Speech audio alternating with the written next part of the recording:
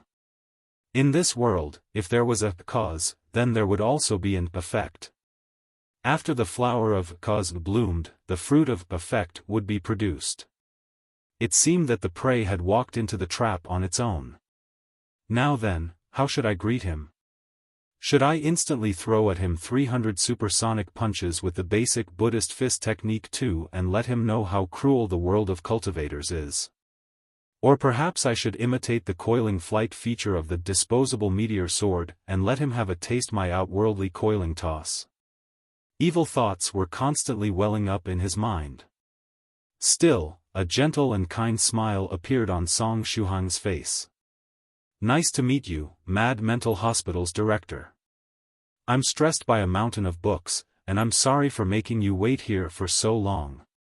Song Shuhang felt that he was acting like a real hypocrite at this moment. After seeing Song Shuhang, the smiling face of the young monster hunter immediately stiffened.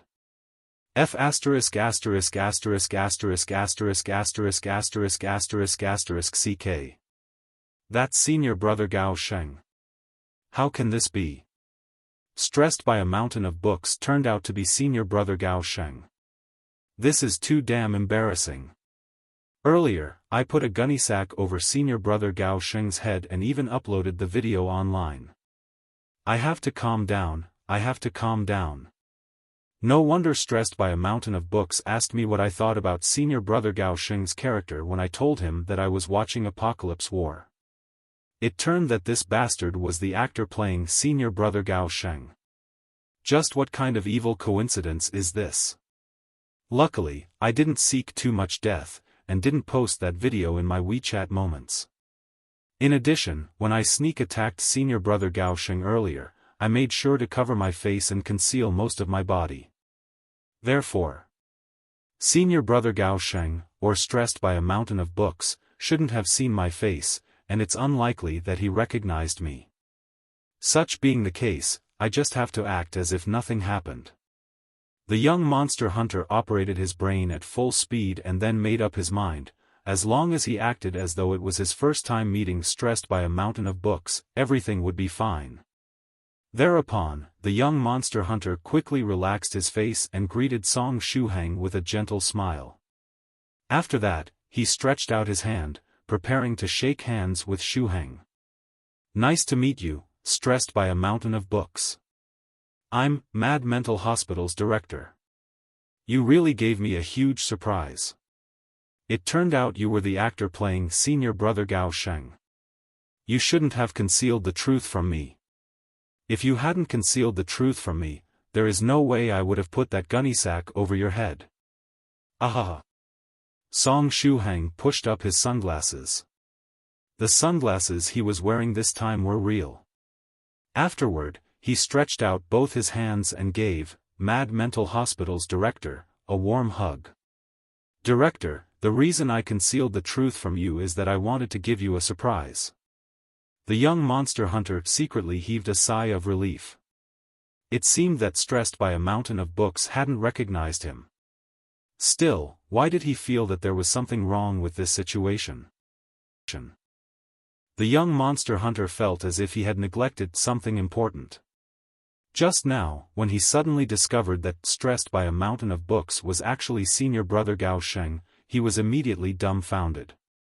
Then, he operated his brain at full speed in the hopes of finding the best way to face Senior Brother Gao Sheng given the current situation. But now that he recalled everything that had happened again, he had seemingly overlooked a few things. For example, those 3 disobedient children, 1 small monk and 2 little lotus, had fluctuations of qi and blood energy coming from their bodies. They were cultivators. Then, there was that girl that he initially mistook for stressed by a mountain of books. Although he couldn't detect any fluctuation of qi and blood, true qi, or spiritual qi coming from her body, her skin was fine and glossy, and her whole body seemed filled with energy. She definitely wasn't an ordinary girl, she was also a cultivator. Beyond that, the arm strength of stressed by a mountain of books, who was now warmly hugging him, also seemed a little too big. Was it possible that stressed by a mountain of books was also a cultivator? Impossible, right? There couldn't really be such a coincidence, could it? The more the young monster hunter thought about the situation, the more he felt that there was something wrong. Just as he was in deep thought, the young monster hunter felt that his ribs had started to hurt. Stressed by a mountain of books hug was like the deadly hug of a ferocious bear, and his grip was getting stronger and stronger. Is this guy doing it on purpose? The young monster hunter immediately thought about Senior Yellow Mountain's actions from before. Before leaving, Senior Yellow Mountain casually stuffed that treasured armor into my hands. Is it possible that he knew in advance that something might happen after my meeting with stressed by a mountain of books, and gave me that treasured armor so that I could protect myself? I absolutely can't admit that I was the one that put the gunny sack over stressed by a mountain of books' head. I won't admit it even if I get beaten to death.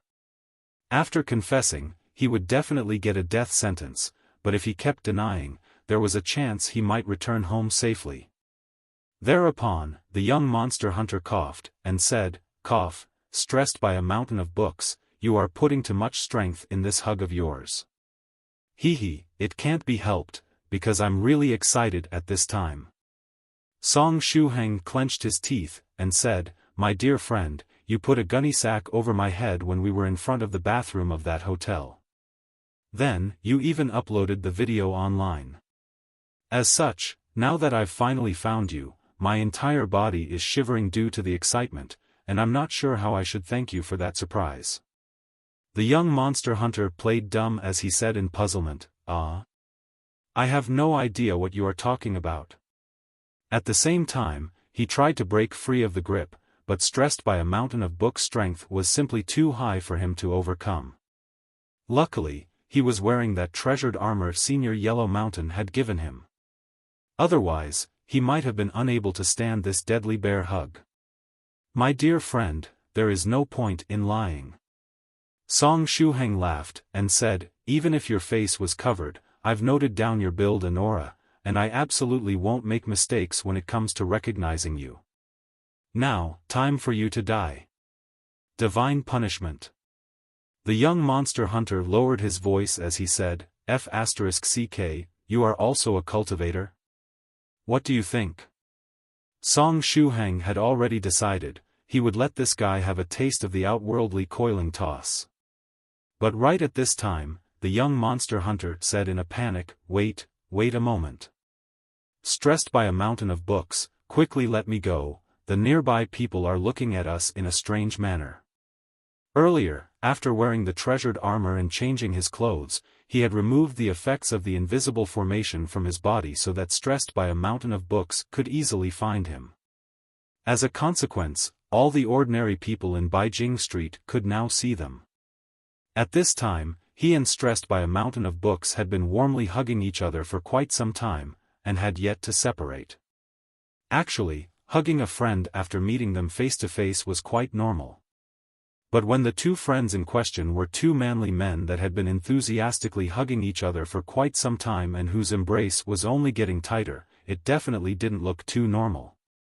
The young monster hunter could feel that the way the people in the surrounding area were looking at him was strange to say the least. In a distant place, there were already some girls laughing and using one hand to cover their mouths and the other one to pull out their mobile phones, preparing to take a few pictures. cultivators were in most cases rather good-looking. After all, they would purify their body and soul while practicing, and their skin and build were very attractive. Unless they practiced some special cultivation technique or a demonic technique, cultivators would generally have good looks. As such, this scene where two handsome and delicate men were passionately hugging each other in Beijing Street's intersection was simply too spicy to the eye. Hee, I'll let go in that case, Song Shuhang said. In the next moment, he stretched out his hands and suddenly threw the young monster hunter midair. At first, Song Shuhang was planning to try out his outworldly coiling toss, but there were too many ordinary people in this street intersection of Beijing Street at the moment. If they saw someone thrown a dozen or so meters up in the air while spinning, all the people in the surrounding area, who weren't clear as to what's going on, might get frightened. Therefore, Song Shuhang decided to alter his plans for the time being. He would let this guy's off the hook for now. But after returning home, he would compete with him in martial arts. After he was thrown in the air, the young monster hunter performed a beautiful somersault midair and safely landed to the ground. The whole action had been incredibly cool. In a distant place, those girls, who had been preparing to take pictures, couldn't help but applaud in admiration. The young monster hunter smiled and then cupped his hands while facing those pretty girls. Song Shuhang. As expected, I should have given this bastard a taste of the basic Buddhist fist technique too on the spot. After all, if he instantly unleashed 300 punches, ordinary people wouldn't even be able to see them. 5 minutes later, Song Shuhang brought the young monster hunter along and headed back home. Stressed by a mountain of books, let me explain. I'm sorry for what happened earlier. I was wrong when I put that gunny sack on your head. However, I didn't have any bad intention, I just wanted to play a prank on you, and that was it, the young monster hunter said while they were walking. Song Shuhang gently smiled. If you had any bad intentions, you would have gotten to instantly taste 300 punches. Cough, anyway, just now, you ruthlessly threw me in the air in front of so many people. Therefore, can we call it even? The young monster hunter said. The corner of Song Shuhang's mouth rose. In your dreams. In a while, you and I will spar, and regardless of victory or defeat, only then it will be truly over. The young monster hunter said, violence is bad. We now live in an era of peace and love. Therefore, can't we peacefully settle this dispute? We can, but only if you stand still and let me put a gunny sack on your head. Afterward, I'll also upload the video online. Only at that time will we be able to truly call it even, Song Shuhang said with a smile. He had even decided on the title, Senior Brother Gao Sheng's Resurgence and Fierce Counterattack, giving the gunny sack offender a taste of his own medicine. After all, it's better if we just fight.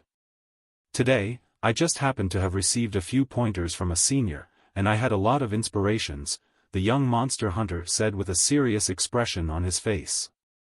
After he had said this much, he thought of another matter, and asked, right, stressed by a mountain of books, what's your realm? Third stage, overcast moon meridian, Song Shuhang said with a smile. The young monster hunter. In the end, it's better if I just let him put a gunny sack on my head. In Song Shuhang's house, Daoist Priest Cloudy Mist was sitting on the sofa, fiddling with his mobile phone. At this time, he was in the living room alone. Papa Song had a matter to take care and went out, while Mama Song was busy in the kitchen. The bored Daoist priest published a message in his WeChat moments. Today, I'll finally be able to meet that little friend. This time, I have to take advantage of the treasure in his hand at all costs. After leeching off that treasure, I'll happily advance a small realm. After he had sent this message, several hundred people popped out, putting likes his message or leaving behind some comments. Daoist Priest Cloudy Mist put the mobile phone away, very satisfied. At last, little friend Song Shuhang was coming back. He had already sensed Song Shuhang's aura, he was right outside the door. Click. The sound of the key turning inside the lock echoed. In the next moment, Song Shuhang entered the house together with Yi Si, the 3 disobedient children, and the young monster hunter. Did a guest come over?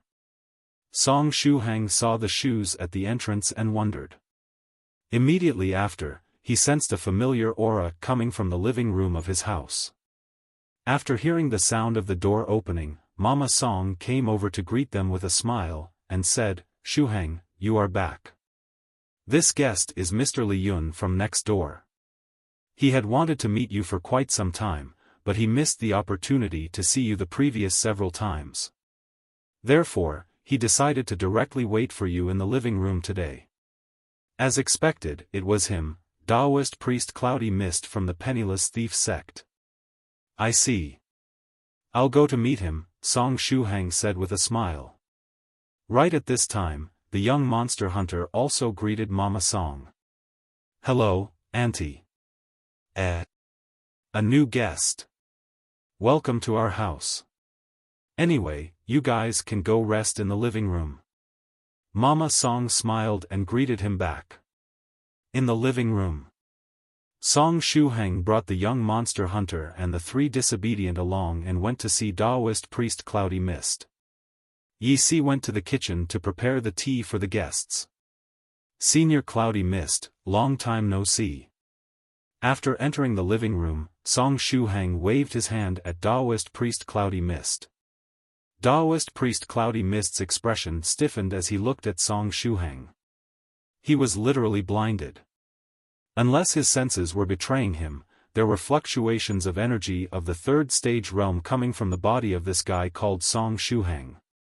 In addition, his constitution was infinitely approaching the strength of a cultivator of the 4th stage realm. How long had it been? Just how much time had passed since the last time he saw him? A little more than a month and a half, right? The last time they met, he remembered that Song Shuhang had still been at the 1st stage realm. Is it possible that I remembered incorrectly? The young monster hunter also secretly sized up Daoist Priest Cloudy Mist. This guy was another senior whose strength he was unable to determine. Therefore, he had at very least the strength of the 5th stage realm, or perhaps even higher. Previously, he was worried that it might be dangerous for his internet friend, stressed by a mountain of books, to head to the Jiangnan area alone. As such, he had deliberately come over to accompany Song Shuhang until Jiangnan University town and protect him during the journey. However, it turned out that this bastard didn't need his protection. After seeing that Daoist Priest Cloudy Mist was at a loss for words, Song Shuhang asked in puzzlement, "Senior, is something the matter?" Daoist Priest Cloudy Mist sighed with emotion and said, "It's nothing. I just feel that new generation is bound to best the previous one, with the new one getting bolder and more daring as time passes by." Although he knew that Daoist Priest Cloudy Mist was just using a metaphor to describe his feelings, Song Shuhang was suddenly reminded of Senior Thrice Reckless when he heard these words. Cough. "Senior, I heard my mother saying that you have been waiting for me all along. Is it possible that you needed my help with something?" Song Shuhang asked. Actually, Song Shuhang felt some pity for Daoist Priest Cloudy Mist. Because Daoist Priest Cloudy Mist's nemesis, True Monarch Yellow Mountain, was already in Wenzhou City, and he had even reached Beijing Street from what Shuhang knew. What was True Monarch doing at this time? It's like this. I wanted to practice while staying close to little friend for some time since I'm about to advance a small realm, Daoist Priest Cloudy Mist said calmly. I see, Song Shuhang said with a nod. Daoist Priest Cloudy Mist knew that he had the Enlightenment Stone with him.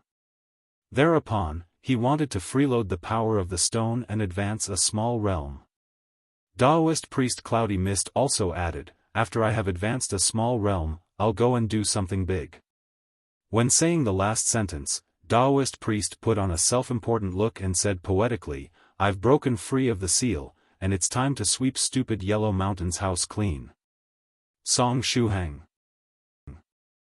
Although Song Shuhang didn't know where True Monarch Yellow Mountain was right now, he knew for sure that he was on Beijing Street, and perhaps he was even peeping at them. As such, it was possible that he had seen Daoist Priest Cloudy Mist when the latter put on that self-important look, starting to recite poetry. Daoist Priest Cloudy Mist was seeking death big time this time around. The nearby young monster hunter also blinked his eyes. Wait a moment. It's time to sweep stupid Yellow Mountain's house clean? Is it possible that this stupid Yellow Mountain refers to true monarch Yellow Mountain? Just as the young monster hunter was in deep thought, Daoist Priest Cloudy Mist stretched out his hand and took out a letter, handing it over to Song Shuhang. Little friend, in this letter are noted down some interesting things that are related to you and your family. You can consider it the remuneration for letting me practice next to you. Inside the letter was recorded that matter concerning the spider puppet that had quietly sneaked into Song Shuhang's house some time ago. Afterward, Daoist Priest Cloudy Mist had cut off its 8 legs and left the legless spider attached to the hanging lamp. He believed that Song Shuhang would be very interested in this piece of news. It's related to me and my family? Song Shuhang took the letter and opened it, glancing at the content. Immediately after, he raised his head and looked toward the hanging lamp on the ceiling. Sure enough, there was a button-sized small spider there. The spider had lost its legs and could only stand in place, unable to move in the slightest. Song Shuhang gently jumped and stretched out his hand, grabbing the spider puppet. At this time, the spider puppet was seemingly deactivated and wasn't moving in the slightest. Song Shuhang sighed. After becoming a cultivator, he had been worrying about his family possibly getting involved in some cultivation-related disaster. Therefore, he was planning to look for some haven of peace and move his family there once the level of his strength was high enough. But little did he expect that people would extend their evil clutches to his family so soon. Still, who was the master of this spider puppet? I will hand over this thing to Senior Yellow Mountain in a while. Perhaps he can find some clues from it and track down the owner of the spider, Song Shuhang thought to himself. Song Shuhang already had a suspect in mind. If he had to think of someone that was capable of doing something similar and knew the address of his house, the first person that came to his mind was young Master Hai of the Limitless Demon Sect. Thank you, Daoist Priest Cloudy Mist, Song Shuhang said gratefully after landing back in the living room. Daoist Priest Cloudy Mist sipped his tea with a smile, and said, "You are welcome. It was just your remuneration, it's a fair deal this way." Song Shuhang put the spider puppet away. The value of this remuneration from Daoist Priest Cloudy Mist was very high. From a certain point of view, it was the same as saving his family once. Song Shuhang gazed at Daoist Priest Cloudy Mist, who was about to do something big, and then thought about the fact that true monarch Yellow Mountain was already in Wenzhou City. His heart ached a little. Perhaps he should remind Daoist Priest Cloudy Mist a little, and tell him not to seek death too much? Daoist Priest Cloudy Mist, isn't there any chance of peacefully settling this dispute between you and Senior Yellow Mountain? Song Shuhang said. If you are really intending to head to Senior Yellow Mountain's place and sweep it clean, the consequences might be unimaginable if Senior Yellow Mountain were to discover you. Ahaha. Daoist Priest Cloudy Mist laughed loudly, and asked in reply, "Little friend Shuhang, you know about mosquitoes, right? What does this matter have to do with mosquitoes?" Song Shuhang was unable to follow Daoist Priest Cloudy Mist's train of thought. The members of the Death-Seeking League had a maze-like circuit with 18 turns in their heads. Even if the car god Takumi Fujiwara from Initial D were to personally drive the vehicle, he might still end up in an accident and overturn his ride. Daoist Priest Cloudy Mist sighed with emotion and said, "Let me tell you about mosquitoes. The bravest and most heroic way for a mosquito to die is to lie on someone's face and start sucking their blood. As long as they can make that person ruthlessly slap themselves in the face, the sacrifice of the mosquito would have been completely worth it." Song Shuhang. Don't try to deceive me just because I don't know too many jokes. I've been taking private lessons about jokes recently. Isn't this joke a super old one? At least a dozen or so years old. I'm the same. A firm expression appeared in Daoist Priest Cloudy Mist's eyes.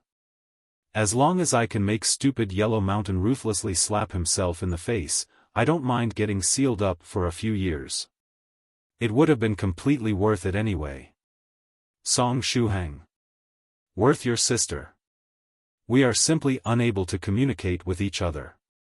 At this point, it can't simply be a problem of generational gap, it's as if we have completely different values, beliefs, and way of seeing the things in the world. Daoist Priest Cloudy Mist stood up, and said, as such, we don't have much time left. How about starting to practice immediately? He had already waited for more than 1 month and a half, and he now wanted to make every minute and second count.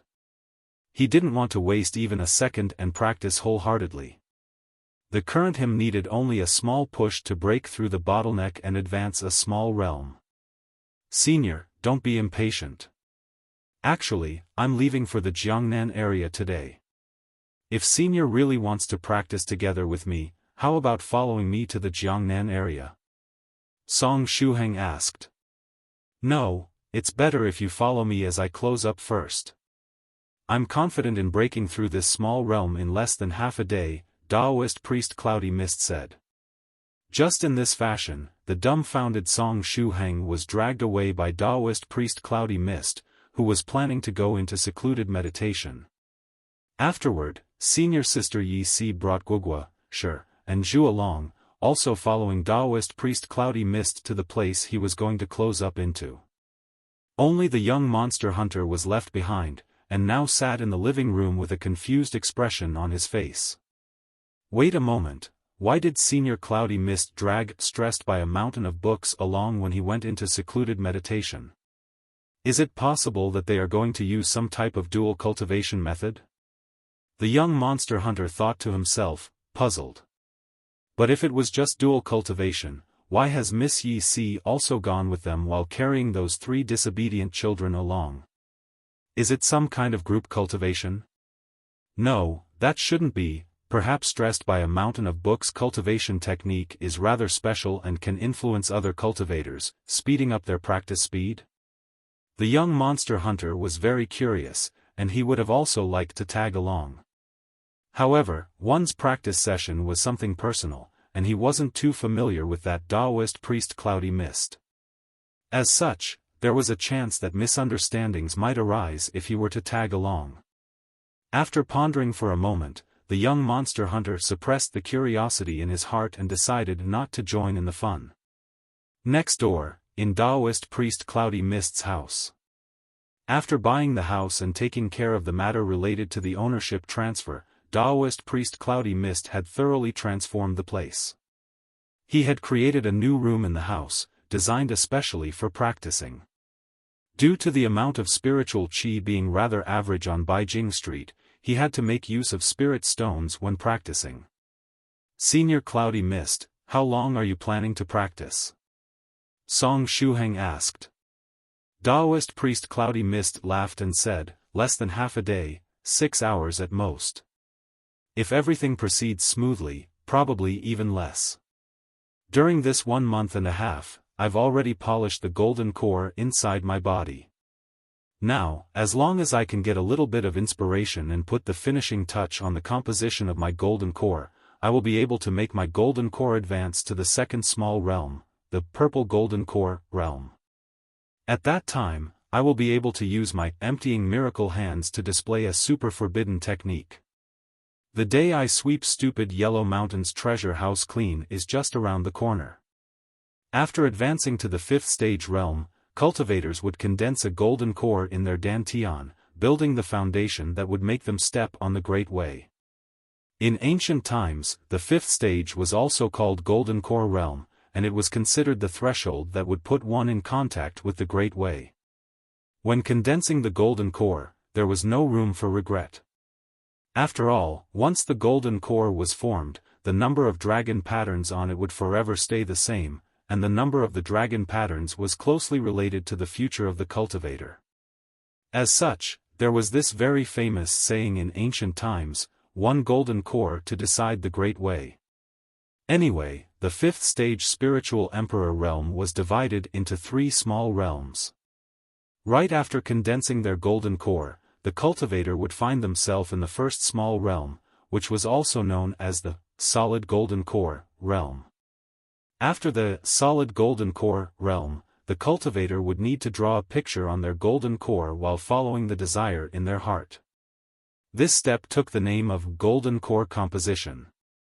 The heart of each cultivator was different, and even if 2 cultivators practiced the same cultivation technique, the pictures they would draw were going to be completely different.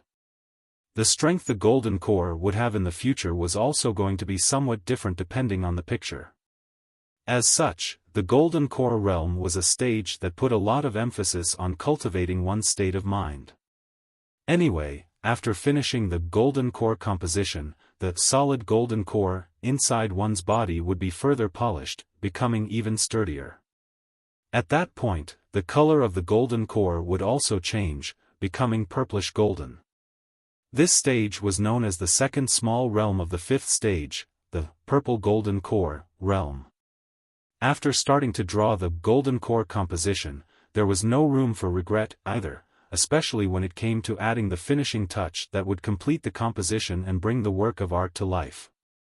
A lot of cultivators would get stuck when they had to add the finishing touch to the composition on their golden core. It wasn't that they didn't want to draw, the problem was that they didn't know where to start.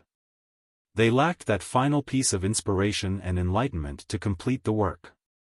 Daoist Priest Cloudy Mist was also in a similar situation at the moment. However, he was very confident when it came to his golden core composition. Now, he was only waiting to borrow the strength of the Enlightenment Stone and increase his comprehension and get some inspiration, which would allow him to add the finishing touch that would bring the picture on his golden core to life and make it perfect. After the purple golden core realm was the third small realm, the lustrous golden core realm. This small realm was also the final checkpoint and bottleneck one had to breach in order to advance to the sixth stage true monarch realm. A lot of fifth stage spiritual emperors that didn't have a sufficient number of dragon patterns on their golden cores would be stranded in the lustrous golden core realm for all their lives, unable to advance even a little bit. There was still some distance between Daoist Priest Cloudy Mist and this realm, and there was no need to worry about it for the time being. After getting in the room, Song Shuhang and Daoist Priest Cloudy Mist sat side by side. I think we can start with the practice immediately. In addition, I request little friend to take out the Enlightenment Stone and give me a helping hand, Daoist Priest Cloudy Mist said. Song Shuhang took out the Enlightenment Stone, as well as the green but with a tinge of red lady onion growing on it, from his size-reducing purse. At this time, Lady Onion had curled up and was silently playing the role of a green onion. Although Daoist Priest Cloudy Mist was curious as to why there was a green onion growing above the Enlightenment Stone, it wasn't something that concerned him. As long as the Enlightenment Stone was the same and its effect hadn't weakened, there was no problem. In the adjacent room, Senior Sister Yi Si had brought the 3 disobedient children along, but she didn't bring them to the room Daoist Priest Cloudy Mist was practicing in. One's practice session was something personal, and there was no cultivator that would like strangers to be present when they were practicing. Therefore, Senior Sister Yi Si decided to bring the 3 disobedient children to the adjacent room. There, the 3 disobedient children could likewise leech off the power of the Enlightenment Stone and increase their comprehension, condensing their qi and blood energy and practicing more efficiently. 3 hours later, Daoist Priest Cloudy Mist suddenly opened his eyes, and the corner of his mouth rose. Thanks to the Enlightenment Stone, he had finished putting the finishing touch on the composition of the golden core in one go. At this time, the golden core inside his body had been polished even further, and the spiritual energy in his body was operating even more efficiently. The color of the golden core had also become purplish golden. Success! Daoist Priest Cloudy Mist said happily. Congratulations, Daoist Priest. Song Shuhang likewise opened his eyes. Song Shuhang hadn't made much progress after practicing for these 3 hours. The liquefied innate true qi he refined through the 33 divine beasts technique during this time wasn't even comparable to the spiritual energy that Yi Si could transmit over, and its effects were likewise inferior to those of his living spring when it came to helping him break through to the blazing sun meridian.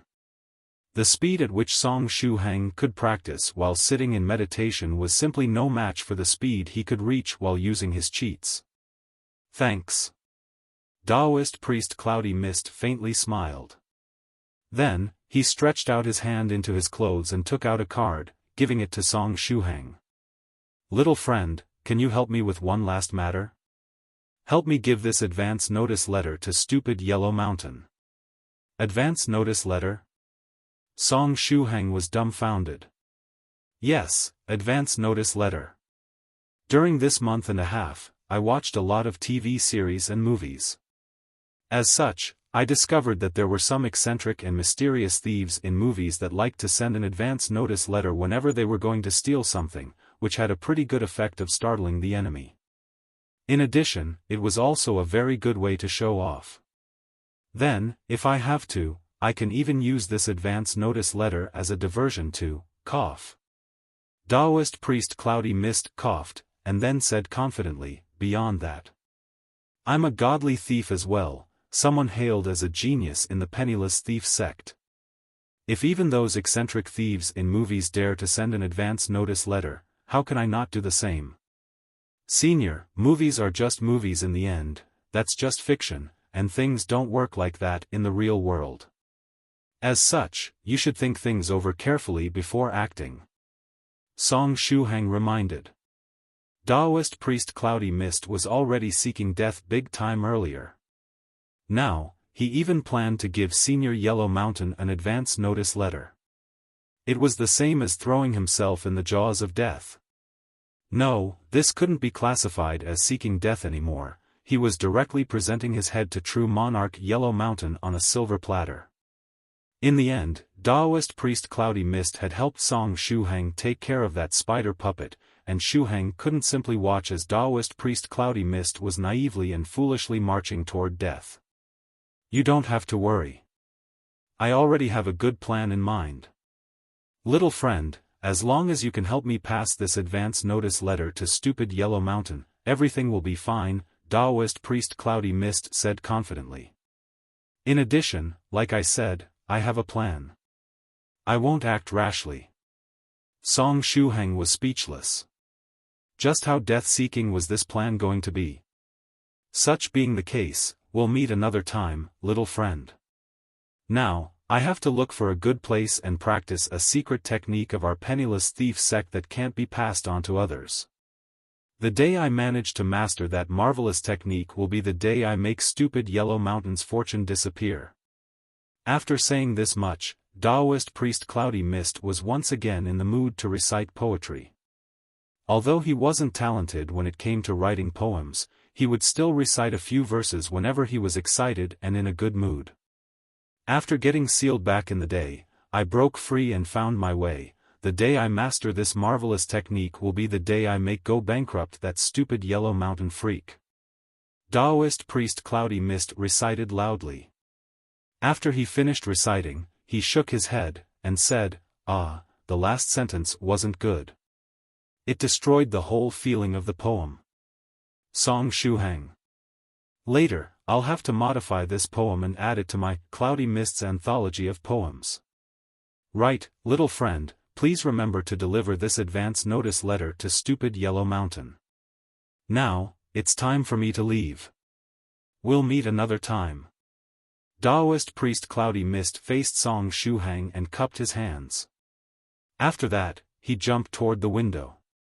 Bang! Daoist Priest Cloudy Mist crashed into the burglar-proof window. Regardless of martial artists in movies or cultivators in real life, they all had the hobby of not leaving through the front door. After all, they were highly skilled experts that could move around freely, and they could easily jump from the window of a building with dozen or so stories without any problem if they wished to do so. However, a lot of modern windows were designed to make things difficult for thieves. As such, if those highly skilled people weren't careful enough when trying to jump from those types of windows, they would directly crash into them without getting through. Ouch, that was exactly what happened to Daoist Priest Cloudy Mist now.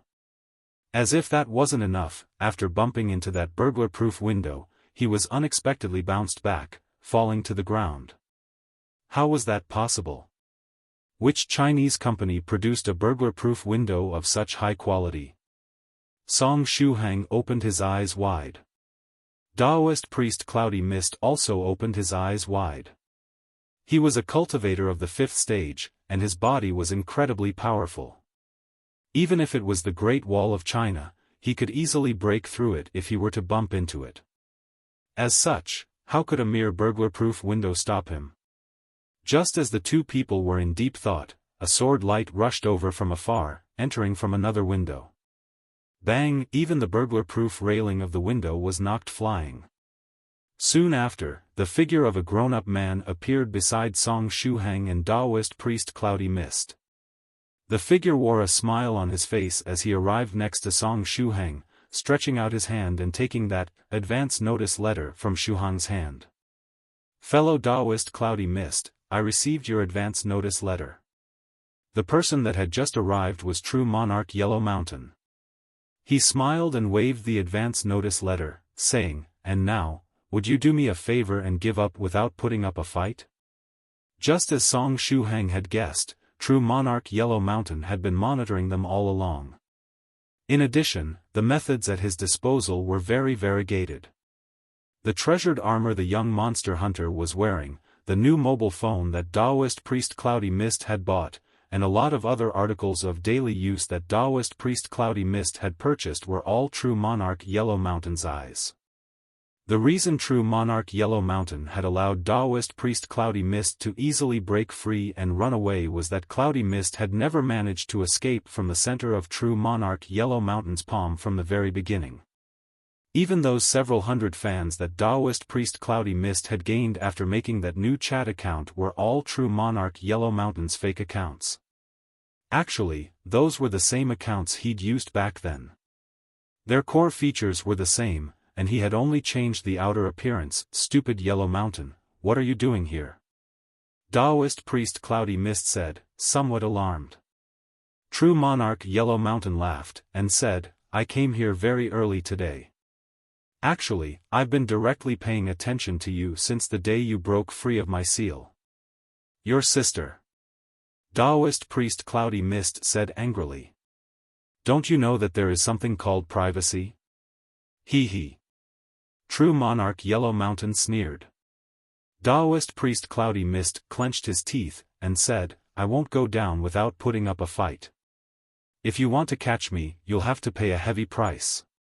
Hee hee. True Monarch Yellow Mountain smiled coldly and raised his finger. If they were to fight head-on, even 10 Daoist Priest Cloudy Mists wouldn't be able to match True Monarch Yellow Mountain's single hand. Look at my move, emptying destructive hands. Daoist Priest Cloudy Mist pounced forward and stretched out his hand, pointing his palm toward True Monarch Yellow Mountain. Soon after, a 5 meters tall and 3 meters wide big hand made of spiritual energy appeared midair, looking very domineering. True Monarch Yellow Mountain lifted his brow. Then, he moved, with his figure suddenly disappearing from his original place. When he appeared, he was already behind Daoist Priest Cloudy Mist. True Monarch Yellow Mountain used the elbow of his right arm to hit Daoist Priest Cloudy Mist's back. Boom! Daoist Priest Cloudy Mist fell to the ground, with sparks and electric arcs exploding from his body. Sparks and electric arcs? Song Shuhang opened his eyes wide.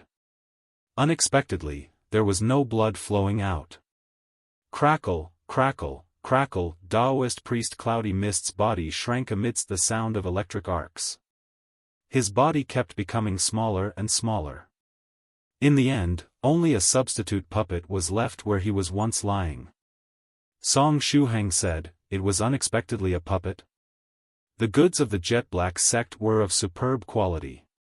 Each year during the Singles Day on November 11th, people would rush over to buy their stuff, and they would even give the customers an 8.5% discount. The disguising abilities of the substitute puppet were outstanding, to the point that even true monarch Yellow Mountain was fooled. Song Shuhang had no idea when Daoist Priest Cloudy Mist had secretly exchanged places with this puppet and ran away. "Oh, this guy really has some skills," true monarch Yellow Mountain said in a soft voice. Hi, that's a given. After discovering that this little friend and stupid Yellow Mountain were acquainted, I've been guarding against the arrival of this day all along." Daoist Priest Cloudy Mist's puppet laughed complacently. He was, after all, a member of the Penniless Thief sect, and he could use the connections of the sect to get a hold of a large quantity of information. "It seems you aren't a complete idiot," true monarch Yellow Mountain said with a smile. "That's also a given.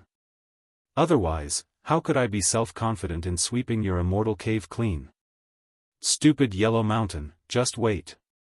The day I master this marvelous technique is the day I reduce you to poverty. Take my advance notice letter and wait for the day of my arrival." While shaking with fear, the substitute said its last words. After saying this much, the puppet softly lay to the ground, not moving in the slightest. He progressed a little bit compared to the old days. True monarch Yellow Mountain stretched out his hand, storing the substitute puppet away. Afterward, the corner of his mouth rose as he gazed toward a distant place in Beijing Street. "Unfortunately, no matter how clever you get, you can't escape from my palm." Song Shuhang. From the looks of it, Daoist Priest Cloudy Mist's escape plan was by no means perfect. True monarch Yellow Mountain was still able to track him down. However, true monarch Yellow Mountain didn't immediately chase after him. It seemed that he was deliberately allowing Daoist Priest Cloudy Mist to run away. This situation reminded Song Shuhang of a cat having fun with a little mouse. After a short moment, true monarch Yellow Mountain returned to his senses and turned his head around, looking at Song Shuhang with a smile. "Little friend Shuhang, I'm sorry. That Cloudy Mist guy must have given you quite a bit of trouble." "Not at all, actually. Daoist Priest Cloudy Mist possibly did me a big favor." Song Shuhang took out a button-sized spider puppet while he was speaking, handing it over to true monarch Yellow Mountain. "This spider puppet sneaked into my house not too long ago." Daoist Priest Cloudy Mist didn't know of its intentions and decided to cut off the legs to prevent the spider from playing dirty tricks. It's a small monitoring-type puppet, however, it has been seemingly modified a little. "Interesting," true monarch Yellow Mountain said after looking at the puppet. "Still, I'm not too knowledgeable when it comes to puppets. If you have time, you can ask true monarch Eternal Fire to take a look at it. He can be considered a grandmaster when puppets are involved. In a while, true monarch Eternal Fire should drop in for a visit and look for you. After all, the scholarly faction owes you a big favor, and they will probably gift you a few other good things." The White Cloud Academy had bought a large number of puppets from the Jet Black sect, and true monarch Eternal Fire was the one controlling and leading all the puppets all the times. As such, he also became a master of puppets as time passed by. Song Shuhang nodded and took back the spider puppet, storing it away. "Another thing, little friend Shuhang. What is the condition of that ordinary person you found earlier that had been transformed by the evil energy of the Netherworld realm?" True monarch Yellow Mountain asked as his smile vanished. "I'm afraid that what happened wasn't a simple coincidence, and it might be the doing of some creatures of the Netherworld realm. This is something that might bring a calamity upon us." After saying this much, true monarch Yellow Mountain waved his hand. Soon after, another flying sword came over, and above was lying that big fellow that had been overturning cars earlier. That ordinary person that was contaminated with the evil energy of the Netherworld realm is now locked up inside Yi Si's magical treasure and was moved to the backyard of my house, Song Shuhang replied. After saying this much, Song Shuhang gazed at that big fellow floating beside true monarch Yellow Mountain. Just like that middle-aged man he'd met earlier, this big fellow had also been contaminated with the evil energy of the Netherworld realm, with his body transforming and becoming stronger. Song Shuhang could sense the pure energy of the netherworld realm emanating from the body of the opposite party. The nucleus in his heart aperture had started to become somewhat restless at this time. The appetite of the nucleus in his heart aperture was very big. Whether we were talking about spirit stones or the energy of the netherworld realm, regardless of the quantity being big or small, the nucleus wouldn't fuss about it, and would eat everything.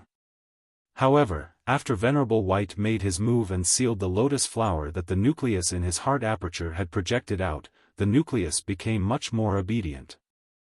At least, it now wasn't acting like it did the first time when it projected out that lotus flower and started absorbing the source of energy in front of it regardless of Song Shuhang's opinion. True Monarch Yellow Mountain pointed at that big fellow, and asked, "Little friend Shuhang, is the condition of this big fellow similar to the condition of the middle-aged man you've caught earlier?" "Yes, they are identical." The energy of the netherworld realm was likewise entwining the body of that guy and had transformed his body, strengthening him.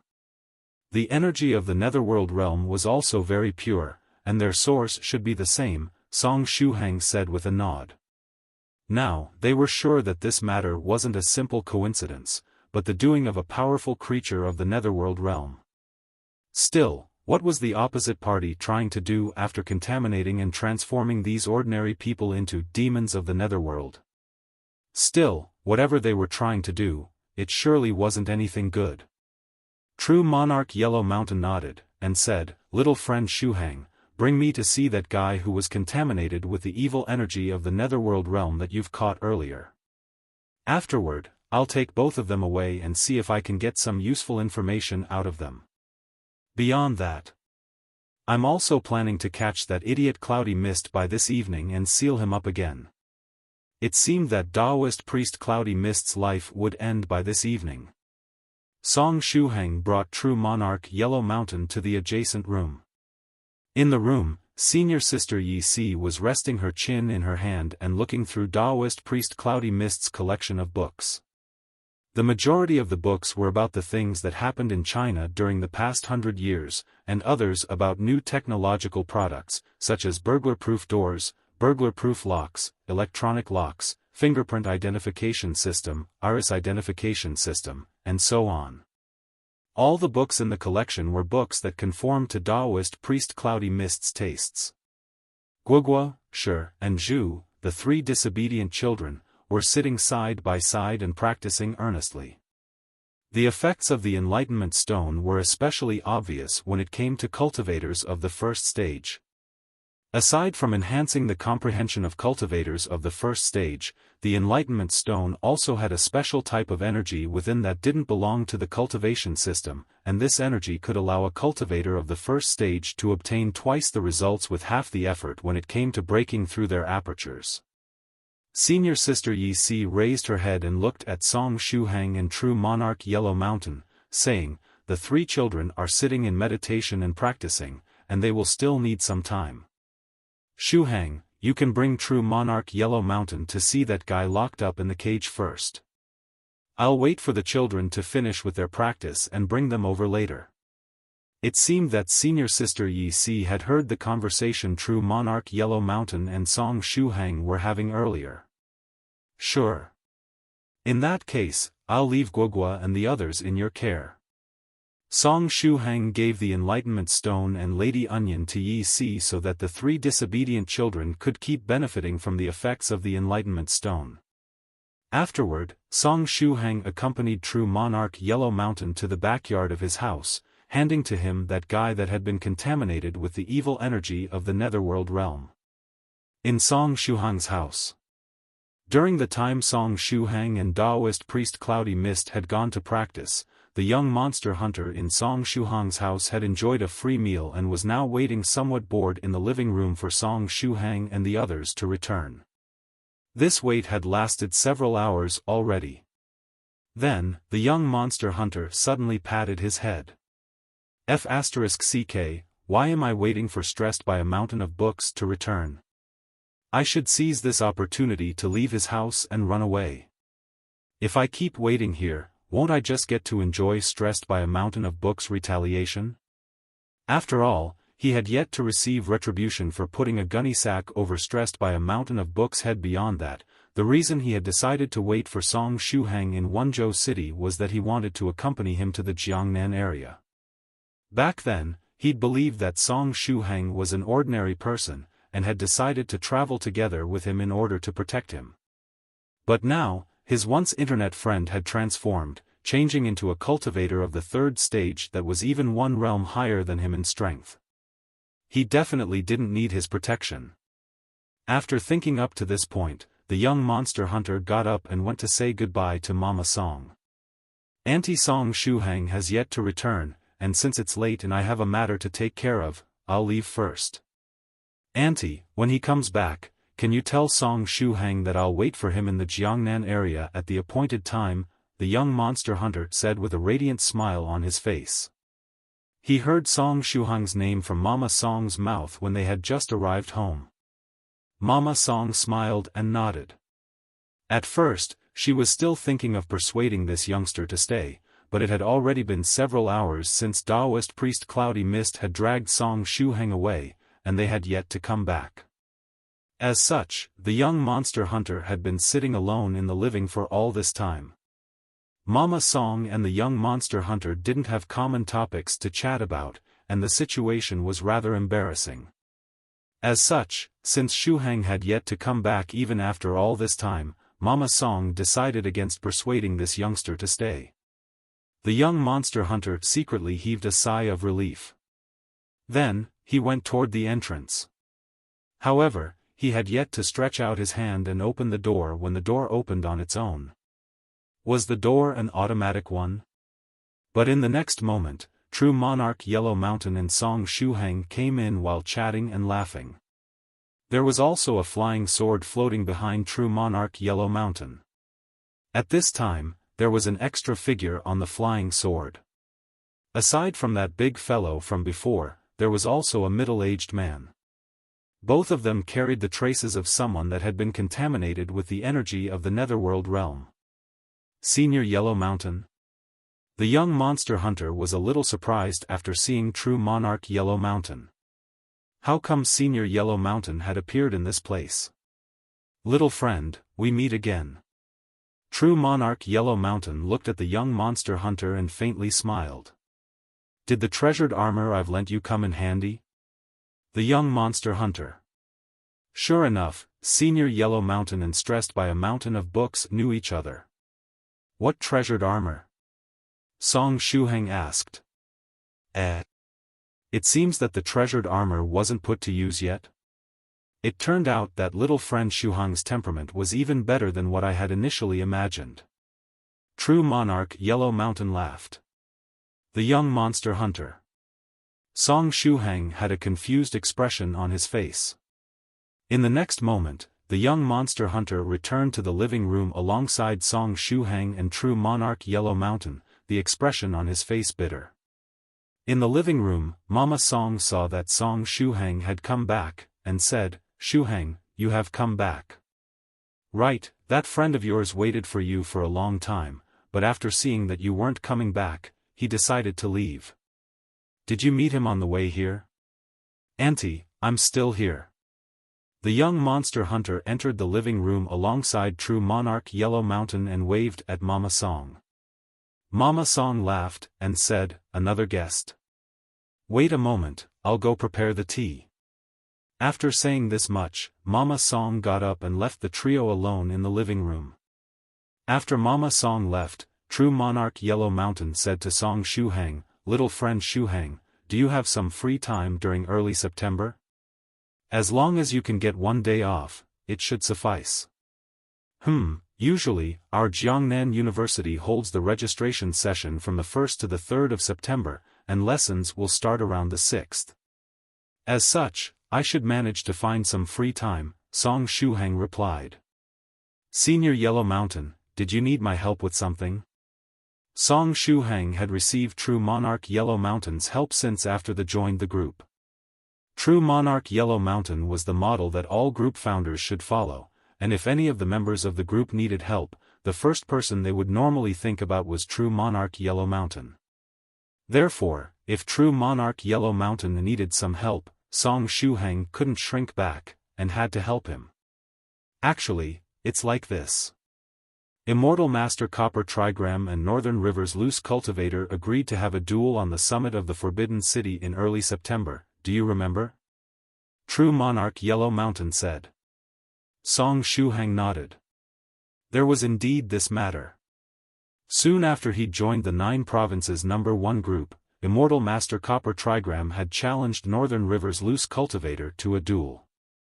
True monarch Yellow Mountain said, back then, I told them that if I could find some time during early September, I would head to the summit of the Forbidden City and host the duel between the two of them, also giving them a small gift. However, given the time, it's likely that I'll already be in secluded meditation during the first days of September. As such, if little friend Shuhang has some free time, could you take my place, go to the summit of the Forbidden City, and give those small gifts to Copper Trigram and Northern River in my stead? Sure, no problem. You can leave everything to me, Song Shuhang said with a nod. He was very curious about the outcome of the battle that would take place on the summit of the Forbidden City. In addition, he was already planning to take a look at that battle together with Senior White. In that case, I'll trouble little friend Shuhang. After he had said this much, true monarch Yellow Mountain took out 2 wooden boxes from his spatial magical treasure. The 2 boxes had the names, Copper Trigram and Northern River, respectively, engraved on them. Senior Yellow Mountain, it's really nothing. Song Shuhang took the 2 gifts and stored them in his size-reducing purse. Then, he asked about another matter he was very curious about. Senior Yellow Mountain, if you go into secluded meditation, who would take care of Daodu's wedding? How would the scene of Daodu's wedding look? Daodu was still unable to assume human form. Therefore, what kind of creature would his other half be? In addition, how did Daodu end up being the bride? Song Shuhang was very curious. Actually, it wasn't only him, the majority of the members of the 9 Provinces No. 1 group were very curious about this matter. Don't worry, I've already made preparations for it, true monarch Yellow Mountain said with a smile. Anyway, it's pretty late already, and it's better if I go catch Daoist Priest Cloudy Mist.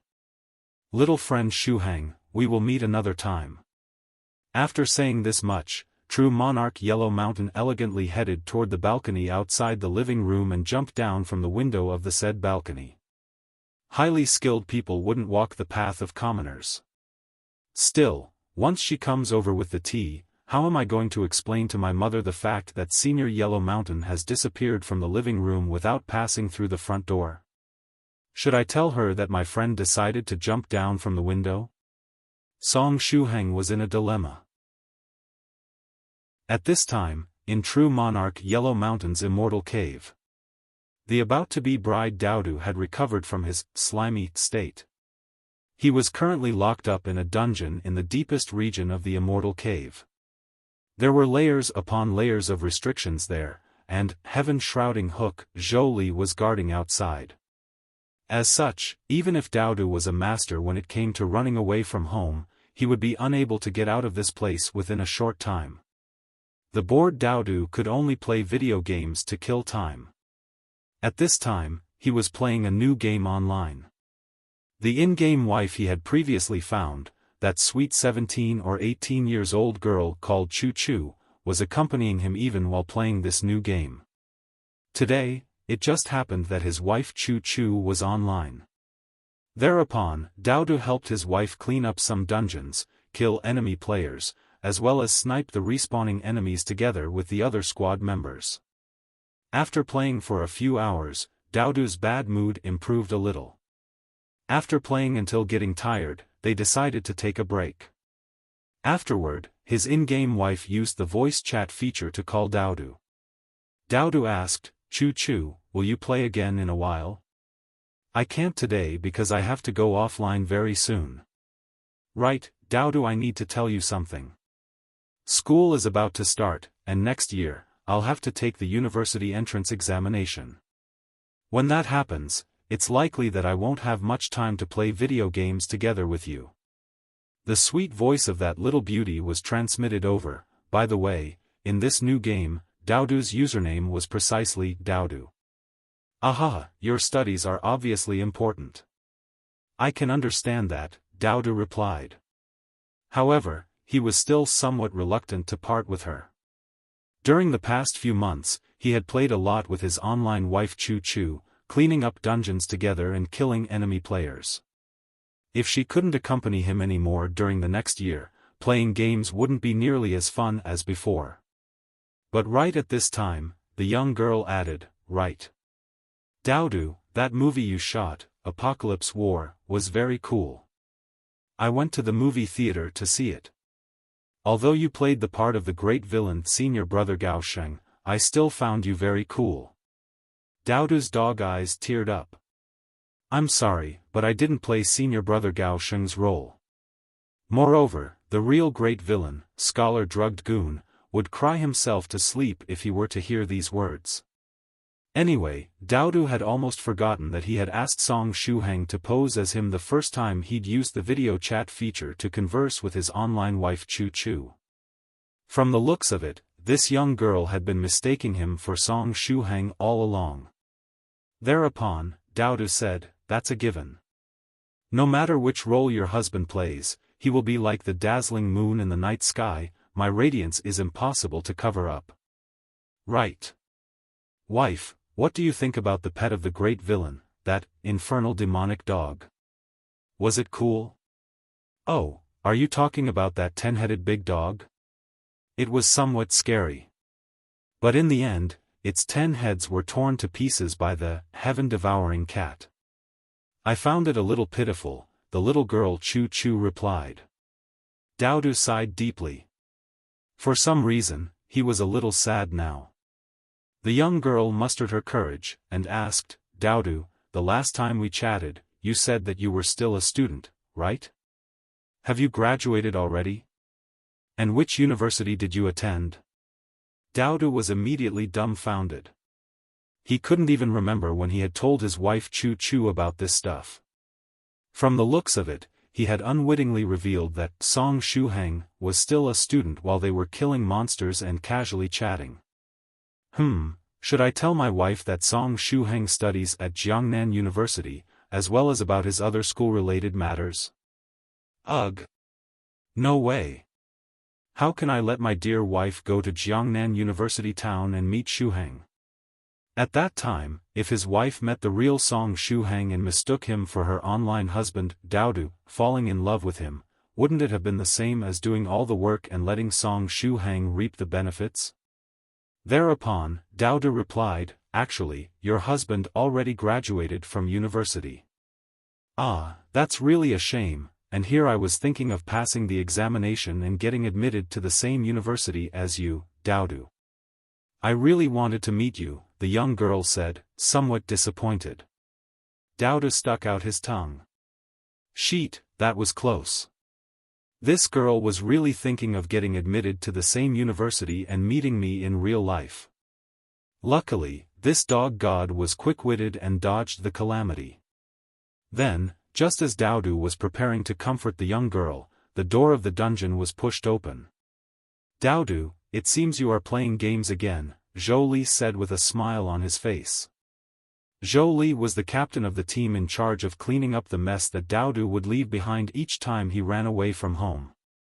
As such, the day he got the news that Daodu had sought death big time, thoroughly enraging true monarch Yellow Mountain, and that he would be married off to a man as a punishment, he had happily drunk with his buddies all night. Daodu looked at Zhou Li and coldly snorted. Right. Daodu, I've brought you your wedding dresses. They are something true monarch especially prepared for you, and there are several different designs. You can choose the one you like the most. True monarch said that he wants to marry you off to a man in a stylish and grand way, Zhou Li said with a smile. Daodu. But right at this time, the voice of that young girl, Chu Chu, was transmitted from the computer. Wedding dresses? Daodu? Getting married off to a man? Daodu was startled. Damn it. I forgot to mute the mic when this idiot Zhou Li entered the room. Everything Zhou Li said was heard by my online wife Chu Chu. What to do now? How can I explain things to my wife? After quite a while, the young girl Chu Chu asked, Daodu, are you getting married? Daodu clenched his teeth, and said, Ugh, your husband won't go down so easily. It's impossible to force me to get married. After another moment of silence, the young girl Chu Chu asked, Daodu, are you a girl? From what she heard, Daodu was going to wear a wedding dress and marry a man. Daodu gritted his teeth, and said, Ugh, how can that be? I'm a manly man. And what wedding dresses? It's just a bunch of idiots playing tricks on me. I'll never submit to them. In the worst case, I'll just run away from home. The nearby Zhou Li sneered. Phew, on the other side, the young girl Chu Chu heaved a huge sigh of relief. But right at this time, Zhou Li said in a faint voice, Daodu, you are indeed a male for now, but it might not be the case in a while. He. While saying this sentence, Zhou Li experienced a wonderful feeling. It was the feeling of vengeance. Daodu. The young girl Chu Chu immediately got worried. Daodu, are you in danger at this time? Do they want to force you to undergo a sex change operation? Should I call the police? It's nothing. Don't worry, I'm not in danger. Daodu turned his head around, looking at Zhou Li and saying angrily, Zhou Li, you idiot. I'll bite you to death. He. Zhou Li faintly smiled. Then, he placed the tailor-made wedding dresses down and turned around, preparing to leave the dungeon. But right before leaving, he suddenly turned around again, and said loudly, Right, I almost forgot. Girl, if you want to find clues about Senior Brother Gao Sheng, head to Jiangnan University Town. The trip would be definitely worth it. Helping others was the foundation of happiness. Doing one good deed each day would make the world a better place. Woof. Daodu suddenly turned into a 2 meters big dog and pounced toward Zhou Li, biting his head. Blood flowed from his head, but Zhou Li still had a weirdly content expression on his face. Girl, no need to thank me. It was a pleasure to give you a hand. After Daodu reluctantly let go of his head, Zhou Li covered his bleeding wound and left the dungeon with a triumphant expression on his face.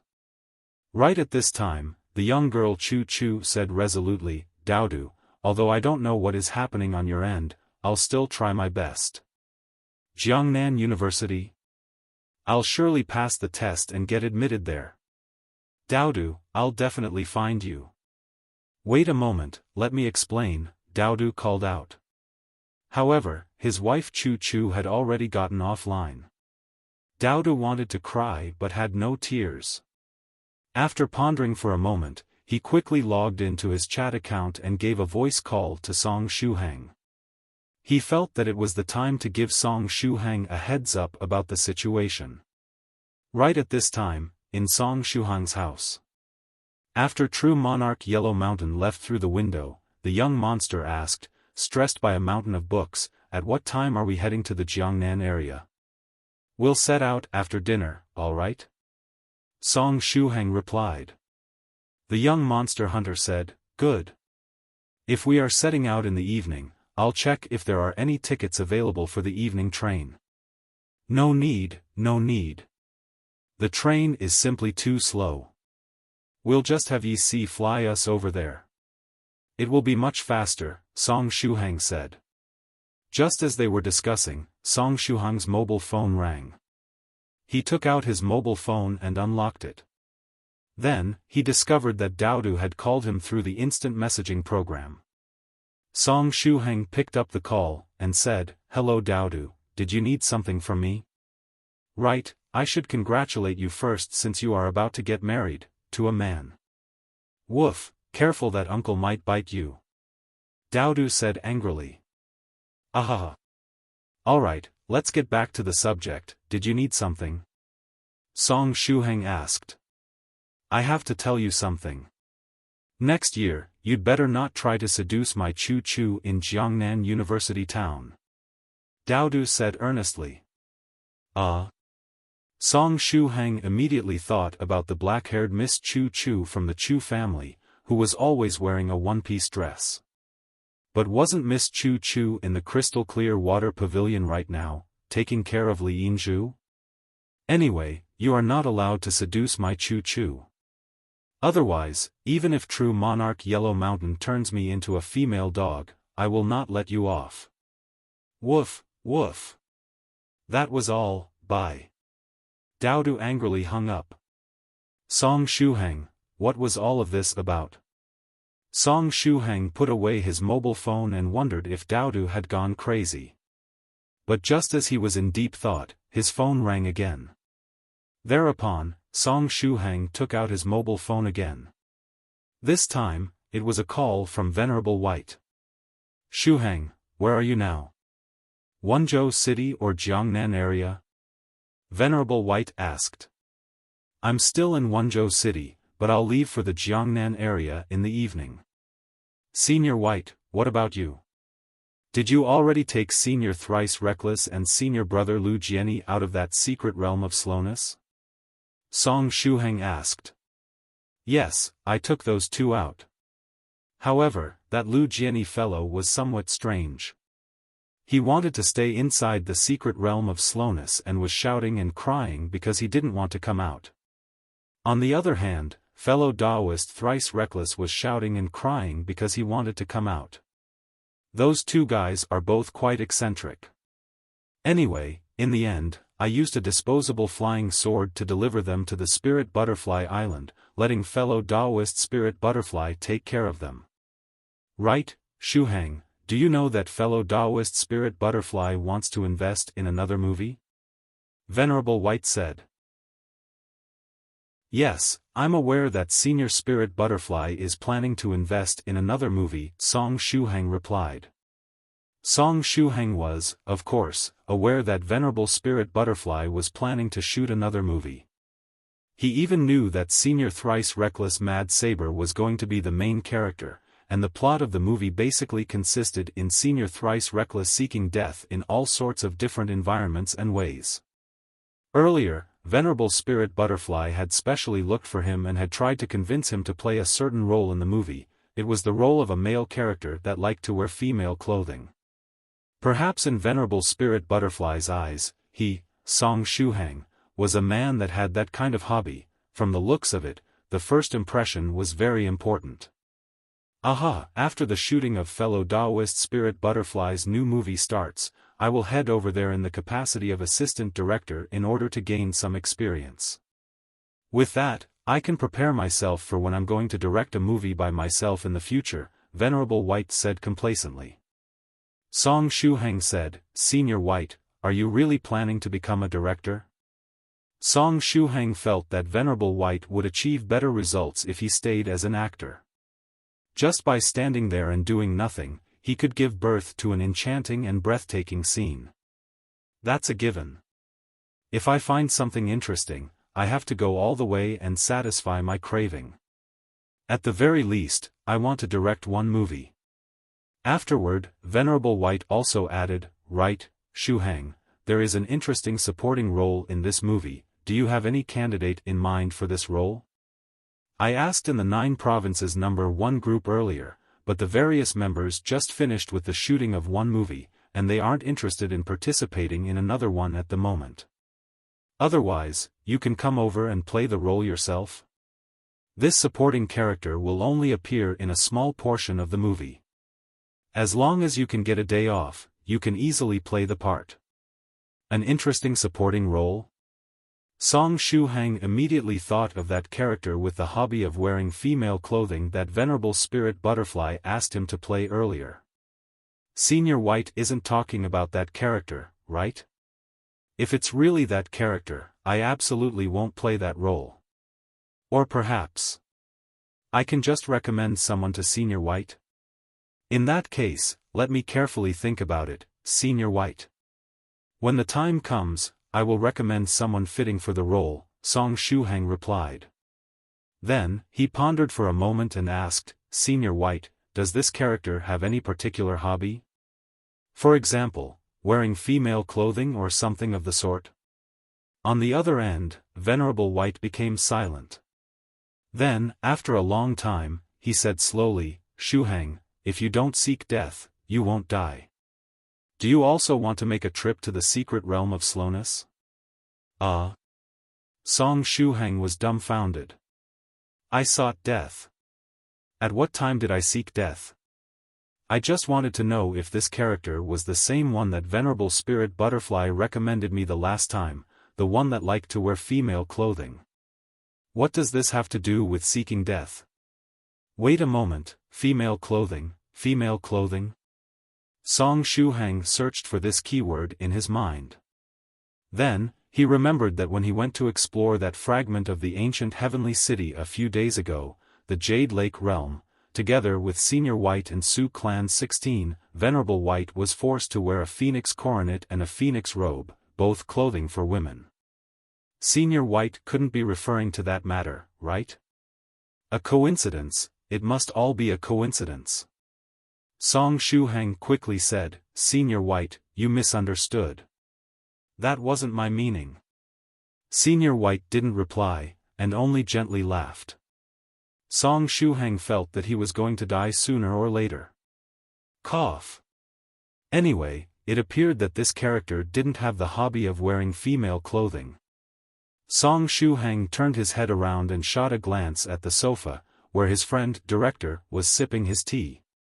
Now then, would this young monster hunter be interested in starring in a movie? How could he lure him into participating in this movie? Just as he was in deep thought, a loud sound was suddenly transmitted from Venerable White's end. From the looks of it, there had been an explosion, and this explosion seemed really powerful. Song Shuhang quickly asked, "Senior White, what happened?" It's nothing. Just now, I discovered that there were two guys following me in secret, and they seemed to have bad intentions. When I called them out, they ran away. As such, I casually threw a magical technique at them, but failed to properly control my strength and ended up blowing them up. I just found something. They unexpectedly had 3 pieces of Chilan metal with them. It is a pretty good material that can be used to manufacture space-type magical treasures. I happen to need this material. It's very difficult to find this kind of material on Earth nowadays, and only people from the ancient era would have it in stock.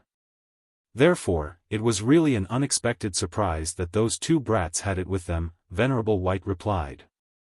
Song Shuhang. Right. Shuhang, you said that you were heading to Jiangnan University Town in the evening, right? In that case, I will directly wait for you in the Jiangnan area, Venerable White said. Song Shuhang said, "No problem, Senior White. We'll meet in the Jiangnan area in that case." "Alright, let's meet there." "Oh, right, there was another thing I wanted to ask.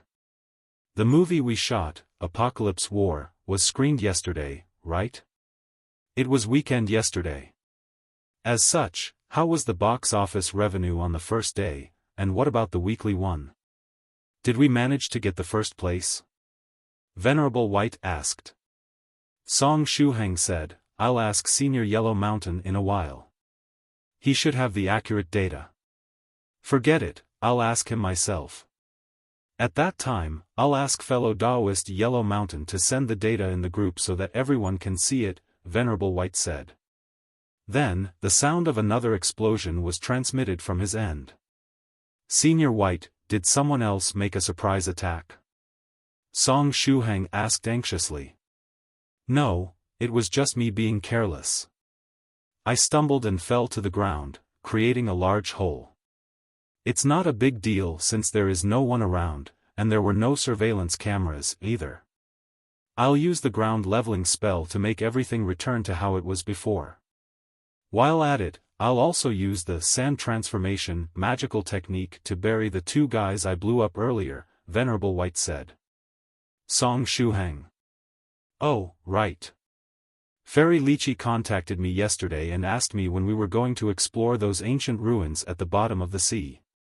After you are done with your university registration, we'll go visit Immortal Cheng Lin's Immortal Cave. I think you'll obtain a few benefits after visiting the place." Alright. However, I've also promised True Monarch Yellow Mountain that I'll go to see the battle on the summit of the Forbidden City between Immortal Master Copper Trigram and Northern River's Loose Cultivator in early September and give the two contenders the small gifts he prepared. Therefore, we have to plan things carefully, Song Shuhang said. In that case, we'll take a look at the battle between Northern River and Copper Trigram first. Then, after the battle is over, we'll contact Fairy Lychee and go to explore Immortal Chenglin's Immortal Cave, Venerable White replied. Very well, it's settled then, Song Shuhang said. Even if summer vacation was over, his life was as lively as before. Good, in that case, I'll hang up first. Oh, wait. Something bad happened. I need a piece of advice from you. I put too much strength into the ground leveling spell and ended up creating a small hill. Venerable White's voice was transmitted from the other end of the phone. Now then, should I blow up this small hill? Song Shuhang said, Senior White, you should deal with the matter according to the circumstances. In that case, I'll just leave it be. It would be just a hassle to blow it up again, Venerable White said. Anyway, I'm hanging up.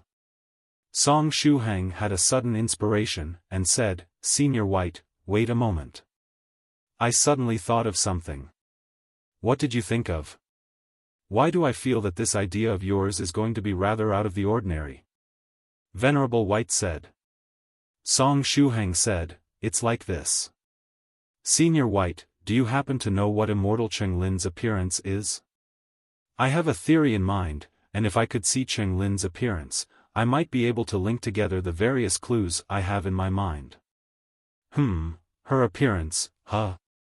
That's rather difficult to describe. After all, the opposite party is an immortal, and she has her own methods to cover up her appearance. I only remember that she was a fairy maiden and wore a simple Daoist robe with a Daoist cap on her head, and she sat on a white lotus flower. As for her real looks, I'm unable to describe it to you with mere words. I'll see if I can draw a rough sketch in a while and send you the picture. If it still doesn't work, you can simply wait until we head to the ancient ruins and see her by yourself, Venerable White said. I see, we can only proceed this way then, Song Shuhang said. Is there anything else? If there isn't, I'm hanging up, Venerable White said. There shouldn't be anything else. Song Shuhang pondered for a moment, but couldn't find anything else. In that case, let us meet in the Jiangnan area, Venerable White said.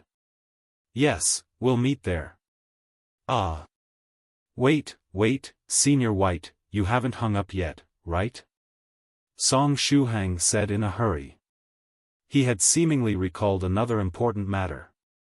Senior White said, I'll leave the hanging directly to you at this point. After all, I can live several tens of thousands of years more than you, and you'll definitely hang before me.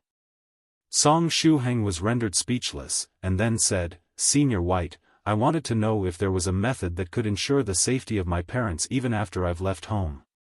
Although I've some talismans with me, one has to use mental energy to activate them, and they aren't suitable for my parents to use. After discovering that a spider puppet had sneaked into his house, Song Shuhang started to worry for the safety of his parents. If not for the fact that Daoist Priest Cloudy Mist had been on the scene, who knew what kind of disaster that spider puppet would have given rise to? Venerable White asked, is someone targeting your family members? Yes, Song Shuhang replied. Let's directly kill the other party, alright? Which influence are they from? Venerable White said.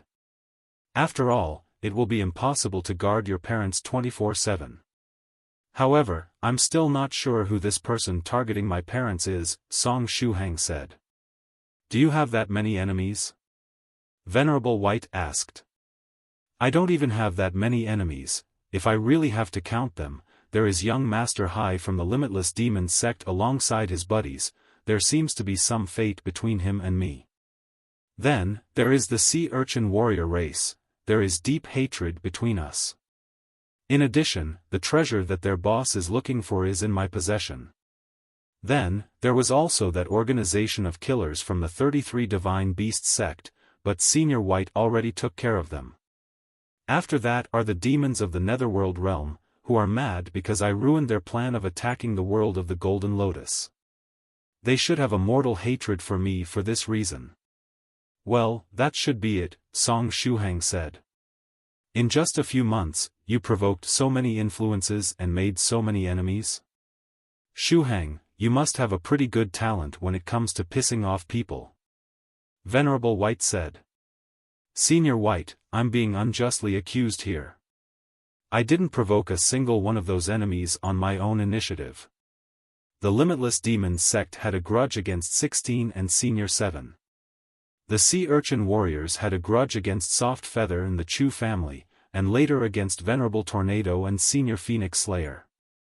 As for the demons of the Netherworld realm, that's, even more, a case where I was unjustly implicated just because I happened to be standing in a certain place. Venerable White. The fact that you get unjustly implicated each time is a little too strange. How is it possible that each time you are present, the hate of the enemies always shifts onto your body? Song Shuhang said, therefore, does Senior White have any other suggestion aside from directly killing the enemies? If he'd had the ability to kill his enemies, Song Shuhang would have already wiped out the Limitless Demon sect and the Sea Urchin Warrior race so as to avoid them annoying him or his family members. But, unfortunately for him, he didn't have the strength to deal with the Sea Urchin Warrior race or the Limitless Demon sect at the moment. As such, he could only come up with a way to protect his family to the best of his capability. Venerable White thought for a moment, and then replied, I heard True Monarch Eternal Fire mention that he was going to look for you in a while. The scholarly faction ended up owing you a big favor this time around, and they are trying their best to make it up to you.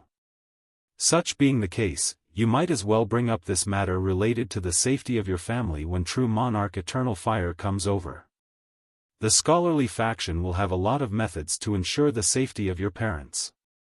For example, they can establish an academy next to your place to spread the teachings of the scholars and help you at the same time, effectively killing two birds with one stone. Then, after you reach the 4th stage realm, you can learn from the fellow Daoists in the 9 provinces number 1 group how to engrave defensive formations or traps and arrange them all around your house. In addition, if Palace Master 7 Lives Talisman hasn't gone into secluded meditation, you can buy a bunch of special talismans from him, not the single-use ones, but high-level talismans that can be used repeatedly. When the time comes, you can use your blood essence as a base to create 2 protective talismans and give them to your family members. At that time, unless a cultivator at the peak of the 4th stage personally enters into action, your parents will be safe from harm. Song Shuhang asked, if blood essence is used to create a protective talisman, can this talisman be activated without mental energy? Of course. After all, high-level talismans differ from single-use ones precisely in this aspect. The only problem is that it's rather costly to manufacture these types of talismans, and spirit stones alone aren't enough. Therefore, you have to mentally prepare yourself, Venerable White said. Song Shuhang had, once again, learned something new. That's all. If there isn't anything else, I'm really going to hang up, Venerable White said. Song Shuhang replied, this time, there really isn't anything else. In that case, let us meet in the Jiangnan area, Senior White. See you in a while. After he had said this much, Venerable White ended the conversation. When the nearby young monster hunter heard the conversation between Song Shuhang and Venerable White, he broke out in a cold sweat. He felt that he had sought too much death by coming here on a whim, wishing to protect stressed by a mountain of books during his trip to the Jiangnan area. The people that stressed by a mountain of books had offended were very strong, the pressure that the young monster hunter felt at this time was as big as a mountain. After concluding his conversation with Senior White, Song Shuhang looked at the young monster hunter, who was sitting on the sofa and sipping his tea.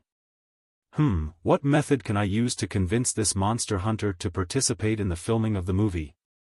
Young man, this time around, the assistant director of the movie is the actor that played Ling Yi. Are you excited?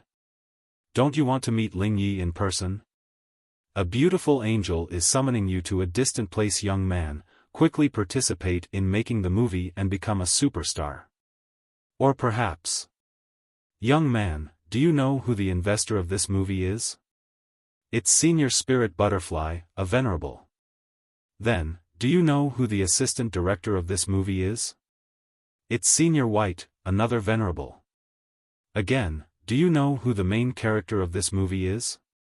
It's Thrice Reckless, and when it comes to seeking death, he's a venerable among venerables.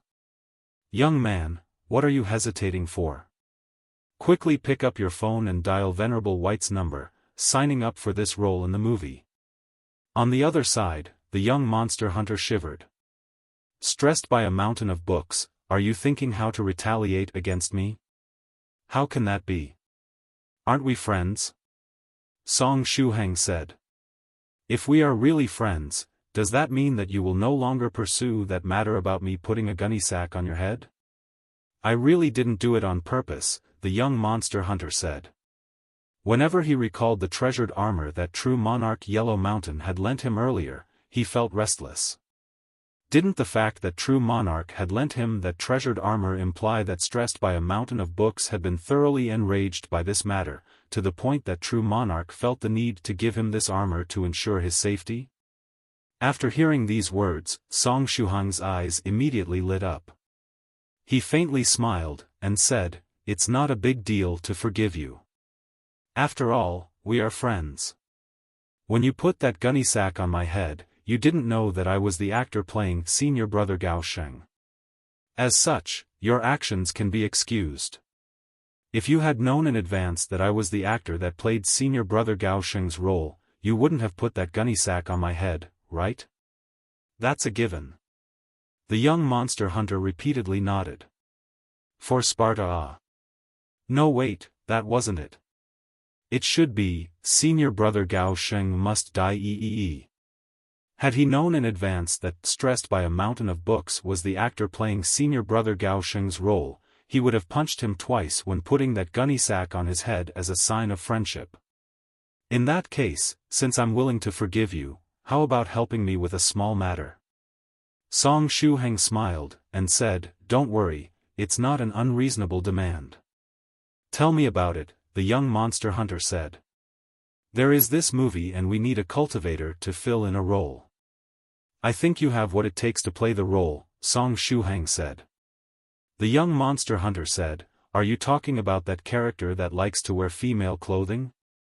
If it's that character, allow me to refuse." "If you don't mention that hobby again, we can still be friends," Song Shuhang said. "Anyway, you don't need to worry. I can assure you that it's not that character that likes to wear female clothing. From what I know, it's just an interesting role, and only one day would be needed to complete the part." The young monster hunter held his chin and started to ponder. It seemed that he would have to play the role of this interesting character to settle once and for all the grudge he'd created when putting that gunny sack on Song Shuhang's head. However, he was a bit on the losing end in this deal. When he put that gunny sack on Song Shuhang's head, everything happened in an instant. On the other hand, he would have to spend one whole day on the set. Just as he was in deep thought, Song Shuhang said leisurely, "Right, this time around, the investor of the movie is Senior Spirit Butterfly, a venerable." The eyes of the young monster hunter immediately lit up.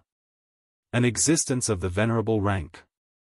Even in large sects, cultivators of the venerable realm would have the position of a very high-ranking elder. Ordinary cultivators would rarely get the chance to see a living venerable.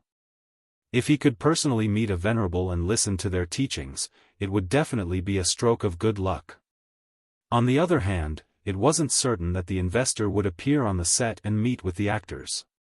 The young monster hunter was hesitating. After seeing his expression, Song Shuhang knew that there was hope to convince him. As such, he said, "Do you know who the assistant director of the movie is?" "It's Senior White, another venerable." The young monster hunter repeatedly nodded. "I accept."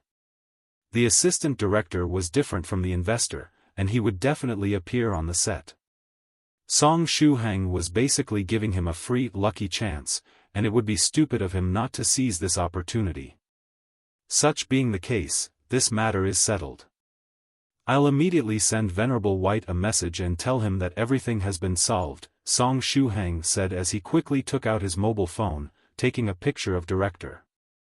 Then, he opened the instant messaging app and sent Venerable White a message with director's picture attached to it, telling him that everything had been settled. He was in such a hurry because he was afraid that director would change his mind and go back on his word. Venerable White quickly replied, "Okay, got it. In that case, we'll leave that interesting role to this youngster." Well, everything is settled then. Song Shuhang also attached a smiling emoji to the message. Indeed. In early September, we'll first witness Copper Trigram and Northern Rivers battle. Then, I'll bring you, Fairy Lychee, and Yi Si to Immortal Cheng Lin's Immortal Cave. After that, you'll need to take another day off and bring over that youngster for the filming of the movie, Venerable White replied. Wait a moment, I'll have to go there together with director?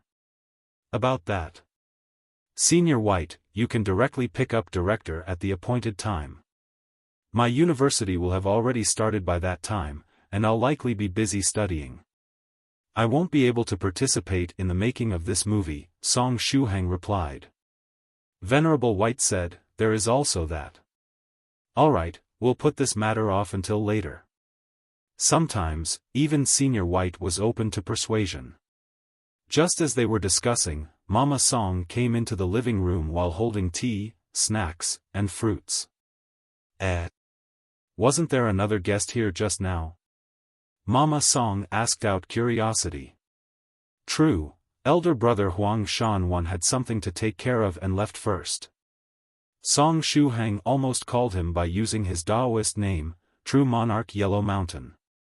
Mama Song placed the snacks and the fruits down.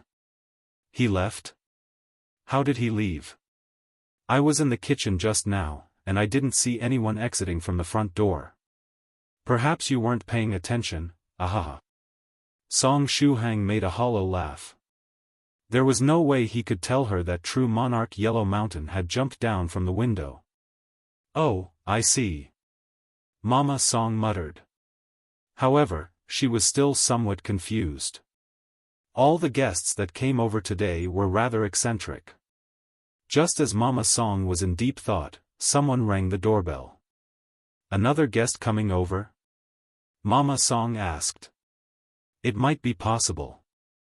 Song Shuhang remembered that both True Monarch Yellow Mountain and Venerable White mentioned that True Monarch Eternal Fire would be coming over. Was it possible that it was really him? Thereupon, Song Shuhang got up and went to open the door. As expected, the person that had come over was indeed True Monarch Eternal Fire. As before, True Monarch Eternal Fire's face was still somewhat pale. When he controlled the world of the Golden Lotus back then, continuously bringing everyone back to life, he consumed a lot of energy. However, after becoming the master of the world of the Golden Lotus, True Monarch Eternal Fire had reaped some benefits amidst the misfortune that befell him. At this time, he had already touched the threshold of the Venerable Realm, and if he was given some time, the scholarly faction would soon have a new Venerable. Little friend Tyrannical Saber, it turns out you are still home. That's just perfect. I heard fellow Daoist Yellow Mountain and fellow Daoist White mention that you were going to head to the Jiangnan area today. Therefore, I was worried that I wouldn't be able to meet you here in Wenzhou City, True Monarch Eternal Fire said with a smile. True, elder brother Heng Huatu, quickly come in. Song Shuhang glanced at Mama Song in the rear with the corner of his eye and then changed the way he was going to address him. True Monarch Eternal Fire readily accepted the invitation and followed Song Shuhang inside the house. At the same time, he lowered his voice and said, Little friend Shuhang, I just heard from fellow Daoist White that you were looking for a haven of peace, is that correct? Song Shuhang nodded. He was indeed looking for a good place with ample spiritual qi where he could move his family members in the future. True monarch Eternal Fire continued in a low voice, what a coincidence. Little friend, as you should know, we've managed to protect our world of the Golden Lotus thanks to you. At this time, the scholarly faction is in the midst of replenishing the energy of the world of the Golden Lotus and has started to move the disciples inside. As a result, some of our secret academies throughout China are now empty. Pinyin for Yellow Mountain. Pinyin for Eternal Fire. Chapter 853 Sigh, Damn Cheater. The last time, Song Shuhang put in a lot of effort to turn the tide, finally saving the world of the Golden Lotus of the scholarly faction. Although a large part of the world of the Golden Lotus was consumed in the process, as long as it existed, the disciples of the scholarly faction would be able to make it recover by hunting more demons of the netherworld realm and feeding them to the virtuous Golden Lotus. Anyway, at this time, the scholarly faction had already moved several batches of disciples from their several paradisiacal lands scattered all over the world to the world of the Golden Lotus. The world of the Golden Lotus had been created not too long ago, and the scholarly faction told their disciples to head over there to help with the building of the new world. Amidst the things they had to do were, transplant spirit plants, engrave formations, move their important constructions, transport spirit stones, and many other things. It was much more complicated than ordinary people moving in. Along with these disciples moving to the world of the Golden Lotus, the small paradisiacal lands they lived in before had now been emptied. At this time, the higher-ups of the various academies belonging to the scholarly faction had already gotten the news that Song Shuhang was looking for a haven of peace. As such, they immediately made up their mind and decided to choose a few suitable immortal caves from unused ones and gift them to Song Shuhang. The size of these unoccupied paradisiacal lands was somewhat small, but their number was very high. Only within China, they had something like 23 immortal caves.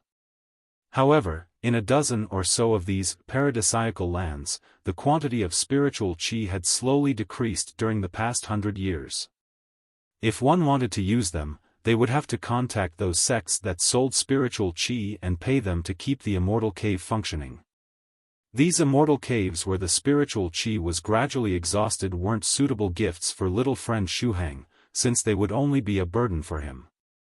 In the end, true monarch Eternal Fire personally came to Wenzhou City in order to choose the immortal cave to gift to Song Shuhang. Shuhang, there is another guest. Mama Song asked out of curiosity. Today, Shuhang's friends were coming over in waves, and whenever one was gone, another would come over, just like an endless cycle. Song Shuhang replied, yes, elder brother Henghua dropped in for a visit. True monarch Eternal Fire wore a smile on his face and took out a business card, giving it to Mama Song. You must be little friend Song Shuhang's mother, right? I'm Director Henghua from China's Scholarly Education Enterprise. Mama Song blinked her eyes and took the business card. Judging from his demeanor, this Mr. Henghua was far from being an ordinary person. At what time did Song Shuhang get to know such an elder brother? Just as if he had guessed what Mama Song was thinking, true monarch Eternal Fire faintly smiled and said, actually, it's like this. A few days ago, our China's Scholarly Education Enterprise went through a crisis that almost made it go bankrupt. Luckily, Shuhang bravely stepped forward and helped us big time, allowing us to safely get through that crisis. The reason I came to visit this time was precisely to thank him. Mama Song. At this time, Mama Song suddenly discovered that she suffered from facial paralysis, because she had no idea what expression to use when facing this Mr. Henghua. Her Shuhang had unexpectedly turned the tide and helped a conglomerate to avoid going bankrupt. Was this even within Shuhang's capabilities? As such, we have prepared a gift for little friend Shuhang. After saying this much, true monarch Eternal Fire took out a tablet and opened China's map. On the map were drawn several small red circles scattered throughout all China. There were 11 of these circles in total. These small red circles scattered throughout all China represent the unoccupied private villas and house properties under our China's Scholarly Education Enterprise. We are planning to gift all these unoccupied private villas and house properties to little friend Shuhang, true monarch Eternal Fire explained. Mama Song was speechless. She really wished to make this Mr. Henghuo return to his senses. Just what the hell was the deal with gifting her son 11 private villas and properties out of nowhere? Song Shuhang was likewise speechless. When true monarch Eternal Fire talked about unoccupied, haven of peace, he thought that he was talking about 3 or 4 immortal caves at most, surely not 11. True, elder brother Henghuo, this thank you gift is a little too much. I'll only choose one among them, and that's it, Song Shuhang replied. He just wanted to get a hold of a haven of peace where his family members could live in the future. He had no intention of becoming a landlord. Shuhang, don't be so impatient to refuse. Actually, aside from the one in Wenzhou City, the other 10 places are something I chose with great care, and there are profound mysteries hidden within, true monarch Eternal Fire said with a smile at this time. Anyway, let's get in first. I'll slowly explain everything to you. Shuhang, where is your room? Song Shuhang pointed toward his room, and said, that's my room. True monarch Eternal Fire put away the tablet, and said, all right. Let's go to your room. I'll explain everything to you there. After saying this much, true monarch Eternal Fire took the lead and headed toward Song Shuhang's room. At this time, Mama Song quietly pulled over Song Shuhang, and said, Shuhang, in a while, try to make that Mr. Henghuo calm down. No matter how I look at it, randomly gifting 11 houses is a little too much. Tell him that he mustn't act on impulse. Mom, don't worry. I know what to do, Song Shuhang said. In the front, true monarch Eternal Fire was speechless. In Song Shuhang's room, true monarch Eternal Fire immediately released several runes and created a barrier. After seeing Senior Eternal Fire's actions, Song Shuhang's expression also became serious. It seemed that what Senior Eternal Fire was going to tell him next was very important. The reason he created that barrier was to prevent others from overhearing this confidential information. Little friend Shuhang, do you know about the ancient heavenly city? True monarch Eternal Fire asked. Song Shuhang nodded. At the same time, he was somewhat moved. Was it possible that those 10 private villas that true monarch Eternal Fire wanted to gift him were related to the ancient heavenly city? If you know about it, I won't have to explain too much. As little friend Shuhang should know, the ancient heavenly city was suddenly destroyed, and it was definitely related to the netherworld realm and that person. The calamity that befell our scholarly faction was also related to the netherworld realm. As such, when the ancient heavenly city was destroyed, our scholarly faction entered into action and collected some of the fragments of the ancient heavenly city in hope of obtaining some useful clues, true monarch Eternal Fire said in a grave tone. Did the scholarly faction get anything useful out of it? Song Shuhang asked. True monarch Eternal Fire shook his head. We didn't obtain many benefits. When the ancient heavenly city was destroyed, we were definitely caught by surprise. After the heavenly city fell, the pieces of the city we collected were both small and big. As for the big ones, we are still researching them. On the other hand, those that were either too small or incomplete don't hold too much research value. For this reason, we decided to secretly move them all over the world, transforming them into these small paradisiacal lands and allowing the disciples to use them as a residence or practicing place. In other words, amidst these 11 paradisiacal lands that Senior Eternal Fire picked up, aside from the one in Wenzhou City, the other 10 are actually fragments of the ancient heavenly city? Song Shuhang opened his eyes wide. Exactly. True monarch Eternal Fire smiled and nodded. Little friend, I thought that you would be rather interested in them. True monarch Eternal Fire knew that the cultivation technique Song Shuhang practiced was the 33 divine beasts technique. According to the information they gained on the ancient heavenly city through their research, the scholarly faction knew that this cultivation technique was something passed down in the ancient heavenly city. Song Shuhang silently nodded. That was true, he was very curious about the ancient heavenly city. In that case, the matter is settled. In a few days, I'll give little friend Shuhang full control over those 10 fragments of the heavenly city and that other immortal cave in Wenzhou City, true monarch Eternal Fire said with a smile. Everything was settled. Actually, no matter how small a fragment of the ancient heavenly city was, it still held some research value. By gifting him these valuable fragments of the ancient heavenly city, the scholarly faction planned to silently repay Song Shuhang for the favor he did them. The favor that the scholarly faction ended up owing this time was simply too big. As such, they could only slowly repay it bit by bit. After the matter related to those 11 paradisiacal lands was settled, Song Shuhang thought about another matter. As such, he took out that spider puppet from his size-reducing purse and gave it to true monarch Eternal Fire. At the same time, he also briefly told Senior Eternal Fire the story behind the spider puppet. Such being the case, can Senior Eternal Fire help me take a look at this spider puppet and tell me of its abilities? Song Shuhang asked.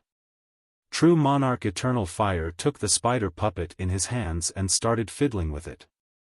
Although Shuhang had no idea how true monarch did it, the latter disassembled the spider puppet into thousands of seemingly very complex parts. True monarch Eternal Fire poked these parts, and explained, the main body of this spider puppet consists in an ordinary small-sized scouting-type puppet. Through a secret technique, it can scout and overhear things from a very long distance. This type of small puppet is usually used in exploring dangerous forbidden zones or the ruins ancient cultivators left behind. However, this spider puppet was modified, and is hiding a poisonous stinger within. Although the poison on this stinger isn't deadly, it's very troublesome to get rid of. Beyond that, the spider puppet also had an explosive formation engraved above. Had it decided to detonate, it wouldn't have been a problem to blow up your whole house. The thought alone was enough to scare Song Shuhang. Even if Daoist Priest Cloudy Mist had cut off the various legs of the spider puppet, if the master of that thing had decided to make it detonate in a fit of anger, the consequences would have been unimaginable. Song Shuhang asked, Senior Eternal Fire, is it possible to get any clue about its master after examining this spider puppet? True monarch Eternal Fire faintly smiled, and said, hee. Although the opposite party was very careful and left next to no traces behind, they were still unable to deceive my eyes. While speaking, true monarch Eternal Fire took out a dozen or so special parts from the spider puppet. Do you see the structure and technique used to manufacture these parts? On the surface, it seems as though it is the technique of a small sect called Wondrous Machinery League, but if you look into it carefully, you'll discover that it's clearly the technique of the Limitless Demon Sect. Song Shuhang stared at those dozen or so parts for a while, and couldn't really see anything. He was unable to tell the difference between a small screw and another small screw. Only someone like true monarch Eternal Fire, who was a grandmaster when it came to puppets, could immediately tell the difference between them. As expected, it was the doing of the Limitless Demon Sect, Song Shuhang muttered to himself. Needless to say, if the Limitless Demon Sect was involved, it was definitely related to that bastard young Master Hai. But right at this time, true monarch Eternal Fire said, right. Little friend Shuhang, do you want to seize this opportunity to retaliate against the master of this spider puppet? Song Shuhang's eyes immediately lit up. How can I retaliate against him? We can use this spider puppet as a carrier.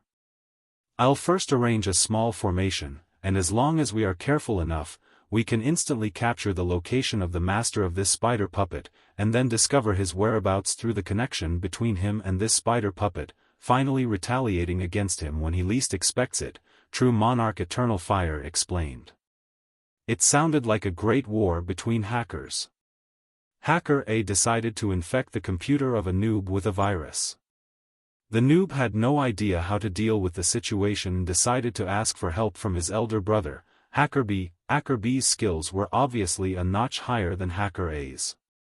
Not only was he able to eliminate the virus, but he was also able to counterattack against Hacker A through the Trojan horse he had left behind.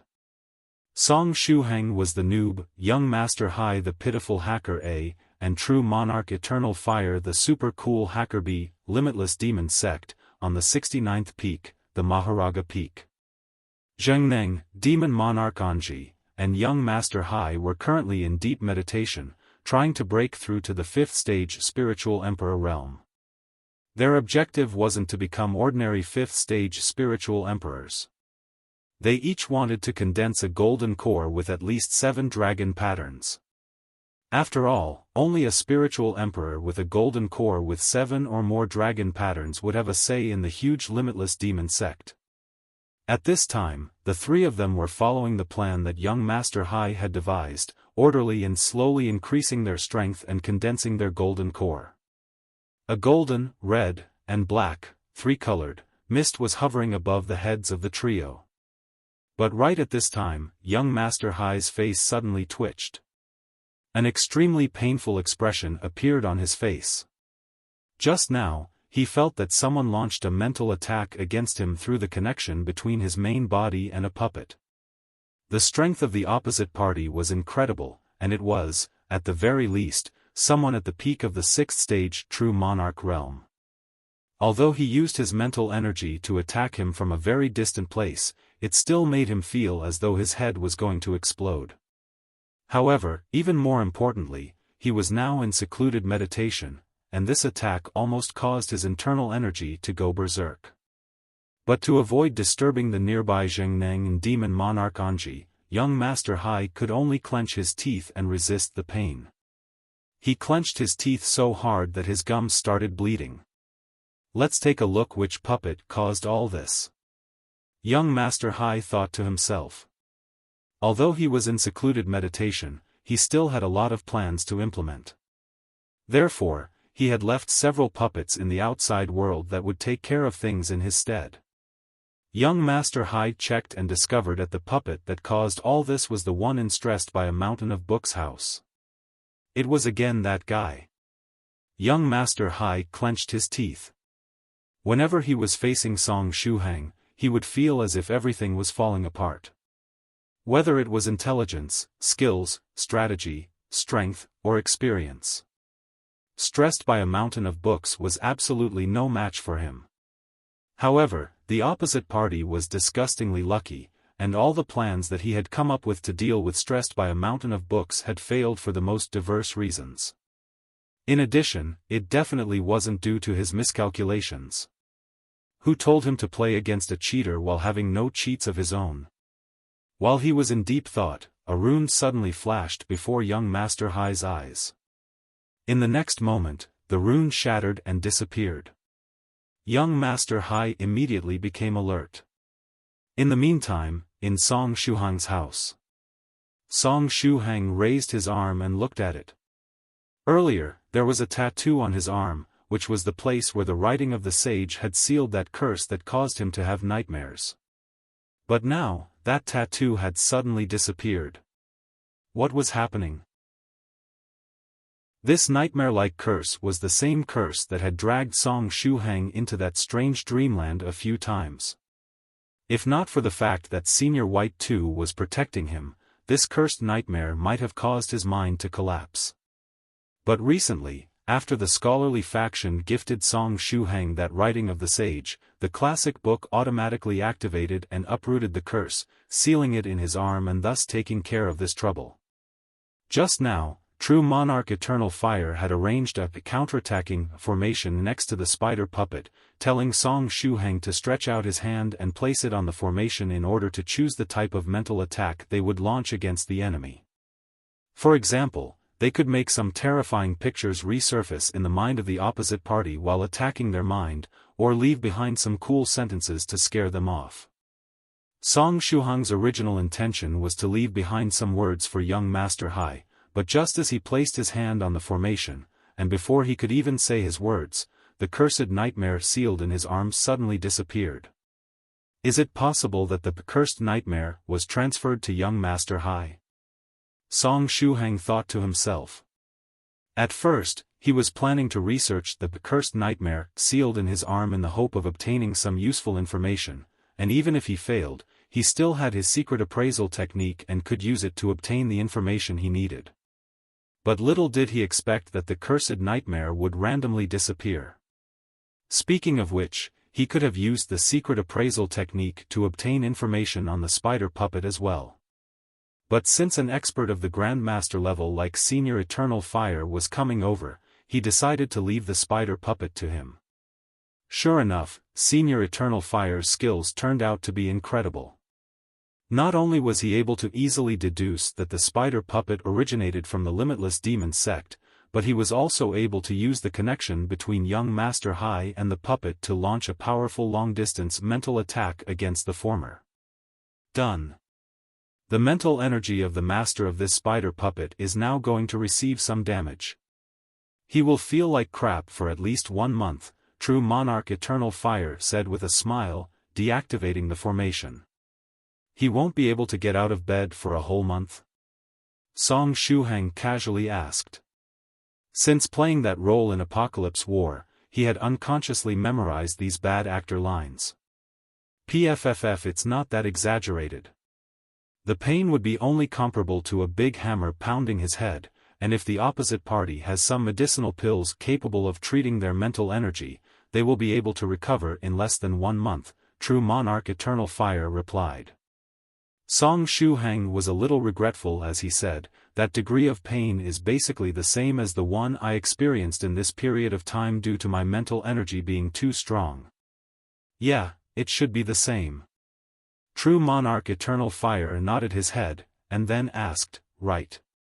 Little friend Shuhang, when are you planning to tell your family members about the world of cultivators and bring them to live in that paradisiacal land?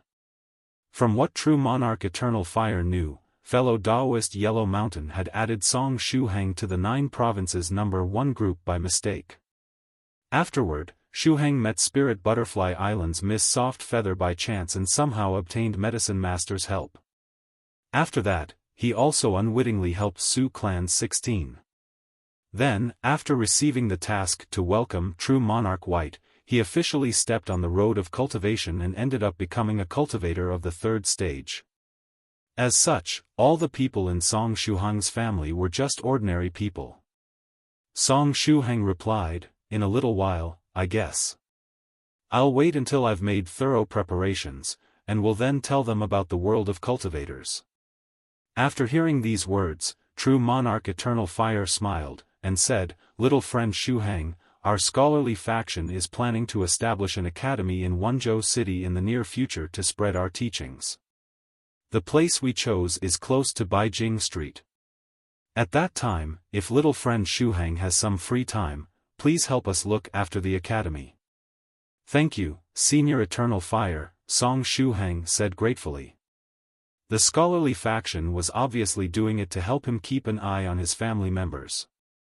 You are welcome, little friend Shuhang.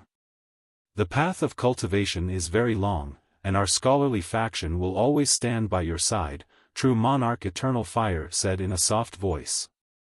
Soon after, he cupped his hands, and said, Such being the case, I won't disturb you any further, little friend.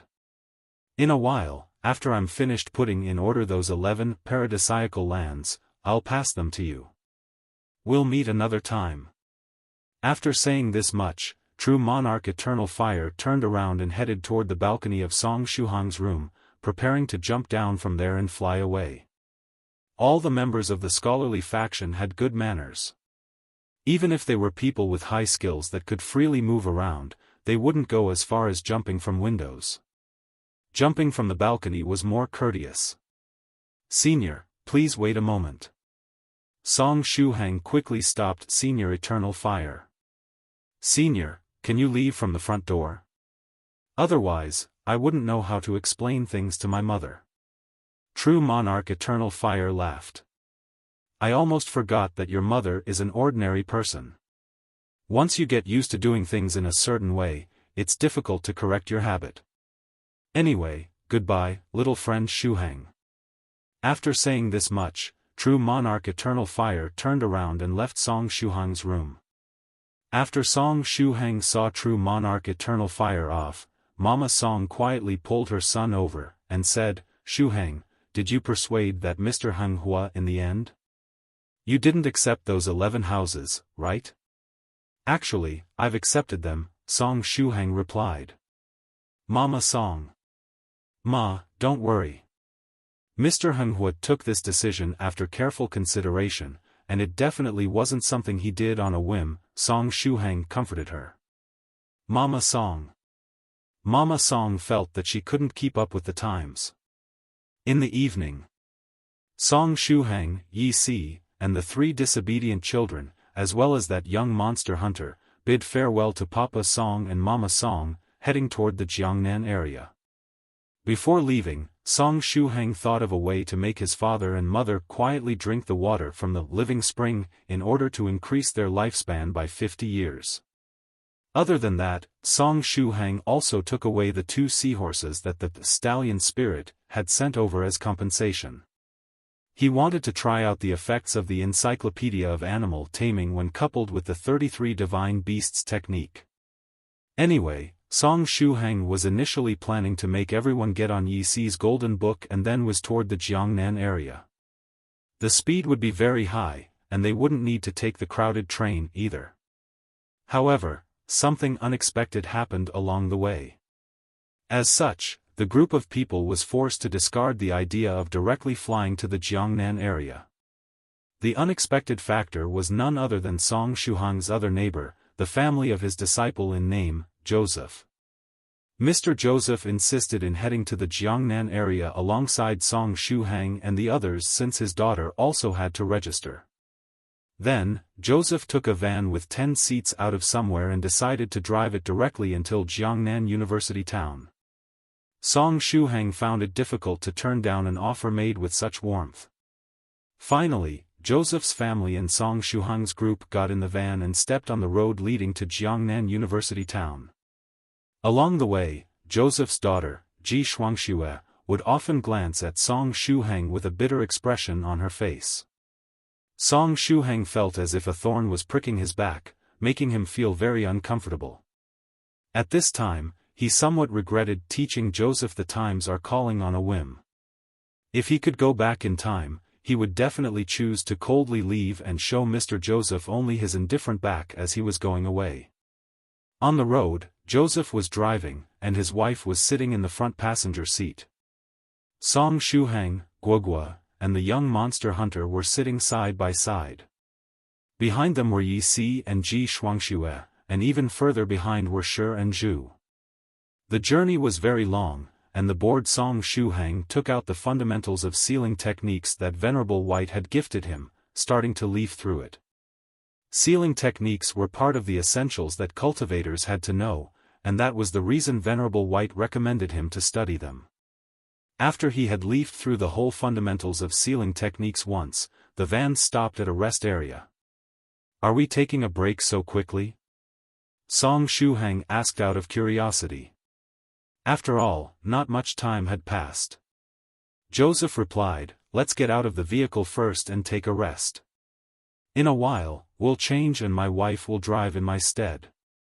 Then, the next time the van set out, the young monster hunter was pushed to the front passenger seat while Joseph squeezed his way next to Song Shuhang. Song Shuhang. "Teacher, recently, I've been practicing more and more diligently, and I feel as if my constitution has become much stronger compared to 3 months ago. Then, after eating and drinking tea in your house, I felt that my body became even stronger," Joseph said in a low voice. Song Shuhang forced a smile and nodded. Joseph asked again, "Teacher, how long do I need to wait until I can create explosions in the air with my fists?" Song Shuhang smiled and shook his head, not saying a word. He could feel Ji Shuangxue's sharp gaze pricking his back from behind. As such, it was better if he didn't say anything in this situation. Right at this time, Ji Shuangxue suddenly said, "Right.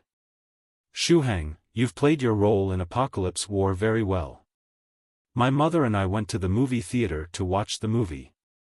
As soon as he heard the name Apocalypse War, Song Shuhang started to feel uneasy.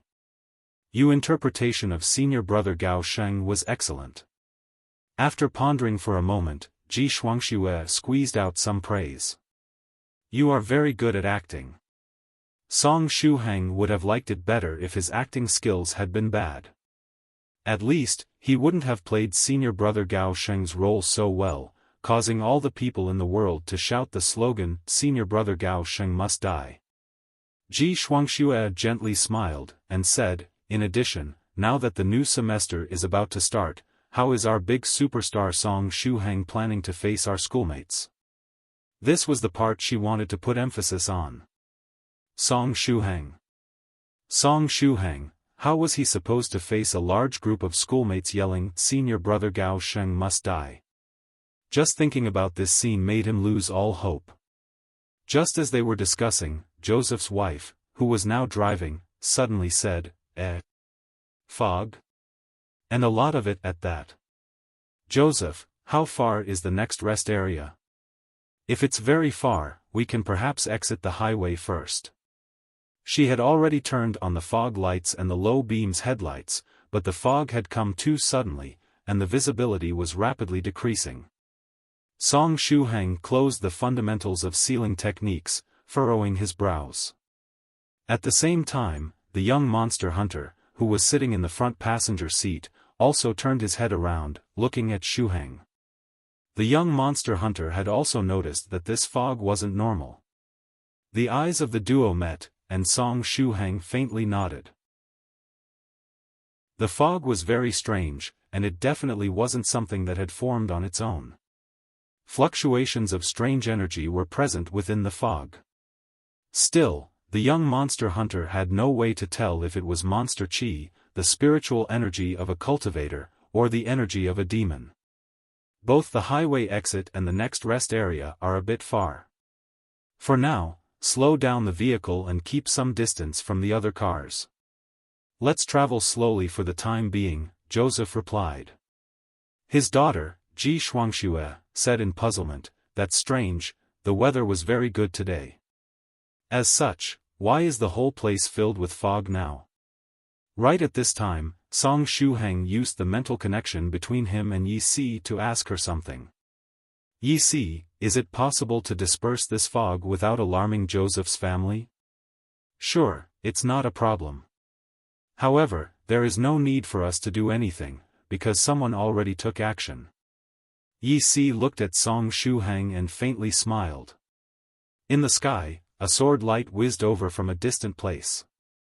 Standing on the sword light was wait, what? There was actually a huge banknote on the sword light. Song Shuhang rubbed his eyes.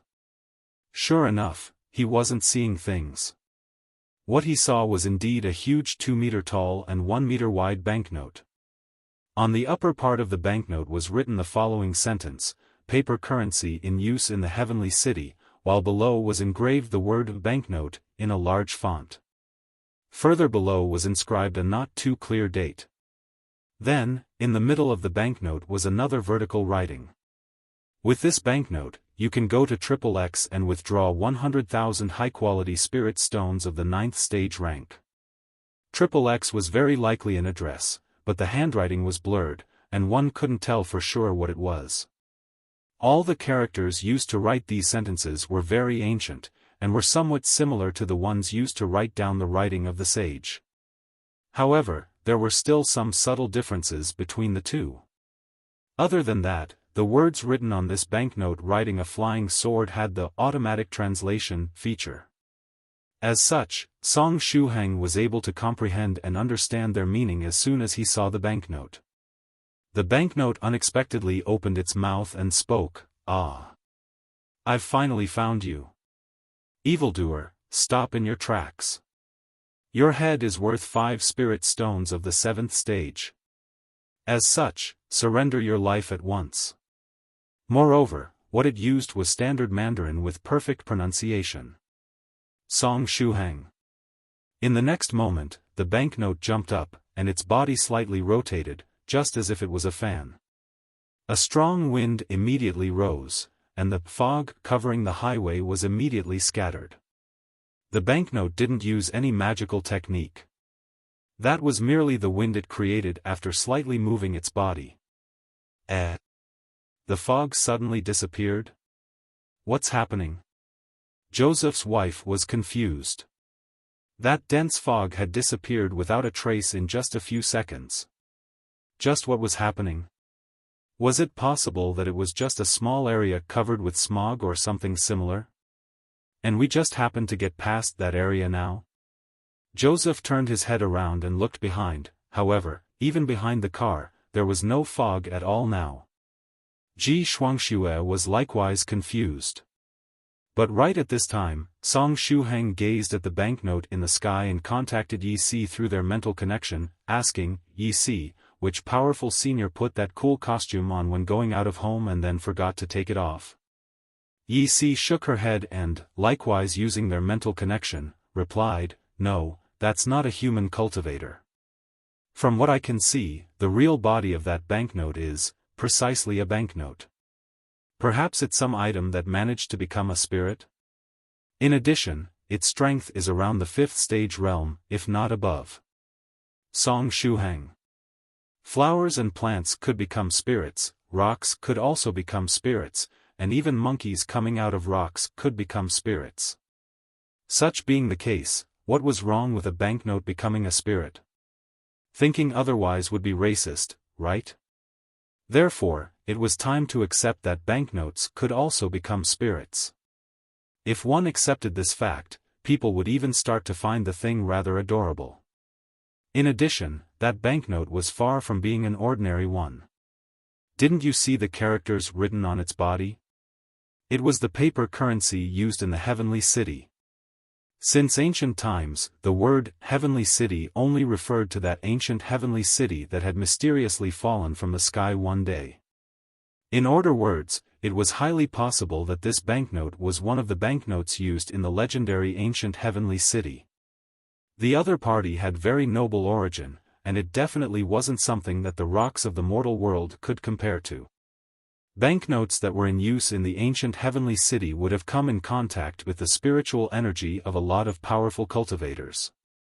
Therefore, it wasn't too strange that one of them had developed sentience and stepped on the path of cultivation. F***CK, a banknote, the young monster hunter couldn't help but call out. "What banknote?" Joseph asked out of curiosity. "And nothing. I was just seeing things." The young monster hunter shook his head. However, the sharp-eyed Ji Shuangxue noticed that the young monster hunter had been staring in a certain direction all along. Coincidentally, Song Shuhang, who was sitting in the row in front of hers, was also looking in that direction. As such, she likewise turned her head and looked in that direction, but she didn't see anything. "Director, is that banknote a monster?" Song Shuhang asked via secret sound transmission method. Monster hunters would get the urge to kill the monsters whenever they saw them. Just one look was enough to make them go crazy. "No, it's not a monster. It should be a type of spirit beast, similar to your 2 seahorses, which are also spirit beasts," the young monster hunter replied. Just as they were discussing, the banknote in the sky made another move. Its body suddenly curled up, assuming a cylindrical shape. Was it trying to unleash some deadly skill? "You little ones below, do you have a problem with me being a banknote? What about it? Are you perhaps looking down on this banknote?" A loud voice was transmitted from the now cylinder-like banknote. The banknote had used the AOE secret sound transmission when saying these words. Therefore, Song Shuhang, Yi Si, the 3 disobedient children, and the young monster hunter all heard it. The sound was ear-splitting. The young monster hunter forced a smile and picked his ears. It was his first time seeing a banknote with such a personality. "Senior banknote, it's just that it's our first time seeing a banknote with a personality like yours. Therefore, we couldn't help but be surprised. We had no bad intentions. Anyway, we don't wish to bother Senior as you are hunting monsters and vanquishing demons," the young monster hunter replied via secret sound transmission. In the sky, the banknote was pleased, but still coldly snorted. Afterward, its body unfurled. In the next moment, one of the ancient characters inscribed on its body suddenly lit up. It was the character, reveal, in the word, withdraw. Evildoer, reveal yourself, the banknote shouted in a grave tone. The character flashed. Below, in the soil adjacent to the highway, a mouse came out of the ground. The mouse was more or less the same as an ordinary one, just several times bigger. In addition, its body was strangely muscular. In addition, the eyes of the mouse weren't small and protruding like they should be. They were brown instead of black, and looked similar to the eyes of an eagle. Other than that, indistinct black energy was entwining the body of the mouse. Song Shuhang's pupils shrank. The condition of the mouse was basically the same as that of the middle-aged man they'd met yesterday and that vehicle-overturning big fellow that true monarch Yellow Mountain had captured. Was this also the doing of the wicked energy of the Netherworld realm? The evil energy of the Netherworld realm could unexpectedly influence not only ordinary human beings, but ordinary animals as well. The whole situation gave off an apocalyptic vibe. Men and animals started to mutate under the effects of a strange type of energy. Afterward, the mutated animals and men spread the disease everywhere, causing the end of the world. Ugh, everything is well, everything is well. This world is very different from the world depicted in movies. Since cultivators exist, there is no way the world would end so easily, Song Shuhang thought to himself. Squeak, squeak, squeak, the huge and muscular mouse angrily cried out after it was forced to reveal itself. But right at that time, sword light flashed, chopping toward the mouse. The head of the muscular mouse flew in the sky, but no blood flowed out of the wound. The sword had swiftly swept over without leaving any trace. The sword chi had cicatrized the wound as it flashed by, causing not a single drop of blood to flow out. Joseph's wife was driving the van and gradually got farther and farther away from that spot. Song Shuhang could faintly see the banknote curling up the head of the muscular mouse and getting on its flying sword again, disappearing on the horizon. The body of the mouse, which was left behind, slowly started to disperse under the strength of the sword chi, transforming into small fragments that mixed with the soil. Right at this time, the young monster hunter gently sighed, and said via secret sound transmission, "What a shame. That mouse just now seemed to have only the strength of the second stage, and it was still worth 5 spirit stones of the 7th stage. Had I gotten my hands on it, I would have become rich." 5 spirit stones of the 7th stage. Before borrowing those spirit stones from Senior White, Song Shuhang's whole capital was only about 400 spirit stones of the 5th stage, which would amount to 4 spirit stones of the 7th stage if converted. It was indeed a large sum of money. Song Shuhang quietly reorganized his thoughts. The banknote had attacked and killed that mouse contaminated with the foul energy of the Netherworld realm on its own initiative in order to collect some reward. Such being the case, was it possible that the world of cultivators had already started to take action and get rid of all the creatures that had been contaminated with the energy of the Netherworld realm? Had other powerful seniors in the world of cultivators also encountered creatures in condition similar to that of the middle-aged man and vehicle-overturning big fellow that he and true monarch Yellow Mountain had met before, getting compelled to take action as a result? Song Shuhang pondered for a bit and took out his mobile phone, opening the 9 Provinces number 1 group. Afterward, he sent a message in the group where he described everything he saw just now. When he finished sending the message, the first person to reply was true monarch Yellow Mountain. Someone has already started to take care of these organisms that are giving signs of transforming into demons? From the looks of it, this matter is more troublesome than what we've thought initially. This energy of the Netherworld realm can not only strengthen and transform human beings, but can affect animals as well. Usually, the first one to reply would be the always online holy warrior of the group, Senior Northern River, but recently, he hadn't gotten online at all. He was probably busy preparing for that battle that would take place at the beginning of the next month. Speaking of the duel, Immortal Master Copper Trigram had first proposed to hold a battle on the summit of the Forbidden City during a night of full moon. However, Northern River's loose cultivator said that he wasn't free during the night of full moon. Therefore, both parties decided to set the date for the battle 3 months later on the summit of the Forbidden City, which ended up being in early September. Although it lacked the charm of a night with a full moon, the two parties were unable to hold back by now and simply couldn't wait for the next full moon.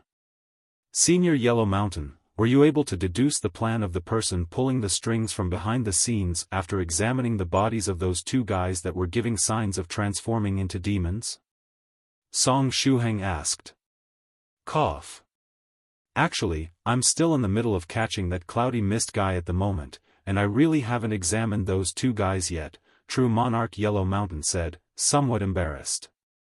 Later, I will ask a few fellow Daoists to take a look and see if we can find any new information. Limitless Demon Sect, on the 69th peak, the Maharaga Peak. Young Master Hai furrowed his brows, and then unwittingly broke out in a cold sweat. The mental attack he'd received from the location of that spider puppet made him feel as if someone had repeatedly pounded his head with a hammer. When that happened, his internal energy almost went out of control while sitting in meditation, causing him to have hallucinations. Luckily, he was born with a strong will and could rely on a rare mental-type magical treasure that had the capacity to restrain inner demons. In the end, although he received a severe injury, he was able to resist the mental attack. But little did he expect that this long-distance mental attack wouldn't consist in one wave, but two. After eating some medicinal pills to treat his mental energy and alleviate the pain he was feeling, young Master Hai clenched his teeth and decided to continue with his practice. But right at that time, his mind suddenly went blank, and in the next moment, his consciousness was dragged into a nightmarish dreamland where he was cruelly oppressed and tortured. In the nightmare, all the things that surrounded him turned into enemies. Rocks, water, trees, buildings, animals, and even fog. In short, everything he could see turned into devilish hands that surrounded him and attacked with the intent of snatching away his body. Your blood, your flesh, your bones, your hair, everything you have, is ours. No matter where you run, we will find you, and make you ours. You will belong to us forever and ever. These strange sentences continuously echoed in the nightmare, and the scary tone used to yell them out loudly gave young Master Hai goosebumps.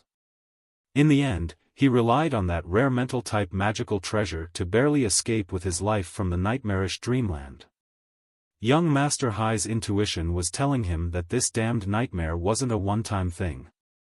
It was very likely a curse that had been placed on his body, and it was going to drag him into that place again when he expected it the least. That rare magical treasure in his possession could perhaps save him once or twice, but it couldn't save him every time. If he couldn't get thoroughly rid of this nightmare, he would get swallowed by it one day. Young Master Hai carefully inspected his body, but was unable to discover the traces of that cursed nightmare. Was it just my misconception? Is it possible that this nightmare was just a one-time thing, and not something permanent? Young Master Hai heaved a sigh. From the looks of it, that stressed by a mountain of books guy was really his nemesis.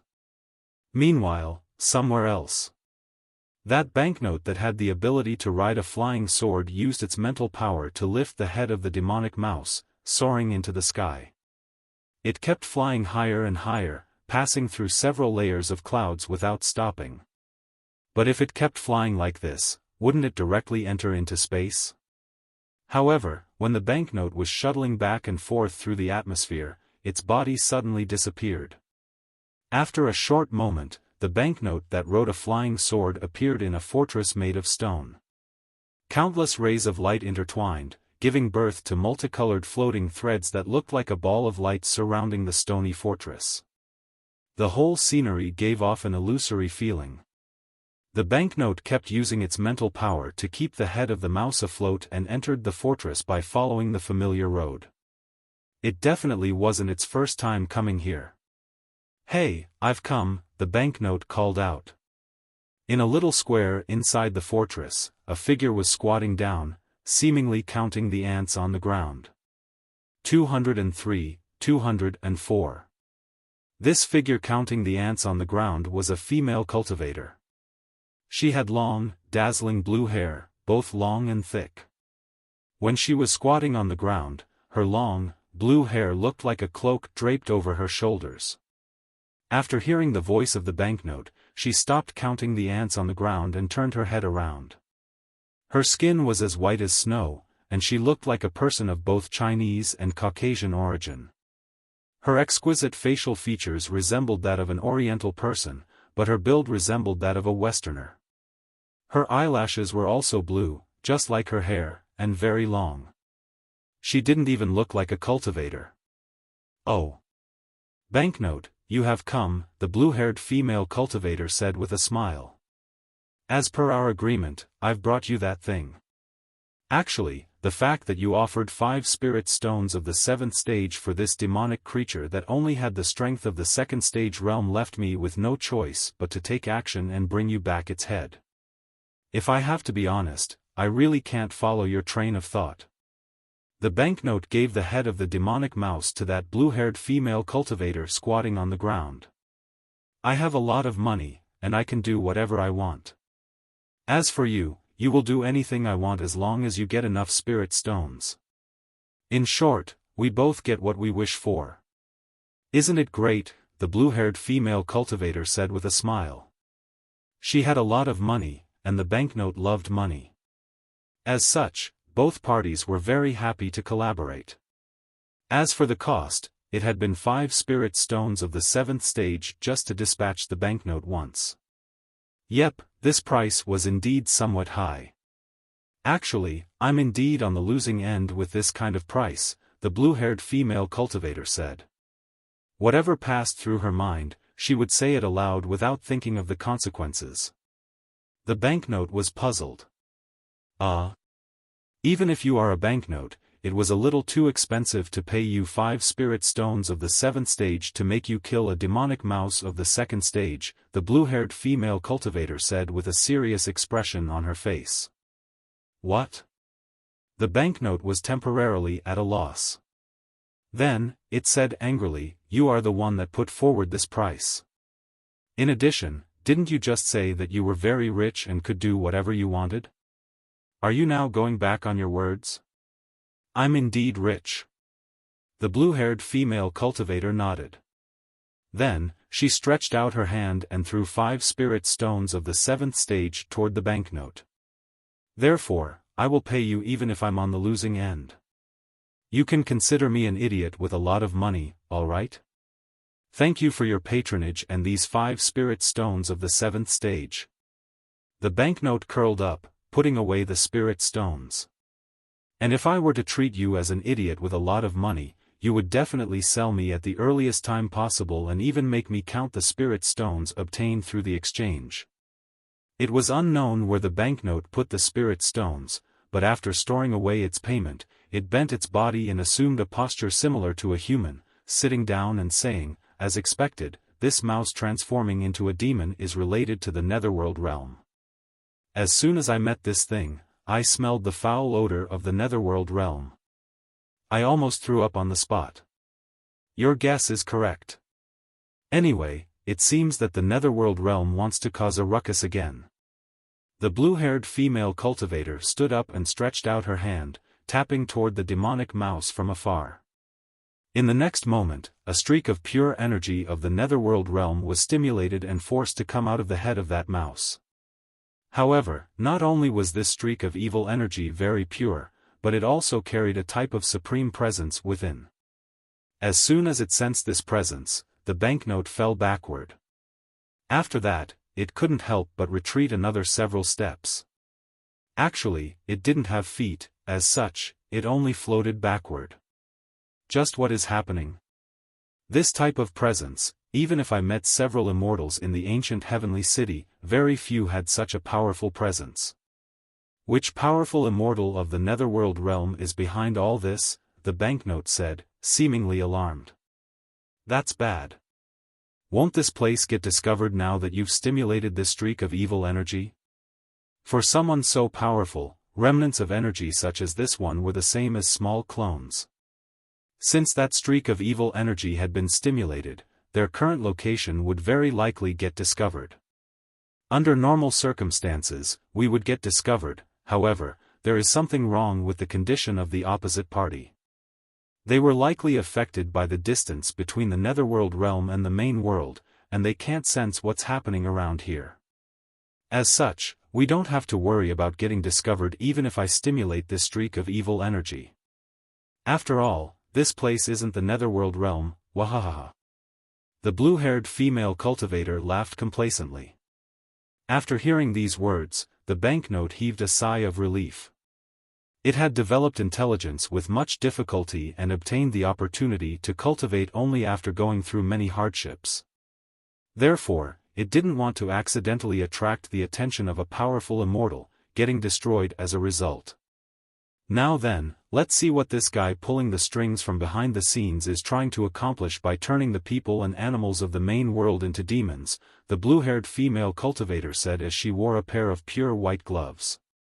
After that, she stretched out her hand and pinched between her fingers that streak of evil energy with the ability to turn other living organisms into demons.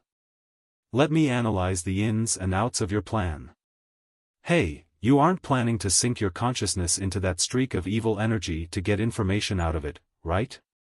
Don't do it, you will die, the banknote called out in alarm. Even if the opposite party was affected by the distance between the netherworld realm and the main world, and was unable to sense what was happening over here, this blue-haired female cultivator was simply seeking death. What she was going was no different than pointing a gun at her own head. The banknote was sure that the owner of this streak of energy of the netherworld was a very powerful immortal, an existence comparable to the scholarly sage or the heavenly emperor from the past. But the difference was that the opposite party was still alive. Sinking one's consciousness into the energy of such a creature to get information out of it was the same as throwing one's life away. If you want to keep seeking death, I won't accompany you. After saying this much, the banknote quickly got on its flying sword, preparing to flee from there. It didn't want to get involved in the upcoming disaster and die. The blue-haired female cultivator turned her head around and looked at the banknote with a relaxed expression on her face. Why are you in such a hurry? We have known each other for so many years. Have I ever done something that would harm my friends? The banknote fell into deep thought. Sure enough, since the day the two of them had met, the mysterious blue-haired female cultivator had never done anything that would bring harm to her friends. In addition, she had never done anything that was beyond her capabilities. Although she was somewhat eccentric, she had proved herself to be a reliable friend. After thinking up to this point, the banknote calmed down a little. In addition, if I get accidentally plotted while analyzing this streak of evil energy, and the owner of the energy reads my mind, do you think I will keep my mouth shut and won't sell you out? Keep dreaming. After all, you are the one that killed the demonic mouse, and I will sell you out as soon as I get the opportunity, the blue-haired female cultivator said with a serious expression on her face. Your sister, the banknote said angrily. To think that I was even moved a moment ago. I can't believe that you have the nerve to say something so shameless with a straight face. I was just kidding. You really lack humor. The blue-haired female cultivator suddenly gave a charming smile. You don't need to worry what I'm going to do. After all, I won't do anything that is beyond my capabilities. The banknote said, humor your sister. If not for the fact that it was no match for this blue-haired female cultivator, Uncle Banknote would have really liked to raze to the ground this fortress made of stone. Previously, it even believed that the blue-haired female cultivator was reliable. Just how blind had it been to think something of the sort? But right at this time, the blue-haired female cultivator blinked her eyes, and said, ah, that's bad. I messed up. Uncle Banknote. What the hell does she mean by, I messed up? Don't tell me that the owner of that streak of evil energy was able to track us down by following the clues. Just as this thought flashed through the mind of the banknote, it discovered that that streak of foul and wicked energy had condensed, assuming the shape of a ball, and was floating above the head of the blue-haired female cultivator, as well as its own. The pressure of that supreme presence was getting heavier and heavier. This time, the banknote wasn't even able to retreat, and it could only fold on itself as if it had no backbone. It was a sign that its legs had gone soft. It couldn't be helped. Who told it to be born as a banknote? Did you really expect a banknote to have a backbone? That was asking too much from a banknote. After all, a banknote didn't even have bones. Or did someone stuff bones inside your banknotes when they were printed? The spherical ball of evil energy hovered midair. The supreme presence it was giving off made people feel like bowing their heads in fear.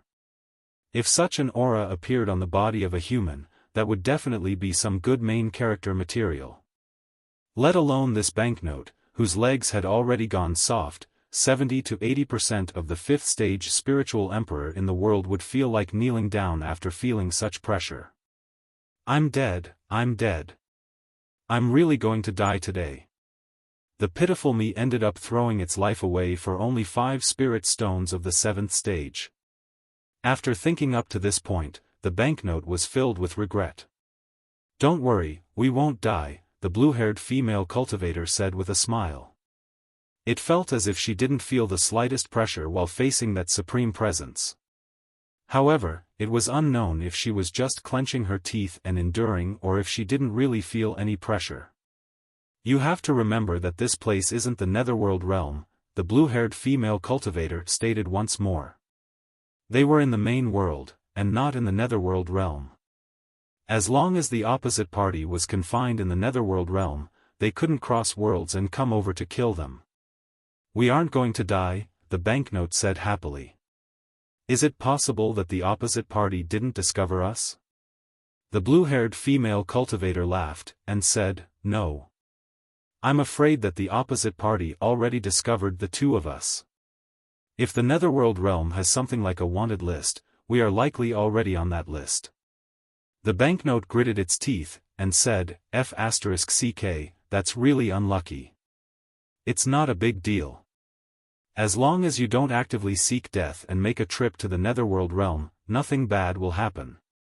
Even if the netherworld realm issues a global arrest warrant for you, they can't do anything as long as you stay in the main world and be a little careful, the blue-haired female cultivator said with a smile. After finishing her sentence, she said with deep regret, still, after messing up. I won't be able to get any other useful information out of it. Her voice had hardly faded when the spherical ball of evil energy blew up, creating a large explosion. The blue-haired female cultivator had already prepared for this moment, and around 1,000 defensive formations immediately appeared in front of her, warding off the explosion. But even so, the whole fortress was in shambles after this explosion. After the supreme presence vanished, the banknote immediately rolled up from the ground, and asked, anyway, what useful information did you extrapolate from that energy? For now, I only know that the opposite party is carrying out an experiment. The experiment consists in fusing the demons of the netherworld with either human beings or animals, the blue-haired female cultivator replied. Fusing the demons of the netherworld with humans? Is this even possible? The banknote asked, somewhat alarmed. Even if one used the energy of the netherworld to modify a human being, they would only be able to contaminate the said human and make them fall, finally turning them into a demon of the netherworld. But something like a fusion, was it even possible? However, even more importantly, what were they trying to accomplish by fusing the demons of the netherworld and human beings? Did they want to fuse the two races into one and make them live together in peace? Okay, that was a huge joke. I have no idea. Perhaps the person pulling the strings from behind the scenes acted on a whim and decided to fuse the humans and animals of the main world with something else, the blue-haired female cultivator said with a smile. Anyway, it definitely isn't a good deed. I'll think of a way to notify every big sect and tell them to be a little careful. I won't take part in this matter, and I won't accompany you any further. I'm leaving first, the banknote said. It was just a fifth-stage spiritual emperor, and wouldn't it be seeking death if it got involved in this matter related to a creature of the immortal rank? After saying this much, the banknote got on its flying sword and whizzed to a distant place. That guy is really impatient. However, it's good that it ran away. The blue-haired female cultivator gave a charming smile, and then took out her mobile phone, opening a group chat. In the 9 provinces number 1 group. Xian Nu Sec Skylark, at True Monarch Yellow Mountain, fellow Daoist Yellow Mountain, have you started researching those 2 guys that transformed into demons? True Monarch Yellow Mountain, not yet. I'm still trying to catch Daoist Priest Cloudy Mist, it won't take me long. Fellow Daoist Skylark, is something the matter? Are you also interested in this matter? Xian Nu Sect Skylark, yep. I had this sudden idea recently and used divination to lock down the position of a mouse that had likewise transformed into a demon. Afterward, I requested another fellow Daoist to bring me back the demonic mouse so that I could research it for good. The result was, that I messed up. True Monarch Yellow Mountain, You messed up? What does that mean? Is everything alright? A big problem arose. I was contaminated with the energy of the netherworld realm. In addition, the energy I was contaminated with wasn't ordinary, it was the energy of a creature of the immortal rank. It's quickly invading and devouring my body as we chat. According to my calculations, I'll be fully contaminated within another 3 or 4 days and transform into a demon of the netherworld realm, Xian Nu Sect Skylark replied. After writing this much, she attached a picture of her right arm. It could be seen that evil black energy was entwining her arm, and the originally snow-white arm had become lilac color now. I'm that little white crane at the edge of the earth's end, Senior Skylark, your condition seems super bad. You have to quickly find a way to expel the energy of the netherworld realm from your body. Actually, I feel that this lilac color skin looks very attractive. If my whole body were to become lilac, it would definitely look pretty, wouldn't it? Xian Nu Sect Skylark said indifferently. I'm that little white crane at the edge of the earth's end, Senior, you can't stop your treatment. If you get thoroughly contaminated with the foul energy of the netherworld realm, you'll be done for. Quickly help yourself. Actually, I have no way of helping myself. The strength of the opposite party is several great realms above mine, and I have no way to resist it. That's why I said that I messed up, Xian Nu Sect Skylark said indifferently. Thrice Reckless Mad Saber, Senior Skylark, in that case, quickly cut off your arm. Even if we cultivators lose an arm, we have countless ways to restore it. Therefore, you should quickly sever your arm before the evil energy spreads to your whole body. Thrice Reckless Mad Saber had finally managed to come out of that secret realm of slowness. At this time, he was on a disposable flying sword, on his way to the Spirit Butterfly Island. Since he had nothing to do and was somewhat bored, he decided to go online and flood the 9 provinces number 1 group a little. But right at that time, he suddenly saw the news. It's already too late for that. When I discovered that I had messed up, the evil energy of the netherworld realm had already invaded my right arm, as well as the majority of the right side of my body. Therefore, I can't really cut off the whole right part of my body, right? The best I can do right now is operate all my strength in order to slow down the speed at which the evil energy is invading my body, Xian Nu Sect Skylark added.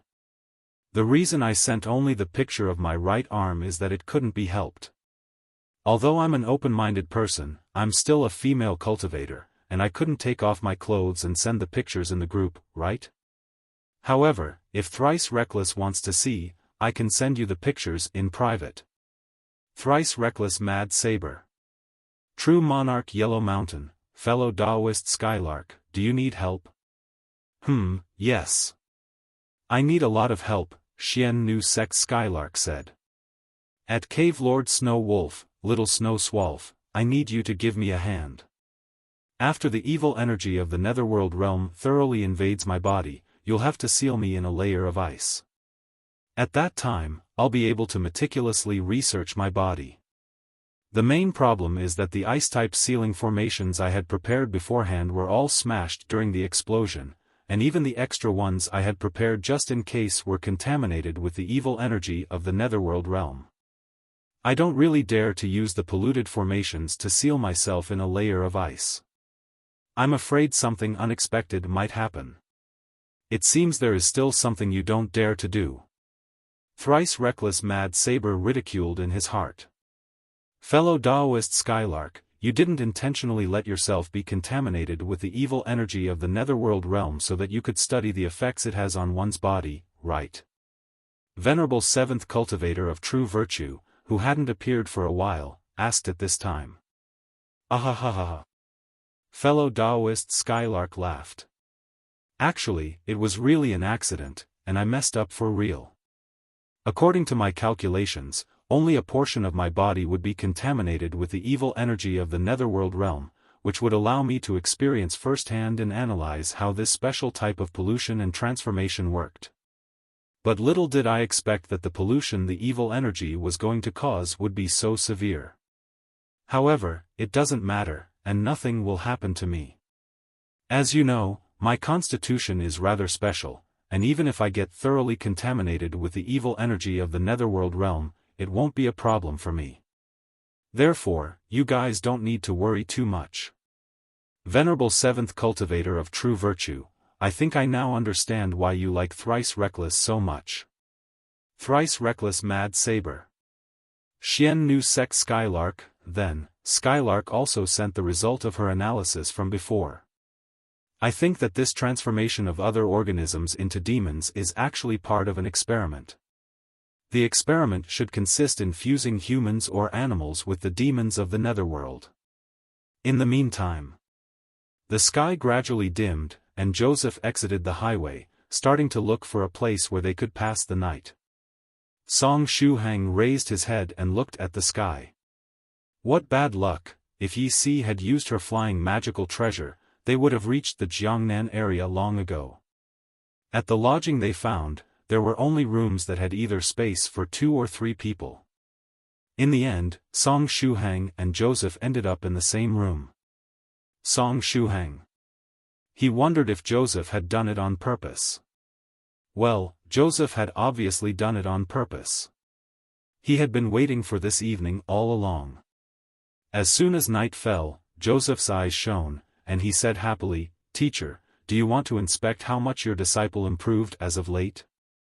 Joseph felt that he had made a lot of progress recently. Both his constitution and endurance had greatly improved, almost making him feel as if he had returned to his younger days. Therefore, he was really eager to show off in front of his teacher Song Shuhang. Song Shuhang didn't even have the time to reply that Joseph started performing the "Ims are calling" exercise in the middle of the room. Song Shuhang. It was very late, and while other people were either sleeping or doing shameful things with their girlfriends, Shuhang was watching a foreign uncle performing radio calisthenics in front of him, the accelerated version on top of that. Absolutely blinding. However, it was something he had brought upon himself.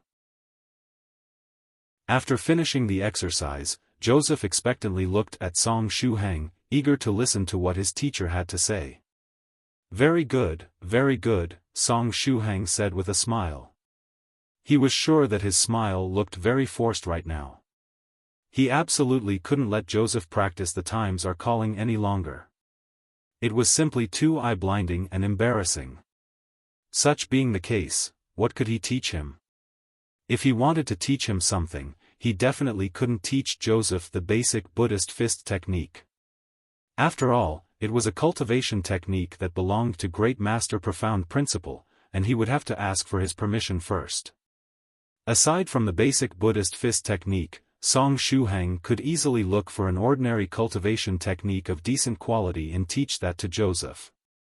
After all, he would only have to spend 1 or 2 spirit stones of the 3rd stage to get his hands on the flaming saber technique, normal version, earth spirit staff, fire controlling art, basic sword technique, and other similar cultivation techniques.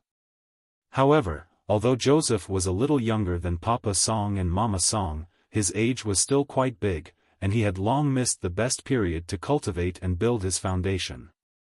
Even the weakened version of the body-tempering liquid in Song Shuhang's hand was something that Joseph's body would not be able to withstand.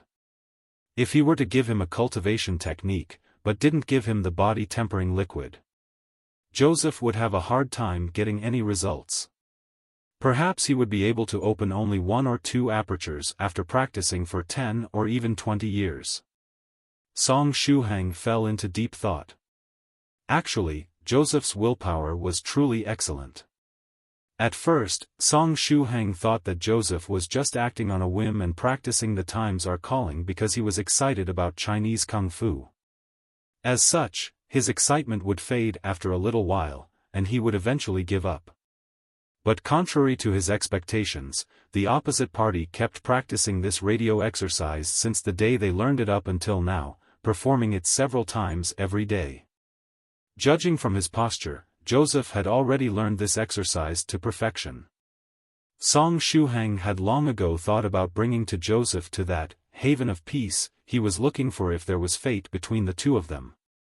But later, Joseph directly moved next to him, forcefully forming a knot of karma. Such being the case, what could he teach him now? When he saw that Song Shuhang was in deep thought, Joseph didn't disturb him and quietly waited for Shuhang to say something. He was somewhat looking forward to hearing what his teacher had to say. "I have a sword technique here with me," Song Shuhang said at this time. After pondering for some time, he remembered that he had a certain sword technique with him, which was also the only sword technique he was able to practice, the Holy Light Sword technique. This sword technique was something that came to exist after a bored senior cultivator decided to revise and integrate cultivation elements into a Western technique. In the end, Joseph was also a Westerner, and perhaps this sword technique would be especially suitable for him? Nevertheless, after getting transformed and revised, this sword technique was already a technique of the world of cultivators. If he were to teach this technique to Joseph, who couldn't even make use of chi and blood energy right now, Joseph would at most be able to crudely swing the sword around. Song Shuhang had no idea if there was any method in the world of cultivators that could allow older people to open their heart aperture. For example, an improved version of the body-tempering liquid or some other special method to open one's heart aperture. It didn't matter if it was going to take some time, as long as it could open the heart aperture, it was fine. It wasn't only for Joseph, but also for his family members.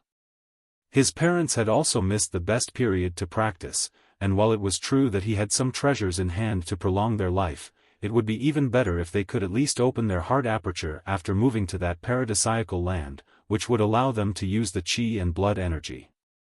After hearing Song Shuhang's words, Joseph immediately became nervous.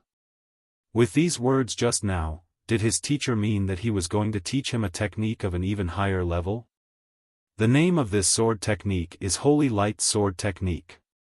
When displayed, this sword can unleash energy capable of destroying evil. However, your current strength is too low, and you won't be able to bring out the power of this sword technique, Song Shuhang said. Joseph's heart sank. Nonetheless, I can first teach you the various moves of this sword technique. Even if you are temporarily unable to bring out its evil-slaying power, the moves of the Holy Light Sword technique are still unique and rather ingenious, something worth learning, Song Shuhang said with a smile. His plan was to teach Joseph a rough version of the technique for now. Afterward, if he managed to find a way to let older people open their heart aperture, he would teach him the chant of the sword technique so that Joseph could bring out the real power of the technique. And even more importantly, the Holy Light Sword technique was actually pleasing to the eye when used, and made the user look like an expert. It was much better compared to the times are calling. "Teacher, are you going to teach me this sword technique here?" Joseph asked out of curiosity. "There is no alternative. I'll now teach you the first style of the Holy Light Sword technique, the evil-slashing Holy Light Sword." Song Shuhang gently pushed the two beds to one side and made some space in the room. Then, he stretched out his hand into his travel bag and took out his treasured saber-broken tyrant. The holy light sword technique was better performed with a large sword, but the spare large sword in Song Shuhang's possession was now in his size-reducing purse and rather difficult to reach. Therefore, he just took out his treasured saber-broken tyrant. "I'll demonstrate the technique once. Make sure to watch carefully," Song Shuhang said. Joseph opened his eyes wide and attentively stared at Song Shuhang, afraid to miss any detail. "Holy light sword technique, evil slashing holy light sword," Song Shuhang said in a grave tone. Then, he braced himself and attached that shameful sword chant. "Holy light, that wicked one seems worth fighting." Since he was using a saber instead of a large sword to display the technique, his posture looked somewhat strange. But in all fairness, the first style of the holy light sword technique was truly exquisite. After all, the senior that had improved and revised this sword technique was at least a 6th stage true monarch. After the revision, the holy light sword technique had styles that went from the 2nd to the 6th stage. Just as Song Shuhang displayed the last move, pure and holy light appeared on the blade. The sword light issued a buzzing sound and condensed, without scattering around. It stayed attached to the treasured saber-broken tyrant, not leaving the saber by so much as a millimeter. It was just sword light, but after seeing it, the onlookers would find their mind at peace and get a warm feeling from it. Joseph watched intensely. That pure white thing was sword chi. This holy light sword technique was truly incredible. Even if the name of the sword technique was somewhat strange, it was unable to cover up the might of the technique. Sword chi. That was sword chi. Usually, in those movies about China's kung fu, only top-tier experts were able to use sword chi. Earlier, when his teacher used his fists to create explosions in the air, he felt that it was super cool. But little did he expect that his teacher could use even sword chi. Song Shuhang did just enough to make his point clear. He then shook his wrist and dispersed the sword chi on his treasured saber-broken tyrant. Song Shuhang turned his head around, and asked, "Did you see clearly?" "I was able to remember only 60% of the technique," Joseph replied truthfully. He had tried to his best to memorize all the details, but the human brain had some trouble when it came to instantly remembering something. In addition, he wasn't that young anymore. "Not bad, that's passable. Now, I'll break into pieces the first style and teach you step by step. After you get familiar with the first style, I'll look for an opportunity to teach you the next one," Song Shuhang said. Joseph said expectantly, "Teacher, does this mean that I've been officially accepted as a disciple? About this matter, let's put it off until later." Song Shuhang pondered for a moment, and then said, "When I think I have the ability, I'll naturally accept you as a disciple. You don't need to worry about it. In addition, this matter of accepting a disciple is very complicated. If he accepted him as a disciple, it would mean that their relationship would change to teacher and students.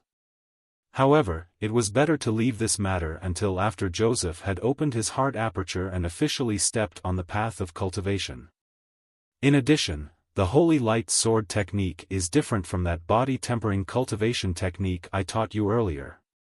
The holy light sword technique can't be passed down to others without my permission. You have to firmly keep in mind this point," Song Shuhang said with a serious expression on his face. Since he felt that there was some fate between him and Joseph, Shuhang thought that it was better to tell Joseph about the rules and taboos of the world of cultivators. "Teacher, I understand," Joseph replied. "In that case, let's start, okay? In addition, while displaying this sword technique, it's better to read the chant aloud.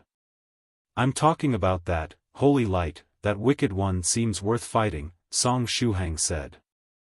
Joseph said, "Is it necessary to read it aloud? If you read it aloud, the power of the move will increase. If you don't, the power will drop quite a bit. While practicing, you can just read it silently," Song Shuhang said calmly. Joseph said, I'll do it, I'll do it. Around an hour later. Joseph borrowed Song Shuhang's treasured saber Broken Tyrant and practiced the first style of the Holy Light sword technique while faintly shouting, Holy Light, that wicked one seems worth fighting. Nevertheless, the treasured saber Broken Tyrant was a little too heavy for him, and Joseph couldn't help but take a break after practicing a few times. But regardless of this, he was still filled with vigor. Although it was just a set of moves with no substance, this sword technique looked much better than the times are calling when displayed, and was nowhere that eye-blinding. After seeing that Joseph was gradually improving, Song Shuhang took out his mobile phone and opened the 9 Provinces No. 1 group. He wanted to ask the seniors in the group if there was any method that could allow older people to open their apertures.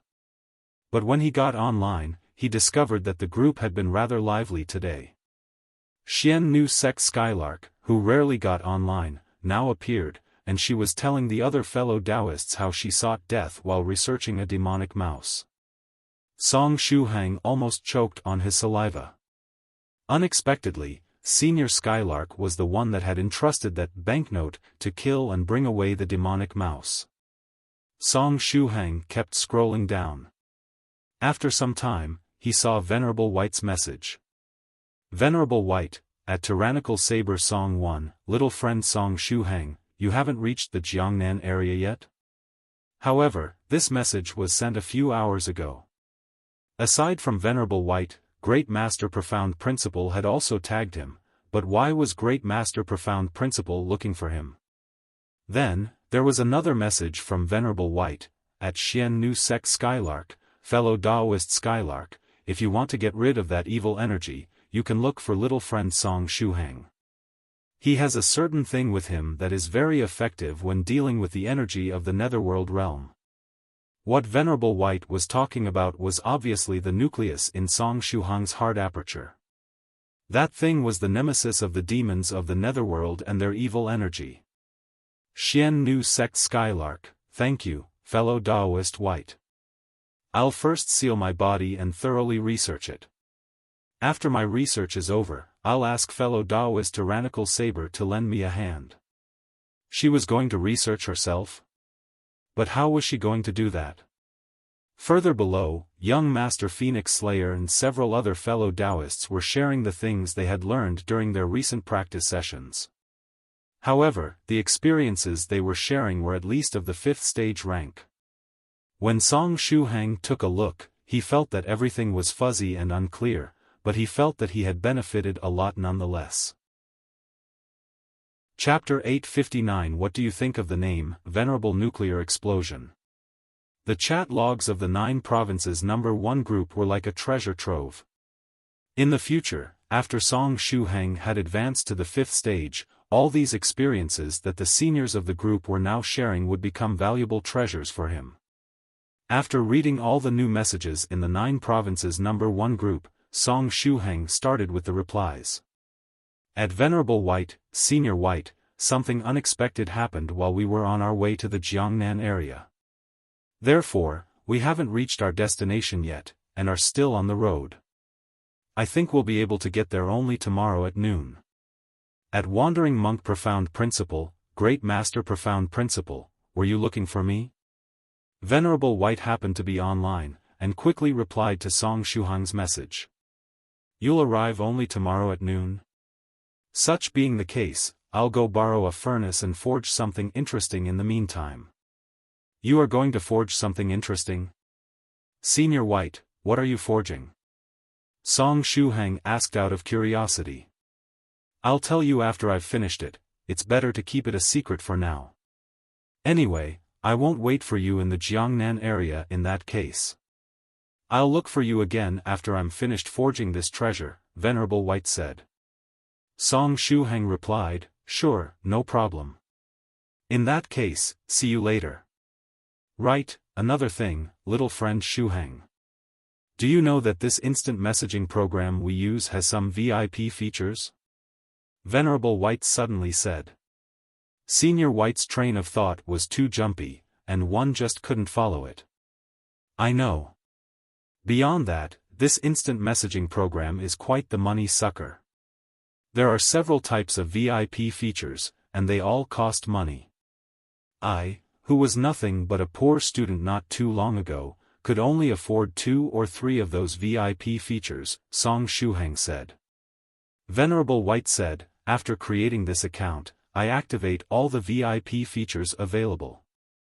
Song Shuhang replied, "Ahaha, I see." From the looks of it, Venerable White was really bored at this moment. He had unexpectedly started to show off his VIP features in front of Shuhang. Venerable White continued, "Anyway, I discovered that there was this very interesting feature in the VIP package, the group message browsing feature. Something unexpected happened yesterday when I was deleting files and freeing up the memory of the phone. At that time, I was a little careless and ended up deleting all the chat logs of the group. As such, I used this group message browsing feature to look at the chat logs of the last few days, and guess what I discovered? I discovered some very interesting messages that were sent while we were in the Jade Lake realm, and several of those messages were missing from the chat logs in my phone." Song Shuhang, F***CK, is this even real? This is too exaggerated. Senior White, if I were to tell you that it was a tragic accident, would you believe me? Song Shuhang quickly replied. Venerable White said, so it was an accident? All right. I won't haggle over this matter with you. Recently, Venerable White was very open to persuasion. He gave the strong vibe of a gentle senior, very magnanimous. Senior White, thank you for your understanding. Song Shuhang was moved to the point of having tears streaming down his face. It's nothing, don't even mention it. Anyway, we'll meet at the appointed time. Right, it might take me some time to forge this treasure. But even in the worst case, I'll be back before the great battle between Copper Trigram and Northern River starts, Venerable White added.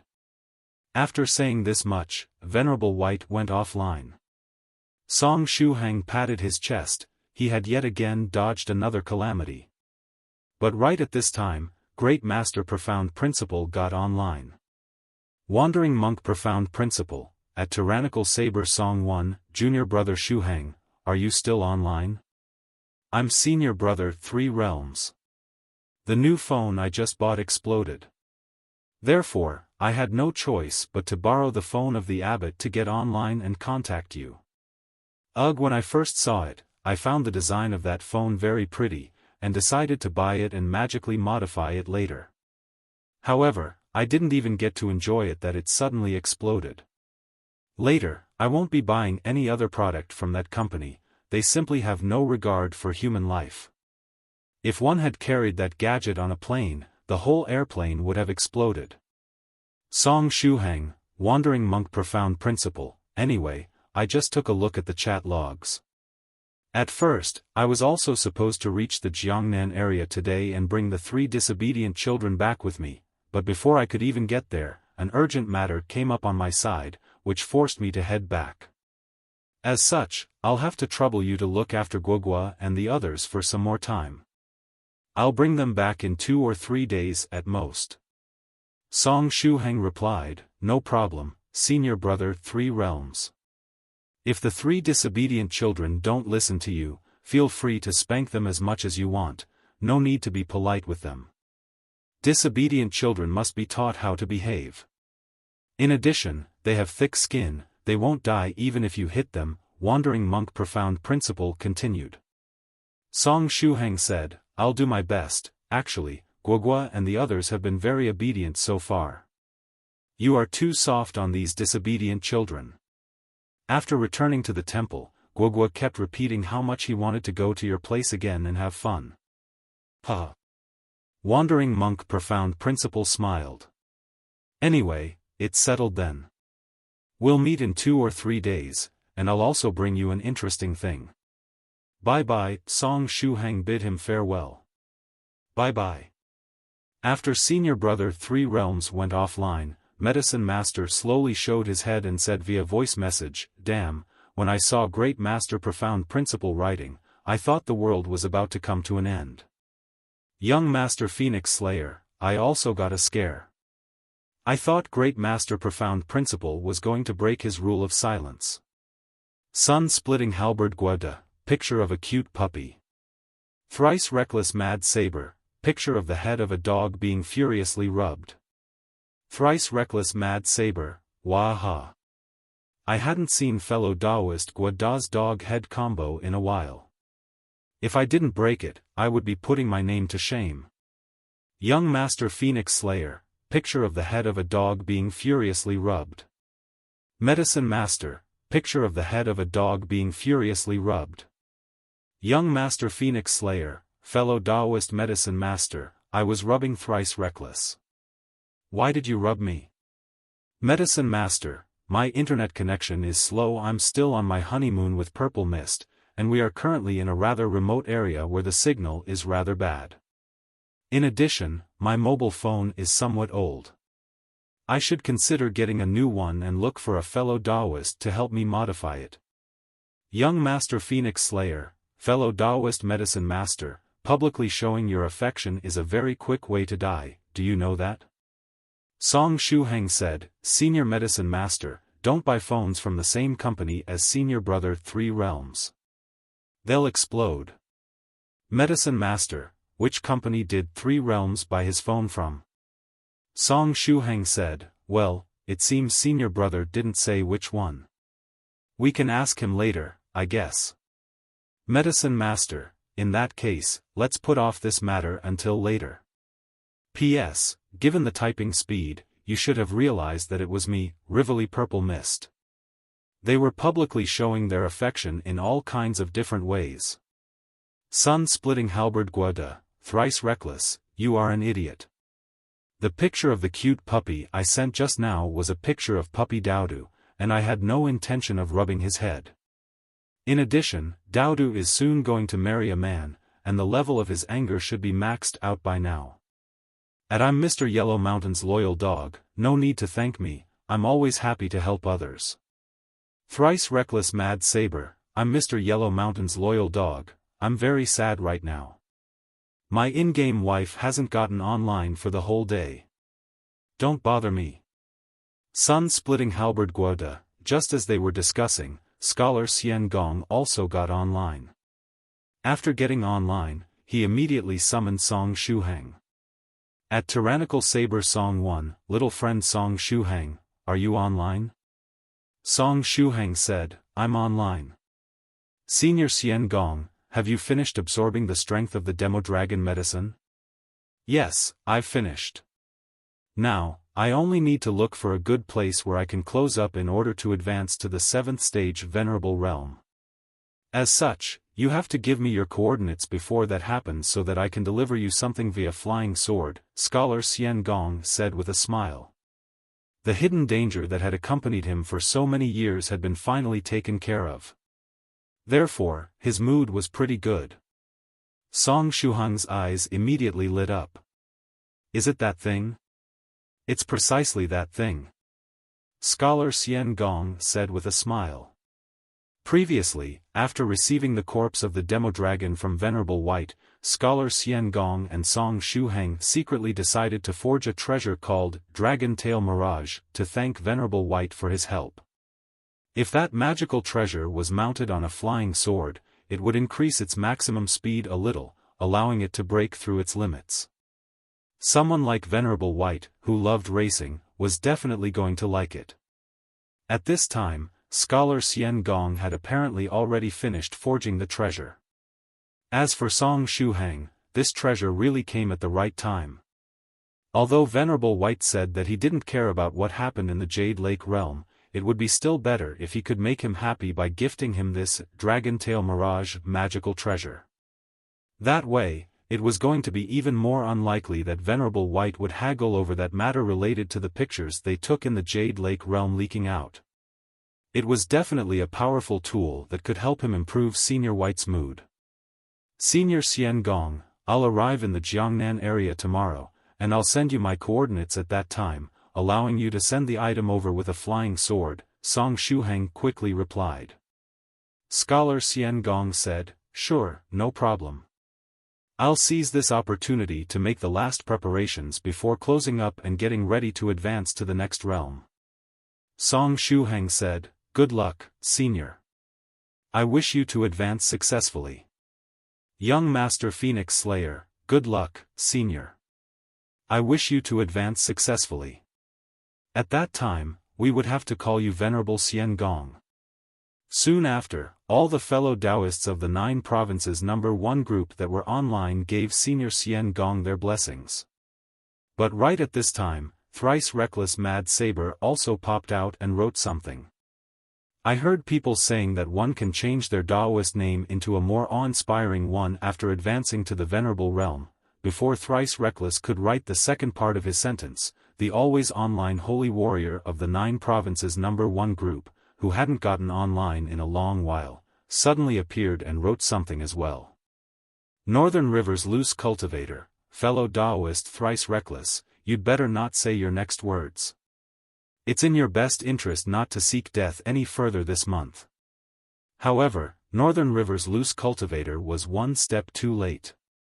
The following part of Thrice Reckless Mad Saber's sentence and Northern River's loose cultivator's message were sent at the same time. For example, the Daoist name, Venerable Nuclear Explosion, sounds very awe-inspiring. Senior Xian Gong, what do you think about it? Scholar Xian Gong, he he he. That long streak of he-he's fully expressed Scholar Xian Gong's current state of mind. Northern River's loose cultivator faintly sighed. Even he was unable to save Thrice Reckless Mad Saber now. Thrice Reckless Mad Saber, just now, I acted on impulse and told a bad joke that I shouldn't have told. The 9 provinces number 1 group immediately quieted down. Everyone knew that the words nuclear explosion were taboo when Scholar Xian Gong was present, as it would remind him of the cruel events of the past. Scholar Xian Gong would get angry at whomever brought this matter up. Afterward, with Scholar Xian Gong's body and strength slowly recovering, that matter related to the nuclear explosion wasn't that much of a taboo anymore. From the looks of it, his old wound was gradually recovering. But what fellow Daoist Thrice Reckless did just now was the same as using a blade to jab at the old wound at the bottom of Scholar Xian Gong's heart. After a long time, Scholar Xian Gong replied, "I thank fellow Daoist Thrice Reckless for his auspicious words. After I advance to the Venerable Realm, I'll gift fellow Daoist Thrice Reckless a nuclear bomb."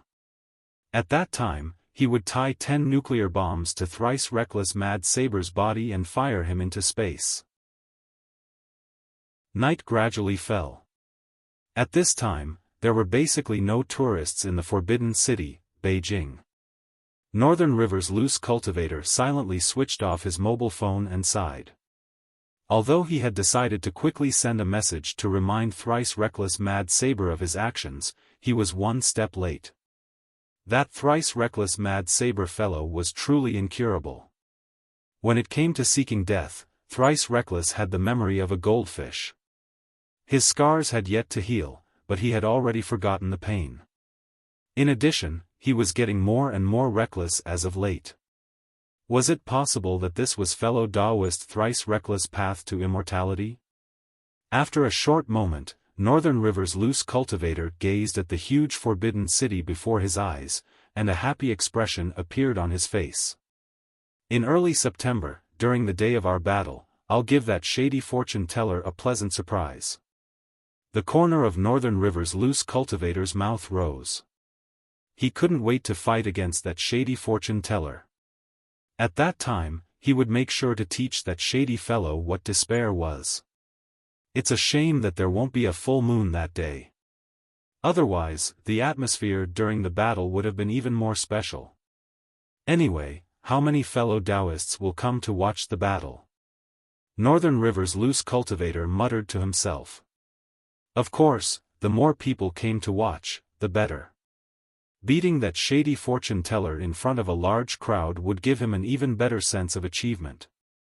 Just thinking about the scene was making Northern River excited.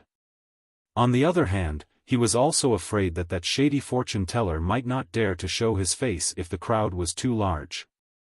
The disguising technique of that guy was unparalleled in the world, and he had frequently disguised as other fellow Daoists and performed shady divinations, offending people left and right. As such, it would be troublesome if there were too many people and the shady fortune-teller thought that they were there to catch him.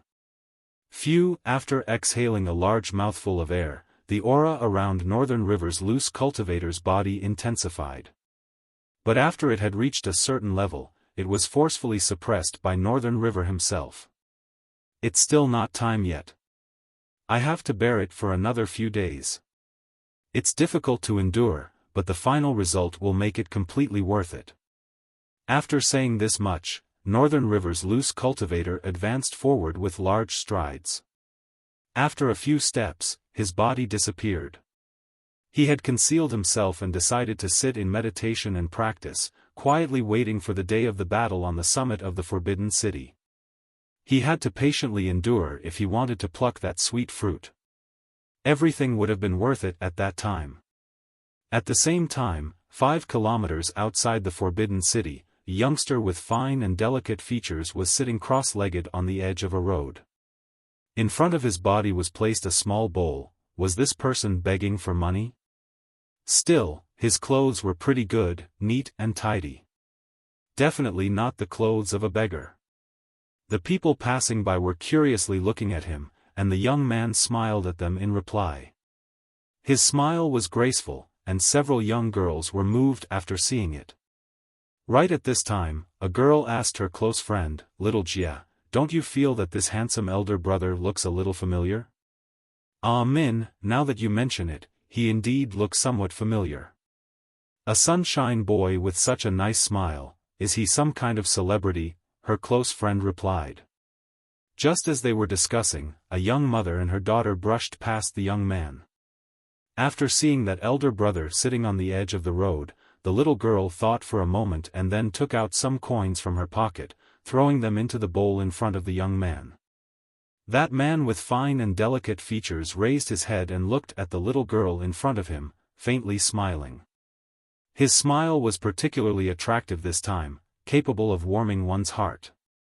The little girl blinked her eyes and said, "Elder brother, your smile is really pretty." The young mother secretly pulled her daughter, hinting her to leave. But right at this time, that man with fine and delicate features stretched out his hand and grabbed the coins in the bowl. Then, he nodded, very satisfied, and said, "The money for the divination has been received. As such, this poor Daoist will perform a divination for you." "Ah?" The little girl blinked her eyes, clearly puzzled. That man with fine and delicate features smiled, and said, "Is there something you would like me to predict?" "You can predict anything?" the little girl asked in return. She had seen similar scenes on the TV or in movies.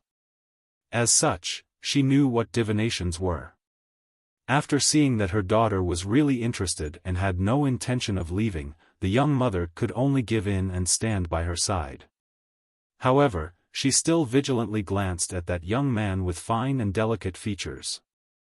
If the opposite party used this divination as an excuse to ask about the situation of her family, the opposite party had better not blame her for being impolite. Nowadays, swindlers had many tricks up their sleeve, and it was very difficult to guard against them. Therefore, one had to be extra careful all the times. "Yes, I can predict anything," the young man with fine and delicate features said with a nod. The little girl tilted her head and pondered for a moment. Then, with a serious expression on her face, she said, "In that case, help me predict if my father will come back for the celebration of New Year this time around.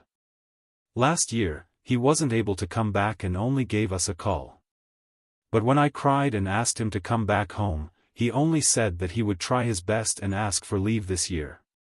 "Sure, no problem."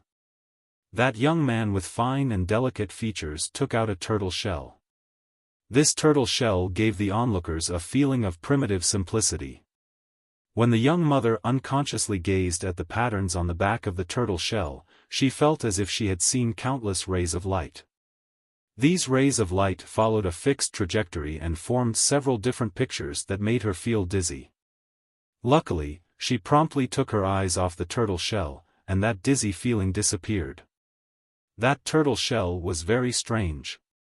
Just as she was in deep thought, the young man with fine and delicate features started to rhythmically shake the turtle shell. Then, he gently swung it, and 4 copper coins fell from the shell, landing in front of the young man. Next, the young man held his chin and stared at the result of the divination on the ground. The little girl asked expectantly, "Elder brother, what is the result of the divination? Will my father come back this year?" The young man with fine and delicate features raised his head and revealed a warm smile. The result of the divination was a positive one. Based on what the little girl asked, a positive result meant that her father would return home this year. However, the divinations of this man were somewhat different from other people's divinations. Because he was Immortal Master Copper Trigram. Although he was very reluctant to admit it, he knew that the correct outcome was usually the opposite of what his divination foretold. Therefore, this positive divination implied that the father of this little girl wouldn't come back home this year either.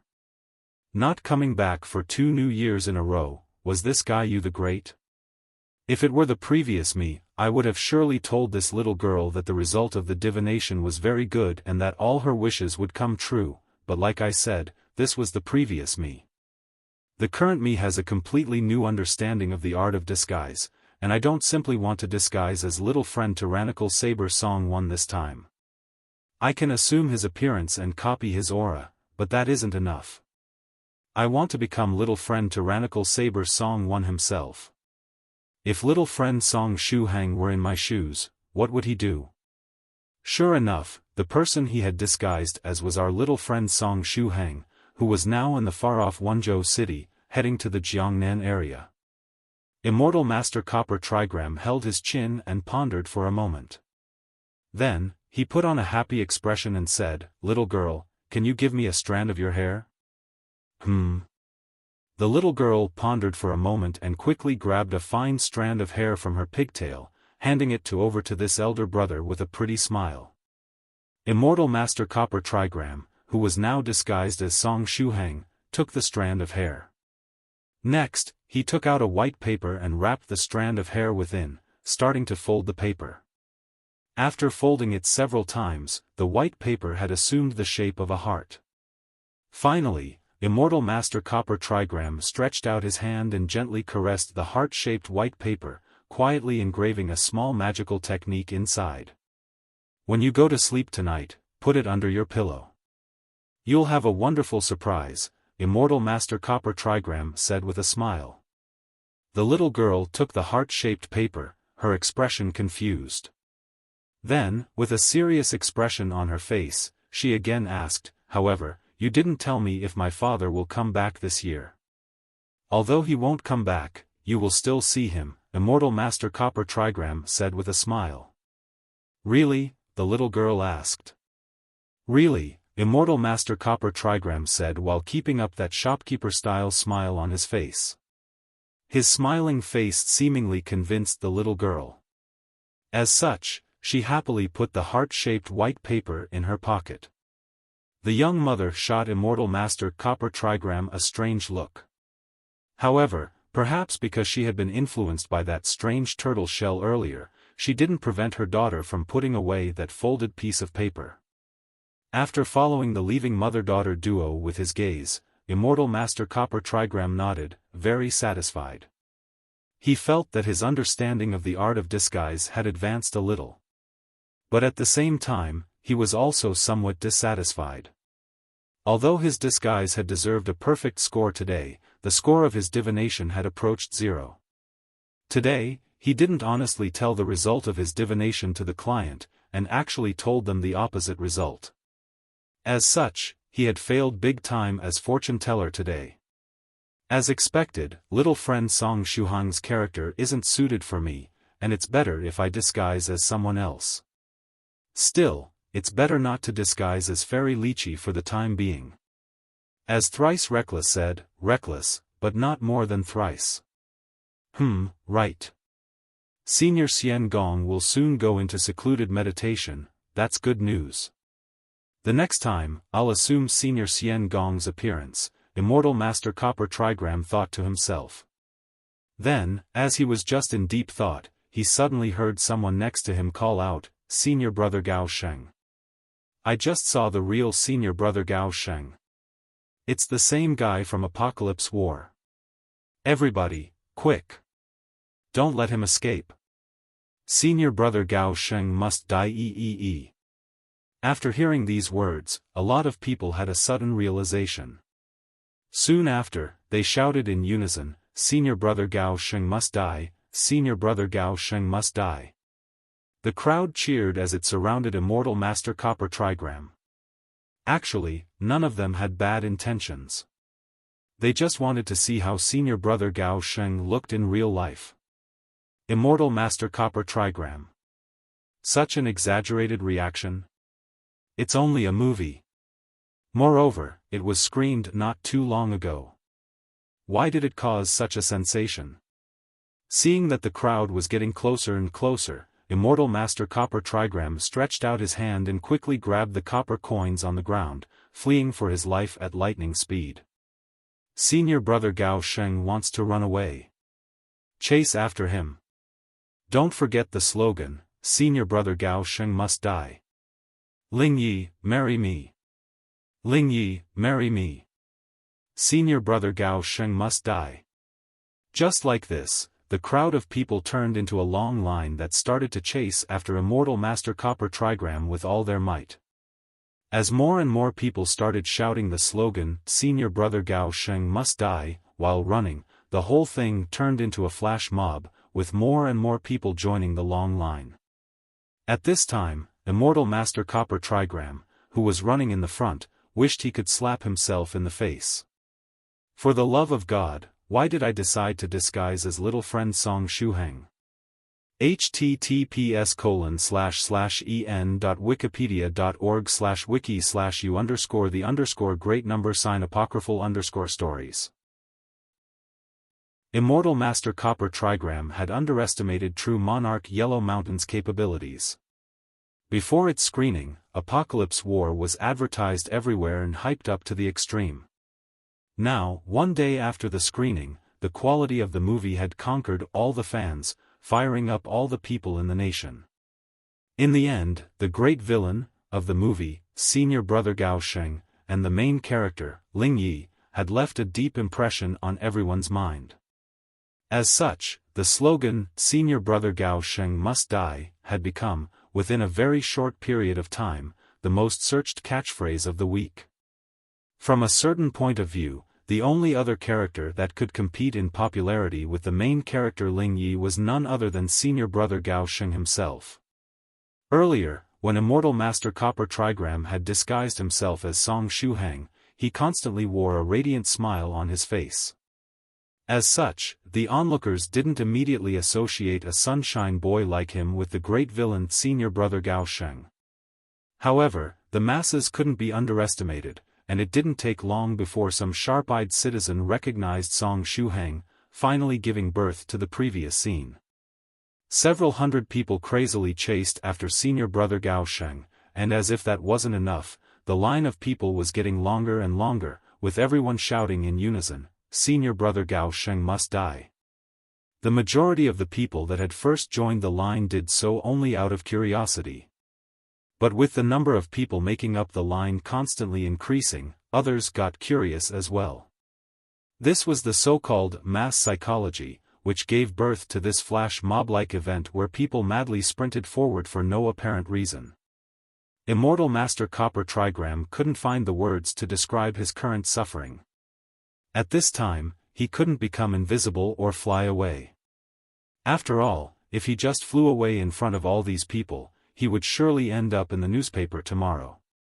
But there was something even more worrisome, and it was the fact that he couldn't even run at full speed and had to limit himself by matching the speed of an ordinary person.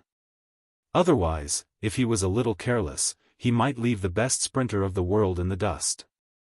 Luckily, Immortal Master Copper Trigram's concealment skills were top-notch. After getting chased by the masses for 2 blocks, he zigzagged around and completely disappeared from everybody's sight.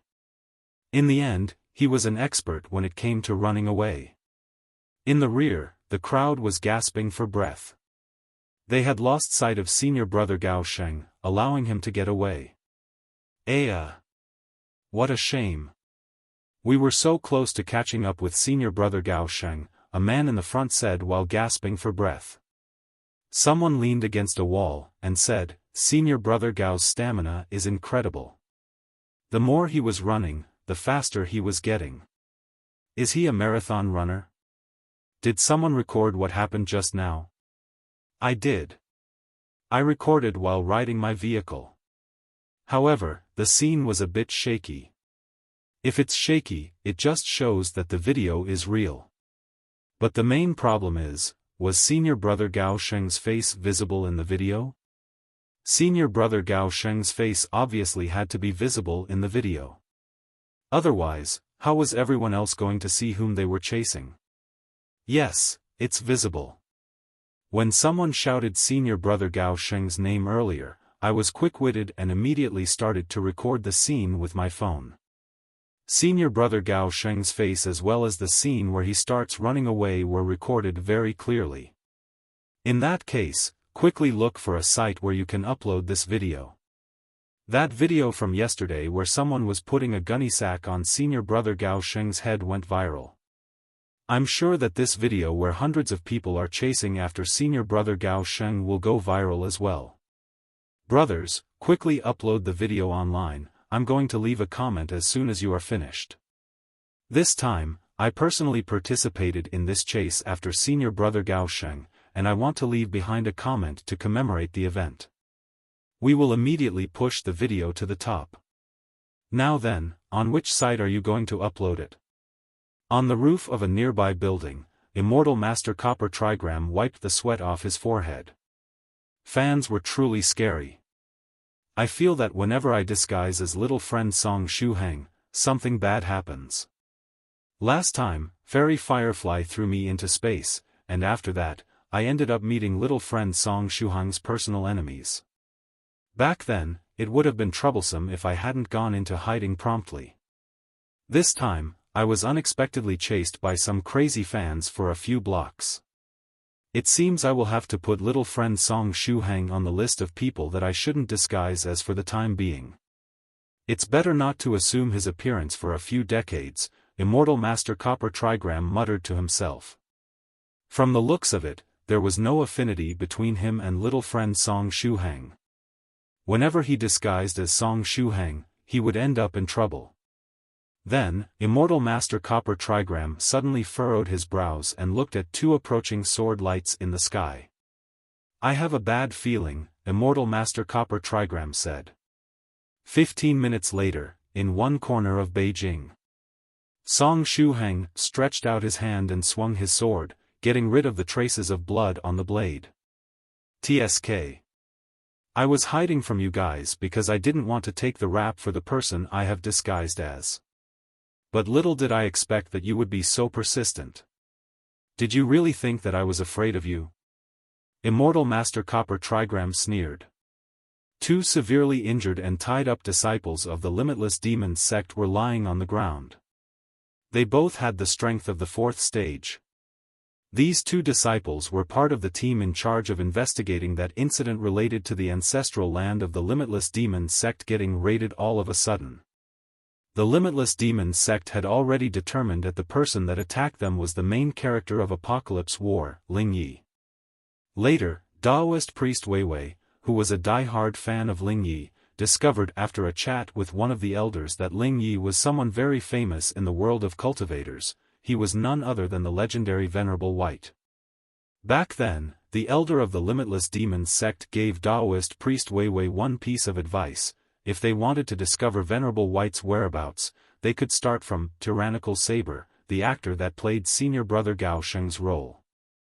After finding Tyrannical Saber, they would indirectly find Venerable White as well. In addition, this Tyrannical Saber was someone that the hall leader of the Nine-Eyed Kama Hall was targeting. He was only a cultivator of the third stage, and he was much easier to deal with in comparison to Venerable White. The two disciples of the Limitless Demon sect had been dispatched here by Daoist Priest Weiwei, and they were in charge of looking for Tyrannical Saber's tracks. As coincidence would have it, these two disciples happened to be close to the Forbidden City. As such, after seeing the newly uploaded video, they quickly rushed over to look for clues that would eventually lead them to Senior Brother Gao Sheng. When it came to following tracks, these two indeed had some skills. Therefore, they quickly found Immortal Master Copper Trigram, who was still disguised as Song Shuhang. Immortal Master Copper Trigram had already taken the rap for Song Shuhang's actions. From the beginning, Immortal Master Copper Trigram had no intention of wasting time with these guys. As such, he tried to avoid them. But when the two disciples of the Limitless Demon sect saw that Immortal Master Copper Trigram was avoiding them, coupled with the fact that he was just a cultivator of the third stage, they got greedy. Instead of just locking onto Tyrannical Saber's position, wasn't it better to directly capture him and bring him back to the Limitless Demon sect? Afterward, both of them were severely injured and tied up like dumplings. Had the intelligence department taken the wrong medicine when giving them that information? Which third stage realm? This Tyrannical Saber was clearly at the peak of the fifth stage realm. Little friend Song Shuhang owes me one this time. Immortal Master Copper Trigram took a few pictures of the two disciples of the Limitless Demon sect lying on the ground, and then wondered how he should deal with them. The next day, August 27, Tuesday. Joseph was full of energy as he got up early in the morning. Yesterday, he diligently practiced the first style of the Holy Light Sword technique, the evil-slashing Holy Light Sword. He practiced until he was completely exhausted. Then, he took a shower and fell asleep as soon as he hit the sack. When he got up the next day, he discovered that his constitution had gotten a little stronger, and his mental state had also improved. That was surely the effect of the wondrous technique that his teacher passed on to him yesterday, the Holy Light Sword technique. As such, Joseph made up his mind and decided that he would practice the first style of the Holy Light Sword technique 100 times every day from today onwards. Yesterday, his teacher also mentioned that the Holy Light Sword technique was a sword technique better matched with a big sword, either the two-handed type or the single-edged one. If there was an opportunity later, he would have someone forge such a sword for him so that he could use it while practicing this sword technique. Joseph got the feeling that this sword technique was something tailor-made for him. The name of the sword technique was very cool, and it even sounded like a Western name. Was it possible that this sword technique was something that his teacher had specially created for him? After thinking of this possibility, Joseph was somewhat moved. After getting up and having breakfast, the band got in the van, heading toward Jiangnan University town. After they got in the van, Joseph's daughter, Ji Shuangxue, suddenly waved at Song Shuhang, and said, "Schoolmate Shuhang, good morning." Usually, this girl was bitterly looking at Song Shuhang whenever she had the occasion. But today, she unexpectedly greeted him on her own. Song Shuhang faintly smiled, and replied, "Good morning. Schoolmate Shuhang, there is an interesting video I have to show you." Ji Shuangxue took out her phone and opened a video sharing site. The corner of Song Shuhang's eye twitched. He had more or less guessed which video it was going to be.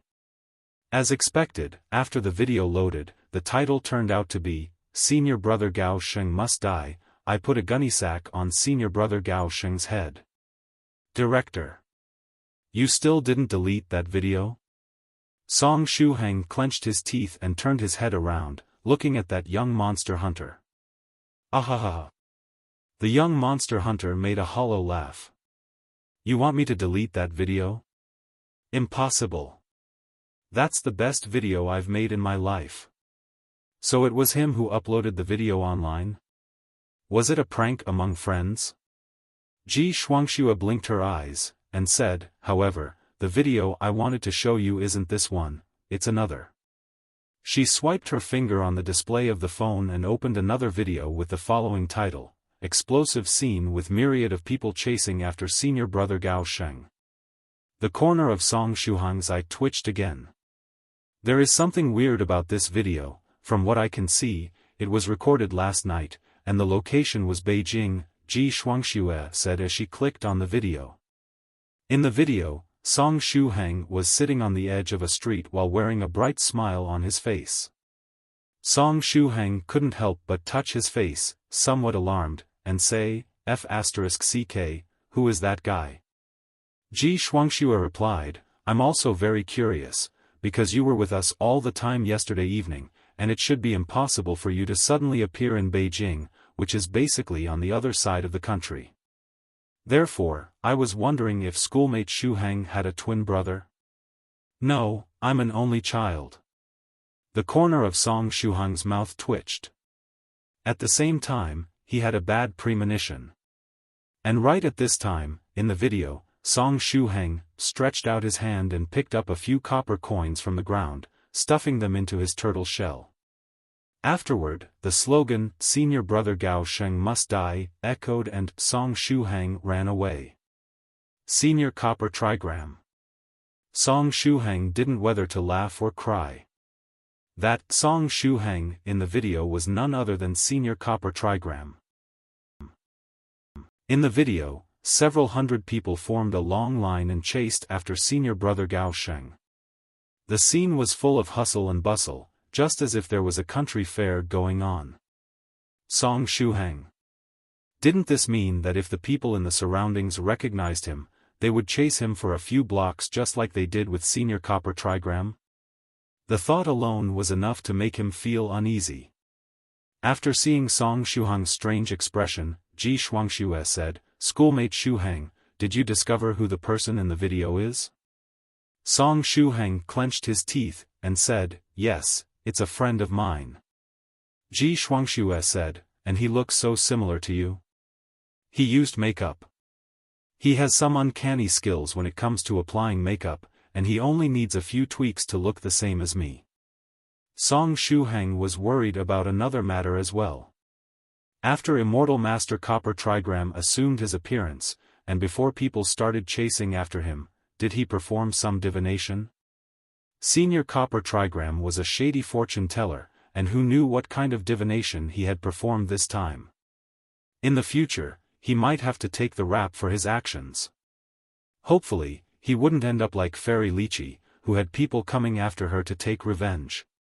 In the afternoon, at 3 p.m., Joseph's family and Song Shuhang's group finally arrived at Jiangnan University Town. The registration session in Jiangnan University Town would take place from the 1st to the 3rd of September. Therefore, there were still some days left. Joseph brought his family and reluctantly parted ways with Song Shuhang's group. His family wanted to use these few days to visit their relatives in the Jiangnan area. On the other hand, Song Shuhang brought the 3 disobedient children and the young monster hunter to the house Senior Medicine Master had bought some time ago. Around this place was the defensive formation that Venerable White and Medicine Master had arranged. As such, they didn't have to worry about petty thieves barging inside. In addition, each room had dust-removing runes or formations, and they didn't have to worry about the place being dirty either. After all, several months had passed since someone lived there. In some cases, the means of the world of cultivators were more convenient than science and technology. In the living room on the 2nd floor, Song Shuhang prepared tea for the 3 disobedient children and the young monster hunter. Then, he said to the 3 children, Guoguo, Shi, Zhu. Senior Brother 3 Realms came to the Jiangnan area yesterday, and he was supposed to bring you back immediately. However, we ended up being late, and something came up on Senior Brother 3 Realms' side as well. Therefore, he will be back in 2 or 3 days and will take you away only at that time. Song Shuhang's voice had hardly faded that the eyes of the 3 disobedient children immediately lit up, shining as if they were jewels. Of course, I'm going to keep a close watch on you 3 during these few days, Song Shuhang said with a smile. A bitter expression immediately appeared on the faces of the 3 disobedient children. Song Shuhang faintly smiled and then gazed at the young monster hunter. Director, did you have business here since you came to the Jiangnan area?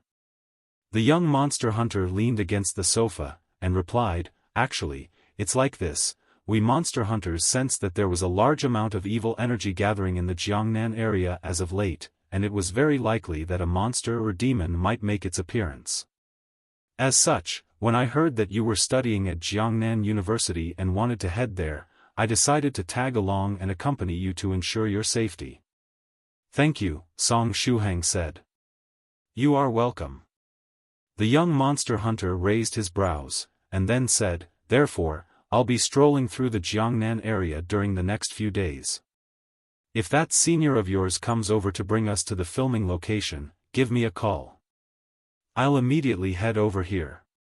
Sure, no problem, Song Shuhang said with a nod. In that case, I'll set out after resting for a while. I also have to contact my other companions that have already reached the Jiangnan area, the young monster hunter said. The three disobedient children immediately shot an expectant gaze at the young monster hunter. After pondering for a moment, Guoguo gritted his teeth, and said, Senior Brother Shuhang, actually, the three of us came to the Jiangnan area because there was something we wanted to do. Let's hear it, Song Shuhang said as he laughed. The slightly younger girl, Loli Zhu, patted her chest, and said, we also came here to vanquish demons and monsters. Song Shuhang. We are very serious about this matter. We went through the trouble to run away from the faraway wandering temple because we wanted to come to the Jiangnan area to vanquish demons and monsters. Therefore, I request Senior Brother Shuhang to give us a helping hand. Zhu jumped down from the sofa and knelt in front of Song Shuhang, cutely beseeching him. Given your strength, let alone vanquishing demons or monster, it would be already a miracle if you don't get eaten. Song Shuhang didn't know whether to laugh or cry. The three disobedient children only had the strength of the first stage realm, and they would be in grave danger if they encountered a demon or evil spirit of the second stage. Then, if they met an enemy of the third stage, they would be like meat-filled buns thrown into the mouth of a dog.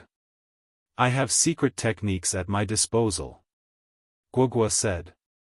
After all, he was a disciple of the faraway wandering temple, and he knew several magical techniques that had the power to vanquish demons and monsters. Same here. In addition, we have talismans as well, Shi and Zhu said. Even if you have secret techniques and talismans at your disposal, you can only cope with a few small demons of the first stage with your strength, Song Shuhang replied. Guoguo said, that's enough. Shi said, it's fine as long as we can vanquish a low-level demon. Zhu said, everything is fine as long as we can vanquish at least one demon. Otherwise, we won't give up, and we'll run away again even if Senior Brother Three Realms brings us back. Song Shuhang. Therefore, isn't it better if Senior Brother Shuhang brings us to vanquish some demons? Guoguo suggested. I'm sorry, but I refuse. You can wait for Senior Brother Three Realms to come over and then go to vanquish demons with him, Song Shuhang said as he rubbed Loli Zhu's head. Guoguo said, but Senior Brother Three Realms won't bring us to vanquish demons and monster, he'll directly bring us to the faraway wandering temple. I promised Senior Brother Three Realms that I would keep an eye on you three. Therefore, I really can't bring you to vanquish demons and monsters. Maybe we can go the next time, Song Shuhang said. The three disobedient children looked at each other, their faces full of anxiety. After recalling that there were still 2 or 3 days left, they decided to put this matter off until later. Humans would create their own opportunities, and they would definitely find one in the next few days. Around 3:30 p.m., the young monster hunter bid farewell to Song Shuhang and the others, heading to the Jiangnan area in order to look for his companions. Director had already promised Venerable White that he would participate in that movie that had Senior Thrice Reckless as the main character, My Reckless and Unrestrained Life. As such, Song Shuhang wasn't afraid that he would suddenly run away. After looking at the time, Song Shuhang looked at the 3 disobedient children, and said, right. What do you want to eat this evening? Everything is fine as long as it's a vegetarian dish. Right, Senior Brother Shuhang, I heard there is a particularly famous shop in the Jiangnan area that prepares vegetarian chicken and vegetarian meat. Although the dish is vegetarian, the flavor is very close to that of real meat. Is this real? The small monk said while drooling. Yes, I know that shop. It's located in the Luo Xin Street area, Song Shuhang said with a nod. Speaking of which, the Luo Xin Street area was the place where he'd first met Soft Feather. One could say that it was one of the turning points that made him enter into the world of cultivators. In that case, can Senior Brother Shuhang bring us there to have a taste? The small monk said happily. If you want to break your religious commandment, I can indeed bring you there to have a taste, Song Shuhang said with a smile. Question mark. The small monk was puzzled. Why do you think that vegetarian chicken tastes like real chicken? It tastes like that because they added chicken soup to the dish. In addition, don't be too surprised if you find a chicken bone in your mouth while eating that vegetarian chicken, Song Shuhang said. The small monk, actually, regardless of the shop, it's very difficult to find a 100% vegetarian dish nowadays. Perhaps we can buy the ingredients ourselves and then cook. Didn't you say that sure could cook? Song Shuhang said. If it really didn't work, he still had the lotus blossoming tongue skill and the living spring, as well as some fasting pills. Therefore, they didn't have to worry about starving. Sure, Lolisher said with a nod. Around 3:40 p.m. Song Shuhang brought the 3 disobedient children to the food stalls in the adjacent Luo Xin Street area to buy some ingredients. Senior sister Yi Si stayed back home. She was following a TV series as of late. Then, just as Song Shuhang and the 3 children were passing through a small alley, something unexpected happened. Several fierce-looking men blocked Song Shuhang and the 3 children. Actually, Song Shuhang had noticed them long ago. After all, they were just a bunch of ordinary people. Are these the local ruffians of this neighborhood? Song Shuhang thought to himself. Was the security around Jiangnan University town so bad already? Did the police forget to properly administer this area? In the end, Jiangnan's university was still a prestigious university, so was it really fine for the security to be this bad? Damn kid, I've finally found you. Just as he was in deep thought, a tall and thin figure came out of that group of people gathered in front of him, angrily glaring at Song Shuhang. Found me? Who are you? Song Shuhang asked out of curiosity. The tall and this man clenched his teeth, and said, He, kid, you forgot already? On the other hand, I remember you very clearly. 3 months ago, this uncle found with much difficulty a job and prepared to stage a small accident with a car for the first time to blackmail the driver, but little did I expect that a bastard like you would suddenly pop up and steal the 2,000 renminbi in my purse, forcing this uncle to suffer from cold and hunger for 2 weeks. This story sounded somewhat familiar. As such, Song Shuhang tried to recall the event. After a short moment, he finally remembered. Oh, it's you. Song Shuhang said with a smile. Back then, he and Su Clan 16 didn't know each other too well. That day, Su Clan 16 had just come out of the hospital and had decided to head to Jiangnan University town together with Song Shuhang. Along the way, the duo encountered a middle-aged driver that had fallen into a trap and was being blackmailed. Song Shuhang acted on a whim and pretended to comfort the blackmailer. At the same time, he stretched out his hand and stole the wallet of the opposite party, running away. Back then, the blackmailer chased after Song Shuhang for several blocks, but was unable to catch up to him in the end. Song Shuhang still remembered that he had just started practicing the basic Buddhist fist technique back then, and he had been looking for someone to try out the technique. Therefore, he really hoped that the blackmailer would come after him with his buddies to give him a lesson, allowing him to practice his basic Buddhist fist technique further. But unfortunately for him, the blackmailer didn't come after him. Song Shuhang thought that the opposite party had long forgotten him, and later, his basic Buddhist fist technique reached the master level, and it was going to be pointless to use it against ordinary people.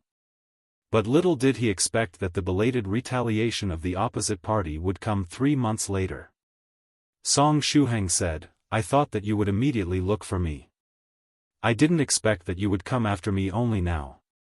Bastard, when I started looking for you, you were already on vacation. How was I supposed to find you?" the blackmailer said angrily. "Right, you have a point," Song Shuhang said with a nod. The blackmailer clenched his teeth, and said, "Enough chit-chat. Kid, which hand did you use to steal my wallet back then? Today, I'm going to break that hand of yours." "Senior Brother Shuhang, is that an enemy of yours?" Guogua asked out of curiosity. "Not really, just someone that had a beef with me in the past," Song Shuhang said with a smile. "Does that mean that they are going to kill Senior Brother Shuhang?" Loli Zhu asked out of curiosity. "How can that be? At most, they will beat me up a little." Cough, "Were you hoping that those guys would beat me until I was severely injured so that you lot could run away and do whatever you wanted?" Song Shuhang asked. Guogua said, "Of course not. We only wondered whether or not we should give Senior Brother Shuhang a hand to solve this predicament. Senior Brother, you shouldn't project your own bad thoughts onto good-hearted people like us." But right at this time, the blackmailer glared at the 3 disobedient children and said, "Shut up. You 3 children had better not make any noise." Then, he stared at Song Shuhang again, and said, "Since we are men, let's be direct with each other. Which one of your hands do you want me to break? In addition, tell those 3 children to move to one side. I never injure children." The blackmailer actually had a bottom line as well. "Alright, I also agree that it's better not to let the children see violent scenes. You 3 wait for me here," Song Shuhang said to Guogua and the others. After saying this much, Song Shuhang headed to another, even smaller, alley alongside the blackmailer and those other fierce-looking men. A tragedy was about to unfold in there. Guogua said, "Is Senior Brother Shuhang going to kill them?" Sure said, "I'm sure he's not. After all, they are just a bunch of ordinary people, and he will likely just teach them a lesson, right?" Zhu said, "I'm so envious. Why didn't anyone come to us looking for trouble as they did with Senior Brother Shuhang just now? I have never been surrounded and threatened by other people." After hearing these words, Guogua's eyes immediately lit up. Only God knew what sudden idea had popped up in his small head. In the adjacent alley, the current Song Shuhang didn't have much interest in fighting against these ruffians. After all, he was already a cultivator of the 3rd stage, and fighting against these ordinary people wouldn't benefit him in any way. It was going to boring and pointless. Of course, since the opposite party was simply shooting themselves in the foot, one couldn't really blame Song Shuhang for what he was going to do. "Kid, have you decided which one of your hands you want to give up? The right one or the left one?" the blackmailer said while patting the steel pipe in his hands. As for the other men, they surrounded Song Shuhang. Regardless of left and right, both are very useful. As such, I don't really want to give up on any of them." Soon after, Song Shuhang put on a serious expression, and said, "Anyway, let me give you a piece of advice. I've been training very hard lately, and I can easily fight up to 100 people like you all by myself." Song Shuhang was already modest with these numbers. "Arrogant bastard," the blackmailer said angrily. Afterward, he brandished the steel pipe in his hands and attacked Song Shuhang. When ruffians were fighting, aside from their experience on the battlefield, the most important thing was the momentum. Their objective was to overpower the enemy with their momentum and knock them down with one single attack. Song Shuhang stretched out his hand and made a gentle grabbing motion, easily snatching the steel pipe of the blackmailer. Then, he slightly moved his body to one side and stretched out his leg, making the blackmailer trip to the ground. Song Shuhang faintly smiled and held the steel pipe in his hands, putting some strength into his arms. He wanted to show these ruffians how to twist a steel pipe barehanded and turn it into a fried dough twist. After seeing the scene, the blackmailer opened his eyes wide. After all, he had personally brought that steel pipe here, and he knew that the steel pipe was the real thing. Its hardness was nothing to sneeze at. And yet, this young man had actually twisted the steel pipe with his bare hands, turning it into a fried dough twist. Even if he were to fap for 100 years, he wouldn't be able to reach this arm strength. I'll remind you again. I've been training hard lately. After twisting the steel pipe, Song Shuhang casually threw it to one side. Then, he wondered if he should go easy on them or put some strength into it while making his next move. But while he was in deep thought, Song Shuhang's body suddenly froze. Afterward, he didn't waste time and dashed forward, just like a tiger running into a flock of sheep. After a few punches and kicks, the blackmailer and his friends were lying on the ground, howling in pain. After he finished beating those guys up, Song Shuhang turned around and left the small alley, bringing the 3 disobedient children to the Luo Xin Street area. The blackmailer and his companions lay on the ground, continually calling out in pain. Song Shuhang had controlled his strength. He made them feel a lot of pain, but none of them was severely injured. They wouldn't be able to get up from the bed for a few days, but no internal injuries would be left in their bodies. Damn it, the blackmailer said as he clenched his teeth, rolling on the ground in pain. This time, they had really decided to bang their head against a rock. The opposite party was a real martial arts expert, and it would be no problem for them to take down 100 people like them. However, his heart was still full of hate and frustration. 3 months ago, that young man stole all the money he had, forcing him to suffer from cold and hunger for quite some time. Then, when he finally managed to find the opposite party and was about to take revenge, he was utterly destroyed. If only I were stronger and had the power to strike down that guy. This thought flashed through his mind. But right at this time, an illusory voice echoed in the ears of the blackmailer. Do you yearn for power? This illusory sound was indistinct, both close and distant, both masculine and feminine, both young and old. It was a very strange sound that carried a strange, bewitching power. After hearing it, one's heart couldn't help but move.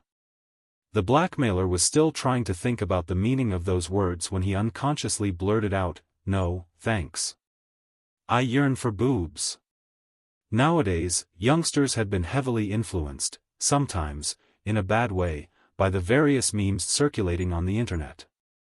At times, the content of these memes would become part of the daily lives of these youngsters.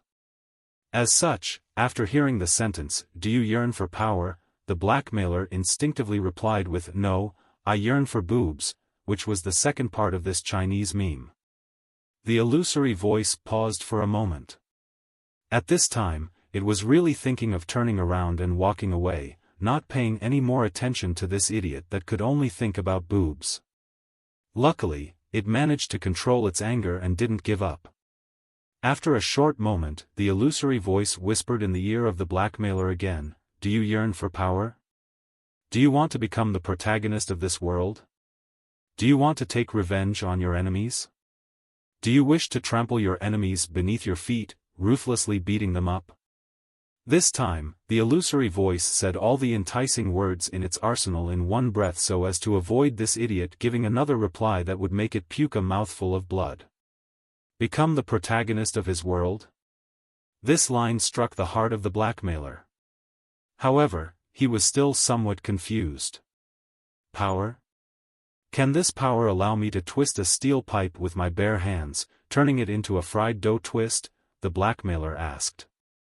After getting inspired by Song Shuhang's achievement from before, he believed that twisting a steel pipe like that was a synonym of power. Of course, and it doesn't stop at that. The illusory voice kept enticing him. At the same time, it calmed down a little. This idiot had finally taken the bait. The blackmailer asked again, "Can this power let me defeat that guy that beat me up just now?" "As long as you can get this power, you can defeat 10 of him with one hand." The illusory voice kept enticing him. The eyes of the blackmailer immediately lit up. But after pondering for a moment, he also asked, "Such being the case, what kind of price do I have to pay to obtain this power? Do I need to save the world or something? The illusory voice paused again. You don't need to pay any price. It's fine as long as you can retrieve a treasure for me someday in the future, the illusory voice replied. The blackmailer pondered for a moment, and said, How can I believe you? And how do you want me to give this power? Lower your head and look. What do you see? The illusory voice continued. The blackmailer followed the instructions and lowered his head, looking in front of him. Soon after, he saw something akin to a black dot appearing midair. The black dot absorbed the energy of heaven and earth, and countless black particles of light gathered around it. It was the same as a mass of fine sand slowly piling up.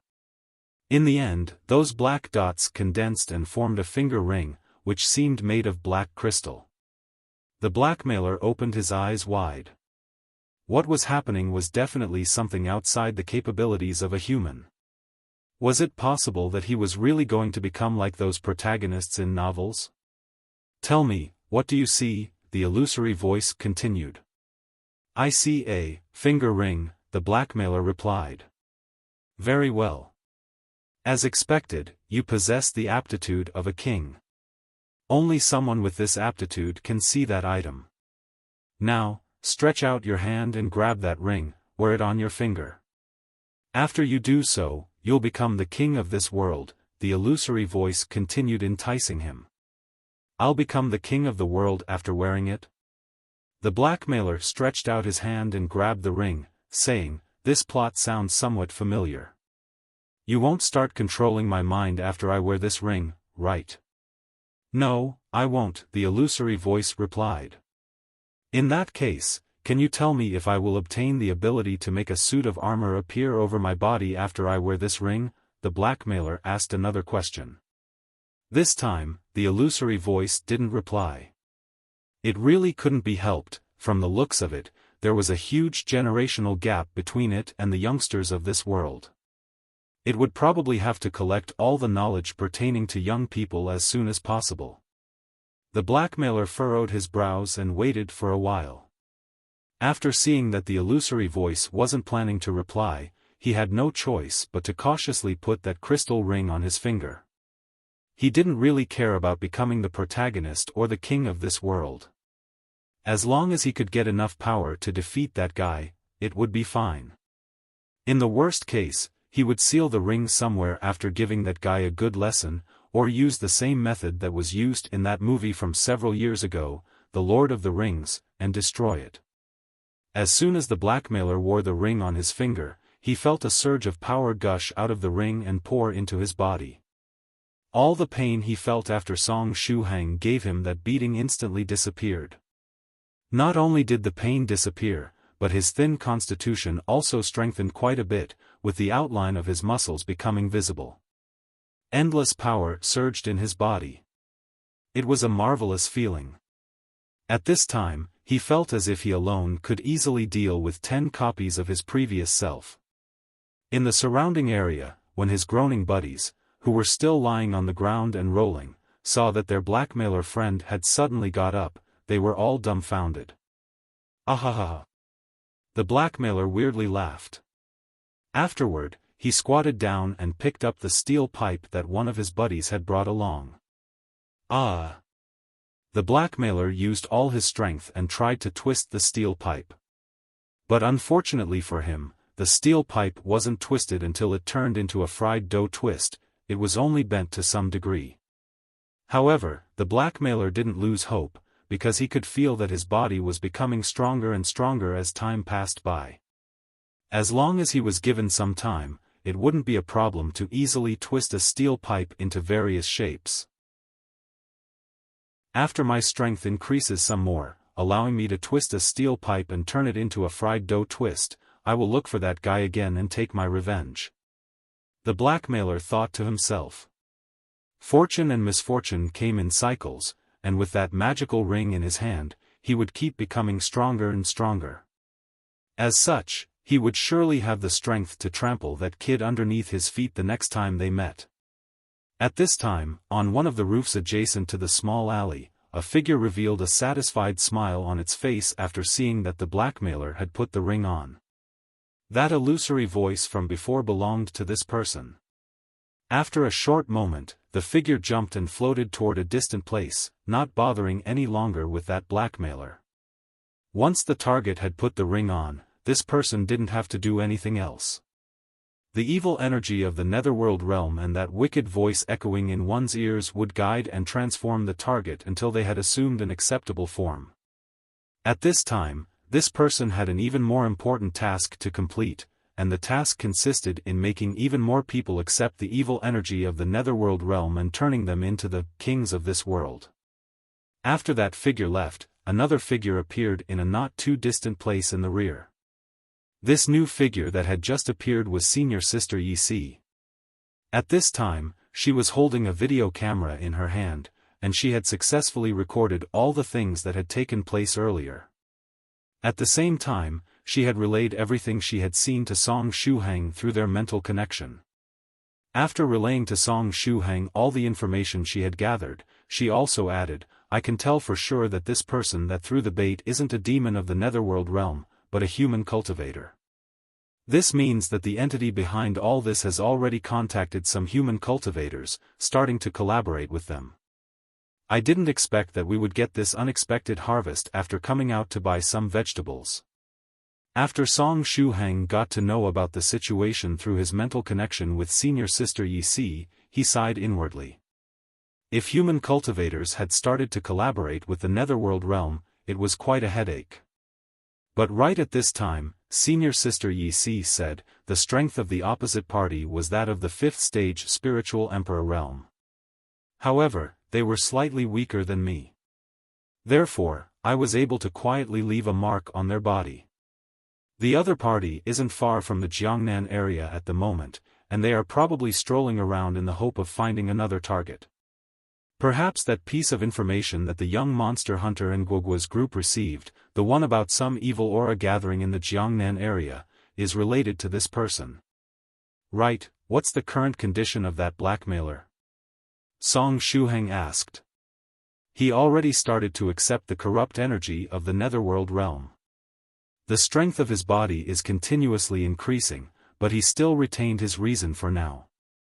But if things continue like this, it won't take long before he becomes like that middle-aged we met some time ago or that other big fellow that true monarch Yellow Mountain captured, Senior Sister Yi replied. Is it possible to take off that ring without injuring him? Song Shuhang asked. But after saying this much, he quickly added, actually, just wait for me to come over. Since the nucleus in my heart aperture has the power to suppress the energy of the netherworld realm, it's better if I personally make a move. Just now, he suddenly recalled the content of that conversation that took place in the 9 Provinces number 1 group earlier. Senior Skylark from the Xian Nu sect got infected while researching the evil energy of the netherworld realm injected into that demonic mouse. If Senior Sister Yi got infected as well, things might get complicated. Alright, I will wait for you here. At this time, the blackmailer is helping his companions up, and he made them board a nearby van where they can rest, Yi replied. I will immediately come over, Song Shuhang said. While proceeding to the Luo Xin street area, Song Shuhang suddenly suggested to make a U-turn and go look for those ruffians again. Why are we going back? Is it possible that Senior Brother Shuhang didn't release all his pent-up anger and wants to beat up those guys again? Guogua asked out of curiosity. No, it's just that something unexpected happened, Song Shuhang said. But weren't we going to buy vegetables? Loli Shi asked. We will buy them in a while, no need to be impatient, Song Shuhang said with a smile. It was a pity that his scouting puppet was destroyed in the Jade Lake realm. Otherwise, he would have used the scouting puppet to bring Guogua and the others to buy vegetables. But right at this time, Loli Zhu's eyes suddenly lit up as she said, Senior Brother Shuhang, why don't you give us some money? Guogua, my senior sister, and I can go to buy those vegetables by ourselves and help you share the load. Song Shuhang rubbed the head of the little girl, and said, if you plan to use this opportunity to run away, you might as well give up. In addition, it's better if you just follow me. Although it's not a matter related to vanquishing demons and monsters, what we are going to do next is related to the evil influences of the netherworld realm. You won't be disappointed. Just in this fashion, the three disobedient children were easily enthralled by Song Shuhang's words and brought back. At this time, in Small the Alley, the blackmailer moved with much difficulty all his companions into that van parked on the roadside on the other side of the alley. Although his body had gotten stronger, moving all his buddies into the van had taken its toll. Therefore, he was panting a little. After moving all his companions into the van, he sat in the driver's seat and prepared to drive away from that place. But right at this time, a figure approached from far, quickly pouncing toward his van and finally tripping in front of it. Sheet, is this someone staging an accident and trying to blackmail me? The blackmailer was startled. F***ck, does that guy have no eyes? Trying to blackmail me? You'd better be careful. Otherwise, my brothers will get down the vehicle and beat you up until you can't even get out of bed. Wait a moment, my brothers can't get out of bed either. Whatever, it doesn't matter. I now have this magical item with me, and I can even bend a steel pipe. Who dares to blackmail this blackmailer? I will beat them up so badly that they won't get out of bed for a while. After thinking up to this point, the blackmailer rubbed his fists and opened his eyes wide, trying to get a clear look at the man in front of the van. In the next moment, he saw that very same youngster that had twisted his steel pipe until turning into a fried dough twist not too long ago. Of course, he was immediately alarmed. Although he was now someone that could bend a steel pipe, he didn't really stand a chance against this other guy that could directly turn it into a fried dough twist. Why has this guy returned here? Is it possible that he wasn't satisfied after the beating he gave me and decided to beat me up again? Damn it. I'm still someone that managed to obtain a magical item. Is this guy treating me as a punching bag or something? I will definitely repay this enmity twofold in the future. Just as he was thinking all this, Song Shuhang stretched out his hand and opened the door of the van, grabbing the blackmailer and dragging him out. We meet again, Song Shuhang said with a smile. The blackmailer was speechless. Don't worry. This time, I don't have any bad intentions. On the contrary, I'm here to save you, Song Shuhang said. The blackmailer shouted, stop talking rubbish. Aha, it's up to you to believe me or not. Song Shuhang placed him on the ground and stretched out his hand, holding his arm in place. Then, he used his other hand to grab the ring on his finger. Has this guy come here for my magical item? The blackmailer was startled. Then, he also thought about the scene from before, when Song Shuhang twisted a steel pipe until turning it into a fried dough twist. Is it possible that this guy also received a magical item? And the reason he came here is to snatch my own magical treasure and become even stronger? After thinking up to this point, the blackmailer started to struggle. No, I won't let you steal my ring. Still, he was only slightly stronger than an ordinary person at the moment. As such, how could he hope to break free of Song Shuhang's grip? No matter how he struggled, it was all useless. Song Shuhang pinched that ring made of black crystal between his fingers, trying to take it off. However, that ring seemed to be glued to the finger of the blackmailer, and it simply didn't want to come off. At the same time, the blackmailer that sent out a pitiful yell. Stop, my finger is breaking. As expected, you can't take this thing off so easily. Song Shuhang sighed. In the end, it was something that originated from the netherworld realm, and it was completely different from an ordinary ring. If it really doesn't work, we can perhaps try to cut off his finger, Senior Sister Yi Si suggested after suddenly appearing beside Song Shuhang. At the same time, she gently flicked her finger, activating the barrier she arranged just now. With this barrier in place, even if ordinary people were to pass by, they wouldn't be able to see or hear what was happening inside the barrier. Next, Senior Sister Yi Si raised her finger again and aimed toward the van with the companions of the blackmailer inside, casting a spell on them and making them faint. After seeing this scene, the blackmailer was even more terrified. No need. The reason I wanted to take this ring was to give it to the seniors of the 9 provinces number 1 group so that they could research it and come up with a way to deal with this phenomenon. But since we are unable to take it off, it's better if we destroy it directly. Ye see, I will also have to trouble you to take care of the memories of this fellow later, Song Shuhang said. Afterward, he gave the nucleus in his heart aperture the permission to come out and have its fill. Sure, no problem. You can leave the task of erasing his memories to me, Senior Sister Yi Si replied. In the next moment, the picture of a lotus flower was projected out of Song Shuhang's chest. Next, the roots of the lotus flower plunged into the body of the blackmailer, absorbing all the energy of the netherworld realm within. Then, an even larger number of roots pricked that ring made of black crystal, directly extracting all the evil energy inside. Around 2 breaths later. Bang! That ring made of black crystal shattered. Done, Song Shuhang said. The condition of this blackmailer was different from that of the middle-aged man or that other big fellow, who had been severely contaminated with the evil energy of the netherworld realm. The blackmailer was possessed not too long ago, and he returned to normal after Song Shuhang cleaned up the evil energy inside his body.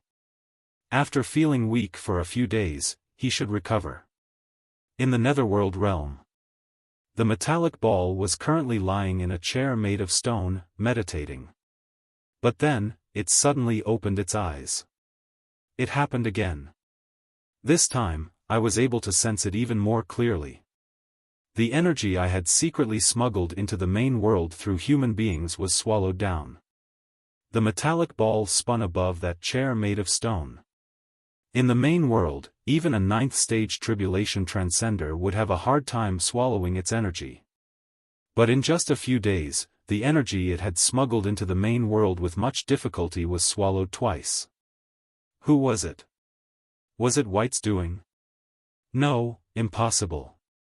White had been sealed in the world of the Black Lotus and could forget about coming out of there for the next 100 years.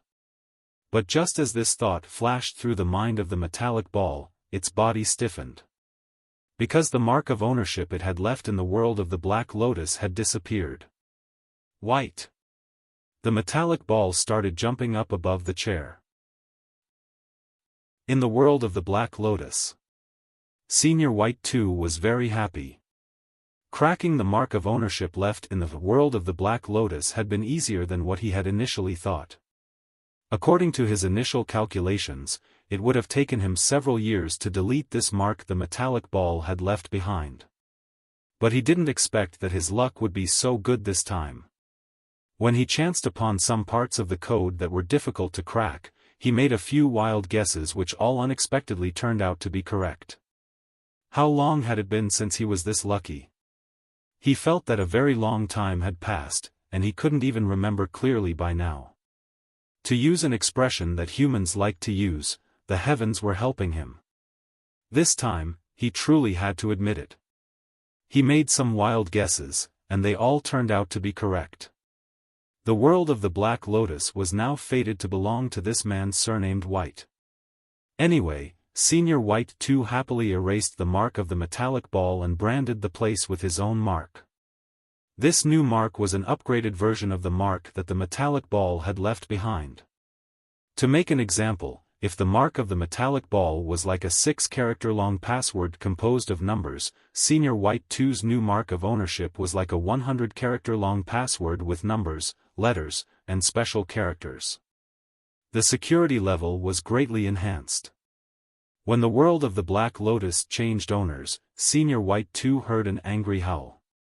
It was the metallic ball roaring in anger. Ahaha, that guy sounds very angry. Senior White 2 laughed.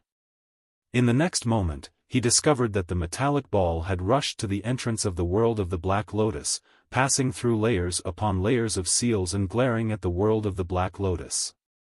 However, the world of the Black Lotus had already changed masters, and it had become Senior White 2's personal property now.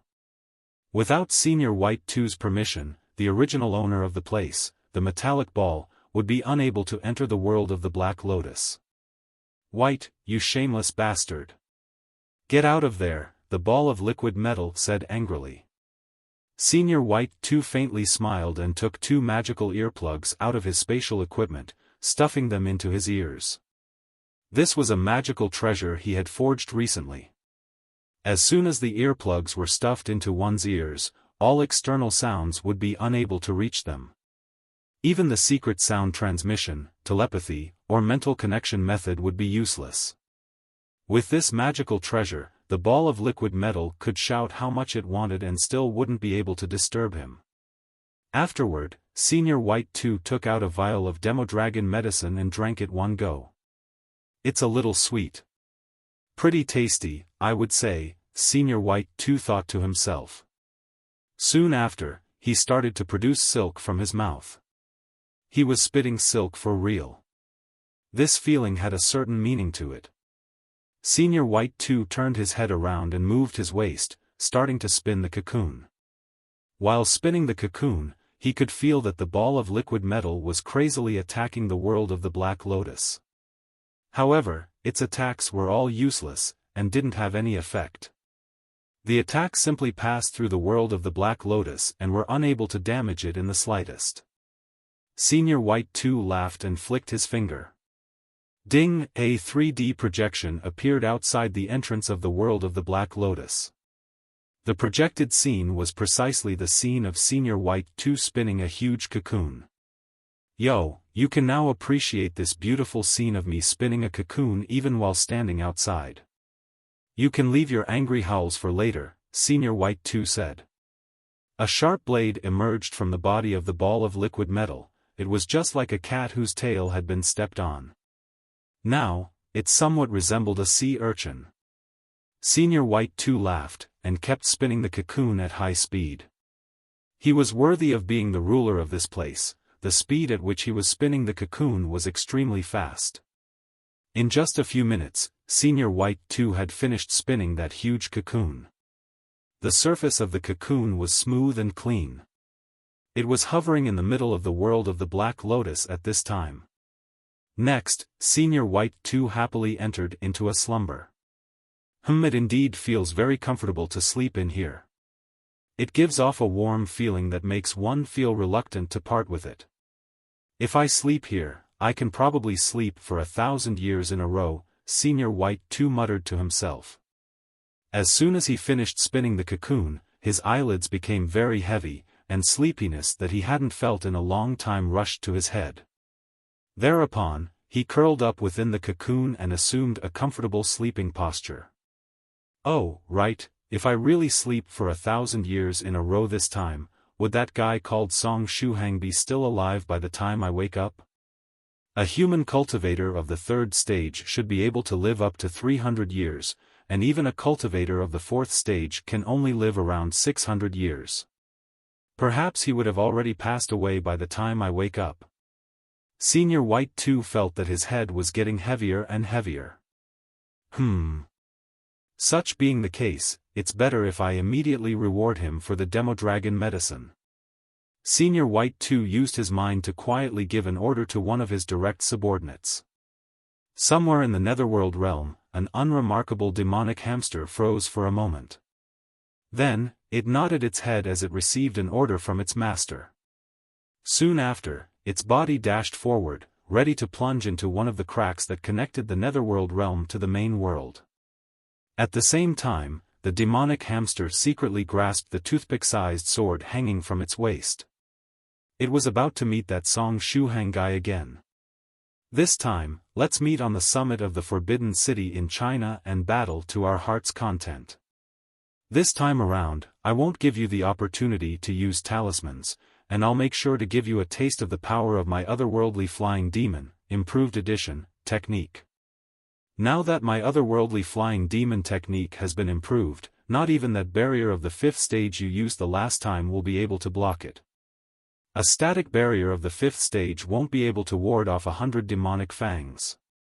While running, the demonic hamster slightly lifted its white robe and coolly jumped toward the crack, disappearing with a trace. "White, you shameless bastard and petty thief. You beep, beep, beep, I'll beep, beep, beep you and your beep, beep, beep," the ball of liquid metal cursed non-stop. However, Senior White 2 was already soundly sleeping inside that giant cocoon. Zzzzzzz. In the picture projected outside the entrance, the huge cocoon was perfectly still, not moving in the slightest. The ball of liquid metal took a deep breath and separated a drop of metal from its body with a snap of fingers, transforming it into a mini ball of liquid metal that floated right at the edge of the world of the Black Lotus. This time, it decided to use a clone to keep a close watch on that white fellow. It couldn't let him ruin its plans again. In the meantime, True Monarch Yellow Mountain was still pacing back and forth in Wenzhou City. At this time, he had yet to catch Daoist Priest Cloudy Mist. That guy had gotten smart as of late. He used a costly substitute puppet while in little friend Shuhang's home and evaded a calamity. Afterward, he used a valuable cloning talisman to create a clone identical to him that bore the brunt in place of his main body. However, he was still unable to escape from True Monarch Yellow Mountain's palm in the end. True Monarch Yellow Mountain concealed his aura and entered into a very ordinary internet cafe. Very soon, he got to the seat number A43, where a youngster with blonde hair was sitting. As you might have guessed, that youngster with blonde hair was none other than Daoist Priest Cloudy Mist in disguise. Although his disguising skills were pretty good, they were rather outdated if compared to those of Immortal Master Copper Trigram from the 9 Provinces number 1 group. True Monarch Yellow Mountain concealed his aura and quietly arrived next to Daoist Priest Cloudy Mist. From the screen of the computer, one could tell that Daoist Priest Cloudy Mist had changed his instant messaging account. But that wasn't all, he had also changed his mobile phone, SIM card, identification card, and so on. He had basically replaced everything. At this time, Daoist Priest Cloudy Mist was happily playing games with other people. TSK, that stupid Yellow Mountain was really thinking of tracking me down by using that instant messaging program and whatnot. Too bad that I, Daoist Priest Cloudy Mist, had already seen through everything. He, Daoist Priest Cloudy Mist often muttered to himself, clearly delighted. At the same time, a pleasant-sounding song echoed from his headset, the fragrance of blooming flower baskets. Hear this song of mine, come to the great Yellow Mountain. It's a beautiful place with beautiful sceneries. There are crops everywhere with a stupid yellow mountain all over the place. What a good song, I'll never get tired of listening to it. Daoist Priest Cloudy Mist savored the lingering aftertaste, and said, I can listen to this song for 100 years in a row. True Monarch Yellow Mountain. In the next moment, he stretched out his hand and grabbed Daoist Priest Cloudy Mist's shoulder. Daoist Priest Cloudy Mist was startled. He was a 5th stage spiritual emperor, but someone had approached him without him noticing. There could be only one truth. Stupid Yellow Mountain had come. Daoist Priest Cloudy Mist quickly turned his head around. As expected, what he saw next was True Monarch Yellow Mountain's dark face. Daoist Priest quickly operated his brain and put on a confused expression as he said, You idiot, whom are you looking for? True Monarch Yellow Mountain. True Monarch didn't waste his breath, and several formations were ejected from his hand. In just a second, 200 seals fell on Daoist Priest Cloudy Mist's body, firmly binding him. Afterward, True Monarch pulled Daoist Priest Cloudy Mist along and prepared to leave the internet cafe. Let me go. Stupid Yellow Mountain, if you don't let me go, I'll start screaming. Daoist Priest Cloudy Mist had started to get anxious. After getting sealed, more than 90% of the spiritual energy in his body had been blocked, and he was unable to resist True Monarch Yellow Mountain by relying on his physical strength alone. True Monarch Yellow Mountain coldly smiled, and then skillfully used the legendary muting technique, directly sealing Daoist Priest Cloudy Mist's mouth. Afterward, he kept dragging him along under the dumbfounded gazes of the other people in the internet cafe, finally swaggering off. After finding a secluded place, true monarch Yellow Mountain put Daoist Priest Cloudy Mist on his flying sword and flew away. The middle-aged man and that other big fellow from before were on another flying sword that was closely following behind true monarch Yellow Mountain. "Damn it, stupid Yellow Mountain, how did you find me?" Daoist Priest Cloudy Mist asked via secret sound transmission with the little bit of spiritual energy he had left. "Did you really think that you had managed to escape from my palm?" "Actually, you've never got away from it," true monarch Yellow Mountain said coldly. "Nonsense. Didn't my clone from before successfully deceive you? Aside from the instant messaging program and the phone, what else did you use to monitor me?" Daoist Priest Cloudy Mist called out. He was sure that true monarch Yellow Mountain hadn't left any rune on his body.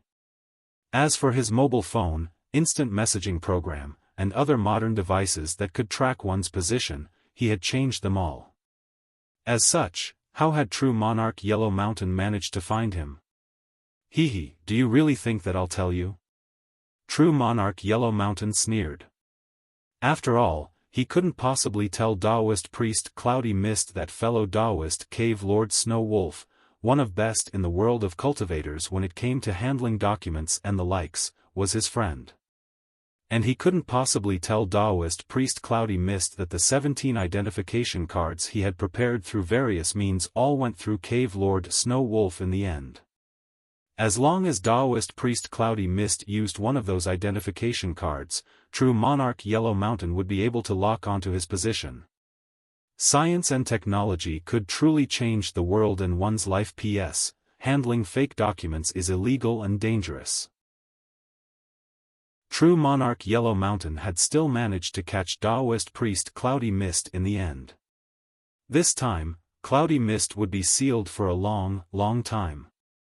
On the other hand, Senior White 2 was in deep slumber, and no one knew for how long he was going to sleep this time around. At this time, in the Jiangnan area, Yi Si used a memory erasing technique unique to the crystal-clear water pavilion to delete all the memories related to today's events from the mind of that blackmailer. Then, she also shoved some new, fabricated memories into his head. If one were to simply erase another's memories, blank spaces would be left behind. Whenever these blank spaces appeared, the subject would rack its brain in the hope of recalling what had happened within that frame of time, which would influence the effects of the memory erasing technique to a certain degree. Thereupon, Yi Si used an illusory technique to add a new and lifelike memory to the mind of the blackmailer. In this memory, the blackmailer had a sudden idea and headed to a construction site to move the bricks from one place to another, and he kept working until he was dead tired. Then, when it was time to collect the payment for the day, he suddenly got hit by some building materials on the said construction site, getting severely injured. After this new memory was added to his mind, the blackmailer continuously furrowed his brows in his sleep and muttered, so tired, how many bricks do I still have to move? When will I finish moving all these bricks? Aya, what is that hit me? I'm going to die. From the looks of it, it was a nightmare filled with hardships and terrible luck. After screaming, the blackmailer peacefully lay on the ground again, not moving in the slightest. Song Shuhang lifted him and threw him into the van. Guogua and the two little Lolas squatted on one side and blinked their eyes. "Senior Brother Shuhang, this matter is over just like this?" "Yes," Song Shuhang replied. "That doesn't sound right. According to the script, shouldn't you first have a big battle with the evil energy of the netherworld, narrowly winning and sealing this evil energy away?" Loli Zhu said. Song Shuhang shrugged his shoulders, and said, "I'm sorry, but I'm still studying the theory of sealing techniques. I've never tried sealing anything before." Loli Zhu said, "That's not cool." Guogua said, "Senior Brother Shuhang, you really disappointed us." "Sure said, and he even said that we won't be disappointed before bringing us here." Song Shuhang. But right at this time, Senior Sister Yi Si said, "Shuhang, that human cultivator stopped moving. Do we want to follow him and take a look?"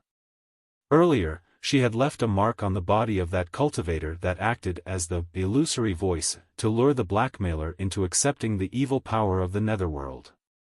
This mark could be used to track down the position of the opposite party, and from the looks of it, the target had now stopped moving. The mark would stay behind for a limited amount of time. In addition, the opposite party was still a fifth-stage spiritual emperor. The longer the seal stayed in place, the higher the chances that the opposite party might discover it. Let's go take a look. Guogua, you three follow behind me and don't reveal yourselves. The other party is a fifth-stage spiritual emperor, and I don't have the assurance to guarantee everyone's safety if something unexpected happens, Song Shuhang reminded. We know what to do. The three children quickly got fired up once more. Yi stretched out her hand and brought her golden book out, starting to flip through the various pages of the book. After turning over 7 or 8 pages, she nodded, very satisfied, and said, "Found it. This time, let's use this particular style to fly." Then, she used the golden book to wrap up Song Shuhang and the three children, taking off and heading toward the position of that human cultivator. While it was flying high up in the sky, the golden book suddenly became transparent. At the same time, Song Shuhang and the three children, who were riding it, also became transparent. Senior Sister Yi, does your golden book have a different style on each page? Guogua asked out of curiosity. No, it doesn't have that many styles. So far, it has only 17 pages of styles. Anyway, I'm refining this treasure all the time, and each time a layer of magical seals is added to it, the book gains an additional style. For example, this transparent mode is a style that Pavilion Master Chu helped me devise, and even a true monarch, whose strength is one big realm higher than mine, will have a hard time discovering me while it's active. Then Yi also added, this golden book is my life-bound magical treasure. Therefore, its effects are somewhat better than ordinary magical treasures. Right. Shuhang, after you advance to the 4th stage realm, you will also have to consider forging a life-bound magical treasure.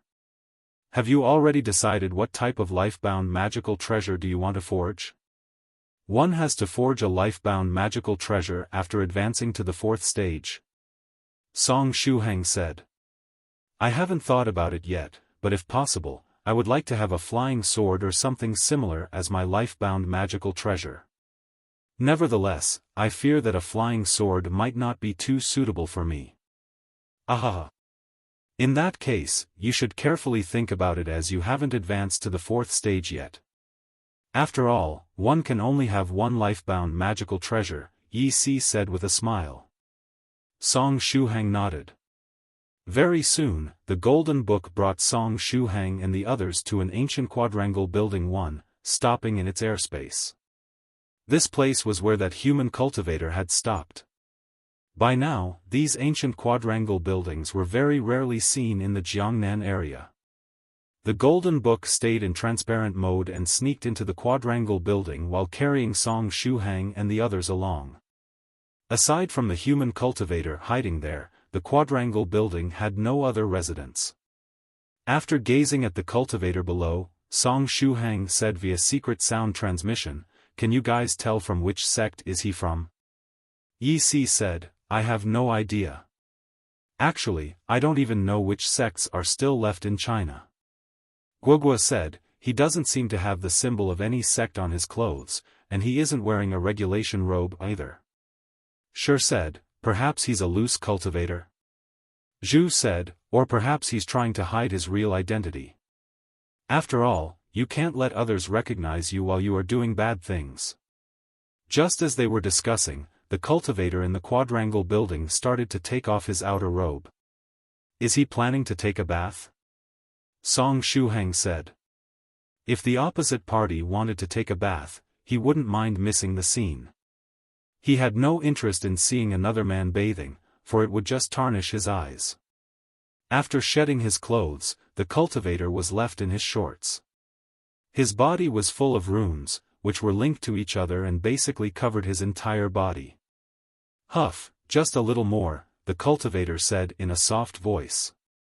After saying this much, he arrived in front of a dressing table and stretched out his hand, pulling out the drawers and revealing several makeup tools inside.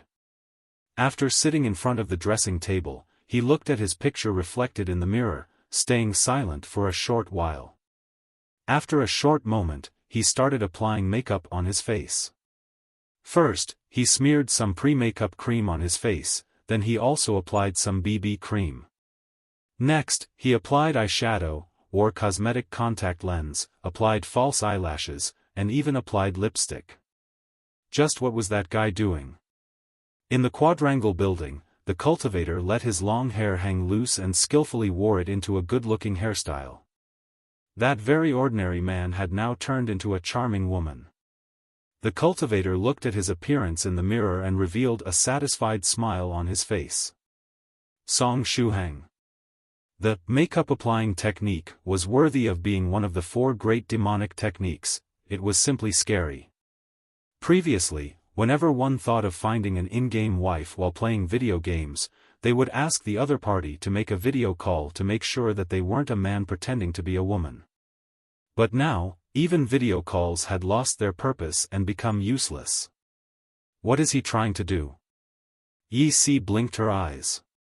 Song Shuhang said, I don't know, either. Perhaps this guy likes to pose as a streamer girl? But right at this time, that cultivator got up from the dressing table and wore red bridal clothes. What was this guy trying to do in the end? They hadn't come here to watch him have fun wearing female clothes.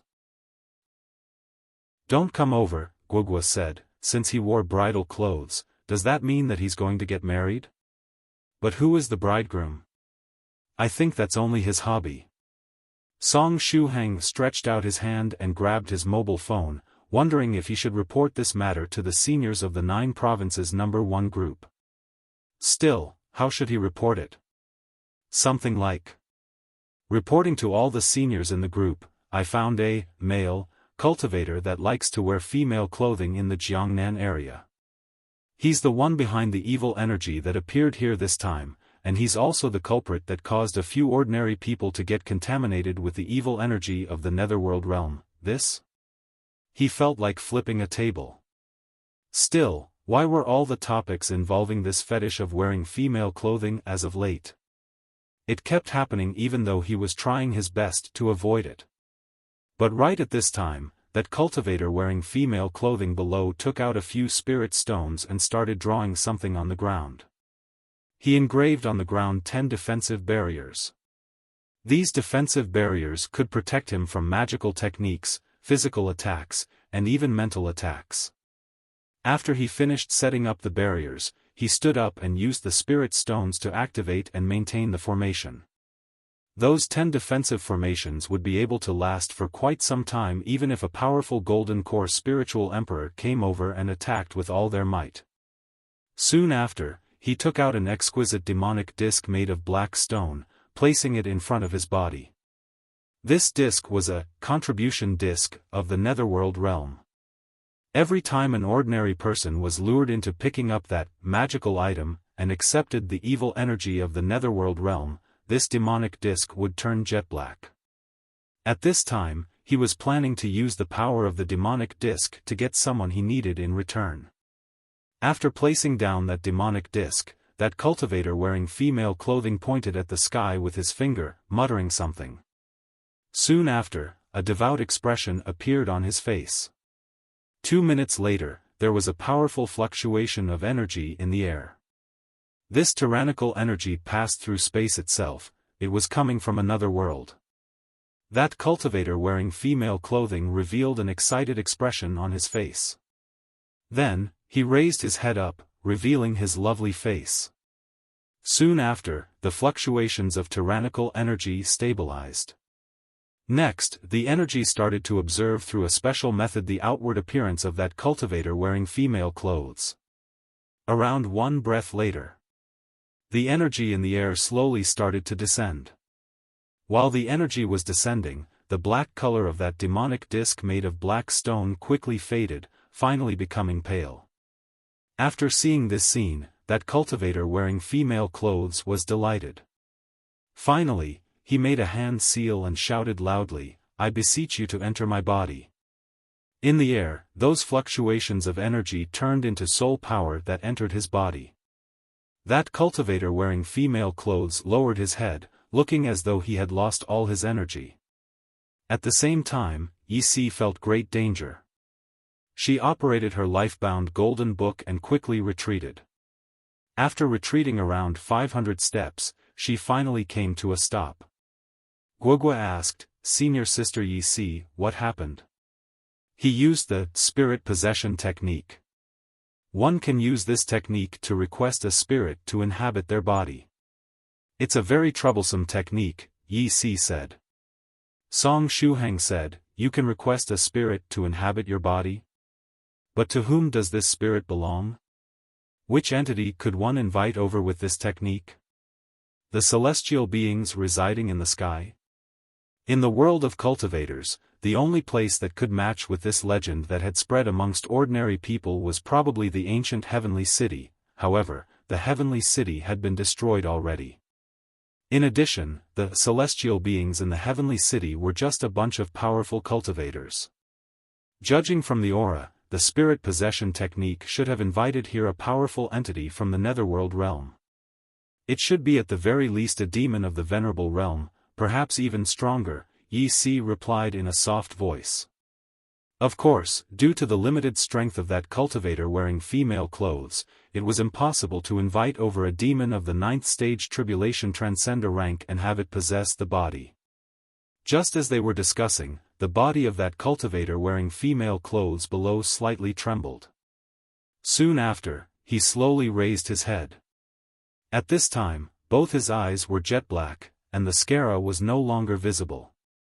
At this time, that cultivator had been possessed. Huff, that cultivator wearing female clothes heaved a long sigh. "I've come to the main world again." After saying this much, he turned around and looked in the nearby mirror. After seeing the pretty face in the mirror, he nodded his head, very satisfied. Next, he looked below, noticing the red bridal clothes he was wearing and nodding again, seemingly very satisfied. But when his gaze fell on the chest area, which looked rather flat, he slightly furrowed his brows. Then, he stretched out his hand and placed it on his chest. Sigh as flat as a pancake. However, that little face was pretty good looking. He was satisfied with it. In the next moment, the cultivator wearing female clothes stretched out his hand and waved it, dispersing those 10 overlapping defensive formations. Afterward, he lifted his leg to move forward. But after taking one step, the complexion on his face changed, and his whole body stiffened. Around 2 breaths later, he stretched out his shivering hand and touched his lower body. After feeling out his lower body, his expression had another drastic change. At first, he thought that the body he had possessed was that of a flat-chested woman, but he didn't expect that. After not moving for a short while, that cultivator wearing female clothes faintly sighed. Then, he turned his head around and looked in the mirror again. "All right, you win. I didn't think that you would find such a method to make me enter your body," that cultivator wearing female clothes said in a strange tone. After saying this much, his vision fell on the demonic disc. After standing still for a moment, that cultivator wearing female clothes crouched and stretched his hands forward, placing them on the edge of his mouth. Huff, afterward, he gently exhaled a mouthful of air. Soon after, a mass of pure energy of the netherworld realm came out of his mouth, falling into the left hand of that cultivator wearing female clothes. After that, a rune also condensed, falling in his right hand. The rune was something akin to a tattoo. After passing through a special process, it would ultimately turn into a tattoo that would brand itself on the body of this cultivator wearing female clothes. The pure energy of the netherworld realm in the left hand and the rune in the right one were interlinked. After completing the task, that will that had come over and possessed the body of this cultivator wearing female clothes immediately whizzed away, returning to the netherworld realm, not willing to remain for even a second longer. On the ground, that cultivator wearing female clothes slowly crawled up. Then, he gazed at the energy of the netherworld realm in his left hand and that rune in the right one. Aha, I succeeded. My golden core turned out to have only 3 dragon patterns, and it would have been impossible for me to get past the 5th stage spiritual emperor realm in this lifetime. But now, I have a chance to break through to the 6th stage true monarch realm. Aha! After saying this much, he opened his mouth and swallowed down the energy of the netherworld realm in his left hand. This energy of the netherworld realm was the same one used to lure those ordinary people into taking the bait or create those magical items. However, this mass of pure energy of the netherworld realm was something that had been awarded to him for his efforts. After he swallowed down the energy of the netherworld, the rune in his right hand turned into a tattoo that branded itself on his neck. The tattoo quickly spread and instantly covered his face. At last, it spread to his whole body. Success! The cultivator wearing female clothes beamed with joy. Now, he would only have to wait for his body to completely transform. After the patterns of the rune had covered his whole body, his constitution would become the same as that of a demon of the netherworld realm while maintaining his status as a human being. As for that mass of pure energy of the netherworld realm he had swallowed down, it would help him advance to the 6th stage true monarch realm. He had already stayed in the 5th stage realm for a very long time. To break through, a 5th stage spiritual emperor had to complete their golden core composition. At this time, he had already completed 99% of the composition, and only needed to add the finishing touch. But due to the fact that his golden core had only 3 dragon patterns, no matter how hard he tried, he was simply unable to add that finishing touch. Now, with the help of the energy of the netherworld realm, he felt that he would be able to add the finishing touch to his golden core composition very soon. One last step left. After transcending the tribulation of the 5th stage, I'll finally enter the true monarch realm, that cultivator wearing female clothes muttered to himself. However, the place where he was going to transcend the tribulation wouldn't be the main world. At this time, that tattoo-like rune had transformed his body, and he was no different from a demon of the netherworld. If the heavenly tribulation descended, the wounds he was going to receive would be several times worse than those of other people. Therefore, he had to head to the netherworld realm if he wanted to transcend the tribulation. Goodbye, main world. I'll come back later. After saying this much, that cultivator wearing female clothes stamped his foot, revealing a secret passage below the ground. It was a passage that led to the netherworld realm. The cultivator wearing female clothes faintly smiled, and the energy of the netherworld realm in his body crazily erupted. He had managed to successfully add the finishing touch to his golden core composition. In the sky, the heavenly tribulation started to condense, and it could descend at any time now. The pure energy of the netherworld entwining the body of that cultivator wearing female clothes surged. In the next moment, he jumped toward that passage that led to the netherworld realm. The passage was quite long, but he could use that time to adjust his state of mind. But right at this time, tens of thousands of transparent tentacles extended over from the other end of the sky, pricking his body. What's this thing? That cultivator wearing female clothes was dumbfounded. In the next moment, he discovered that the energy of the netherworld in his body had started to leak out in large quantity, just as if there was a dam inside him that had been breached. Damn it, what is this thing? Go away, don't come over. That cultivator wearing female clothes was both angered and scared. He stretched out his hand and wielded a pair of golden scissors, preparing to cut off the transparent tentacles. But those transparent tentacles turned out to be intangible objects that had no physical form. His golden scissors cut non-stop, but they were only able to cut the air. Damn it, who was this person scheming against him? The cultivator wearing female clothes tried his best to calm down. At this time, he had 2 choices. The first choice was to cancel this trip to the netherworld realm and return to the main world in order to see who was scheming against him. The other choice was to keep heading toward the netherworld realm. he refused to believe that the tentacles of the opposite party could extend until the netherworld realm. After a very short moment, that cultivator wearing female clothes made up his mind. He could take his revenge sometime later. The most important thing right now was to head to the netherworld realm and reach the 6th stage true monarch realm.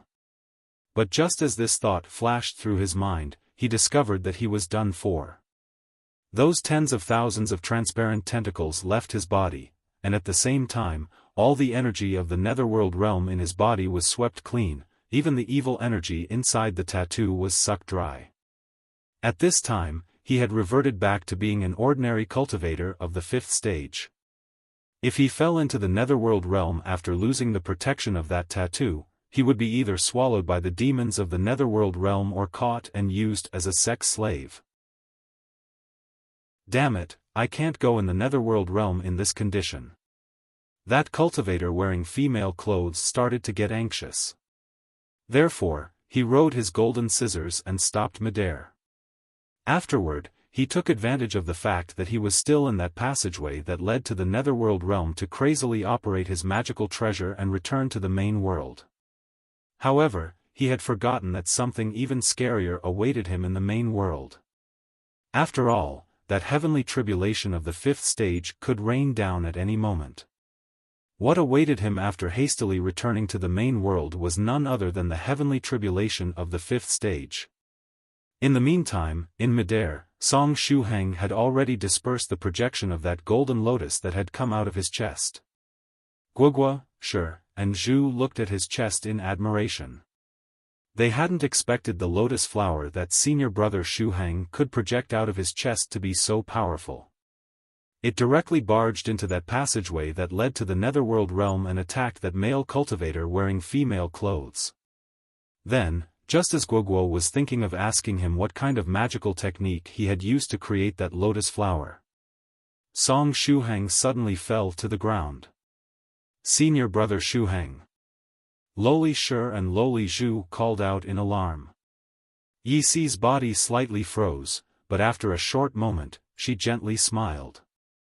After that, she stretched out her hand and turned Song Shuhang's body over, letting him properly lay on the ground. Don't worry, nothing happened to Shuhang. He only ate too much, he will be fine in a short while. Yi Si was Song Shuhang's ghost spirit, and she could tell that his current condition was pretty good. There was nothing wrong with him. Just as they were discussing, inside that passage that connected the main world to the netherworld realm, that cultivator wearing female clothes finally drilled out of the passage. Sheet, who ruined my plans in the end? I'll kill their entire family, the cultivator angrily shouted. But just as he came out of the passage, flames emerged from beneath his feet. Next, the flames transformed into lotus flowers that wrapped him up, burning his body from the outside to the inside. At the same time, golden flames started to burn in his heart aperture, burning his body from the inside to the outside. These were the heart and fire tribulation subtypes of the heavenly tribulation. Suffering the combined attack of two types of tribulations was surely something terrible. As if that wasn't enough, when that cultivator wearing female clothes lost the protection of the tattoo, the energy of the netherworld realm started to corrode his body. After the energy of the netherworld realm had invaded the body of a human being, it would make them feel somewhat weak even if it was immediately removed. The fact that this cultivator wearing female clothes had to face two tribulations while in a weakened state was truly tragical. Bang! His life-bound golden scissors shattered under the power of the heavenly tribulation. That cultivator wearing female clothes screamed in pain, returning inside that passage that led to the netherworld realm. Yi Si stood on her golden book and calmly gazed as that cultivator wearing female clothes returned inside the passage. After the remaining power of the heavenly tribulation dispersed, she stretched out her hand and used a magical technique, creating a barrier that shrouded the whole quadrangle building. After all, there was a crack that connected the main world to the netherworld realm there, and it would be troublesome if ordinary people casually fell into the crack. The only problem was that it would be pretty exhausting to thoroughly seal the crack by relying on Yi Si's strength of the 5th stage. It was better to ask another member of the 9 provinces number 1 group for help and seal the crack together. As such, Yi Si simply created a barrier first and brought Song Shuhang and the 3 children away. At this time, the unconscious Song Shuhang had reached a chaotic world while still in a daze. Did I enter the dreamland again? Song Shuhang thought to himself. However, the scene before his eyes was somewhat different from the dreamland. Just as he was in deep thought, he heard the sound of flowing water. Soon after, a living spring appeared before his eyes. Oh, it seems my consciousness didn't enter the dreamland, but the world inside the nucleus in my heart aperture, Song Shuhang said with a smile. Then, he moved next to the living spring and sat there. But why had he ended up in this world inside his heart aperture this time around? Earlier, when he let the nucleus in his heart aperture absorb the energy of the netherworld inside the body of that cultivator wearing female clothes, he suddenly fainted. Was it possible that some kind of change was about to occur in this world within his nucleus? Right at this time, the water in the living spring suddenly surged up. The spring water gushed out and transformed into a sharp sword that cut toward the nearby chaotic space. The surrounding chaos was slashed open, and a small space of 20 square meters was formed around the living spring. From Song Shuhang's point of view, it looked like a small island floating amidst a sea of chaos. In the next moment, that spring water that had transformed into a sharp sword came down like rain, moistening the ground of this space of 20 square meters. Within a short period, green grass covered that stretch of land, transforming those 20 square meters into grassland, with the small island getting filled with vitality. Come out, portable world. Song Shuhang thought to himself. Sure enough, it was a reference to the main characters of a novel he had read a few years ago, Portable Flow, who could use cheats and carry around with them a stretch of land. Would this world also have some special properties like the one in the novel? For example, could this place turn carrots into 10,000 years old ginseng after they were planted there? And would he be able to plant a girl and harvest a bunch of wives the next year? No, wait, nowadays, if you planted a girl, there was also a chance you might harvest a bunch of gay friends the next year. As such, it was better not to plant any girl in there.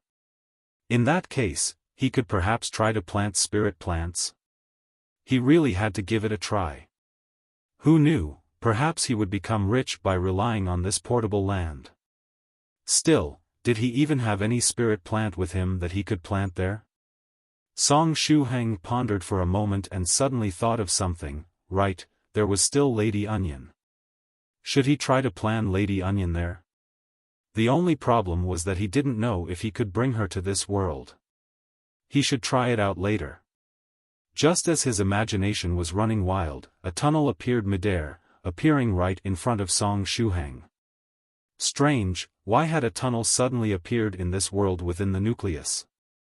Just as Song Shuhang was in deep thought, a huge attraction was transmitted from within that tunnel, which sucked his consciousness inside. That was bad. Everything in front of Song Shuhang's consciousness turned black. He had fainted again. Shuhang was also unsure about which words he should use to describe his current state. His body in the real world had fainted, with his consciousness entering this world within the nucleus in his heart aperture. Now, even his consciousness had fainted. What was the deal with this situation? Faintception? After an unknown amount of time, Song Shuhang's consciousness returned while still leaving him somewhat dazed. He opened his eyes and discovered that he was in a dark place. This place wasn't the world within the nucleus in his heart aperture. As such, was it possible that it was the world on the other side of the tunnel? Song Shuhang checked his condition first. His size-reducing purse and magical treasures were still missing. As such, he was still in the form of consciousness. "Hello, is anyone here?" Song Shuhang shouted.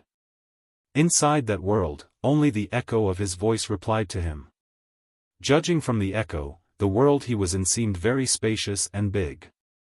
Song Shuhang rubbed his temples. Just where had his consciousness run to? Was it possible that he would be able to get out of here only after his body in the real world had returned to its senses? After pondering for a moment, Song Shuhang decided to stroll through this dark world. He wanted to find that passage again. If he could return to the world within his nucleus, it would be perfect. The dark world was very big. Song Shuhang ran in a straight line for tens of minutes, but still couldn't see the end. After running for almost half an hour, Song Shuhang stopped and gazed at the dark world surrounding him, sighing. Since he had no landmark to rely on, he had no idea how far he had come. Who knew, perhaps he had been just running in place. How good would it be if Senior White were here? He would only need to throw a branch on the ground and follow whatever direction the branch pointed in to find the exit, Song Shuhang muttered to himself. His voice had hardly faded when a light suddenly shone in a place 200 meters in front of him. Song Shuhang narrowed his eyes and gazed at what seemed to be a big, white cocoon. In addition, a very familiar aura was spreading out from the insides of that cocoon. This aura, isn't this Senior White's aura? Song Shuhang said in a soft voice. But why would Senior White suddenly appear in this dark world? Didn't he say that he was going to look for a furnace and forge a treasure? Or perhaps everything here is just a figment of my imagination? Did this illusion of Senior White appear because I thought about him a moment ago? While in deep thought, Song Shuhang slowly approached that big and white cocoon. Whether this was the real Senior White or just an illusion, he was sure that it was the turning point to break through this impasse. When he got closer to that cocoon, he discovered that it was the cocoon that one would spin after taking the Demo Dragon medicine. Nevertheless, Venerable White didn't have any more of that Demo Dragon medicine with him. No, wait a moment. Venerable White had carefully stored his cocoon away, cutting only a small hole in it while coming out. Song Shuhang stretched out his hand and gently touched the big cocoon. Although he was in the form of consciousness, he was still able to touch the white cocoon. Snore, snore, a light sound of snoring was transmitted from the big white cocoon. Song Shuhang circled around the white cocoon. However, he was unable to find the hole that Venerable White had cut in it when he came out the last time. After pondering for a moment, Song Shuhang knocked on the cocoon. Snore, inside the cocoon, Senior White seemingly turned his body around, still in a deep sleep. Senior White, it's time to get up and have breakfast. Song Shuhang tried to lure him out. Snore, snore, Senior White, we are in a bad situation. The world is about to end. Song Shuhang tried to lure him out again. Senior White, forget it, better not to talk about that. After pondering for a moment, Song Shuhang squatted down and stretched out his hands, picking up the big cocoon.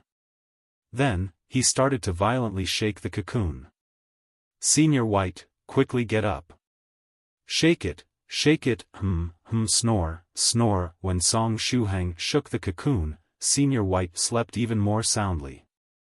Song Shuhang. This reaction was somewhat different from Venerable White's reaction back then.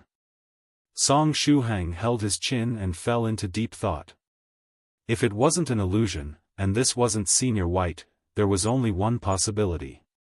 This person could only be that man that had the same face, elegance, and aura as Venerable White. Senior White too. Is it possible that I'm the Netherworld realm? Song Shuhang thought to himself. No, this place can't be the Netherworld realm. After all, there is no trace of that evil energy native to the Netherworld, and I don't see any demon either, Song Shuhang thought to himself. After pondering for a moment, he thought of another possibility.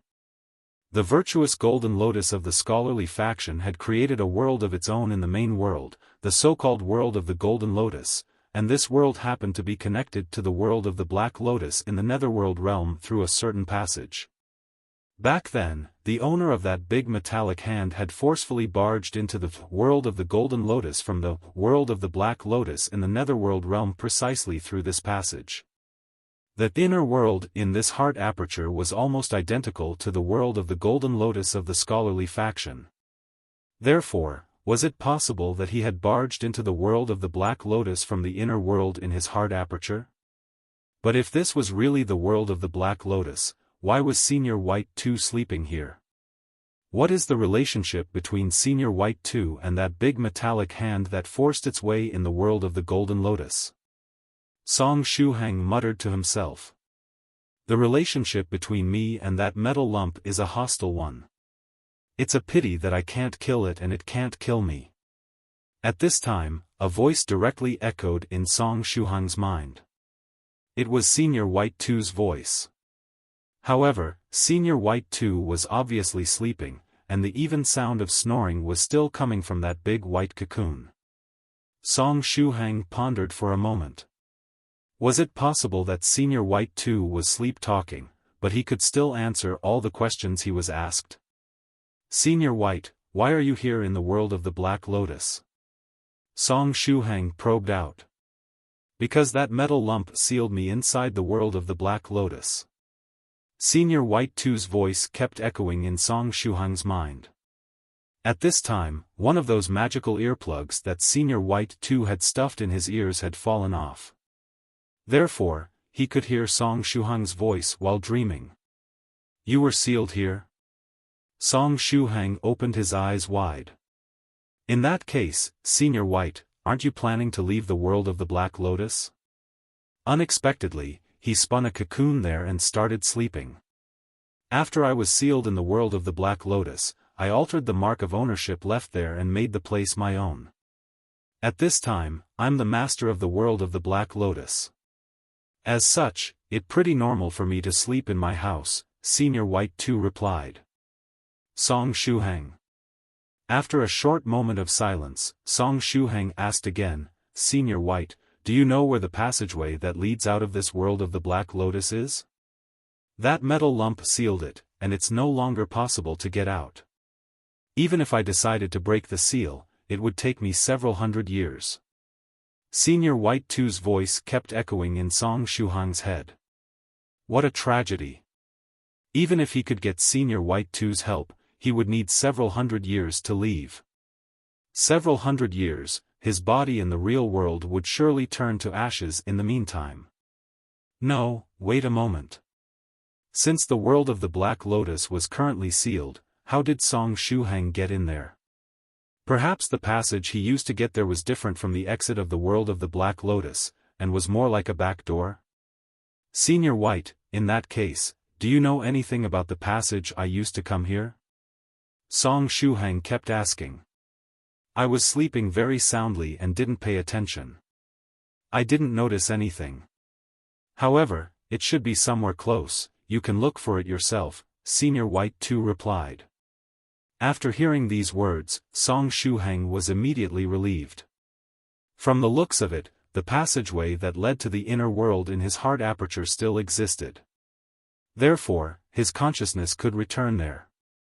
Since he could leave this place, Song Shuhang calmed down. Thereupon, he decided to pry some useful information out of the sleep-talking Senior White 2 before leaving the world of the Black Lotus. Senior White, do you know if someone in the netherworld realm is using human beings as guinea pigs? These experiments consist in using pure energy of the netherworld realm to transform and strengthen ordinary human beings, gradually letting them change into something similar to the demons of the netherworld. According to what one of the seniors said, the aim of this experiment is to fuse humans and animals with the demons of the netherworld realm, Song Shuhang said. After coming in contact with Senior White 2 a few times, he could feel that his status in the netherworld realm was very high, and he knew a lot of secrets pertaining to the netherworld realm. I don't know. I didn't hear about anyone carrying out similar experiments before I went to sleep. However, the only one that is likely to carry out these strange experiments is that metal lump. It still shouldn't have given up on finding a way to leave the netherworld realm and get into the main world, Senior White 2 replied. After a short moment, Senior White 2 also added, nevertheless, this experiment that consists in fusing humans and animals with the demons of the netherworld sounds very interesting. Is it possible that the metal lump decided to go against the natural order of things after getting cornered and is now trying to find a way to merge with its other self? Ahahaha, this idea is really creative and a breath of fresh air, very interesting. Song Shuhang rubbed his temples. From the looks of it, the person behind these experiments was very likely the owner of that big metallic hand that had attacked the scholarly faction at that time. Senior White, what's the real identity of that metal lump? Do you have any idea? Song Shuhang asked. That thing is the beep, beep, beep. Song Shuhang found Senior White too very cute while in this state where he would answer all questions. But unfortunately for him, the part related to the identity of that metal lump was censored. Even with his incredible status in the netherworld realm, Senior White too was unable to say aloud the identity of that metallic thing? Or perhaps Senior White too was subconsciously refusing to tell him the identity of that metal lump? While he was in deep thought, Senior White too tried to reply with different words. That thing is the... However, his words were still censored. Thereupon, Senior White too changed his wording again. That thing is the ruler of the netherworld realm. This time, he was finally able to reveal the identity of the opposite party. The ruler of the netherworld realm. Its identity alone was enough to scare people out of their wits. It wasn't a ninth-stage tribulation transcender or an immortal of the netherworld realm, but directly the ruler of that place. Still, what was the content of that beep, beep, beep, and asterisk asterisk asterisk asterisk that Senior White too had mentioned earlier? Song Shuhang was curious to know. This trip to the world of the Black Lotus had been worth it, and he had managed to obtain some very useful information from Senior White too. Anyway, since that metal lump was the ruler of the netherworld realm, what was the origin of Senior White too, who was always fighting against that metal lump and hadn't died yet? Senior White, what's your identity in the netherworld realm? Song Shuhang asked out of curiosity. I cannot reply to this question. Senior White too's voice echoed in Song Shuhang's mind. Even though Senior White too was sleep-talking and replying to all questions, he still refused to reply to this one. As such, Song Shuhang got even more curious. Still, since Senior White too had refused to reply, it was better to leave this question alone for now. Senior White, are you a demon of the netherworld? Song Shuhang asked. I was born from the essence of the netherworld realm. If I really have to be classified, I'm ultimately a member of the netherworld realm, Senior White too replied. In that case, can you tell me what is the relationship between you and that other Senior White in the main world that is hanging out with me? Song Shuhang asked about another topic he was very curious about. The two Senior Whites had the same appearance, same aura, and even that same charm that could bewitch the myriad things in the world. As such, Song Shuhang was very curious as to what their relationship was. I'm unable to reply to this question because I have no idea what's going on either, Senior White too replied honestly. Song Shuhang sighed regretfully. Now then, what could he ask Senior White too next? After all, this sleep-talking mode where Senior White too would reply to all questions was something hard to come by even in 1,000 years. If he didn't seize this opportunity to ask all the questions on his mind, he very likely wouldn't have a similar opportunity for the rest of his life. Which other matter related to Senior White and the netherworld realm could he ask him? For some unknown reason, Song Shuhang thought about a certain person. He was really curious about this matter. Thereupon, Song Shuhang asked, Senior White, who was that young man wearing green clothes that had a white horse with him? From what Song Shuhang knew, only two people had dared to openly propose to Senior White. One was True Monarch White Crane. However, True Monarch White Crane's status was somewhat special, and its marriage proposal was more similar to Immortal Fairy Bi Shue's proposal of becoming Dao companions. Therefore, at the end of the day, that young man wearing green clothes that had a white horse with him was the only one that had directly proposed to Senior White. A young man wearing green clothes that had a white horse with him? Who is that? Senior White 2 asked in reply. I'm talking about that young man that continuously practiced martial arts with you in the desert. He was pulling along a white horse and was wearing green clothes. He looked a little like you, Senior White. His age was around 15 or 16, good-looking, skin like jade. Song Shuhang described the young man in his memories. Pulling along a white horse, likes wearing green clothes, good-looking. Aren't you talking about me when I was younger? Senior White 2 replied. Song Shuhang was shocked. PFFF, was it possible that the young man wearing green clothes that had a white horse with him in the illusory reality was actually Venerable White when he was young? In that case, who was that little white to whom he'd proposed? Song Shuhang was very curious about this matter. Thereupon, he asked straightforwardly, Senior White, in that case, who was that little white to whom you proposed when you were young? Propose? When?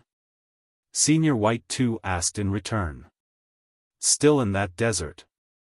Weren't you practicing martial arts together with a certain little white? Then, one day, you proposed to that little white after you finished training. However, you were rejected in the end, and you still asked the other party to let their hair grow long. Song Shuhang tried his best not to say the line, little white, when your hair reaches your waist, will you marry me? He had discovered that this sentence would irk both Senior Whites. Therefore, it was better not to say it in front of them. Senior White 2 conveyed these ellipses to Song Shuhang's mind, hinting him that he was very speechless at the moment. In the next moment, the opposite party decided that he didn't want to talk to him anymore, and he even threw a big cocoon at him. The big cocoon fell from the sky, crushing Song Shuhang's body. Even if he was in the form of consciousness at the moment, he could still touch physical objects while he was in the world of the Black Lotus. After getting crushed by the big cocoon, Song Shuhang was out of breath. He felt as if his chest had been crushed to pieces. Everything he felt seemed very real. It was basically the same as his real body getting crushed. At this time, Song Shuhang felt as if he was lying in the streets with a truck weighing several tons rolling over him again and again. Painful, painful, painful, painful. Senior White, you can forget about the question just now, abort, abort. I'm dying, I'm really dying. Quickly move this big cocoon aside, don't crush me any longer, Aya. I'm dying, I'm dying. Song Shuhang called out. The even sound of snoring echoed from within the big cocoon. Senior White 2 was soundly sleeping, nevertheless, the strength he was using to crush Song Shuhang was getting bigger and bigger. Crack.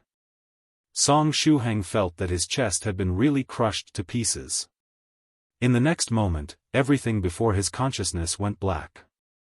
Year 2019, Song Shuhang died. 'Cause of death, he got too curious and asked about Senior White 2's private matters. As a result, Senior White 2 became angry out of shame and used a big cocoon to crush him to death. In the Jiangnan area, inside that multi-storied building that Medicine Master had bought, Song Shuhang lay in the bed, with Yi Si and the 3 children sitting next to him, waiting for him to wake up. According to what Yi Si could see, Song Shuhang's body was slowly recovering, and it wouldn't take long before he regained consciousness. But even after a while had passed, Song Shuhang was still unconscious. Then, he suddenly started to call out while lying in bed, painful, painful, painful, painful. Yi Si got a scare. She quickly stretched out her hand and used a healing technique on Song Shuhang's body. I'm dying, I'm dying, I'm dying, Song Shuhang screamed in pain again. Afterward, he tilted his head, not moving anymore. After a short moment of silence, while not knowing whether to laugh or cry, Yi Si said, was he having a nightmare? Loli Shi stretched out her hand and poked Song Shuhang's body. Senior Brother Shuhang, Senior Brother Shuhang, quickly wake up. But Song Shuhang had no reaction whatsoever. Loli Zhu likewise stretched out her hand and made an effort to shake Song Shuhang. Senior Brother Shuhang, what happened to you? Don't die. As before, Song Shuhang was still motionless. Guogua said, is Senior Brother Shuhang dead? Loli Shi said, Senior Brother Shuhang died? Loli Zhu said, no. Senior Brother Shuhang, you can't die. We've agreed that we would vanquish monsters and demons together. As before, Song Shuhang had his head tilted and wasn't moving in the slightest. You guys don't need to worry, alright? Shuhang is just, in a deep sleep. There is nothing wrong with him. His aura is very stable, and he was just having a nightmare and experiencing something scary just now, Yi Si said, comforting the three children. Just as they were discussing, Yi Si sensed that Song Shuhang's consciousness had returned to his body. However, Song Shuhang still didn't wake up. Sigh, if Shuhang still doesn't wake up, my tome of never-ending tears might enter into action, Yi Si muttered to herself. She was going through a lot of trouble to keep up the dignified image of a senior sister in front of the three children. During the past few days, she hadn't had an opportunity to cry to her heart's content. Whenever she felt like crying, she would hide in Song Shuhang's body and cry secretly. Yi Si said, alright, let's leave first so that Senior Brother Shuhang can rest in peace. I think he'll regain consciousness in a short while. Let's head to the food stalls and buy the vegetables we need for the meal. As such, Yi Si left the room while carrying the three children along. But right at this time, Guogua patted his chest, and guaranteed, Senior Sister Yi Si, you can stay behind and look after Senior Brother Shuhang. As for the vegetables, you can leave them to us. Right, leave the vegetables to the three of us. Loli Zhu likewise got up and patted her chest. Yi Si blinked her eyes. In that case, Guogua and Shi will go to buy the vegetables. Zhu and I will look after the house. After hearing these words, Loli Zhu immediately got anxious. Senior Sister Yi Si, I also want to go there to buy vegetables. I want to go together with them. There is no need, buying vegetables is just a small matter. Guogua and Shi are more than enough to take care of it. Zhu, you stay behind. I can help you with your training a little, Senior Sister Yi Si said with a smile. In the end, Senior Sister Yi Si forced Zhu to stay behind, while Guogua and Shi took Song Shuhang's wallet and headed to the Luo Xin Street area to buy the vegetables. The small monk and Shi headed to the food stalls together, chatting as they were marching forward. Loli Shi said, Zhu was forced to stay behind. It's really a shame, it was such a good opportunity. The small monk sighed. We were lucky that Senior Brother Shuhang suddenly fainted and Senior Sister Yi Si had to look after him. If the three of us had been together, we would have seized this opportunity to run away and look for some demons or monsters. Even more importantly, they had a lot of money with them this time. Song Shuhang's wallet had a lot of cash inside. As such, the three of them wouldn't have to worry about food and drink throughout the whole journey. Loli Shi pondered for a moment, and then said, should we slow down our pace as we head towards the food stalls? Perhaps Zhu can find a way to escape in the meantime, and the three of us can secretly go to vanquish demons and monsters. The small monk nodded, and said, it would be perfect if Zhu could find an opportunity to get out. If it really doesn't work, we can only head back first and look for another opportunity to sneak out. The trio had run away from home together and had agreed to vanquish demons and monsters together. Therefore, they couldn't leave Zhu behind. As such, Yi Si's decision to keep Zhu behind as a hostage had been very correct. Soon after Guogua and Shi left, Song Shuhang's consciousness had already come back at this time, but his body was still in an unconscious state. Earlier in the world of the Black Lotus, when Senior White 2's big cocoon crushed to pieces Song Shuhang's consciousness, his consciousness didn't really die, but instead left the world of the Black Lotus and returned to his body. However, Shuhang's body was still in a strange state at the moment, and he didn't regain his senses. After pondering for a moment, Song Shuhang made his consciousness sink inside that inner world in his heart aperture once more. After looking at the small island in his inner world, Song Shuhang had a sudden idea.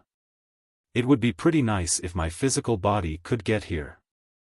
That way, I would have the possibility to take out Lady Onion and try to plant her here. Just as this thought flashed through his mind.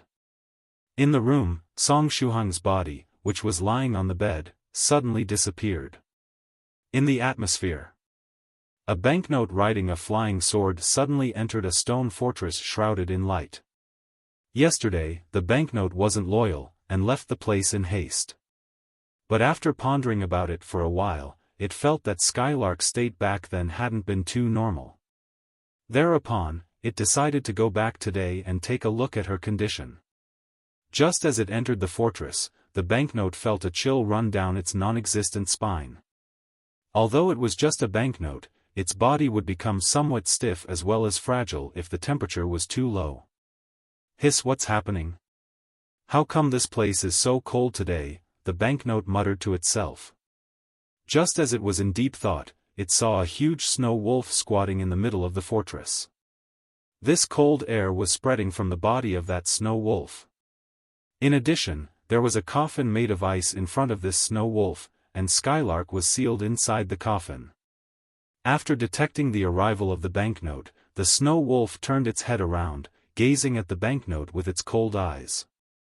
After seeing this scene, the banknote suddenly stopped. Then, it got angry, and shouted, "Which evildoer dares to hurt my financial backer?" Didn't this monster snow wolf know that Uncle Banknote was relying on Skylark's missions to make a living as of late? Skylark was its biggest source of income at the moment. After saying this much, the banknote rode its flying sword and charged toward the snow wolf. But just as it was sprinting forward, several ice-type formations engraved on the ground activated, stopping the banknote in its tracks.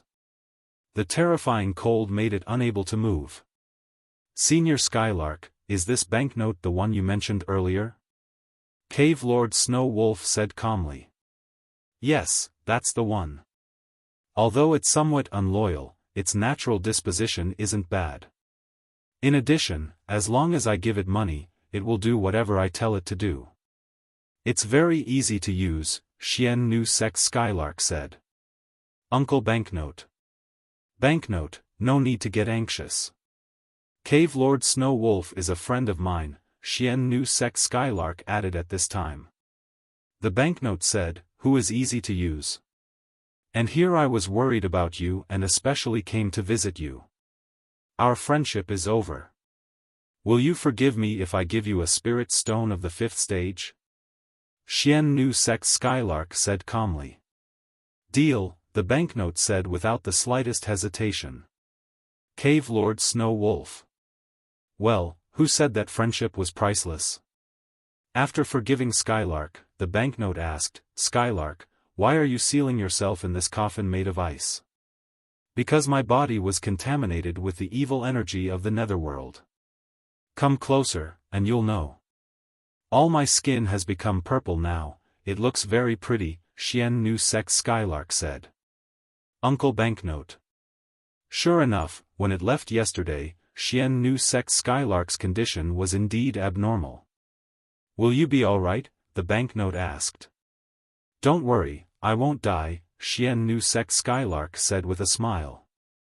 "The reason I decided to seal myself in ice is that I wanted to closely research the way the energy of the netherworld fuses with the human body. This way, I can obtain even more information on this subject." "What have you discovered through your research?" the banknote asked again. "Actually, my research just started," Xian Nu Sex Skylark continued. "However, I've still managed to discover something interesting.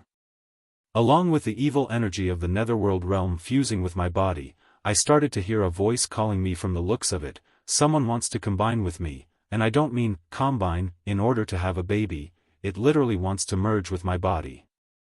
Perhaps this is exactly the objective of that entity pulling the strings from the netherworld realm. Maybe it's looking for a suitable human being to merge with here in the main world?"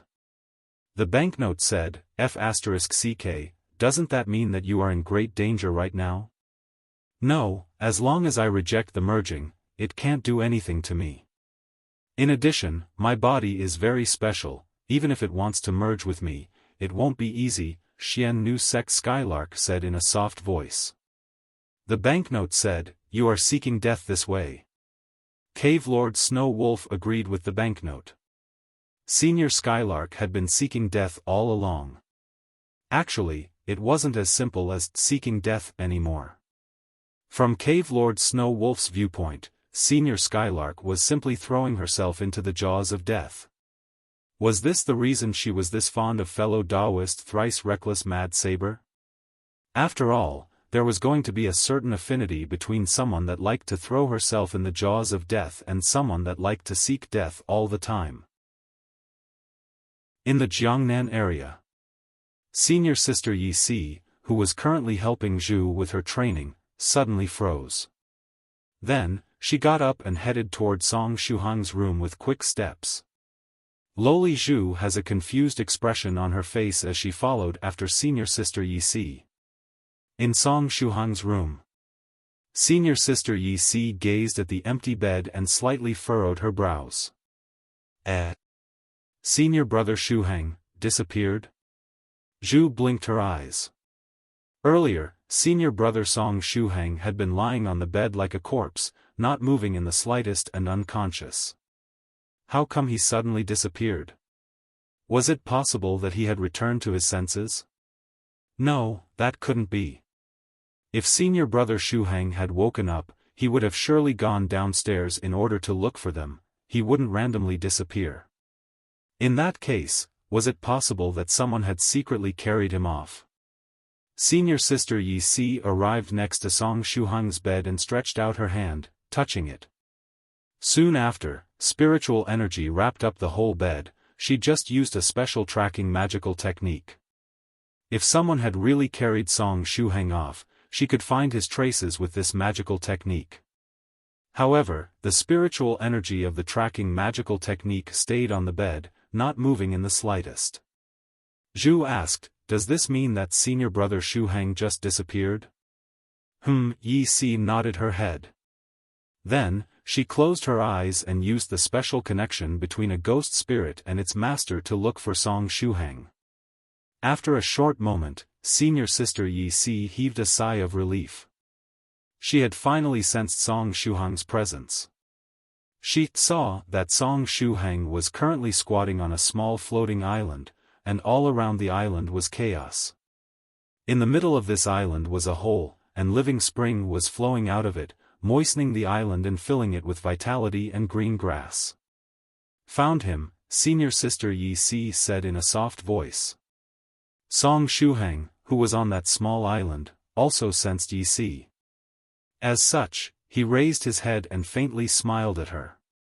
In the next moment, Yi Si's body also disappeared without a trace. Zhu blinked her eyes. Senior Sister Yi Si also disappeared?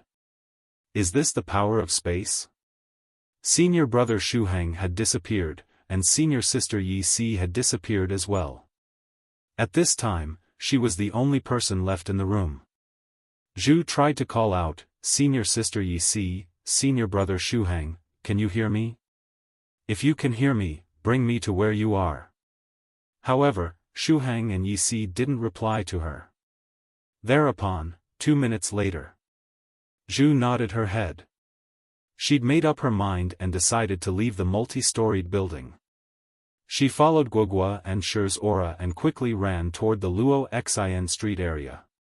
If she didn't run away now, when would she? From Senior Sister Yi Si's reaction before disappearing, it seemed she had found where Senior Brother Shuhang was. In addition, Senior Brother Shuhang seemed safe and sound. As such, she didn't have to worry about their safety.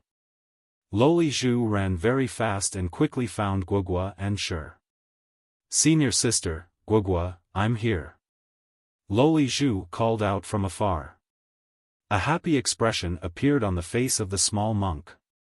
Did Senior Sister Yi Si let you come? No, Senior Brother Shuhang disappeared without a trace. After that, Senior Sister Yi chased after him and disappeared as well. I was the only person left in the house, and I just ran out, Zhu said happily. Although he didn't really understand what had happened from Zhu's description, the thing that mattered the most was that the three of them had finally reunited. Therefore, the small monk was very happy. After experiencing a few ups and downs, the three disobedient children had arrived in the Jiangnan area together and were about to set out on this path that would bring them to vanquish demons and monsters. In the inner world in Song Shuhang's heart aperture. What is this place? Yi asked after getting there. Song Shuhang replied, this is the world that the nucleus in my heart aperture created. After absorbing the energy of the netherworld realm in the body of that cultivator wearing female clothes today, the nucleus underwent a change, evolving into this small world. When I was unconscious earlier, my consciousness was dragged here. Then, a sudden idea flashed through my mind, and I wondered how nice it would be if my physical could also come here. In the next moment, my physical body really appeared in this inner world. After his physical body appeared here, Song Shuhang automatically learned how to make other things enter this inner world. As such, when Senior Sister Yi got in contact with him, he needed but a thought to bring her here. If that's the case, doesn't it mean that this place is almost identical to the world of the Golden Lotus of the scholarly faction? Yi squatted down and stretched out her hand, touching the ground and green grass below. The ground beneath her feet was real, and not an illusion. Yes, that's precisely the case, Song Shuhang said with a smile. This place is a portable stretch of land. Just as they were discussing, he bent over and started to dig a hole with his bare hands next to the living spring. Very soon, a small hole appeared in the ground. What are you doing? Yi asked out of curiosity. I want to see if it's possible to plant spirit plants and the likes in this stretch of land. Thanks to the living spring, the spiritual qi is very rich in this area. As such, this place should be very suitable for spirit plants to grow, Song Shuhang replied. Do you have any spirit plant with you? Yi asked out of curiosity. Song Shuhang replied, I have Lady Onion. After saying this much, he took Lady Onion out. What do you think you are doing? You idiot, you aren't thinking of planting me in this place, are you? After coming out of Song Shuhang's size-reducing purse, Lady Onion started to struggle. It was true that she had given up on running away, but while in Song Shuhang's size-reducing purse, she could at least peep at the things happening in the outside world. In addition, Song Shuhang experienced a lot of interesting things on a daily basis, and she was never bored. But if Shuhang planted her on this small island, wouldn't that be the same as throwing her in jail and ruin her green onion life? I feel that this place is very suitable for you. Therefore, I want to plant you here and see what happens, Song Shuhang said. Lady Onion replied, I refuse. Do you realize that you are taking my freedom away? This is totally illegal. If you plant me in this lonely place, without allowing me to take a look at the world outside, I'll end up in a situation worse than most prisoners. What you said indeed makes sense, Song Shuhang said. Even if Lady Onion was a monster onion, she was a monster onion that had developed intelligence. Nevertheless, Song Shuhang still planted Lady Onion and the Enlightenment Stone in that hole. Don't worry too much and stay here for now, okay? After I find some spirit plants, I'll swap them with you, Song Shuhang said.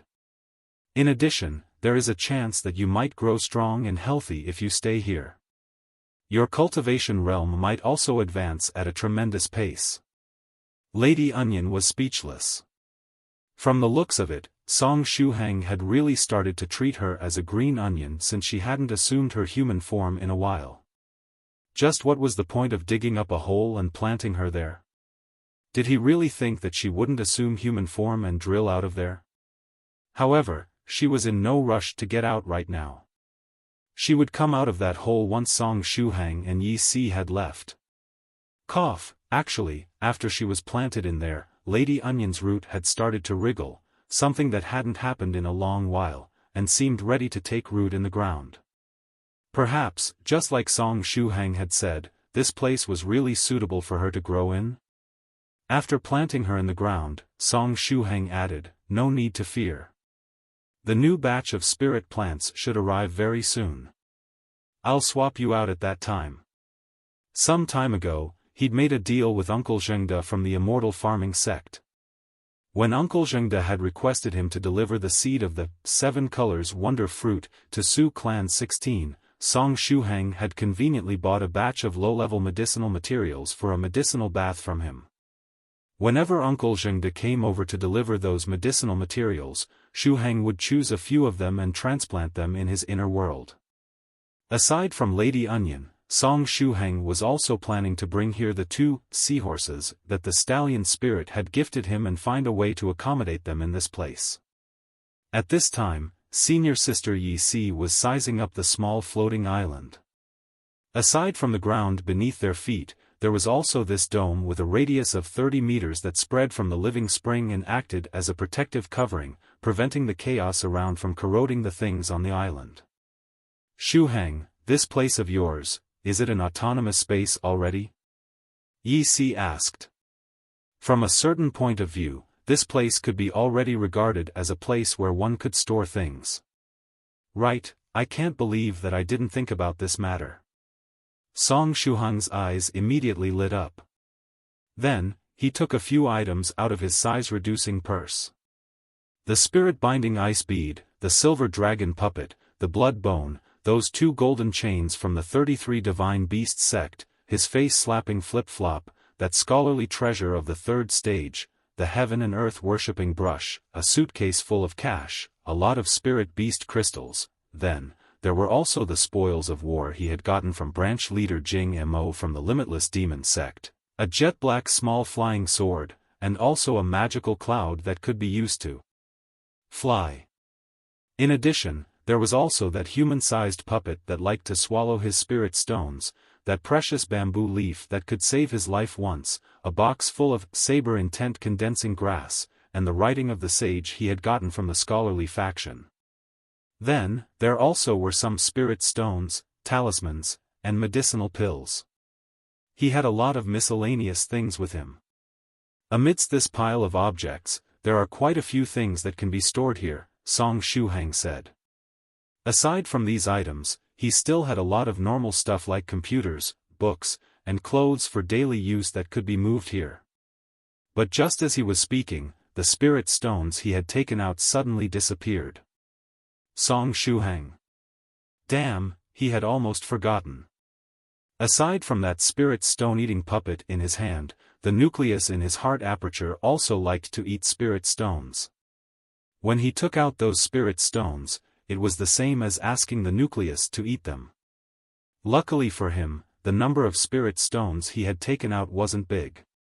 It was just that change of 1 spirit stone of the 4th stage, and a few of the 3rd stage, that he had gotten back after buying that face-slapping flip-flop.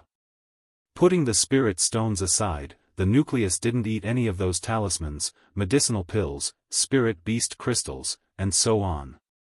Song Shuhang heaved a sigh, and said, "Aside from my spirit stones, I can consider storing everything else here." But even so, aside from that suitcase full of cash, Song Shuhang decided to put everything back in his size-reducing purse.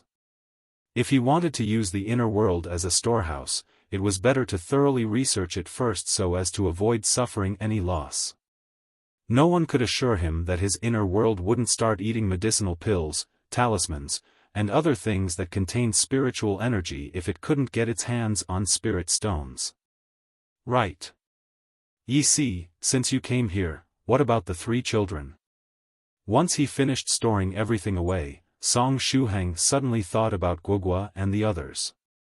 Guogua and Shi went to buy vegetables, while Zhu stayed behind with me. After saying this much, Senior Sister Yi Si smiled, and continued, "But now that I'm also in your inner world, Zhu should have seized the opportunity to run away and find Guogua and Shi, right?" Let me guess, after that, the 3 disobedient children set out on their journey to vanquish demons and monsters, right? Song Shuhang added. That should be the case. Anyway, how do we get out of your inner world? Yi Si said. I left a mark on the bodies of the 3 children, and we can immediately bring them back once we get out. That's good, let's get out then, Song Shuhang said. Now that he had learned how to enter and exit his inner world, he needed but a thought to get Yi Si and himself out of there. After a short moment, Song Shuhang and Yi Si appeared on the bed where Shuhang had been sleeping earlier. Senior sister Yi Si thought for a moment, and asked, Shuhang, the place where you enter the inner world is the same as the one where you exit? Song Shuhang nodded, and said, yes, you enter and exit from the same place. That's a pity. It would have been even better if you could exit in another location. But even so, you can use this inner world to preserve your life, Yi Si replied. Song Shuhang said, Yi Si, I was thinking the same. Song Shuhang needed but a thought to enter his inner world. It didn't require any true qi or energy, and he could enter and exit as he wished. If he had to face the powerful magical technique of an enemy and was unable to ward off the attack, he would need just a thought to hide in his inner world and evade the attack. However, it's better to make a few tests first. For example, can some magical techniques restrain you as you try to enter that inner world? Or can you still hide in your inner world if you have already suffered the attack of a magical technique? In a while, when we have free time, we should test this stuff. Yi Si seemed very interested in this matter. But before that, we have to find the 3 children and bring them back, Song Shuhang said. The Jiangnan area wasn't too safe at the moment. Although that cultivator wearing female clothing had barged into the netherworld realm, his life and death unknown, he had still tempted quite a few ordinary people into wearing that magical item and accepting the evil power of the netherworld realm, getting transformed and contaminated as a result. These contaminated human beings would pose a significant danger to Guogua and the others. Don't worry. They didn't go far, Yi Si replied after examining the mark she had left on Guogua and the others. After saying this much, she took out her life-bound golden book and flew in the direction of the 3 children while carrying Song Shuhang along. After Song Shuhang and Yi Si left the inner world, Lady Onion suddenly grew a small pair of arms and legs on her green onion body. Afterward, she pressed her limbs against the ground and gently jumped, drilling out of that hole. Next, she magically changed her body and assumed her human form. How can it be so easy to plant me here? Lady Onion said smugly. Then, she strolled through the small island. Since she hadn't assumed her human form in a long time, she was somewhat unaccustomed to it. The island was very small. After circling the island once, Lady Onion stopped next to the living spring. Then, she rested her head in her chin and stood in a daze next to the living spring. After a long time, "This place is so boring," Lady Onion muttered to herself. "Is there a way to leave from here?" Her voice had hardly faded when a tunnel suddenly appeared in front of her. Lady Onion gazed at the tunnel that had appeared before her eyes. A voice in her heart was telling her that this tunnel was the exit to Song Shuhang's inner world. Did my wish come true? Lady Onion vigilantly gazed at the tunnel. This was simply like manna from heaven, and precisely for that reason, it looked rather fishy. Was it possible that the tunnel was a trap that Song Shuhang had left behind, and she would lose her green onion sprout if she carelessly jumped into it? Although this thought flashed through her mind, Lady Onion's body unconsciously moved in the direction of the tunnel. What if the tunnel was really the exit to Song Shuhang's inner world? Perhaps she would be able to obtain her freedom this time. The entrance of the tunnel was getting closer and closer, and Lady Onion was currently in a dilemma. Should she try getting inside? 3 seconds later, Lady Onion screamed. She had fallen in the tunnel. Lady Onion was directly sucked inside that tunnel, just like Song Shuhang when he was in the form of consciousness. At specific intervals, a powerful attraction would spread from the tunnel, sucking inside all the things in the proximity of its entrance. In the end, there was no need for Lady Onion to be in a dilemma or hesitate, the tunnel had made a choice in her stead. 10 breaths later. Lady Onion arrived in a dark world. What is this place? Lady Onion gazed at the new world that had appeared before her eyes. This dark world seemed completely devoid of life and vitality. She felt like crying at this moment.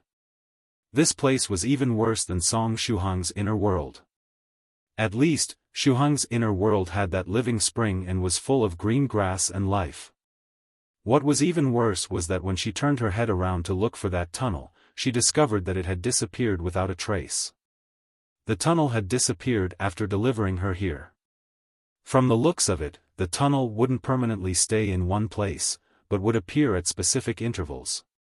After pondering for a moment, Lady Onion stretched out her hand and cut a few strands of her hair, scattering them where she was standing. Her hair was the same as her green onion sprout, and once she had scattered the strands there, she would be able to find the place again by following the smell. After that, Lady Onion started to explore the dark world. Since the whole world was dark, with no landmarks whatsoever, it was rather exhausting to explore it. After traveling a certain distance, Lady Onion would cut a few strands of her hair and scatter them where she was standing so as to avoid losing her way. At last, after cutting a strand of her hair for the 20th time, Lady Onion spotted a bright light ahead. There is a light there. That stretch of land isn't gloomy like the rest. Lady Onion happily dashed forward and approached the bright light. In the next moment, Lady Onion saw a huge white cocoon. The light was emanating from that cocoon. This cocoon is rather familiar. Wait a moment, isn't this the same cocoon that Song Shuhang spun after drinking that mutated Demodragon medicine? Lady Onion opened her eyes wide. A certain feeling welled up in her heart. Was it possible that she had been unable to escape from Song Shuhang's palm even after going through all this trouble? At this time, Lady Onion felt as if she was a green monkey, and Song Shuhang a huge golden giant. No matter how hard she tried to run away, in the end, she still couldn't escape from his palm. This scene was simply frightening, enough to make people despair. Just as Lady Onion was in utter despair, 7 colored ripples of light spread from that huge white cocoon. The ripples of light wrapped Lady Onion up, blurring her vision. What's happening? Lady Onion quickly stretched her hands and rubbed her temples. In the next moment, as her sight recovered, she discovered that she had left that dark world. At this time, she was standing on the summit of the sky. Strong astral winds were blowing, with the cold being bone-piercing. What's happening now? Lady Onion lowered her head and looked below. In the next moment, her whole body became soft. After all, she was just a small cultivator of the second stage realm, and she didn't even know how to fly. If she were to fall from such a height, she would die for sure. However, Lady Onion soon discovered that she was in no danger of falling down and turning into minced vegetables. She kept floating midair, just as if there was no gravity in this world. Was it possible that she was in a parallel world where Newton had died before making any discovery? No, that couldn't be. After all, what was the relationship between gravity not working and Newton? Is anyone here? Where is this place? Lady Onion called out. Her voice had hardly faded that a figure appeared midair, stepping on the air as though it was flat ground. This figure seemed around 20 years old and wore a white robe. Its body was bright and sparkling, full of vitality. Its pitch-black hair was scattered behind its back, and whenever it took a step, a charm that couldn't be described with words alone spread from its body.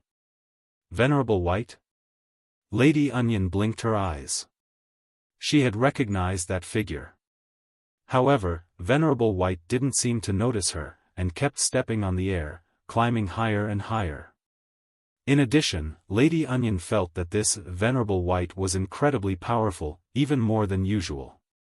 Although she was just a cultivator of the second stage realm, and she couldn't clearly tell how strong he was, she was sure that this Venerable White was stronger than the one hanging out with Song Shuhang. Leave this place. But right at this time, a booming voice spread from beyond the heavens. The voice was like thunder, ear-splitting. This isn't a place where a puny ninth-stage tribulation transcender like you should come. Leave immediately. Puny ninth-stage tribulation transcender? He definitely isn't talking to me. Had I had the strength of the ninth-stage tribulation transcender realm, I would have already given Song Shuhang a good beating. Is it possible that this person is talking to Venerable White? Lady Onion thought to herself. Why would I want to leave?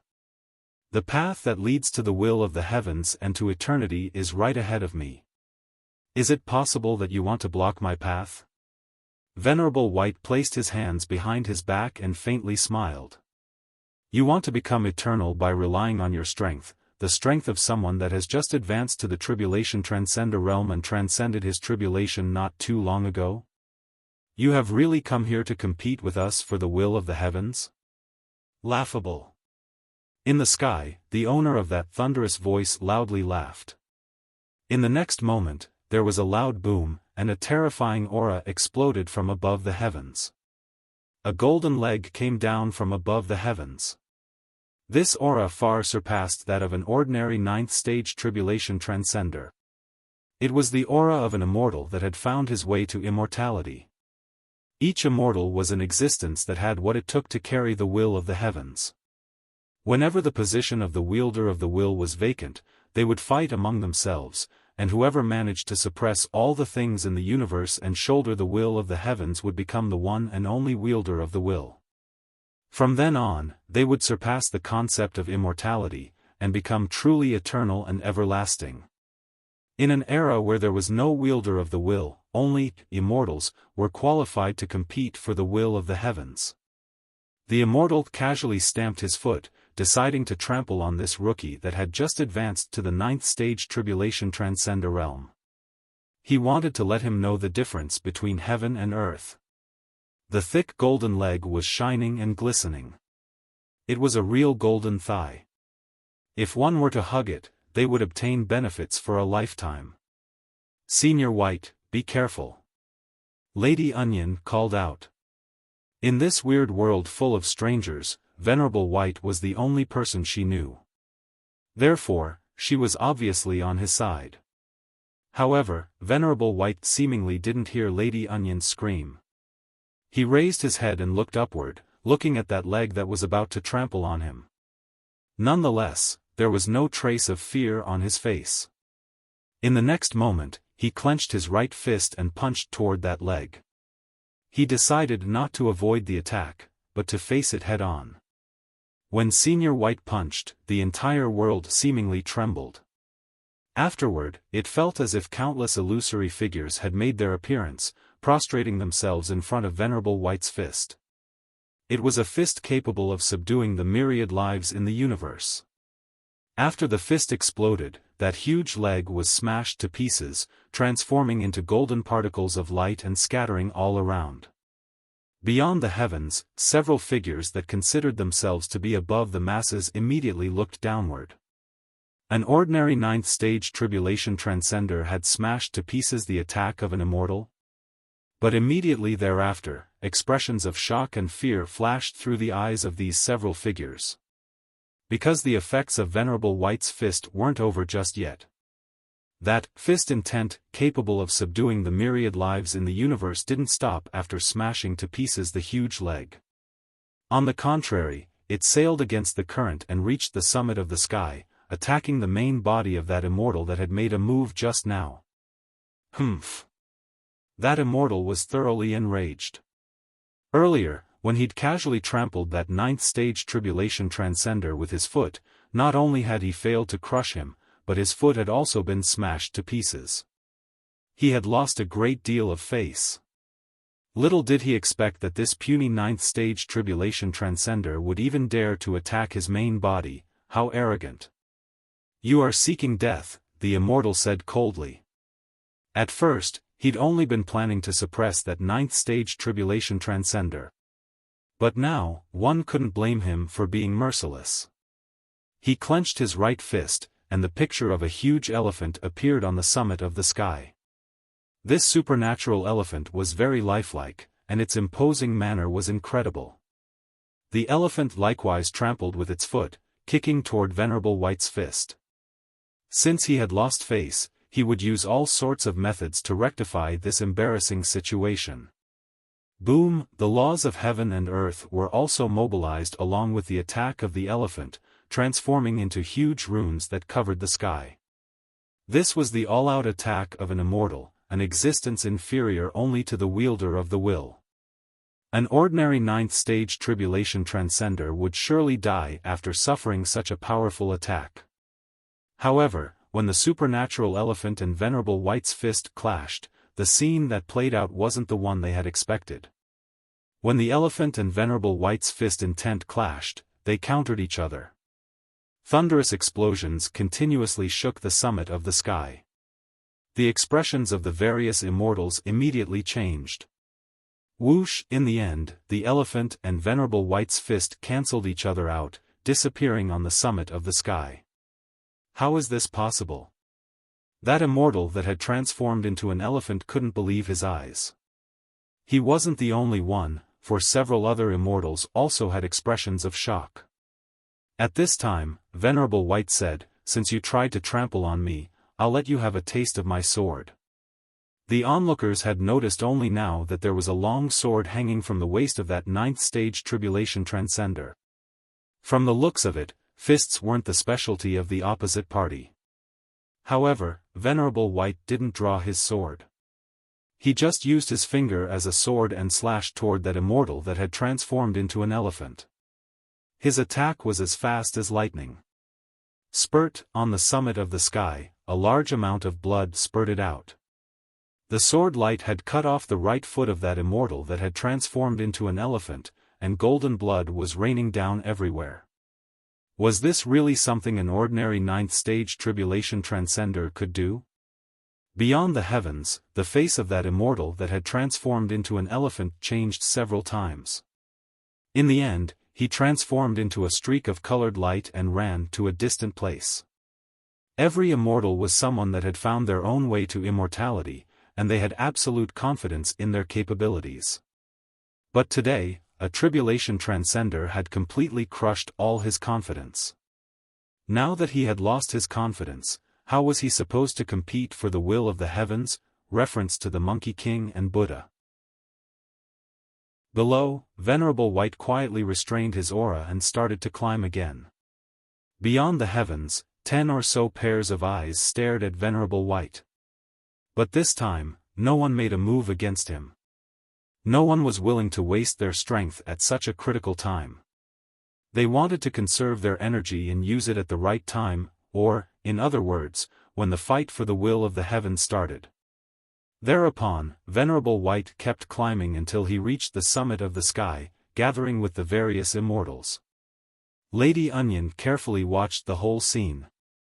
One had to remember that she had followed Song Shuhang and experienced everything that had happened in the Mountain of Myriad Books.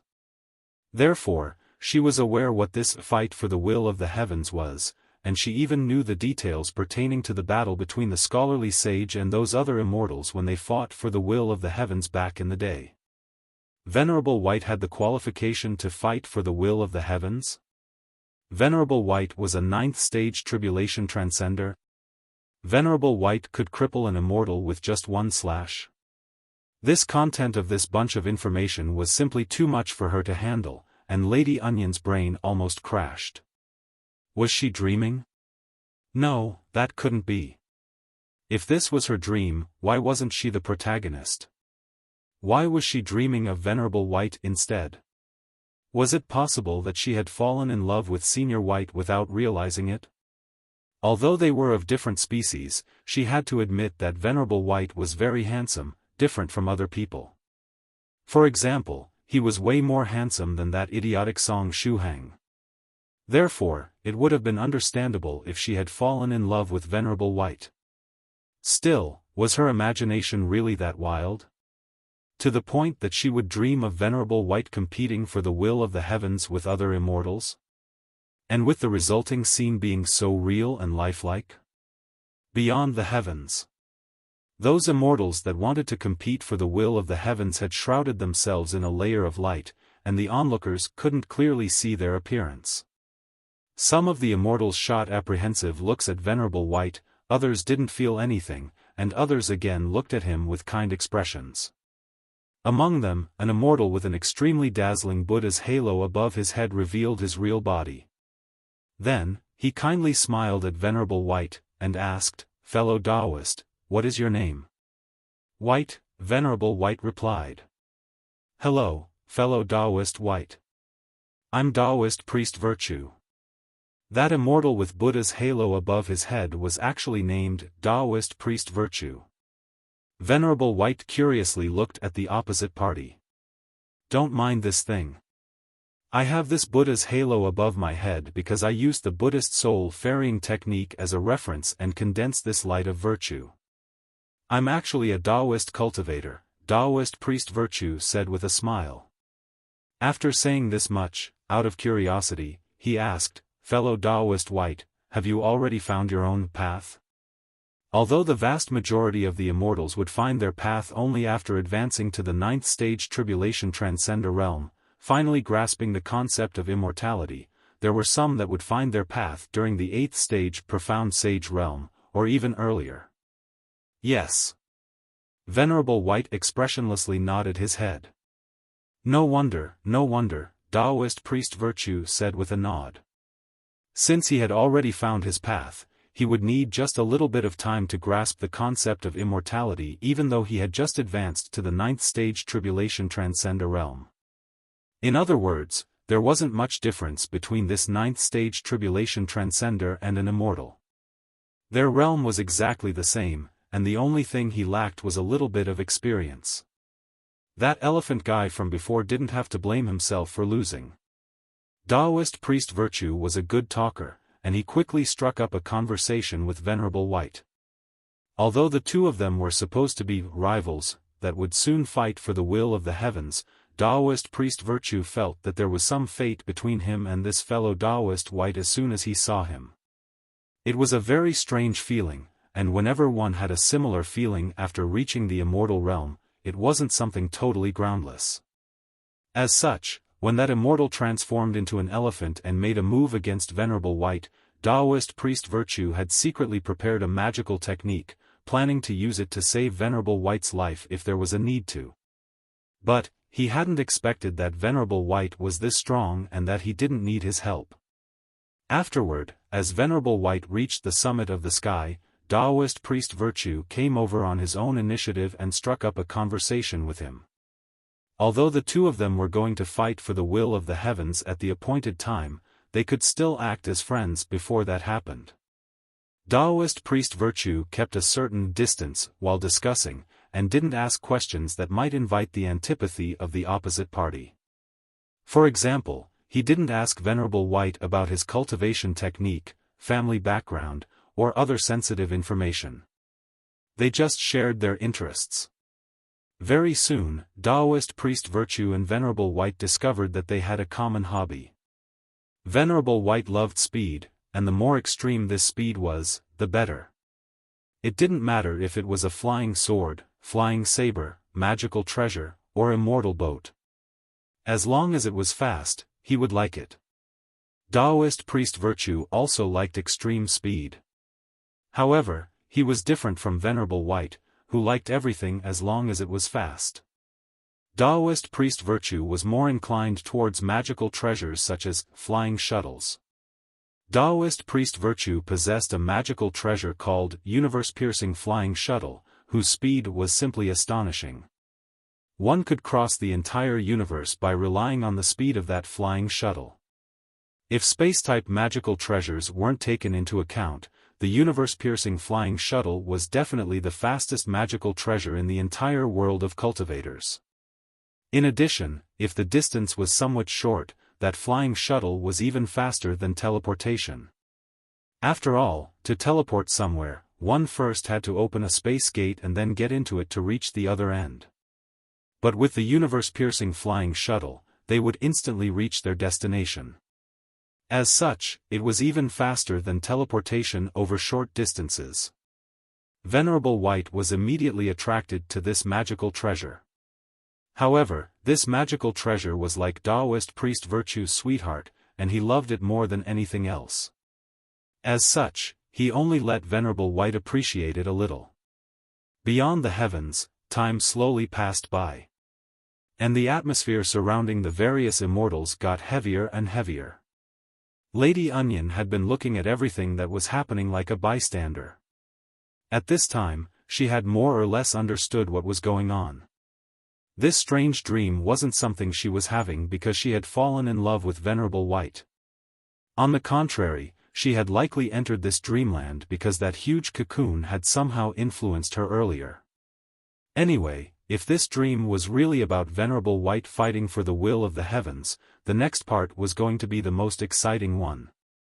The next part was precisely the one where the various immortals would come to blows, and the strongest one among them would become the new wielder of the will, becoming eternal and everlasting.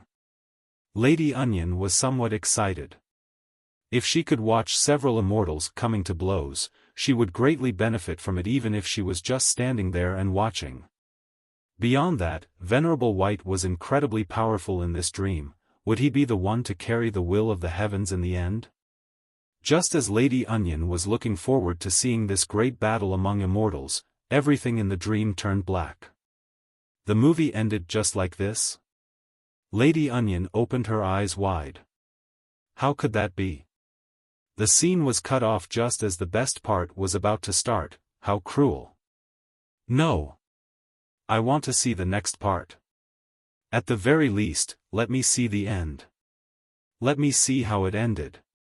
Lady Onion shouted in displeasure. Just as though it had heard Lady Onion's voice. The black screen disappeared and got replaced by another scene. In this scene, Senior White was ascending to the heavens. However, that great battle between the various immortals was nowhere to be seen. The movie was directly fast-forwarded to the end. At this time, the radiance of the Great Way had shrouded Venerable White's handsome figure. Lady Onion glanced at the mysterious radiance of the Great Way, and this glance alone was enough to make her comprehend a lot of things. This was even better than having a sudden revelation. Lady Onion felt that her realm would increase by leaps and bounds after getting out of this dreamland. At this time, she was confident in advancing to the third stage in another 3 years, becoming as strong as Song Shuhang. Of course, the prerequisite was that Song Shuhang's realm didn't increase any further in the meantime. Senior White is ascending to the heavens? Does this mean that Senior White finally became the wielder of the will? Lady Onion reacted to what was happening. Senior White was the wielder of the will. In that case, what was the deal with that other Senior White in the main world? Was he a clone of the wielder of the will? No, that couldn't be, it just didn't match the timeline. Lady Onion tried to put her thoughts in order. The current wielder of the will was obviously that strange immortal that had battled against the scholarly sage. The strength of that immortal was actually inferior to that of the scholarly sage, but thanks to its undying body and amazing restorative capabilities, it was able to wear down the sage and become the wielder of the will. As such, the current wielder of the will didn't have anything to do with this Senior White she was seeing. Lady Onion quietly swallowed a mouthful of saliva. Was it possible that Senior White was the wielder of the will of an era even older than the current one? Just as she was in deep thought, Senior White suddenly stopped while ascending to the heavens. He furrowed his brows and fell into deep thought. In the meantime, the radiance of the Great Way shrouding his body was getting stronger and stronger. A strange power that wanted to drag him upward had currently covered his body. This power wanted to pull him toward the will of the heavens and make the two of them become one. However, Senior White had relied on his own power to stop his body. After a short moment, Senior White lowered his head and looked downward. "Fellow Daoist Virtue, are you still alive?" "Of course I'm alive." "Fellow Daoist White, you don't need to worry about me. I haven't died yet." Daoist Priest Virtue's voice was transmitted from below. However, his voice was somewhat weak. From the looks of it, the battle between the immortals that Lady Onion had missed had been incredibly brutal. The result of that battle was that Senior White had finally obtained the opportunity to ascend to the heavens. Fellow Daoist, I was lucky that the two of us fought shoulder to shoulder earlier. Otherwise, I would have already been defeated due to the encirclement of the other immortals, Senior White said. Fellow Daoist White, since you are ascending to the heavens, quickly do so. At this time, you are so dazzling that you are making the liver of this poor Daoist hurt, Daoist Priest Virtue said. Which immortal wouldn't feel their liver hurt after helplessly watching the opportunity to wield the will of the heavens slip from their fingers? Actually, it's like this. I don't want to ascend to the heavens anymore, Venerable White said. Daoist Priest Virtue opened his eyes wide. Right now, just as I was ascending to the heavens, I started to feel restless. I feel that I'm not ready. Perhaps it's not time for me to become the wielder of the will yet, Senior White said with a serious expression on his face. Stop joking. What there is to hesitate at such a time?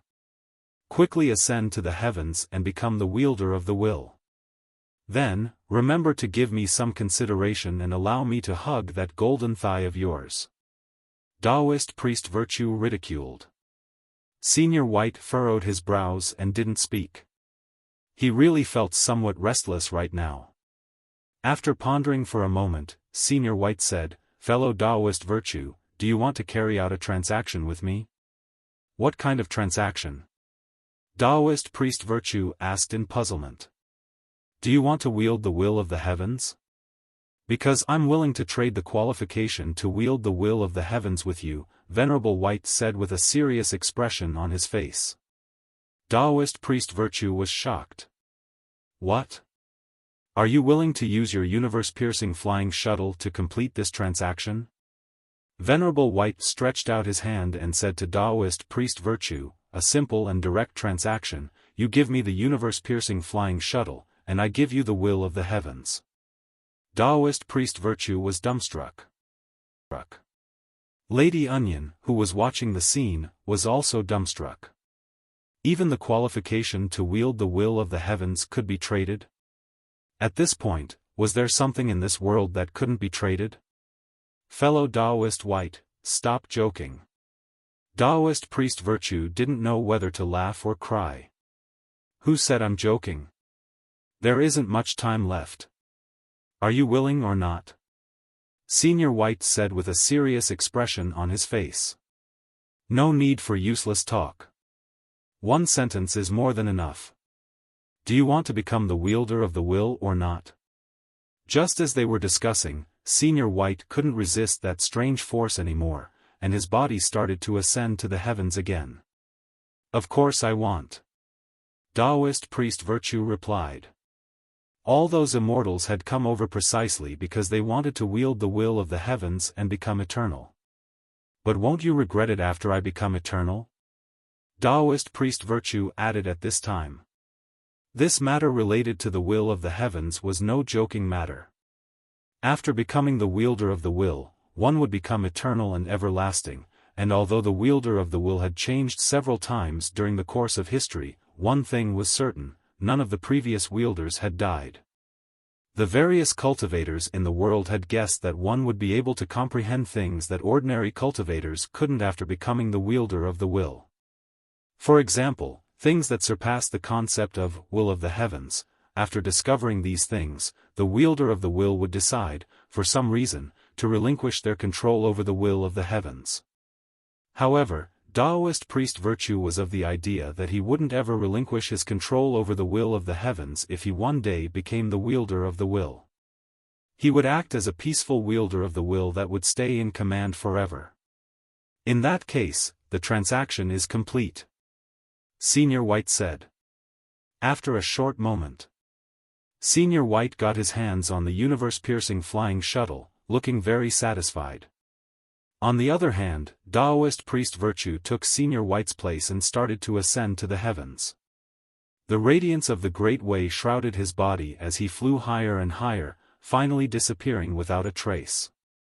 Daoist Priest Virtue had become the new wielder of the will. Now that the will of the heavens had a new master, the world was going to change. Scenes of auspicious omens filled the entire universe. After that, the world welcomed a new tide of spiritual energy. This rich spiritual energy was like a flood tide, and for the next several thousand years, cultivators would be able to obtain twice the results with half the effort while practicing. At the same time, a layer of light covered Senior White. It was a blessing that came from the new wielder of the will, Daoist Priest Virtue. In the scene, Senior White was holding the universe-piercing flying shuttle, looking very happy. Lady Onion. Had the events unfolding in this dream really taken place in the past? If everything that happened in the dream was real, Lady Onion didn't know where to start to ridicule this whole situation. Senior White? More like Senior Wastrel. In addition, what about the battle between the immortals? How come the scene she wanted to see the most was skipped? Just as Lady Onion was in deep thought, the dreamland started to crumble. The whole world turned into squared fragments that disappeared soon afterward. When Lady Onion returned to her senses, she discovered that she was again in that dark world. The huge cocoon in front of her was still emitting a dazzling light. Lady Onion started to contemplate. Who was the person inside the cocoon? Was the dream from before something triggered by this cocoon? But why would this cocoon make her dream about Venerable White? After pondering for a moment, Lady Onion stretched out her hand and knocked on the big cocoon. Hello, Senior. Can you hear me? Powerful seniors had a very light sleep, and they would wake up as soon as someone approached them. As such, Lady Onion believed that she would be able to wake up the person inside the cocoon even if she didn't shout. Snore, snore, the even sound of Senior White 2's snoring echoed from the cocoon. Senior, may I ask if you know Song Shuhang? Lady Onion asked again. After all, the opposite party had gotten the demo dragon medicine from Song Shuhang, and perhaps they knew where the exit to this dark world was? Snore, Senior, my name is Lady Onion, and I'm a small monster that Song Shuhang took in. If you know Song Shuhang, please squeak once, Lady Onion said with much patience. Squeak. I'm not a hamster, Senior White 2 replied. At this time, he had seemingly entered that sleep-talking state again, and he was going to automatically reply to all the questions he was asked. Lady Onion was very happy with this reply. The fact that this senior had replied was good news. Hello, Senior. I'm Lady Onion. Do you know Shuhang? Yes, I know him. A voice that Lady Onion found very familiar was transmitted from the cocoon. Wasn't this Senior White's voice? Heavens! No wonder the dream triggered by that cocoon was related to Senior White. Senior White was hiding in that very same cocoon, sleeping inside it. Senior White, so it was you. Lady Onion said happily. Right. Senior White, everything that happened in that dream just now, was it real? Is it true that you almost became the wielder of the will in the past, leaving the qualification to wield the will of the heavens to someone else in the end? It's something that happened a long, long time ago, Senior White 2 replied. Strange, why did I dream about it today? Senior White, you were a 9th stage tribulation transcender a very long time ago, as such, why do you only have the strength of the 7th stage venerable realm at this moment? Lady Onion asked out of curiosity. Oh, so that other, White, you know only has the strength of the 7th stage venerable realm? Senior White 2 replied. I'm not that, Senior White, you know of. You can call me Senior White 2. This is how Song Shuhang refers to me in his mind.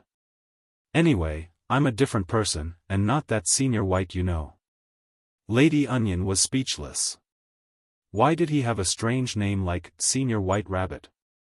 However, this wasn't the main problem. The main problem was that there were 2 Senior Whites in this world. In that case, Senior White Rabbit, what is the relationship between you and that other Senior White I know? Lady Onion asked out of curiosity. I have no idea either. I haven't had the time to properly get in touch with him. As such, I'm unable to reply to this question of yours, Senior White 2 replied. Senior White Rabbit, may I ask what your current cultivation realm is? Lady Onion asked out of curiosity. In the past, this Senior White Rabbit almost became the everlasting wielder of the will. As such, what was his current realm? At this time, none. I have no cultivation realm. Senior White 2 faintly sighed. I'm sorry. Senior, don't be too sad, alright? Lady Onion comforted him. No cultivation realm? Was it possible that problems arose when Senior White Rabbit was practicing and he lost all his powers? Senior White 2. Right. Senior White Rabbit, how can I get out of this dark world? I came to this world through a certain tunnel, but the tunnel has now disappeared, Lady Onion asked. She found this dark world suffocating. At this point it was better to return to that small island in Song Shuhang's inner world. After all, that place was very suitable for her to grow in. In addition, when she saw Senior White Rabbit ascending to the heavens while shrouded in the radiance of the Great Way, she had comprehended a lot of things. As such, after returning to that small island in Song Shuhang's inner world, Lady Onion planned to take root in the ground and practice a little so as to break through to the third stage realm as soon as possible. Do you know how to tell a joke? Senior White 2 suddenly asked at this time. Telling jokes was part of this set of skills as well. In addition, Song Shuhang was looking up jokes whenever he had free time lately, and Lady Onion had conveniently noted down some of those jokes as well. In that case, tell me a few jokes. If you make me laugh, I'll help you leave this place, Senior White 2 replied. From the looks of it, Senior White 2 had already woken up at this time, or perhaps he liked to listen to jokes even as he was sleep-talking. Sure, no problem, Lady Onion patted her small chest, and said, I'll first tell you this especially funny joke. Back then when I heard it, I laughed until my eyes started to tear up. Quick, tell me, Senior White 2 said expectantly. Lady Onion said in all seriousness, I once suffered from schizophrenia, but now we both recovered. After telling this joke, Lady Onion started to laugh loudly. Senior White 2. What the hell was this joke? Why didn't he find it funny at all? Lady Onion laughed until her eyes started to tear up. After laughing for a while, she saw that Senior White Rabbit hadn't laughed. Therefore, she asked out of curiosity, you didn't find it funny? It didn't make me laugh, Senior White 2 replied honestly. It's fine. Perhaps you are not used to these kinds of jokes. I'll tell you another very funny joke. Back then, I was hiding in Song Shuhang's size-reducing purse and laughed for almost half a day. This joke will absolutely make you laugh, Lady Onion said. There was once a fatty, and one day, he jumped from a tall building and turned into a flattened dead fatty. Ahahaha. Lady Onion happily laughed again. Senior White 2. For some reason, Senior White 2 didn't find this joke funny. On the contrary, he even thought that it was a bit sad. After laughing, Lady Onion saw that Senior White 2 hadn't laughed again. Thereupon, she said, this one didn't work either. Senior, your standards are very high. In that case, I'll have to take out the best jokes I read recently. Time flew by. Just in this fashion, Lady Onion told something like 20 jokes in a row. However, in the cocoon, Senior White still didn't laugh. On the contrary, he felt somewhat cold at the moment because Lady Onion was making the temperature drop after each joke. This one didn't work either. Don't worry, I've got several other jokes in my arsenal. There is bound to be one that is going to make you laugh, Lady Onion said, full of confidence. No, thanks. I think I've had enough, Senior White 2 said. If he allowed this monster onion to speak any further, he might freeze to death. How about this, let's switch the method. Can you shake this cocoon? Senior White 2 said. Shake the cocoon? Lady Onion asked in puzzlement. Pick it up and swing it around. The more strength you put into it, the better. After you swing it for a while, I'll send you back, Senior White 2 said. That's it? Sure, no problem, Lady Onion said with a nod. She rolled her sleeves up and stepped forward to pick the huge cocoon up. Although big, the cocoon wasn't heavy. In addition, Lady Onion was still a cultivator of the second stage realm and wasn't that weak. Thereupon, she picked the huge cocoon up and started to swing it around. Snore, snore, along with the cocoon shaking, the sound of Senior White 2's snoring became more intense. Earlier, when Song Shuhang sought death and shook the cocoon, he actually made Senior White 2 sleep even more soundly. Thereupon, Senior White 2 had Lady Onion do the same. The minute Lady Onion picked that huge cocoon up and started to swing it around, just as though she was having convulsions. The scene was simply too beautiful. Why do I feel that there is something wrong with this situation? Lady Onion muttered to herself. Just in this fashion, Lady Onion shook the cocoon for around 1 hour. After that, her body turned into particles of light, disappearing from the dark world of the Black Lotus. This was a teleportation skill at work. Senior White 2 had directly teleported Lady Onion away. 1.5 hours earlier. The 3 children, Guogua, Shi, and Zhu, were shuttling back and forth in the Jiangnan area. Shi had a compass on her palm, and the needle was shaking from time to time. The 3 children were currently advancing in the direction the needle was pointing in. This compass was apparently a magical treasure that could sense monster chi, or the resentment, of ghost-like creatures. That compass is a low-level magical treasure. As long as those monsters or ghosts know how to conceal their aura a little, they can easily evade the detection of the compass. As such, the children will be able to find only low-level resentful ghosts or monsters that have just transformed into spirits with it. Monsters or ghosts of that level should be something the 3 children can deal with, Yi Si said in a soft voice.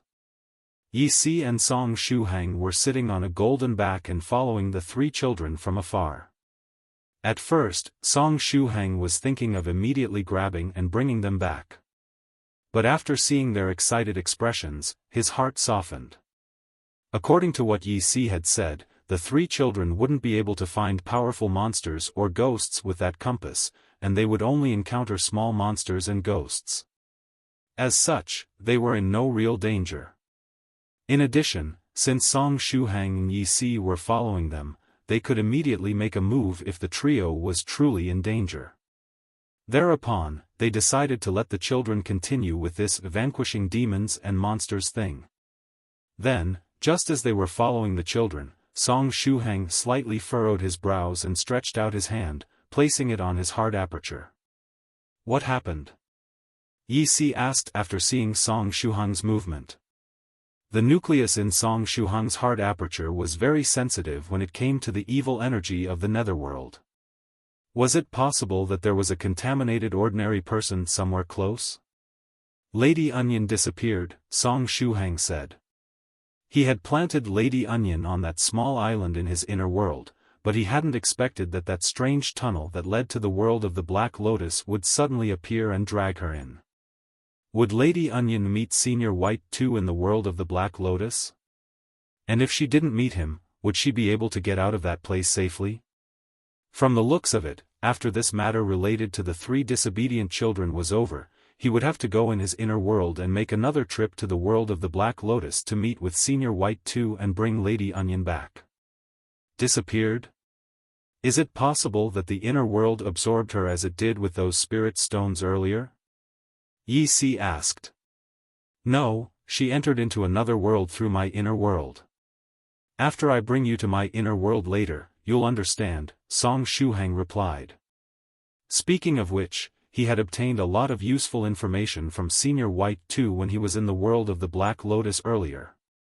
Later, after putting his thoughts in order, he would have to transmit this information to the seniors of the 9 provinces number 1 group and ask for their opinion.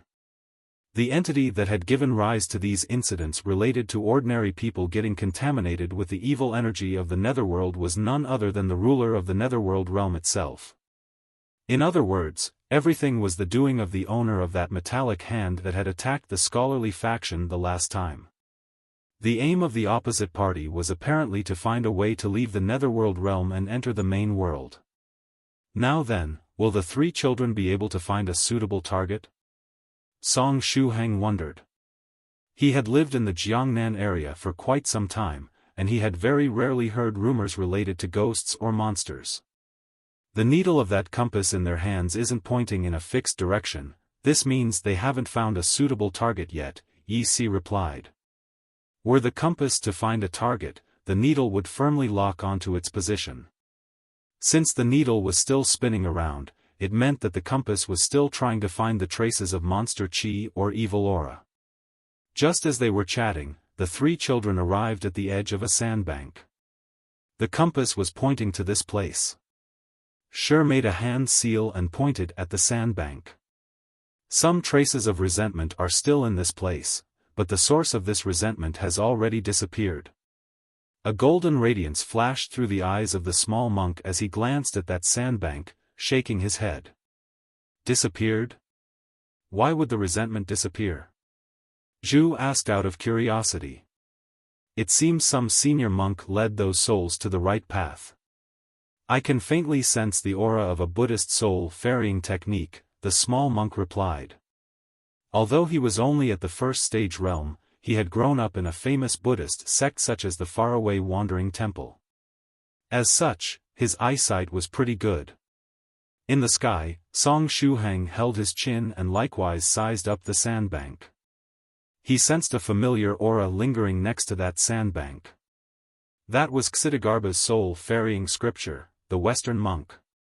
After completing Apocalypse War's shooting and playing a small role in there, the Western monk had left, perfectly satisfied. Now, it seemed that he had been in the Jiangnan area as of late and had ferried some souls. Song Shuhang's guess was correct. Later, Guogua, Shi, and Zhu encountered several places that had some lingering resentment. However, these places had been already cleaned up by some senior monk. Song Shuhang sensed the aura of the Western monk in each and every one of those places. The Western monk had surely walked very far on the path of monkhood, but that scoundrel was actually a Daoist cultivator. If things continue like this, the three children are unlikely to find a suitable target. If they don't find anything even after a while, perhaps it's better to just bring them back. Song Shuhang thought to himself. At this time, Shi, who was holding the compass, found another place. This time, it's not resentment, but monster chi. Shi's expression became serious. Soon after, they headed in the direction the compass was pointing in. The place turned out to be a very ordinary rented house. At the entrance was a lazy-looking husky, lying on its stomach. This husky brought shame on its kin. Could a husky that wasn't hyperactive even be considered a husky? The monster chi is coming from that place, Shi said. Guogua raised his head and looked at the rented house. A large number plate was hanging above the entrance. Next to the number plate was another writing that only cultivators and monsters could see. All the monsters of the world should unite and become a family, secret base number 250. Then, just as though it had sensed something, the lazy-looking husky suddenly got up. Soon after, a pretty figure appeared in midair. All the monsters of the world should unite and become a family? Which monster organization is that? And is it really okay to use such an eye-catching signboard? Loli Zhu asked after staring at the signboard of the monster organization. If it was before, there might have been some problems, but monster hunters haven't been too active during the past several hundred years. Nowadays, the vast majority of the cultivators treats monsters equally and without discrimination, and they won't bother them as long as the monsters don't start committing crimes. Therefore, there is no problem even if they put such a signboard in the open, Shi said. Just as they were discussing, a figure suddenly appeared in midair. The figure was sent there through the power of space, and it had appeared out of thin air. The figure was that of a girl. She had long green hair, which was worn in 2 ponytails, and was wearing a tight-fitting white dress, which served as a contrast to show off her slender yet explosive figure. Song Shuhang opened his eyes wide. It was Lady Onion. Why did Lady Onion suddenly appear in that place? Was it possible that she had met Senior White too, and Senior White too had delivered her here? Song Shuhang's guess was correct. Senior White too had sent Lady Onion outside the world of the Black Lotus, delivering her to Shuhang's side. However, due to the ball of liquid metal tightly sealing the exit of that world, the teleportation was slightly affected. Although Senior White too had become the new master of the world of the Black Lotus and had learned of that backdoor passage from Song Shuhang, the location he teleported Lady Onion to still ended up being a little off when he used the power of space to get her out. His original plan was to deliver her next to Song Shuhang, but when Lady Onion appeared, she was materialized at a height of 5 meters in the air and started to fall down. At the entrance of that rented house, the husky narrowed its eyes and stared at Lady Onion, who had appeared out of thin air. Woof! Lady Onion opened her eyes in a daze and discovered that she was in midair. As such, she quickly performed a beautiful backflip and steadily landed on the ground. What had happened? Earlier, she was swinging Senior White Rabbit's cocoon around, and she started to get somewhat drowsy, but then, she suddenly appeared in this place? What is this place? Lady Onion turned her head around and gazed at the rented house. In the next moment, she discovered that there was another writing on the number plate that only cultivators and monsters could read. All the monsters of the world should unite and become a family, secret base number 250. Lady Onion intensely stared at that house number plate. Wait a moment, wasn't this that damned organization the same one that taught her those 200 must-have skills for a monster spirit to survive, which were the main reason she got locked up for 300 years by that Buddhist nun called 9 Lanterns? Why had the branch of that damned organization appeared here? In addition, if this was a secret base, why was the signboard so eye-catching? Just how much of an idiot one had to be to do something like this. Sure enough, it was better to just turn around and leave, acting as if she had seen nothing. Aside from that, Lady Onion discovered another very good thing. She was finally free. She had escaped from Song Shuhang's evil clutches. The feeling of freedom was great. Lady Onion clenched her small fists, delighted. But right at this time, that lazy-looking husky gazed at Lady Onion, and asked, "Little girl, if you can't defeat a human cultivator, how many methods can you use to surrender?" The voice of the husky was clear and sharp. It sounded like the voice of a woman or a young boy. 500, Lady Onion replied subconsciously. It couldn't be helped, she was simply too familiar with that technique. She didn't even need to think to reply to questions such as this. To which category of the 200 must-have skills for a monster spirit to survive does the needlework secret technique belong to? The husky quickly asked another question. To the how a female monster should become the male master's mistress category, and also to the good wife and loving mother chapter of the 13 moves to fight the male master's harem, Lady Onion quickly replied.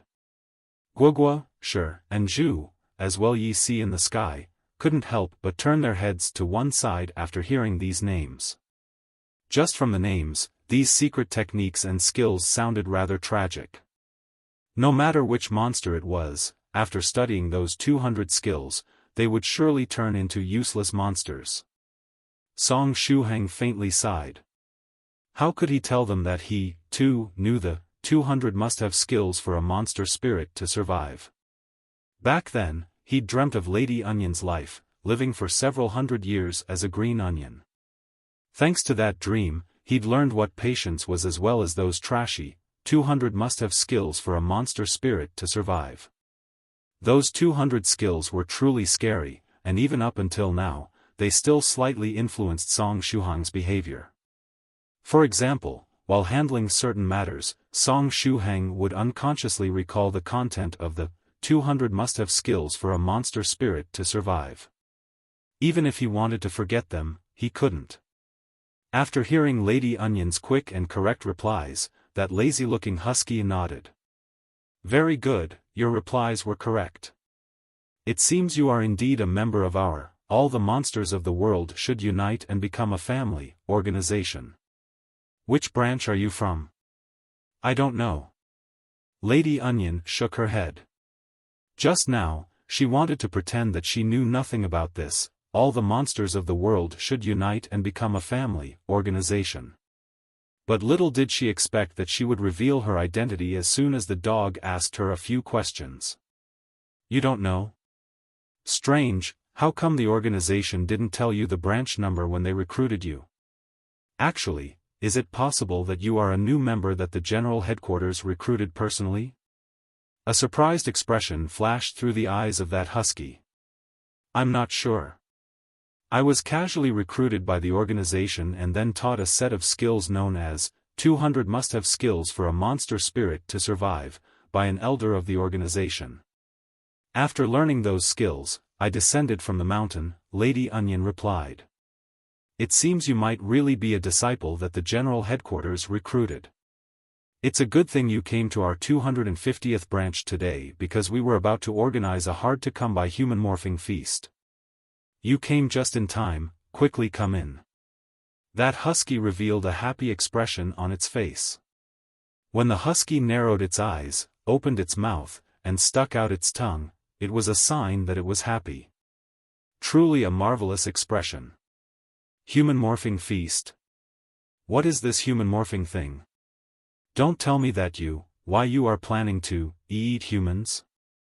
Lady Onion was shocked, and she had even started stuttering by the end. After hearing these words, the three disobedient children, who were still hiding, perked up their ears. Eating humans? If these monsters were really planning to eat humans, they couldn't let this matter be. They would have to report this matter back to their sects so that they could send over some experts to take care of these monsters. Although the three children were disobedient, they weren't stupid. As such, they weren't going to foolishly barge into the headquarters of the monsters alone and become their snack. Eating humans? Stop indulging in flights of fancy. What's even tasty about humans? This thing about eating humans is a superstition that started back in the age of feudalism. In the past, some stupid monsters really thought that you could turn into X after eating X. As such, they believed that they could turn into humans ahead of time if they ate enough of them. Did they mistake humans for some 1,000-years-old ginseng or 10,000-years-old spirit fungus to think that they could advance to the fifth stage and condense a monster core after eating them? The husky had an indignant expression on its face. Here it was again. Another marvelous expression, an indignant husky. After hearing these words, Lady Onion secretly heaved a sigh of relief. In that case, what is this human morphing feast? The aim of this human morphing feast is to give a few weak monsters the opportunity to personally experience how it feels to assume human form. Right, you know about the immortal feast, right? I'm talking about that banquet organized by immortal fairy Bishwe that is famous in the entire world of cultivators. Immortal fairy Bishwe needs a large number of ingredients for each immortal feast, and the 250th branch of our, all the monsters of the world should unite and become a family, organization is one of the largest suppliers of ingredients for that feast. As a special reward for our efforts, aside from giving us a lot of spirit stones, immortal fairy Bishwe will also prepare a large human morphing feast for us. The human morphing feast allows weak monsters to experience how it feels to assume a humanoid form. Although the transformation lasts only for a short 2 hours, it's enough to let these weak monsters comprehend a lot of things. In addition, monsters that can already assume human form can likewise perfect their transformation through the human morphing feast, getting rid of some distinctive traits of their species that might stay behind. For example, after monster cats painstakingly practice until the 5th stage realm and gain the ability to assume human form, they might unconsciously retain their cat ears and tail even after transforming, which would cause them a lot of inconvenience during their daily life. But they can get rid of these distinctive traits through the human morphing feast. The husky explained things to Lady Onion as it entered into scholar mode. I understand, Lady Onion said with a nod. Let alone this human morphing feast, which was something immortal Fairy Bichue had specially prepared and had special effects, even her normal dishes were enough to make the majority of the cultivators salivate. Guogua, Shi, and Zhu, who were still hiding, heaved a sigh of relief. So that was how it was. But after a short moment, Guogua waved his small fists, and said, sinful. Lowly Shi was puzzled. Cat ears are righteous, removing them is sinful.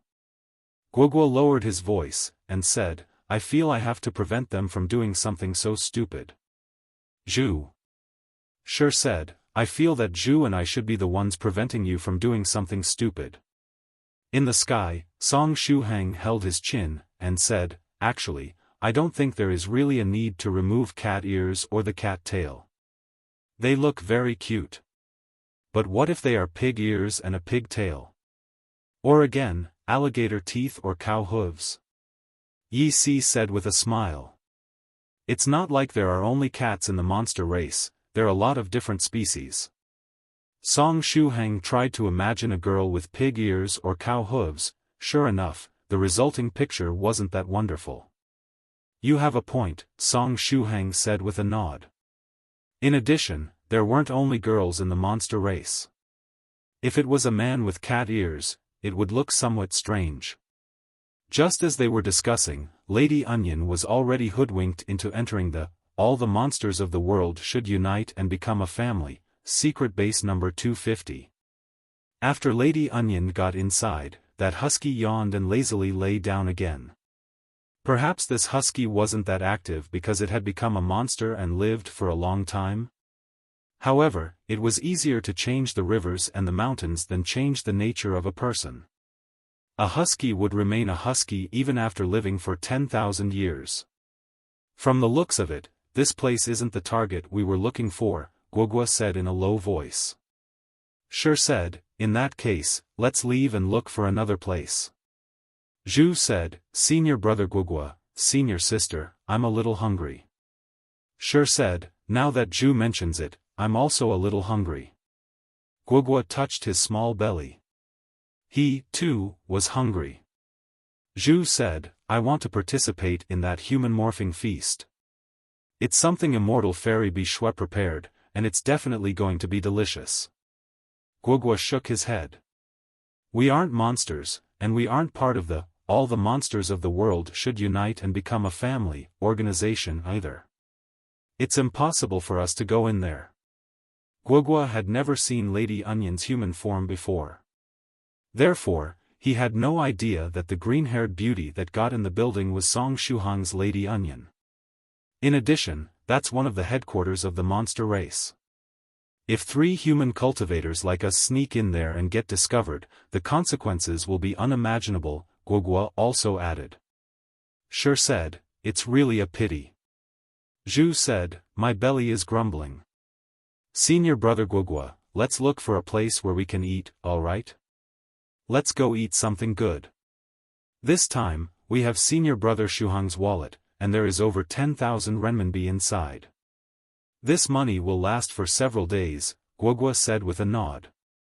After saying this much, the 3 drooling children made up their mind and turned around, preparing to leave the 250th branch of the All the Monsters of the World Should Unite and Become a Family organization. It's really a shame. How good would it be if a senior acquainted with us was here and could bring us in there to join the human morphing feast, Zhu fantasized. That's not going to happen. We don't know any senior from the monster race, Lowly Shi said with a serious expression. After hearing these words, Guogua pondered for a moment, and discovered that he knew a lot of seniors from the monster race. As such, he joined his palms together and started to offer prayers with a devout expression on his face. Senior White, omnipotent Senior White, if you can hear my prayers, please send over a senior of the monster race I'm acquainted with that can bring us inside to join the human morphing feast. Sure. Zhu said, Senior Brother Guogua, to which Buddhist ancestors are you offering your prayers to? Which bodhisattva is this Senior White? Guogua explained, Senior White is a super incredible senior I'm acquainted with. I've offered him prayers several times, and my wish came true each time.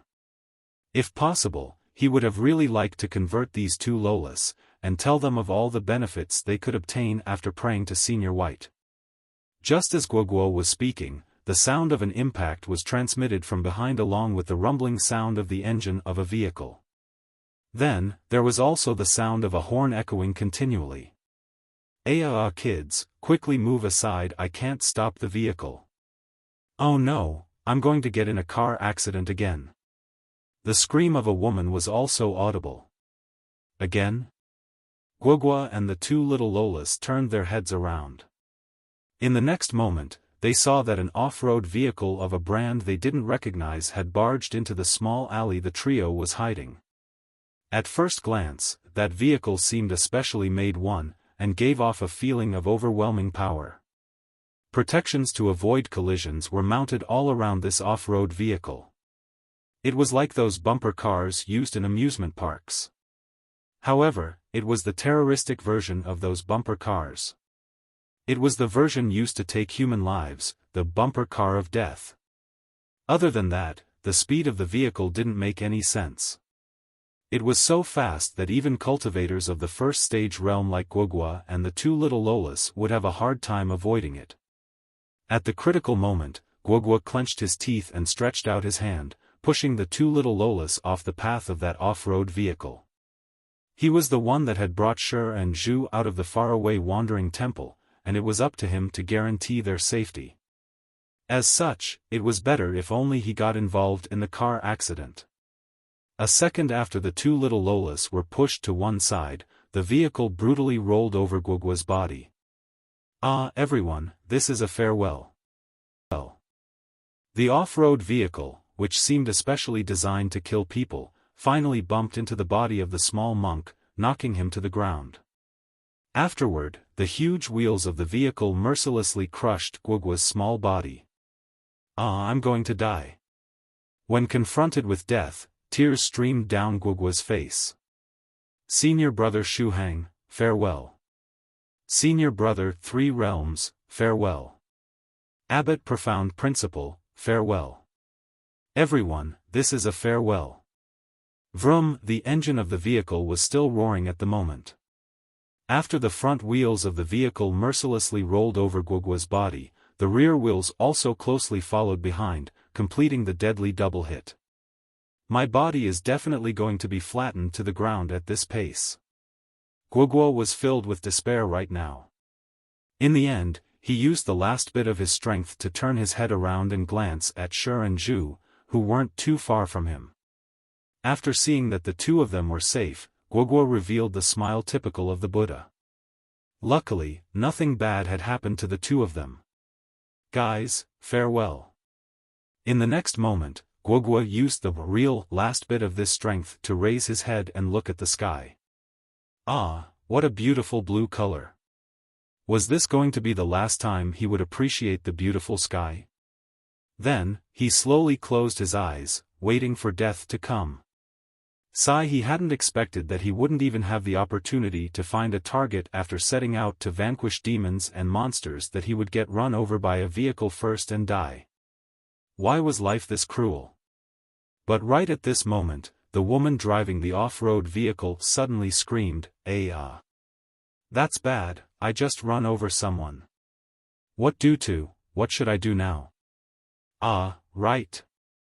I have to reverse the car. Let's reverse the car first." Thereupon, right after running over the poor Guogua, she reversed the vehicle, mercilessly running over his corpse again. In the next moment, the huge wheels of the vehicle rolled over the body of the pitiful small monk once more. First, it was the rear wheel. Then, it was the turn of the front wheel. The wheels of the off-road vehicle were very big, and one wheel was more than enough to crush the whole body of our small monk. This level of cruelty was simply over the top. The vehicle wasn't satisfied after rolling over him once. Therefore, it decided to roll over him again. Was it possible that it had no plans of letting off even the dead body of the little monk? Even a Buddha would get angry if you were to roll over him again and again. After she had reversed her huge vehicle, the female driver opened the door and prepared to get out. However, it turned out that the alley they were in was too small, and the door of the off-road was unable to open. Could someone tell Guoguo why this woman had come to this small alley with such a big vehicle? This alley is too small. Damn GPS, how did it lead me to such a place? The female driver complained. After saying this much, she closed the door of the vehicle, and said, "It seems there is no alternative. I'll have to drive out of the alley first." Drive out of the alley? My dear elder sister, is it possible that you want to drive over my body one more time? The small monk opened his eyes wide. Could you please not be this cruel? Vroom, the engine of the vehicle roared again. In the next moment, the huge off-road vehicle suddenly started to hover, hovering over the corpse of the small monk. My dear super fierce elder sister, this vehicle can actually fly. Sheet, it can fly for real. Elder sister, since your vehicle can fly, why didn't you make it fly as you were about to crash into me? Do you know that you killed me just now? The small monk felt that his eyes had started to tear up. Guoguo felt that his death had been particularly unjust. On one side, Shi and Zhu were looking with their eyes wide open, seemingly shocked that their senior brother Guoguo had been repeatedly run over. In the next moment, the huge off-road stopped in front of the small monk, and a beautiful fairy maiden got off the vehicle, looking very worried. One needed just a glance to tell that she excelled at dancing. Her stature was tall and slender, and even when she was anxiously walking forward, all her movements looked like exquisite dance steps. After getting off the vehicle, the fairy maiden quickly rushed to Guoguo's side. After seeing the small monk lying on the ground, she gently smiled, and said, "Little Guoguo, so it was you. Are you all right?" "All right? How can I be all right? The huge wheels of your off-road vehicle rolled over me 4 times in total, 2 when it was moving forward, and 2 when it was moving backward. I'm probably looking like a pancake at the moment." Wait a moment. Something doesn't suit. The small monk stretched out his hand and tried to touch his body. Unexpectedly, he felt no pain. He discovered that his body hadn't been flattened.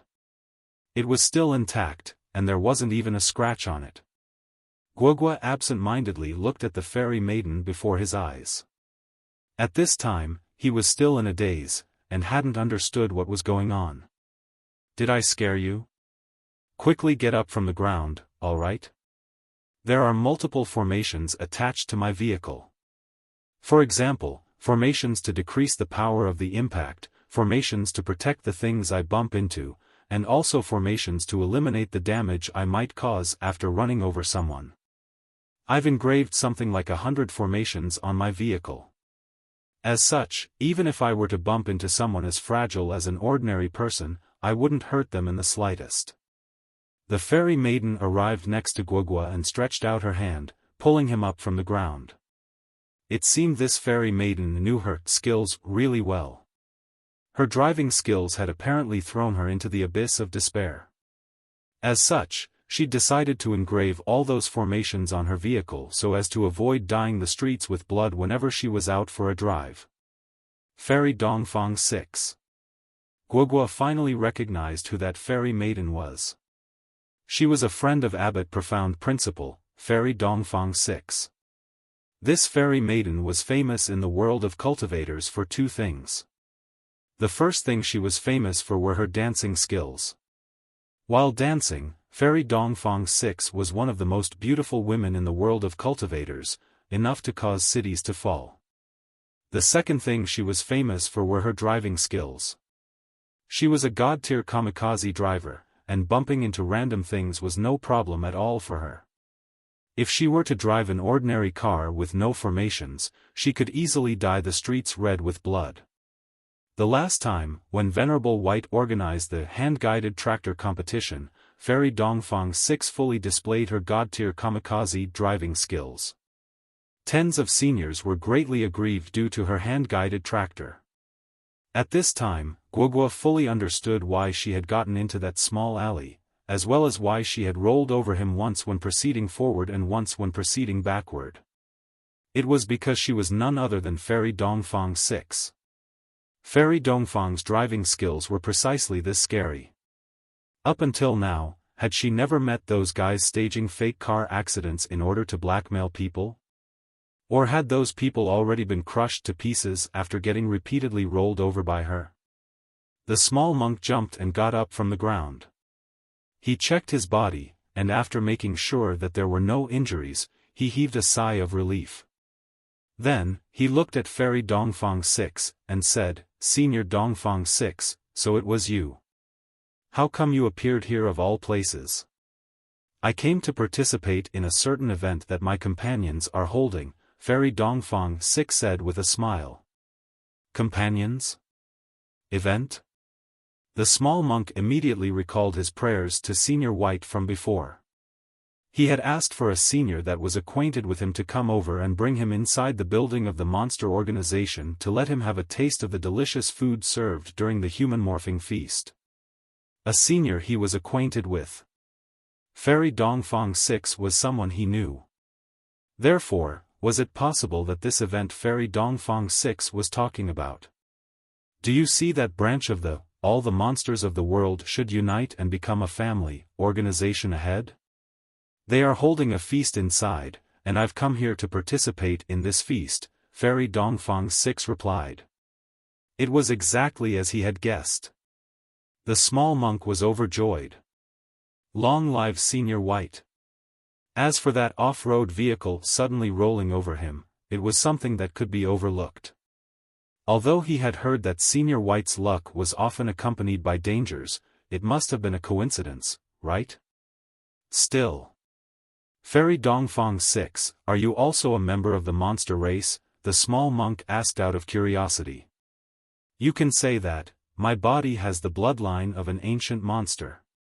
For this reason, I coincidentally became an elder of the 250th branch of the All the Monsters of the World Should Unite and Become a Family organization. According to what is said, after the term of the current strength-imparting elder ends, I'll likewise have the opportunity to serve as a strength-imparting elder," Fairy Dongfang 6 joked. "In that case, Fairy Dongfang 6, did you study the 200 must-have skills for a monster spirit to survive, as well?" the small monk asked out of curiosity. "I've taken a look at it, but I haven't studied it," Fairy Dongfang 6 said with a smile.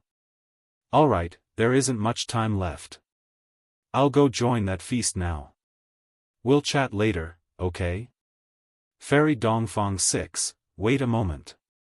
Guogua stretched out his hand, and asked shamelessly, "Fairy Maiden, can you bring 3 of us to that human morphing feast?" You are also interested in that feast?" Fairy Dongfang 6 blinked her eyes. Then, she smiled, and said, "Alright, you can consider it an apology for accidentally bumping into you. We can go for real?" Sher's eyes immediately lit up. It seemed she had recovered after seeing that scene where Senior Brother Guogua was thrown to the ground, run over, and then run over again. "We can really go?" Zhu likewise asked. At this time, she was extremely shocked.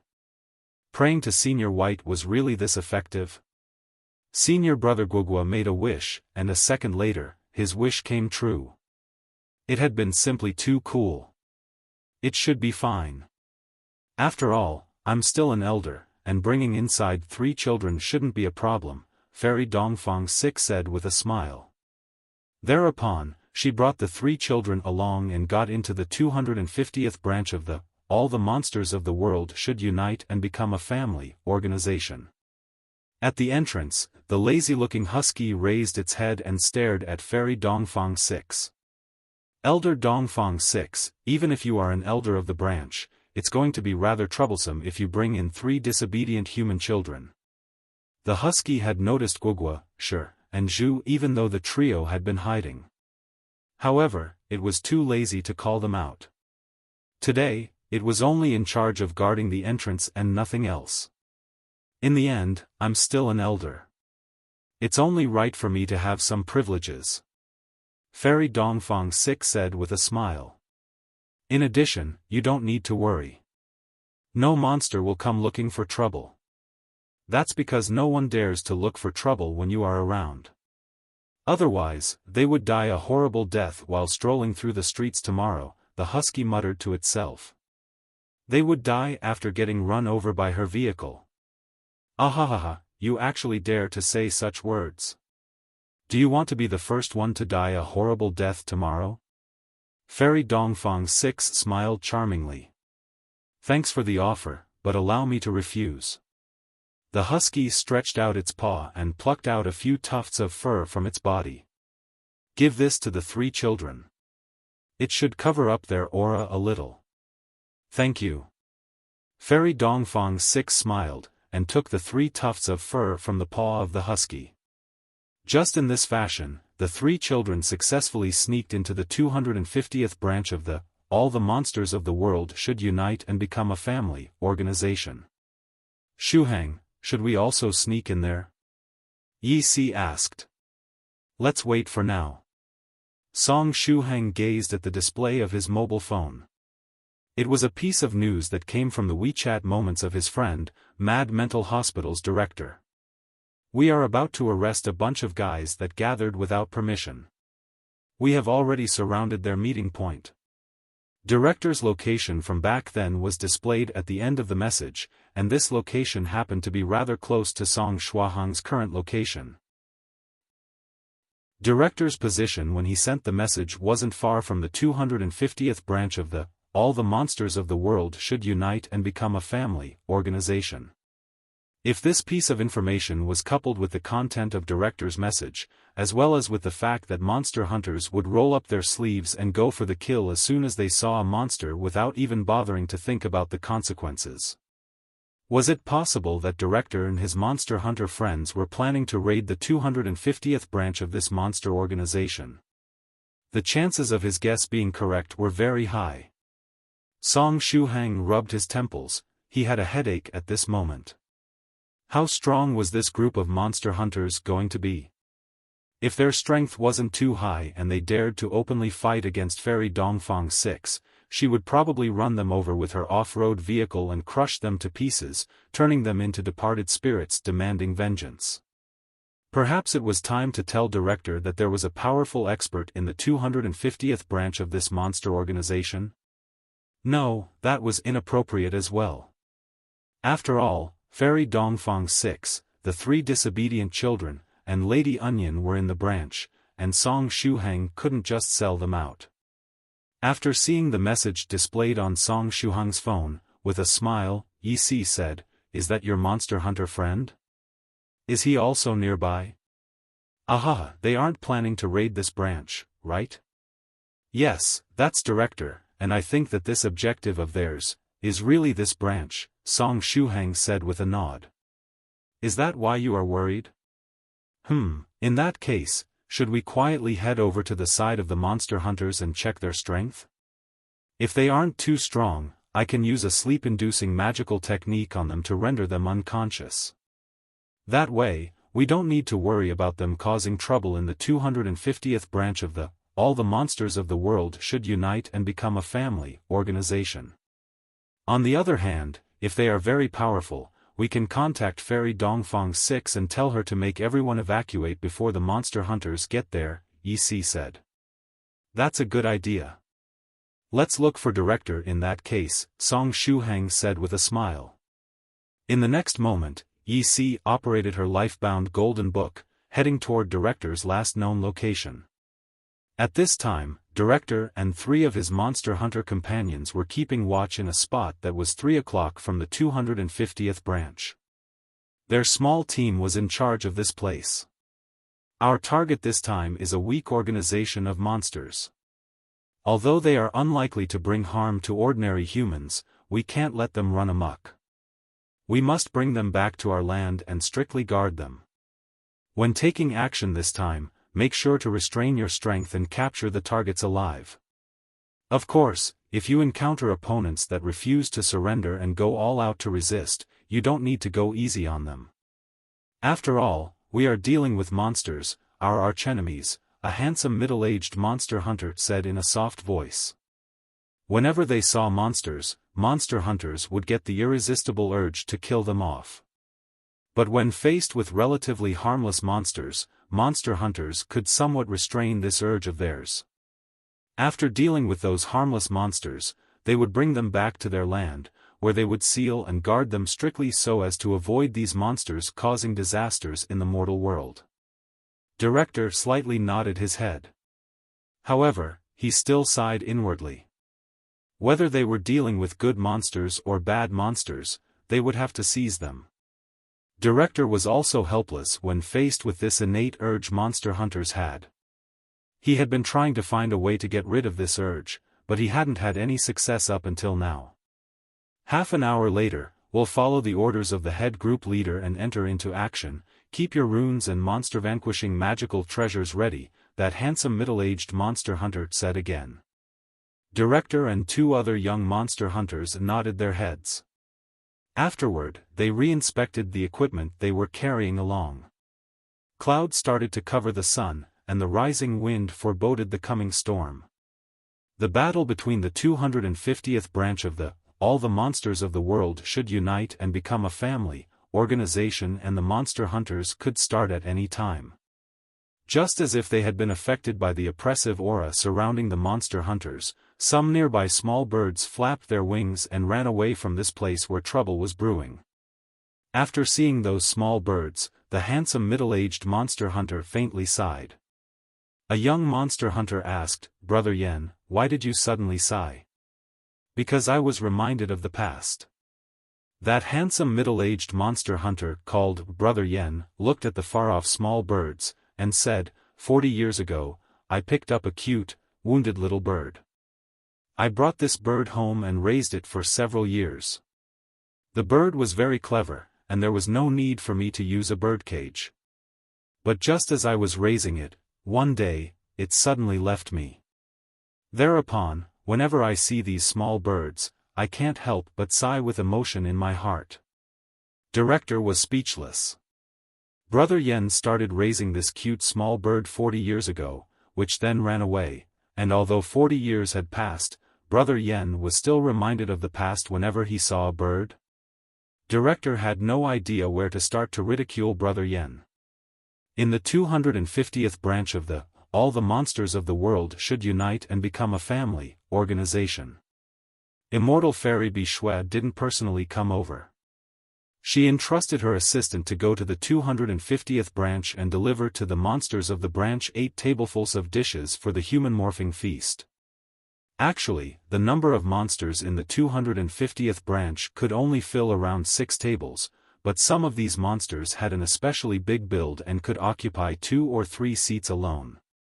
The number of monsters was getting fewer and fewer nowadays, and it was very rare to see monsters who had turned into spirits by themselves like Lady Onion.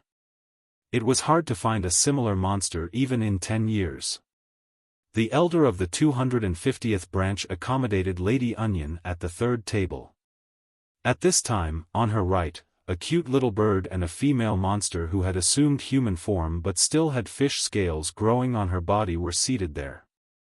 The small bird and the female monster were acquainted with one another, and they were whispering something in a low voice. "Little Kai, are you really sure about it?" the female monster asked in a soft voice. "Yes, I want to see him one last time," the small bird said with a nod. "Even after all this time, I was unable to break through, and I don't have much to live anymore. Thereupon, I wanted to ask the branch elder to pack up my share of the human morphing feast. That way, I can look for him and see him one last time while in human form." The topic of conversation seemed somewhat sad, and there was also a layer of romanticism. This small bird that didn't have much left to live wanted to take advantage of the human morphing feast to assume human form and meet with her beloved one last time. It resembled one of those love stories seen in movies. But if your share of the human morphing feast gets packed up, it will be reduced to 1/10 of its original size. The duration of your human form, which would have lasted for around 4 hours otherwise, will also be reduced to 1/10 of its original duration. The resulting effects will be much weaker, and you'll only have 10 minutes of transformation left at most. The female monster gritted her teeth, and said, "How about this? I'll have my share packed up as well, and I'll let you take it away. With that, you'll have around 20 minutes to meet that person." "Thank you, but there is no need." The small bird smiled as it refused. "As far as I'm concerned, 10 minutes are more than enough. Still, thanks for your care." Lady Onion was very touched. Therefore, she acted on a whim, and said, 10 minutes are really too short. Why don't you take my share of the human morphing feast as well? After all, my human form is already perfect, and I don't need to improve it further." "Thank you, but there is really no need." The small bird smiled and rejected again. In the end, the small bird was unable to refuse the kind intentions of her friend and Lady Onion. As such, Lady Onion and that female monster had their shares packed up before giving them to the small bird. "Where is this person you want to see? Will you be able to find him?" Lady Onion asked out of curiosity. "He lives in the Jiangnan area. During the past few years, I frequently sat on a branch outside his house and looked at him from afar. It's been 40 years since I've last met him, and he has aged quite a bit during this time," the small bird said in a gentle voice. "That's good. Can we help you in any other way?" Lady Onion asked out of curiosity. "I don't think you can. Anyway, I'm really grateful for what you two did for me. Especially you, Lady Onion. It's obviously our first time meeting, and you still helped me a lot." That bird called Little Kai was very moved. "No need to thank me. After all, isn't the name of our organization, All the Monsters of the World Should Unite and Become a Family? Doesn't this mean that we are a family?" "Ahaha." Lady Onion cracked a joke. That bird called Little Kai also laughed. After pondering for a moment. "Right, it just so happens that I have something to give to you too." After saying this much, that bird called Little Kai opened her mouth and lightly regurgitated. 2 small golden pearls with an irregular shape were regurgitated out. She gave the 2 pearls to Lady Onion and that female monster, and said, "This is something I recovered from the body of a dead senior monk 43 years ago. It's not a very powerful magical treasure, but if one has this item with them, they will feel their body warm. In addition, their cultivation speed will also increase a little. It's pointless for me to keep this item, and it's better if I just give it to you too." Then, without waiting for Lady Onion and the female monster to refuse, that bird called Little Kai happily picked up the 3 packed-up portions of the human morphing feast and spread its wings, leaving the 250th branch. The place where the monster hunters were stationed. That handsome middle-aged man called Brother Yen, director, and those 2 other young monster hunters were sitting on 2 stone benches that pedestrians could use if they felt like resting. The monster hunters had some talismans with them to weaken their aura and make them look like ordinary people. There was still a little bit of time before they would have to get into action. Song Shuhang and I had quietly arrived in the airspace above these monster hunters while still invisible. However, I hadn't made a move, and had yet to put Director and the others to sleep. After taking a look at their position, I quickly discovered the whereabouts of the other monster hunters too. The strength of the monster hunters that had come over this time wasn't high. As such, I was planning to lock onto the position of each monster hunter and then put them to sleep all together. But right at this time, a cute little bird carrying 3 lunch boxes flew over the heads of those monster hunters. The body of the small bird suddenly stiffened when it saw that handsome middle-aged monster hunter below called Brother Yen. She had found him. She hadn't expected that he would be this close. What a pity, if she had known earlier that he was this close, she would have eaten her share of the human morphing feast while still in the branch, and then come out to meet him. However, it was too late now. Little Kai flew to a tree branch and quickly consumed the 3 portions of the human morphing feast. Soon after, she transformed into a beautiful woman wearing colored clothes. "I only have 30 minutes, Little Kai said in a soft voice. She had to seize this opportunity. She wanted to take advantage of this opportunity to confess to him. Little Kai wasn't afraid that he would reject her, because she only wanted to let him know that there was this girl that loved him. "I really want to tell you that I love you." That girl wearing colored clothes advanced with quick steps, jogging toward her beloved. She could maintain her human form for 30 minutes at most, and she didn't want to waste even a second of her time. The closer she was getting, the faster her heart was beating. At this time, she was gasping for breath and having trouble walking steadily. She almost tripped and fell to the ground. She even subconsciously waved her arms around, but in the next moment, she discovered that she had already assumed human form. She had no wings that she could flap. Very soon, she would be able to convey her feelings to the man she loved. The girl wearing colored clothes gazed at the handsome middle-aged man in the distance. At this time, aside from him, there was no other person in her world in her eyes. Meanwhile, just as those several monster hunters were chatting, the conversation couldn't help but shift to female cultivators that were famous in the world of cultivators as of late. They were talking about the ideal dual cultivation Dao companion. "I really envy those guys that already have a dual cultivation Dao companion. According to the rumors, one's cultivation speed would increase by several times after they find a dual cultivation Dao companion. Is that true?" a young monster hunter asked. This monster hunter was around 15 or 16 years old. "That's true only if you find a dual cultivation Dao companion from the Xian Nu sect, right? Otherwise, it's unlikely that your cultivation speed would increase that much," Director replied. Only those disciples that had studied dual cultivation secret techniques could increase the cultivation speed of both sides by several times after becoming someone else's dual cultivation Dao companion.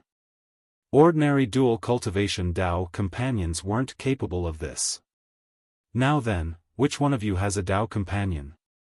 "From what I remember, Pure-Hearted has a girlfriend, right?" one of the monster hunters asked after looking at Director.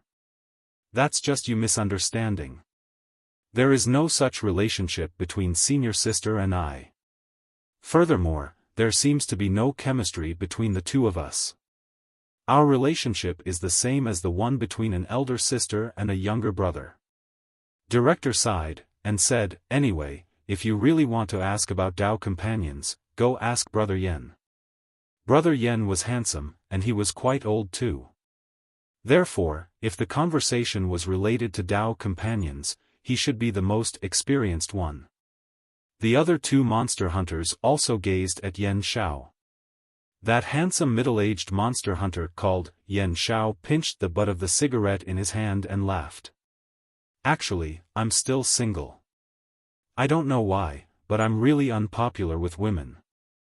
As far as Yen Shao remembered, he had been confessed to only once. It happened over 10 years ago, and the person that confessed to him was a small fairy maiden around the age of 10. After recalling this experience, he felt somewhat sad. He was obviously handsome, and he didn't lack charisma either. As such, why was he so unpopular among women? After hearing these words, the heartbeat of that monster bird called Little Kai sped up.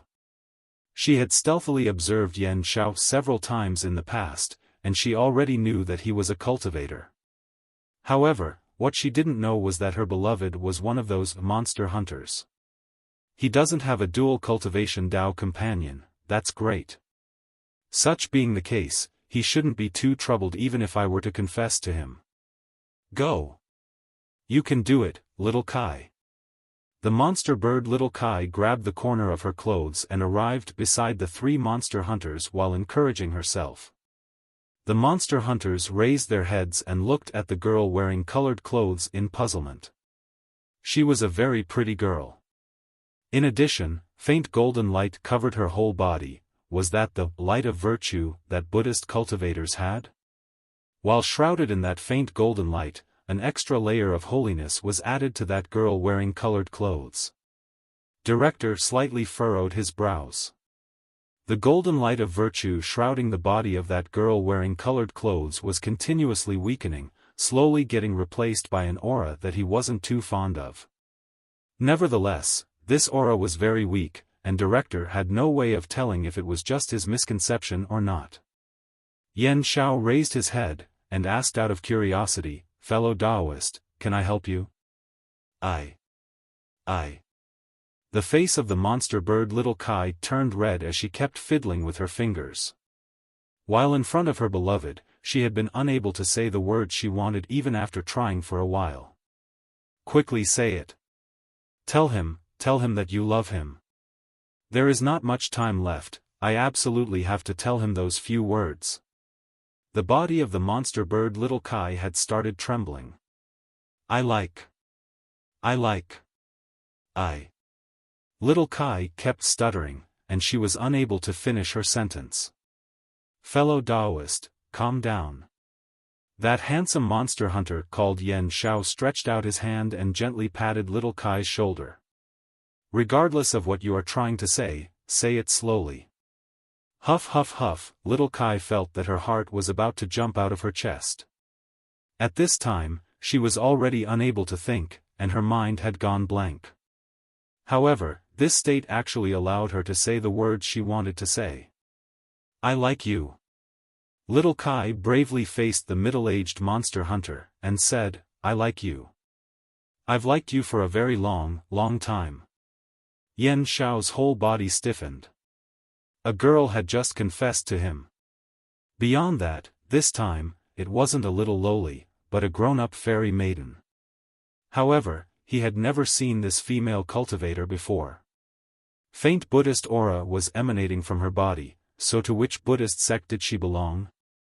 Several hundred years had passed since the day the monster hunters withdrew from the world of cultivators and went into hiding, and they had become active only a few years ago. Therefore, he was sure that he had never seen this female cultivator before.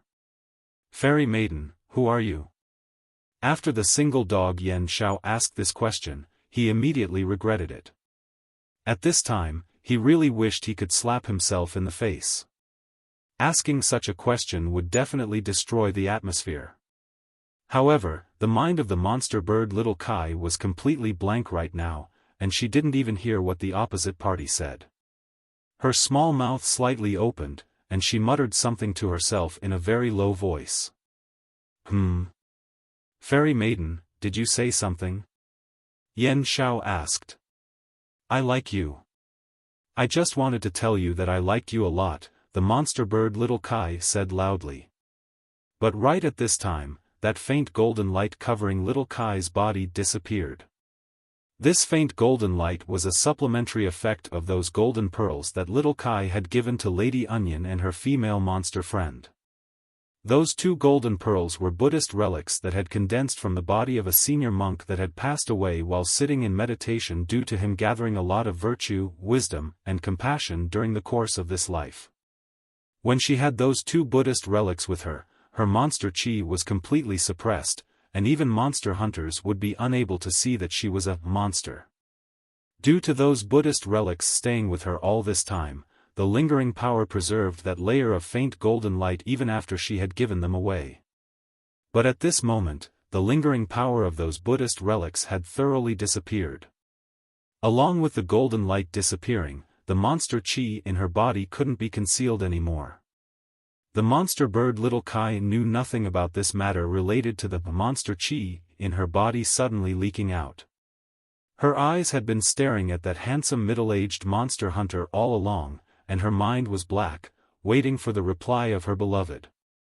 But right at this time, she discovered that the facial expression of her beloved one had changed, becoming somewhat strange. A monster. A female monster. The expressions of Director and those two other young monster hunters became ferocious. They shouted and took out various types of monster-vanquishing magical treasures. Yan Shao felt as if there were 10,000 horses galloping in his heart. The girl that had confessed to him this time was a female monster. After hearing the voices of those young monster hunters, the monster bird Little Kai sobered up. She looked at the fierce expressions of the three monster hunters and the monster-vanquishing monster techniques in their hands, dumbfounded, standing in place. Then, just as the three young monster hunters were planning to suppress this monster bird in front of them, Yan Shao stretched out his hand and blocked the trio. Next, he took out a cigarette, lighting it up. At first, he wanted to take out his monster-slaying dagger. But in the end, he controlled his urge and took out this cigarette instead of the monster-slaying dagger. "I'm a monster hunter," Yan Shao said. After hearing these words, the monster bird Little Kai was shocked. She only knew that her beloved was a cultivator, but she hadn't expected that he was a monster hunter. Since she had approached him in secret earlier, the opposite party hadn't revealed that he was a monster hunter. In addition, she had never seen him capture monsters, either. Therefore, she had never considered the fact that her beloved might be a monster hunter. "Is there anything else you want to say?" After saying this much, Yan Shao stretched out his hand and opened his outer garment, revealing the runic chain hanging from his arm. From the way he was dressed, he was definitely a monster hunter. "I still like you," the monster bird Little Kai said with a serious expression on her face. "Thanks." The handsome middle-aged monster hunter stretched out his hand and opened his palm, revealing a glistening rune in the center. It was a rune that could make monsters reveal their true form, and it was something specially designed for female monsters with powerful charming abilities. The monster bird Little Kai didn't escape and let the rune come in contact with her body. In the next moment, that girl wearing colored clothes turned into a little bird. The hands of that handsome middle-aged monster hunter stiffened. Although 40 years had passed, and his memory was a little blurry, he could still tell that this little bird was the same one he picked up 40 years ago. So that was what had happened. The cigarette in Yan Shao's hand was consumed until it burned his fingers. If life was like a movie, Yan Shao would have really liked to throw the director of this movie on the ground and give him a good beating. Just what kind of script was this? When Little Kai revealed her true form, the urge to kill monsters Yan Shao felt until a moment ago unexpectedly disappeared.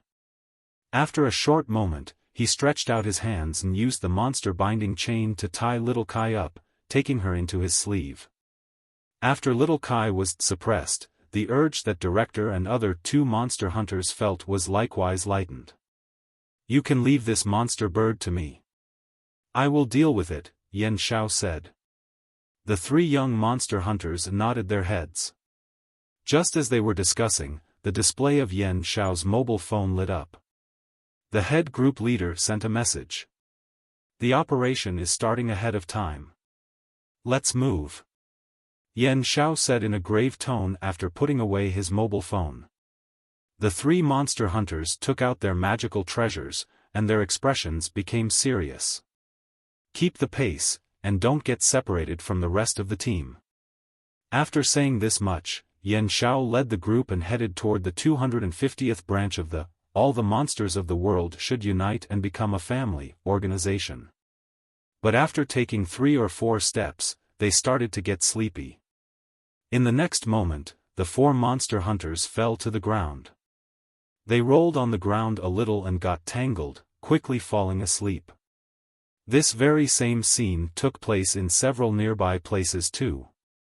The people residing in the Jiangnan area, or passing through, curiously gazed at these guys that had suddenly fallen asleep on the ground. Are they drunkards? But they don't reek of alcohol. Did they fall ill? Perhaps let's try to help them up first. It's dangerous if they keep lying on the ground like that. Who will go? My family is relatively poor, and I can't really help them up. What's the relationship between helping them up and your family being poor? Should we report this incident to the police? While at it, let's call an ambulance too, alright? Thereupon, some good-hearted passers-by took action. In the sky, Yi Si rubbed her hands, very satisfied. Afterward, she stretched out her hand and patted her life-bound golden book. All the monster hunters have been put to sleep. They will sleep for a few hours at the very least. Among the monster hunters that had come over this time, the strongest one had the strength of the fourth stage realm. Therefore, Yi had been able to put everyone to sleep through the sleeping spell of her life-bound golden book. By the time these monster hunters were going to wake up, they would find themselves in the hospital. Luckily, we made it in time. Song Shuhang heaved a sigh of relief. The monster hunters were about to enter into action when Yi used that spell to put them to sleep. Had Yi been a little slower, the monster hunters might have already broken into the 250th branch of the All the Monsters of the World Should Unite and Become a Family organization. After solving this problem related to the monster hunters, Song Shuhang gazed at that handsome middle-aged monster hunter below called Yan Xiao. Just now, Song Shuhang and Yi had also seen little Kai's confession. Should we rescue that monster bird first? Yi said. She fell in love with a monster hunter even though she is a monster bird. I'm not sure how we should comfort her. Yes, let's rescue her first. Song Shuhang and Yi slowly descended to the ground. As they arrived next to that monster hunter called Yan Xiao, they discovered that he had fallen asleep in a rather peculiar position. He had fallen asleep while kneeling on the ground. Even while sleeping, he had subconsciously bent his body, seemingly trying to protect something that was in front of his chest. Song Shuhang and Yi gazed at his chest area and discovered a little monster bird tied up with the monster binding chain. Due to Yi's magical technique, the monster bird had also fallen asleep. Yi said, "Is he trying to protect the monster bird?" Song Shuhang replied, "Seems like it. Let's take away this monster bird and bring it back to the 250th branch of the All the Monsters of the World Should Unite and Become a Family organization." Yi stretched out her hand toward the chest of that monster hunter, picking up the monster bird tied up with the monster binding chain. After picking up the monster bird, she turned around and left with Song Shuhang. After Song Shuhang and Yi had taken a few steps, the monster hunter Yan Xiao unexpectedly sobered up a little. He looked at Yi and Song Shuhang's disappearing figures in a daze, stretching out his hand toward them. But, he fell asleep again soon afterward. In the 250th branch, Lady Onion fondled the golden Buddhist relic in her hand, and said, "I wonder if little Kai succeeded with her confession or not." The nearby female monster sighed, and said, "Hopefully, she succeeded." Just as they were discussing, someone knocked on the door of the 250th branch. "Senior Dongfang 6, can you open the door?" The voice that Lady Onion didn't want to hear the most echoed. Lady Onion had several archenemies in her life. Above all was the Buddhist nun Nine Lanterns that had locked her up for 300 years. Next was immortal fairy Bi Shui, who wanted to cook her up and always looked at her as if she was some green onion on a cutting board. Then, the final big archenemy was Song Shuhang. Just like Nine Lanterns, Song Shuhang was also restricting her freedom, and he would even cut her green onion sprout every now and then. At times, he would go as far as completely pulling it out. How cruel. Are you saying that her green onion sprout was the same as her hair? What kind of joke was that? Only the tip of her green onion sprout corresponded to her hair, below was her head. Her head, not her hair. This voice that had just echoed belonged to Song Shuhang. Lady Onion felt as if she had heard a scary voice that had come directly from hell. Why did Song Shuhang appear in this place after she'd escaped from him with much difficulty? Was her hard-won freedom going to slip through her fingers again? Lady Onion immediately thought of running away from this place. She wanted to escape from the 250th branch of the All the Monsters of the World Should Unite and Become a Family organization before Song Shuhang could come in. As long as she didn't meet Song Shuhang face to face and stayed away from him, she would stay a free monster onion. Thereupon, Lady Onion looked all around in the hopes of finding a window or back door that she could use to run away. But it turned out that the 250th branch of the All the Monsters of the World Should Unite and Become a Family organization didn't have any windows, and it was unknown where the back door was. Who the hell designed this branch? Come out, I promise that I won't beat you up too much. Who called me? Fairy Dongfang 6 replied. Soon after, she discovered that the person standing at the entrance was Song Shuhang. Little friend Shuhang had also come over. Oh, right, he was probably looking for Guogua and the others. Wait a moment. I'll open the door for you. Fairy Dongfang 6 stood up and headed toward the front door of the 250th branch. Seeing that Song Shuhang was about to come in, Lady Onion started to get anxious. Lady Onion, is something the matter? Your complexion doesn't look too good, the nearby female monster asked. After Lady Onion selflessly gave her share of the human morphing feast to little Kai, this female monster also became Lady Onion's friend. Can you tell me if this place has a back door or something similar? If it doesn't, is there any place where one can hide? I would like to hide for a short while, Lady Onion replied with a bitter expression on her face. Hide? Oh, are you hiding from that young human outside? The corner of that female monster's mouth rose. She had noticed that Lady Onion had become fidgety since after hearing that gentle voice coming from the outside the door. From the looks of it, Lady Onion and that young human outside were acquainted with one another. Since Lady Onion subconsciously thought of hiding from him, was it possible that there was a sentimental problem between the two of them? Yes. Lady Onion tightly clenched her small fists, and said, that Shuhang fellow is my archenemy. I absolutely won't allow him to see me. Oh, so that young man is called Shuhang. That female monster covered her mouth and laughed. Soon after, with a smile, she said, there are indeed some places where you can hide. For example, the space under each table is a good hiding place. Do you want to go inside and take a look? In that case, quickly get me there, Lady Onion said impatiently. She had seen from the corner of her eye that Fairy Dongfang 6 was about to reach the entrance. As soon as Fairy Dongfang 6 opened the door and Song Shuhang came in, her freedom would be gone. He. The female monster faintly smiled and squatted down, revealing a secret passage below the table. Follow me, I'll accompany you as well. After all, there is nothing left for me to do here at the human morphing feast. After saying this much, she gently jumped, entering into the passage. Lady Onion closely followed after her and entered the secret passage. Now then, why is there a secret passage below the table? Lady Onion asked out of curiosity. The female monster smiled, and explained, because this is the real 250th branch of the All the Monsters of the World Should Unite and Become a Family organization. The building you saw earlier is just the outer shell. Since the human morphing feast is taking place in the outer building, only a few ill members are left inside the branch.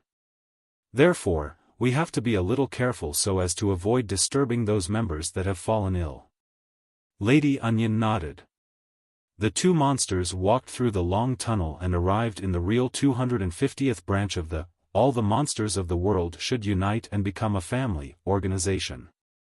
The place was a huge underground world propped up by layers upon layers of barriers. This underground world had the shape of a barrel. Inside, there was also a nearly 100 meters tall pyramid. It was especially eye-catching. At this time, Lady Onion and that other female monster were standing at the entrance of this barrel-shaped underground world.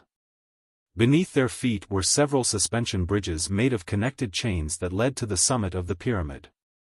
Still, why was there a pyramid in the branch of a monster organization in China? But right at this time, that female monster pointed at the pyramid, and said, that place is our branch. Lady Onion asked, why is it a pyramid? Ahahaha, it's like this. 3,000 years ago, when the XXXX branch elder of the 250th branch was still young, they went to Egypt, and apparently became one of the local aboriginal deities. However, the XXXX branch elder wasn't that good at fighting, and after not even 200 years had passed, they were defeated by another local aboriginal deity. Thereupon, the XXXX branch elder had no choice but to escape. But before escaping, they used a magical technique to conveniently bring along a certain local specialty, which is precisely the pyramid before your eyes. After it was brought here, the pyramid was modified and transformed into our 250th branch, the female monster explained. Lady Onion. She was now sure that there wasn't a single normal monster in this, all the monsters of the world should unite and become a family, organization. Follow me, we'll stay here for a while and won't go to the first floor of the pyramid. The sick members of the organization are resting there, and according to what the branch elder said, their condition is pretty bad. Therefore, it's better if we don't disturb them, the female monster said. Lady Onion nodded her head and followed the female monster, reaching the summit of the pyramid. If I hide here, I won't have to worry about Song Shuhang coming over to look for me, Lady Onion thought to herself, and heaved a sigh of relief. Now that she thought about it, it wasn't bad to have an organization to rely on. At this time, inside the 250th branch of the All the Monsters of the World Should Unite and Become a Family organization, where the human morphing feast was held. Guogua, Shi, and Zhu had worried expressions on their faces. Shi and Zhu had their mouths filled with food as they were stiffly gazing at the entrance. Why had their senior brother Shuhang suddenly come to this place? The three children looked at each other. The small monk Guogua unintentionally touched his butt. He felt that it was truly over for him. I'm sure senior sister Yi Si or senior brother Shuhang secretly left a mark on our bodies. This should be the reason they managed to find us, Loli Shi said in a low voice. Loli Zhu said shyly, this time, we are done for. We ran so farther away, and I'm sure that senior brother Shuhang will lock us up after capturing us. There is a chance that senior brother Shuhang might spank us until we sheet all over the place, the small monk Guogua said in a low voice. Should we escape? Zhu said in a low voice. Shi shook her head, and said, we can't escape. Senior brother Shuhang is stronger and faster than us. In addition, if they really left a mark on our bodies, it's pointless to run away. The small monk Guogua said, what should we do in that case? Shi rubbed her eyes, and said, we should be obedient and admit our mistakes, accepting our punishment. Since we dared to run away, we must now face the consequences. Exactly what you would expect from an elder sister. Her awareness of the situation was excellent. Shi also added, since senior brother Shuhang hasn't come in yet, we should think of the best way to apologize. After hearing these words, Zhu's eyes suddenly lit up. She recalled a scene from not too long ago. In this scene, Martial Ant Fairy Nectarine from the nearby mountain peak was acting all cutesy while chatting with Martial Uncle Daoist Priest Pineapple after she had committed a mistake. Martial Ant Nectarine spoke in a sweet voice, and after she had pled for mercy a few times, Martial Uncle Pineapple was finally defeated and forgave her. Yes, let's admit our mistakes. Loli Zhu rubbed the corner of her mouth. She got up from the dining table on her own initiative and waited for Song Shuhang to come, and she had already decided the lines she was going to use. She would surely succeed and defeat senior brother Shuhang. Fairy Dongfang 6 opened the front door of the branch. Soon after, she saw that Song Shuhang was standing at the entrance while holding a tied-up bird in his hand. Shuhang, did you come here for Guogua and the others? Fairy Dongfang 6 asked with a smile. Yes. I was looking for the three children and Lady Onion. Other than that, I've come to return this small monster bird to your organization, Song Shuhang said with a nod. After saying this much, Song Shuhang passed the tied-up monster bird to Fairy Dongfang 6. A monster bird of our organization? Wait a moment. Little Kai? Fairy Dongfang 6 stretched out her hands and picked up the monster bird. Then, she slightly furrowed her brows, and muttered, "Monster binding chain?" Fairy Dongfang 6 possessed the bloodline of an ancient monster, and there was a reaction when she touched the rope. "Yes." Song Shuhang nodded. "Did little Kai bump into a group of monster hunters?" Fairy Dongfang 6 furrowed her brows. "Where are those monster hunters now? Those guys unexpectedly dared to mess with the cute juniors of her organization? Did they really think that she wouldn't drive her vehicle and roll them over to death? Those monster hunters should be in the hospital right now," Song Shuhang said with a smile. Before leaving, he had quietly called an ambulance, which should have reached the location soon after. Fairy Dongfang 6 nodded her head. "You let them off too easily." After saying this much, she stretched out her hand and poked the monster binding chain, untying it. Afterward, she left the monster binding chain to Song Shuhang. The chain could be considered part of Song Shuhang's spoils of war. "Come in and tell me, how did little Kai meet those monster hunters?" Fairy Dongfang 6 held little Kai in her hands and got into the building. Song Shuhang followed her and told her everything that had happened earlier. In other words, the person little Kai fell in love with turned out to be a monster hunter? Fairy Dongfang 6 didn't know whether to laugh or cry. Song Shuhang nodded. Just as they were discussing, a petite figure dashed toward them and threw itself in Song Shuhang's embrace like a swallow returning to its nest. "Damn you!" The petite figure slightly raised its head, and said in a sweet voice, "I know I've made a mistake, but can you forgive me, pretty please?" Song Shuhang.